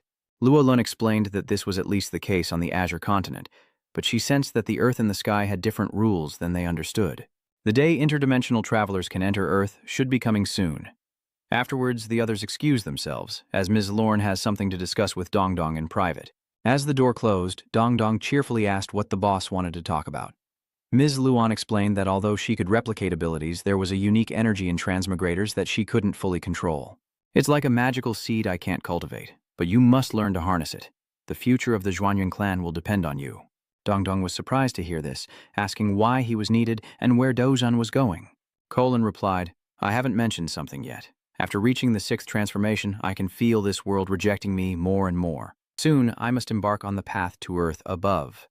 Dongdong is surprised, as these people are the core members. With a turn, Miss Lun indifferently said, "So before I leave, I must fight a few more battles to pave a bright path for you all." Dongdong then asked, "Great Battle God, I have a question. You're an incredibly powerful NPC, so why are you so dedicated to helping the Players' Sage Association?" Hearing this, Goran replied, "That's an excellent question." Han gazes into the distance, as if recalling the image of a woman on a swing, gently swaying, her radiant smile, and leaves swirling around her. Colin smiled, saying he'd share his story when the time was right, but first, other matters needed addressing. Just then, a knock came at the door. The saint's face fell as he said, "Heaven has news for you. They want to challenge you to a duel. The distance for probing Earth is closing, and they say if we continue fighting back and forth, another power will take advantage. Achilles has successfully reached the 6th stage, and they hope you'll fight him one-on-one. If they lose, they'll leave the central court. But if we lose, we must return to the East Victory." Upon hearing this, Goran replied that they would fight and would not lose. The crowd buzzes with excitement. A showdown between Duzhan and Achilles is set to begin in 3 hours. Huanfang Yawu ponders which side to bet on. Baodong chimed in, saying of course it's Duzhan. Achilles lost the 9th battle, and Duzhan alone possesses 2 of the 9 artifacts or mind techniques, including the T-class Ruijingu Bang and the Sui Xin mind technique. The person Baodong is talking about is the arrogant Koluan, and it seems Dao Qian has a higher chance of winning. But then someone interjects, saying that Achilles is a legendary NPC, and he can use 2 Western artifacts, making the T-class artifacts evenly matched. Moreover, he possesses the S-rank mind power, Heaven Breaker. As far as I know, he only lost by half a move last time, and the key is that Achilles has higher odds. The system interface appears. Hurry up and prepare to close the betting. The gambling addicts were terrified. This gambler was going to die. Everyone bet seriously on this match, all in on Duzhan, and the agreement was confirmed. At a towering spire, the receptionist speaks with Ms. Luan. "Welcome. Would you like to open a battle room? Private room, infinite space. The code is 957. No live broadcast, no spectators allowed," Mrs. Luan declares haughtily. The receptionist happily replied that her battle room was ready. A private battle room without scoring or ranking, and hoped she would enjoy the match. Luna turned to the others, saying she invited them to observe the battle, hoping it would increase their experience. Luna went to a towering rocky mountain, while everyone else was enveloped and watching from above, now as spectators. Whatever happens next won't affect you, and you can't interfere. Feel free to order drinks and snacks while you watch. Just scan the code to pay and use them. The observer's eyes light up at the sight of the drinks and snacks. At the foot of the mountain, Miss Luan and her opponent are in position, ready for battle. It's about to begin. Her arrogant opponent scoffs at Miss Luan. "We meet again, monkey." Ms. Luan retorts, "Let's get this started. You've been wanting this fight for a long time, haven't you?" And with that, ladies and gentlemen, this match 3, 2, 1 begin. As the starting bell rings, they unleash their attacks, sending rocks flying. Those watching above are worried, unable to see clearly. Little Spirit, adjust the time speed, slow down the battle speed by half. Spirit acknowledges, ready to comply. With the speed now halved, everyone could finally see what was happening. Loon's opponent was knocked to the ground, but he relentlessly rose to attack her again. Those watching from above assess the battle, noting it's far more intense than the previous lightning attack, and wondering if Douche is all right after taking that hit. Even Bao Bao is surprised by the power, realizing just how strong the 6th transformation is, and why he feels so useless. And there goes Bao Bao again. Oh wait, I am a sacrifice, so it's fine. The fierce battle leaves part of the mountain in ruins. Everyone above is worried. Dujan is fighting. Below, Gulun continues to fight with all her might, creating clones. After cloning herself, Gulun can approach her opponent more easily, and the opponent has noticed that Gulun is attacking him stealthily. As he parries, he says that someone who relies on endless transformations to fight always wonders how to win after losing. If someone masters the rules of infinite change, then he can pursue the ultimate power. One blow sends her flying through a wall. Those watching are stunned by his power. The path he's forged is truly astonishing. Kowloon's opponent stands arrogantly, declaring it's not over yet. The mutable adapts, but he will use force to overcome all. Before he can finish, Kowloon appears from above. Lun brushes her hair back, saying disdainfully, "Not bad. Ngui's power is decent." He's surprised she's still standing after such a powerful blow. His body erupts with electric fire as he charges madly toward Gulun, a battle of the highest caliber Dongdong has ever witnessed. If this fight were recorded and released, it would drive countless people wild. He attacks, but she evades every blow, even with time slowed to a third of its normal speed. He was furious that she kept dodging his attacks, yet with every breath they exchanged multiple blows, and an even fiercer battle erupted, shaking the very heavens and earth.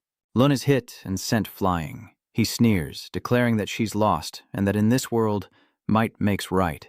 Luolan was unwilling. "You're good, you surprised me quite a bit, but I'll give you a little surprise too." Luolan stood up and walked towards him. "I told you, your strength can't compare to mine." Colin clasps her hands together, her body transforming.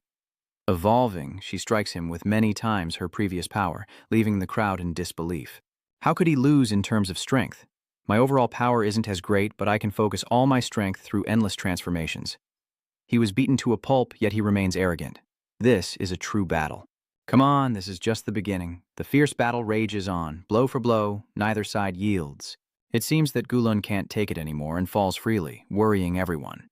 Seeing this, the enemy plans a sneak attack from behind, combining ultimate power with skill. He uses all his strength to punch her away, saying he doesn't believe a shapeshifter can keep up with that speed. And she falls without resistance. Helpless, the others watch as Dojan remains on the defensive. But Bao Bao assures them, between sips of water and bites of their spiritual crystals, that Dojan will not lose. One person turned to criticize Bao Bao, saying that he shouldn't be able to see the karma of those who've reached the 6th transformation. Startled, Bao Bao replied that while he couldn't see those two, he could see their karma, and that they were much luckier than the other group, or else he would have run away already. Bao Bao glances around, ordering another spicy noodle dish, while below, Gulun's opponent stands before him, declaring that the battle and his path ends here. He hadn't finished yet and wanted to throw another punch, ending it all, but Ko-Run gasped. Now, it truly begins. Suddenly, a force envelops him, surprising him. He wonders if she fights like this, then demands she get away. Absolute power is most clearly water. Now, he will become water and enter her body. The water flowed into his hand, and he yelled for it to stop. A voice echoed in his mind, reminding him that a warrior must fight with honor. The water flow seized him, rendering him immobile. "Let us die together," he declared, intending to end his life and drag Dojan into a self-destruction. Suddenly, an explosion rings out, and the battle's outcome is announced. The fight is over. Achilles is dead, slowly regenerating, and Dojan is victorious. He was instantly defeated by the water flow. Just then, someone cried out, "Why? Weren't they both supposed to die?" A confident woman emerged, saying, "Good thing I left a clone outside. That was a close call. Not bad, kid. Lucky you won by a hair." He's bitter. cursing the sly monkey for outsmarting him, vowing to train harder and win next time. Next time for sure. Hearing that, the king was overjoyed, saying, "Excellent." Then Xuanfeng Jiavu happily said, "Hurry, send Rai to prison for immediate repairs." Hearing this, the ferret felt uneasy. "Have we been switching factions too quickly lately?" The king happily replied, "Not too quickly, not too quickly. Replace everyone in the city who's associated with the Heavenly Court, and tell the designers to speed up the process. Replace everything with the Xuanyuan faction." The king raised a finger and said, "That shock guy seemed to have a thing with Dong Dong. Let's tie him up and give him to Hien Vian. The new name is known to me. I'll contact someone to capture him. The king is radiant with flowers and light, urging haste, as he's finally free from extracting faith from those people every day." Meanwhile, the ferret paced the palace halls, muttering about the need for swift victories and lasting change, while in another room the atmosphere was heavy with despair. A bespectacled creature says, "So many headlines in just over a month, changing hashtags and everything, I'm exhausted." The ferret sighed. "Understood. Thank you for your hard work, Uncle Zhang."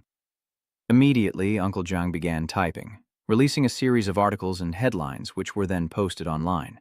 Meanwhile, the main characters were still discussing how the heavenly realm had gradually left the duchy, and it was now their turn to take over, when they saw the majestic city gate in the distance. Meanwhile, soldiers stood at attention, the Xuanyuan flag flying high. The king and his entourage were surprised by the sight. Wasn't the Dominion supposed to be a Western-style kingdom? Why had the entire aesthetic changed? The king replied that it suited the Xuanyuan's temperament, adding that he was old and foolish, trusting the wrong people and causing war and suffering, but now he had fully awakened and knew they were sent by heaven to help the people. He began stroking his horse's rear, proudly and powerfully declaring, "My admiration for you is as endless as the rivers of the Alliance, like the yellow river's silt. Rest assured, we are not heaven. We simply hope for a better life here. Let's open the box later and discuss the takeover process." Hearing this, the king immediately clasped his hands and said, "The Lord is wise, and I will repay the country's kindness." Hearing this, Dong Dong scratched his head, impressed that she had read Water Margin of Tom Country. Suddenly, Fu Fu Lu spoke up, holding the squirrel. "This man's real name is Than Thien Liep Manhan. He has changed his name many times. I'll leave him to you." The squirrel then began to cry and beg, "No, I was wrong."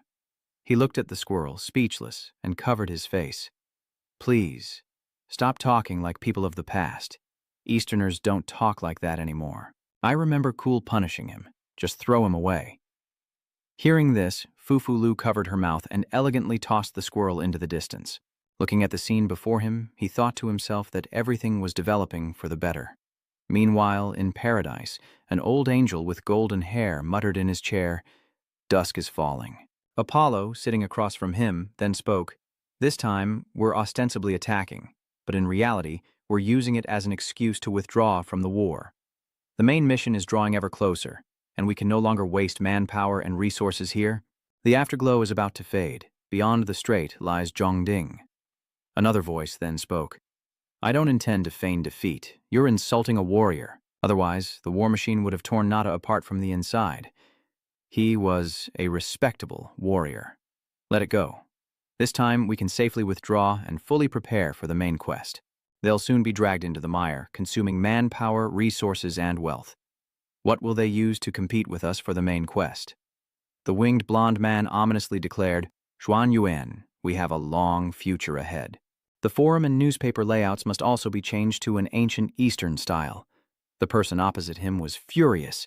"You're killing me!" Meanwhile, in the new kingdom of Xuanyuan, the capital has moved to Wangye City, and everything is being urgently prepared to return to normal. However, in a small, hidden corner, a creature is lurking. Elsewhere, a platinum-haired girl drinks water.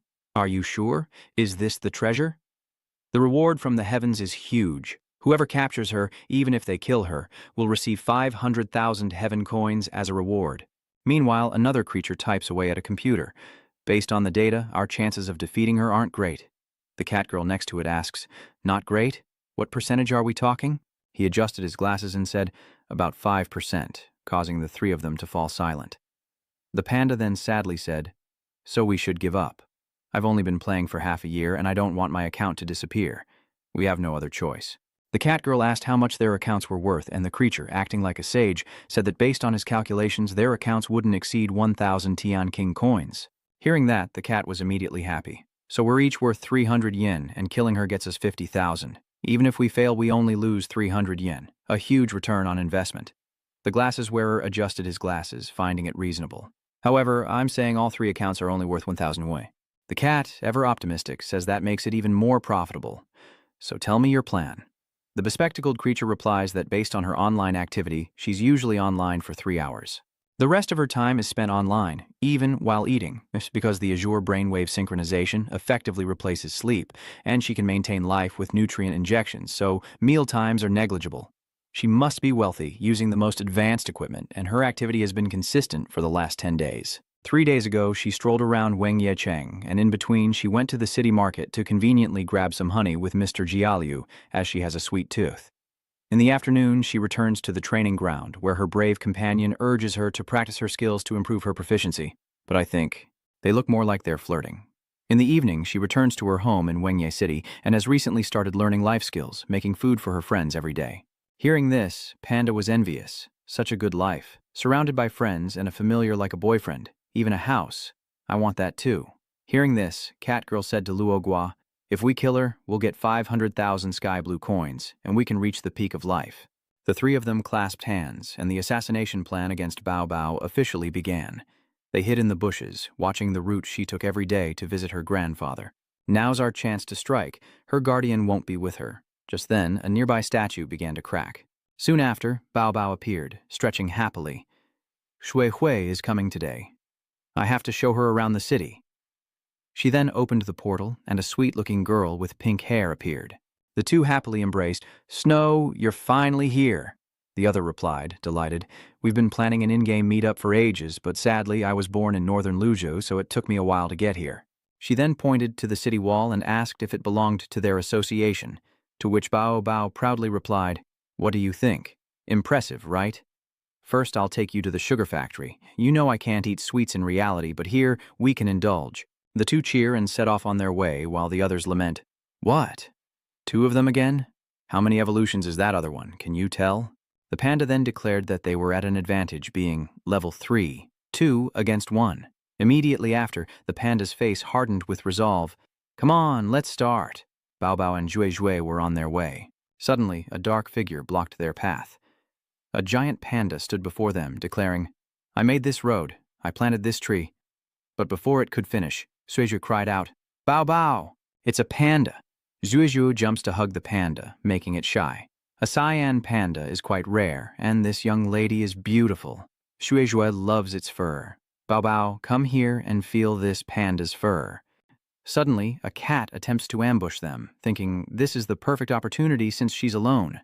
But when it strikes, it hits nothing but air. Shuizhui and Bao Bao are still petting the panda's soft fur, which feels different than she imagined. The panda blushes, flustered. "I'm here to rob you, miss. Please get off me so we can start the process." Shuizhui can't take her eyes off the panda, but thinks he must be a good person. Because Mr. Panda is so gentle, even when I hug him, he doesn't push me away. How could someone like that commit a crime? Hearing this, the panda remains silent as the tiger and Mr. Hao emerge from the bushes, saying, "We were wondering where you were, so this is where you've been." The cat who was about to attack retreated upon seeing the old tiger, realizing they were no match and disappearing into the bushes. Time to retreat. The old tiger pointed at the panda, saying this was their new companion. Suju stands in front of the panda. "This is Mr. Panda, whom we just met on the road. He's joining us for food. You won't refuse, will you?" Shuizhu pleads with Panda with an irresistible look, and the 2 lead Panda away. The cat in the bushes is furious, thinking, "We're done for. Panda has been captured." So it moves on to the next plan. Poisoning the ingredients Bao Bao is about to buy. The 5 of them go to a banquet table and drink tea together, toasting, and a drunk panda says it's the first time someone has called him oily.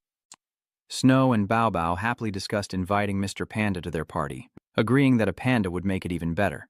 Meanwhile, the cat disguised himself as a vendor, trying to trick them into buying his vegetables, which caught Bao Bao's eye. "Zue, look, these ingredients are so cheap and they have all the ingredients we need." The cat, pleased with its success, thought, "I used all my savings to buy these ingredients, then sold them at 1/10 of the price." No one could resist such a temptation. Inside, a meticulously concocted poison. The plan was halfway to success. Perhaps they could even kill some of the higher-ups of the Zhuanyuan clan. Bao Bao picked up an onion, seemingly displeased, saying these were too cheap. Were they expired? She overheard this and was startled. Did she see through her plan? Shuizhui responded, "No, this is the inner city and these ingredients look fresh." They headed to Uncle Hai's house. These two had also recently arrived in Ungahip City. Sorry, Bao Bao. By the time we arrived, you had already finished fighting Western Paradise, so let me cook you all some delicious dishes today. Uncle Ba flatters Bao Bao, saying it's no problem, many friends will be coming today. Bao Bao happily introduces Shui Shui, saying this is my good friend, Shui Shui. Then Bao Bao turns to Xiongju, introducing Fan Da, the person Shui Shui picked up on the road. Just then, Dongfang Mu appears, saying he's brought food and will start preparing it, as he brought plenty of good ingredients from the garden, so there was no need to buy more. Seeing Dongfang Mu appear, Panda turns pale, realizing that Dongfang Mu is a divine beast, a rising dragon. Why is he here? If he touches the food, won't we be exposed? Panda trembles as he looks at the vegetables in his hands. Finally, you made a bold decision, eating all the fruit. I'm so hungry. Bao Bao is furious, Mr. Panda. That was for dinner. How could you? Seeing this, Dongfang Mu sympathizes with Panda. It's all right. I have plenty of food. It's not a problem without those ingredients. I brought ginseng and rare herbs as supplements to ensure it tastes good. Bao Bao, you want to cook, right? I'll go wash the vegetables for you. Bao Bao sighs, telling Fandat not to do that again and asking Sue Sue to keep an eye on him as the fruit was poisoned. Fandat begins to feel ill, his body racked with pain. Meanwhile, an accomplice watching Fandat realized he'd eaten the poisoned food. We were the ones who poisoned it, and Bao Bao doesn't know he's with us, so why did he steal the food? Gao Kuala decides they must proceed with the final plan, as the cat purrs, wondering if there's a third plan. Koala is serious, saying that if Bao Bao is alone tomorrow, they will continue to ambush her on the road. The cat sympathizes, saying that Lone Nguyen is indeed worthy, and that he can come up with such a thorough and meticulous plan with a little thought. We'll lie in wait here, and the moment Bao Bao appears tomorrow, we'll strike. Sheshuo is worried about Panda's condition. What's wrong, Mr. Panda? Panda's body is drenched in sweat. He's been poisoned. But it's all right. The mushroom can detoxify him. It's very reliable. Countless mushroom cells are now working to cure Panda's poison. After dealing with the poison, the mushrooms collapsed, exhausted. Shuai's worried about Panda's health, wondering if he knew the food was poisoned and ate it all on purpose. Thinking this, she embraces Panda, unaware it's all part of his plan. What a kind man. Just then, Ghost Yu Ming and the little skeleton burst in. Ha ha ha! Fourth stage charcoal mushroom. The old geezers from the Divine Holding Academy finally released him. Lord Underworld is finally out, and I'm the star of this gathering. Suddenly, Underworld's eyes widen as he looks at Shuizhou. Wait, who is this new beauty? The Underworld spirit instantly became a womanizer. My beautiful lady, I happened to pluck this flower. I wonder if you would... Before he could finish, Dong Dong burst in. Bao Bao, I've brought the meat and seafood. See if anything's missing. I'll have Gu Ling and the Zhuanyuan people bring it later. Ghost Underworld was flattened against the wall by the door. That almost killed me. Bao Bao, cooking in the kitchen, glances out and says, No need, Dong Dong, just bring the meat over here, okay? Dong Dong turns to Vermilion Bird and says, Vermilion Bird, why don't you go chat with White Tiger and Black Tortoise? They should be in the recreation room. Then he turned to Tuyet and asked if she was Bao Bao's best friend, suggesting they catch up later that night, while Fan Dat, feeling hungry, looked on as Bach Ho was engrossed in a game and was told to clean the table. The gang laughed and talked around the table as Fanda admired the atmosphere, thinking how good it was to have friends who treated each other so well. Yu Jue, noticing Fandat's dazed expression, asks if he's okay as he finally awakens. With the new year approaching, everyone gathers for a group photo, and Tu Tianlin suggests a wide-angle selfie. Little Spirit gives an okay sign, and the countdown begins. 3, 2, 1. The scene is chaotic, but filled with the sound of laughter. Lao Hu and Dong Dong descend into a dungeon. Lao Hu turns to him and asks, The confidence stones are in the 11th level of the mine. Dong Dong, are you sure you can collect them? Hearing such doubts about him made him uncomfortable. Can't you have a little faith in me? I have an A-grade technique and 3 divine beasts backing me up. Plus, my skill proficiency isn't bad. Those who've reincarnated normally can only lie down and wait to die when they meet me, and even if I encounter a 5th reincarnation, I can still escape. Old Hu sighed. I only got 1 day off from the wife, so let's get this done quickly. He continued. I awakened many wild monsters in this cave, so the three of us need to work together to find some materials for the transfer ceremony. A massive tide has erupted in the north, causing the surrounding wild monsters to mutate, supposedly led by an old rat. It's quite close to us, what do you think? Dong Dong finds it interesting, guessing it's probably another transmigrator like them, since he used to watch dramas to pass the time. Chung Yan, the old man, said there were 6 of us transmigrators in total, and this one's making quite a stir. Old Hu, hearing this, felt ashamed for Dong Dong. You're not embarrassed to say that? Lao Hu gets straight to the point. So what now? Should we just talk to them and say we're all transmigrators? He turns and points. Han already has a decent monster force. With people like that, we have to defeat them first. As they moved through the darkness, they discovered a giant, poisonous spider below. Lao Hu shouted, Dong Dong, it's a dissolving spider. The spider, noticing them, spat poison in their direction. The poison is highly corrosive. Dong Dong pulls Lao Hu away, who is touched, exclaiming that he wasn't betrayed this time. Liang, you're actually useful. We want to try communicating with her. Lao Hu is counting on you. Hearing this, Lao Hu was speechless with anger. Why me? And if it's like that old man, then 30 bottles of kidney tonic wouldn't be enough. At this moment, he summoned the bright serpent, which trapped her, preventing her from moving as it coiled tightly around the poisonous spider's body. It continuously spewed out poison, using water magic. Before long, the spider fainted. The three breathed a sigh of relief. Next, if the transmigrator can awaken wild monsters, then we should be able to as well. I'll help awaken the chubby guys. It was after being killed a few times that I suddenly realized some skeletons could understand me, and the higher the level, the higher the intelligence. I chose this path after being injured. The two finished talking and turned to face Old Hu. Seeing their eyes, Old Hu was terrified. What do you want? I think whether I get killed or choose a profession is still up for discussion. Dong Dong picked up the axe and asked Lao Hu if they should do it, or if he would. Lao Hu resisted, asking why he had to be the experiment. It was simply because he couldn't beat them, and his level and job were lower. It all made sense. Old Hu had no choice but to accept his fate. Give me the axe, I'll do it myself. Then sounds echoed as his head swelled like a gourd. Come on, I'm already like this. Surely I can influence the spider's venom. Seeing Lao Hu like that, the spider stopped spitting venom. Dong Dong was overjoyed. It was working. The spider had stopped struggling. Lao Hu thrashed on the ground as Wei Dong Dong happily puffed out his chest. It's okay. I got a bunch of medicine from Qing Long. Saving you 10 or 8 times is no problem at all. I definitely won't let you die again. He then shoved the medicine straight into Lao Hu's mouth. Caught off guard, Old Hu stiffens, his mouth full of herbs he can't swallow, as restorative energy surrounds him. After digesting the massive dose, he breaks down, sobbing, Dong Dong. Just give me back to the creeper to be dissected. It might be more bearable. Hearing this, Wei Dong Dong said righteously, I treat you like a brother, and you say such things? Look, Dodu and I have both subdued awakened monsters. Isn't this giving you a chance? Old Hu was furious. Being brothers with you is my family's misfortune for 8 generations. Nam then laughs innocently, saying it's not so bad after all. The rabbit then suggests that maybe it's because they're not the same species, or that humanoid creatures are easier to awaken, since mushroom monsters and skeleton monsters are humanoid. Lao Hu no Diaz, saying it's rare to hear such reasonable words, and suggests they try snake monsters and humanoid monsters. He agrees and snaps his fingers, saying they should continue onward. His spirit beast absorbs the monster, then returns and merges with Yi Dong Dong. They ventured deeper into the cave, soon encountering high-level skeleton soldiers, level 40 second class, who turned in surprise upon seeing them. He smiled, saying he'd give it a try. The skeletons charged at Ngui Dong Dong, who suddenly raised his hand to stop them, and they froze in surprise. Suddenly, the main character transforms into a skeleton, declaring, We are the same. The skeletons stare back, confused.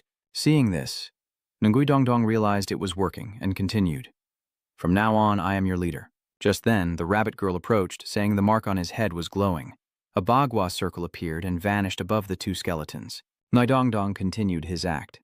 This time is different. I feel like I'm guiding their minds. Moreover, they're giving me some feedback. My power seems to have grown a bit. Suddenly, another group of skeletons rushes in, and Ngui Dong Dong immediately glares at them, the trigram mark appearing on his head. Seeing him, the skeletons immediately stopped and retreated. He sighed in relief, feeling quite exhausted this time. It seems they're on the verge of gaining sentience as Ngui Dongdong leans on his gun. Meanwhile, the other two continue to discuss things. He just helped awaken 6 high-level skeletons, which is the daily limit. Hearing that, he looked up, worried. I'm concerned about something else. If awakening these monsters can increase our own strength, then that transmigrator might be far stronger than we imagined. But there are still many rules we haven't explored. Sadly, there's a limit to how many awakened creatures we can create each day, so we can only explore bit by bit for now. Then, he asks in confusion, where's Tiger? Meanwhile, the tiger had transformed into a giant snake, crying out, Dong Dong, save me! Why is there a limit to awakening spirit rhinos? I'm exhausted after awakening just 3 little snakes. He cried out in pain. I awakened the most beautiful female snakes, and now the whole swarm is chasing me. Seeing this, he sighed, drenched in sweat. Tiger, I'm out of strength. Nguyen Dongdong said sternly that, according to information leaked by previous game participants, there are a total of 6 transmigrators. Based on the available data, Zhongping has 2, plus me and Dudu. To the north is an old rat, to the east a tiger. Here in the west is a little scorpion, so the last one must be in the south. Strange, why isn't there any movement? Nguyen Dong wondered, pointing at the map as he pondered. Meanwhile, in Jixia Yuzhou, Little Scorpion angrily laments why he didn't get any golden fingers after transmigrating, and was too careless at the start, getting caught and killed by players several times. Now that I can't level up, no way. If I could transmigrate, I must be the main character. I'm at the entrance to the cave now, and deeper inside there seem to be even higher level monsters. With my strength, leveling up on my own is too difficult. I remember that high-level monsters all have a certain level of intelligence. The little scorpion slowly crawled into the cave, pondering that the fastest way to get rich is to freeload. Just then, a venomous snake emerged from behind a rock. The little scorpion was terrified, wondering why the monsters inside automatically attacked people, and quickly dove into a small hole in the ground, narrowly escaping the snake. It looked up at the hole and quickly remembered, "That's right, I can dig." Excellent. Using this to its advantage, the little scorpion hides underground, slowly moving forward. Out of the frying pan, into the fire. The little scorpion trembled, proceeding with extreme caution, faster and faster. What creature lurks in the deepest level?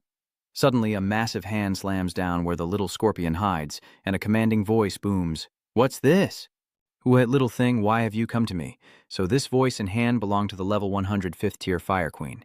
Born from the lava beneath the earth, the fire spirit is a boss-level monster.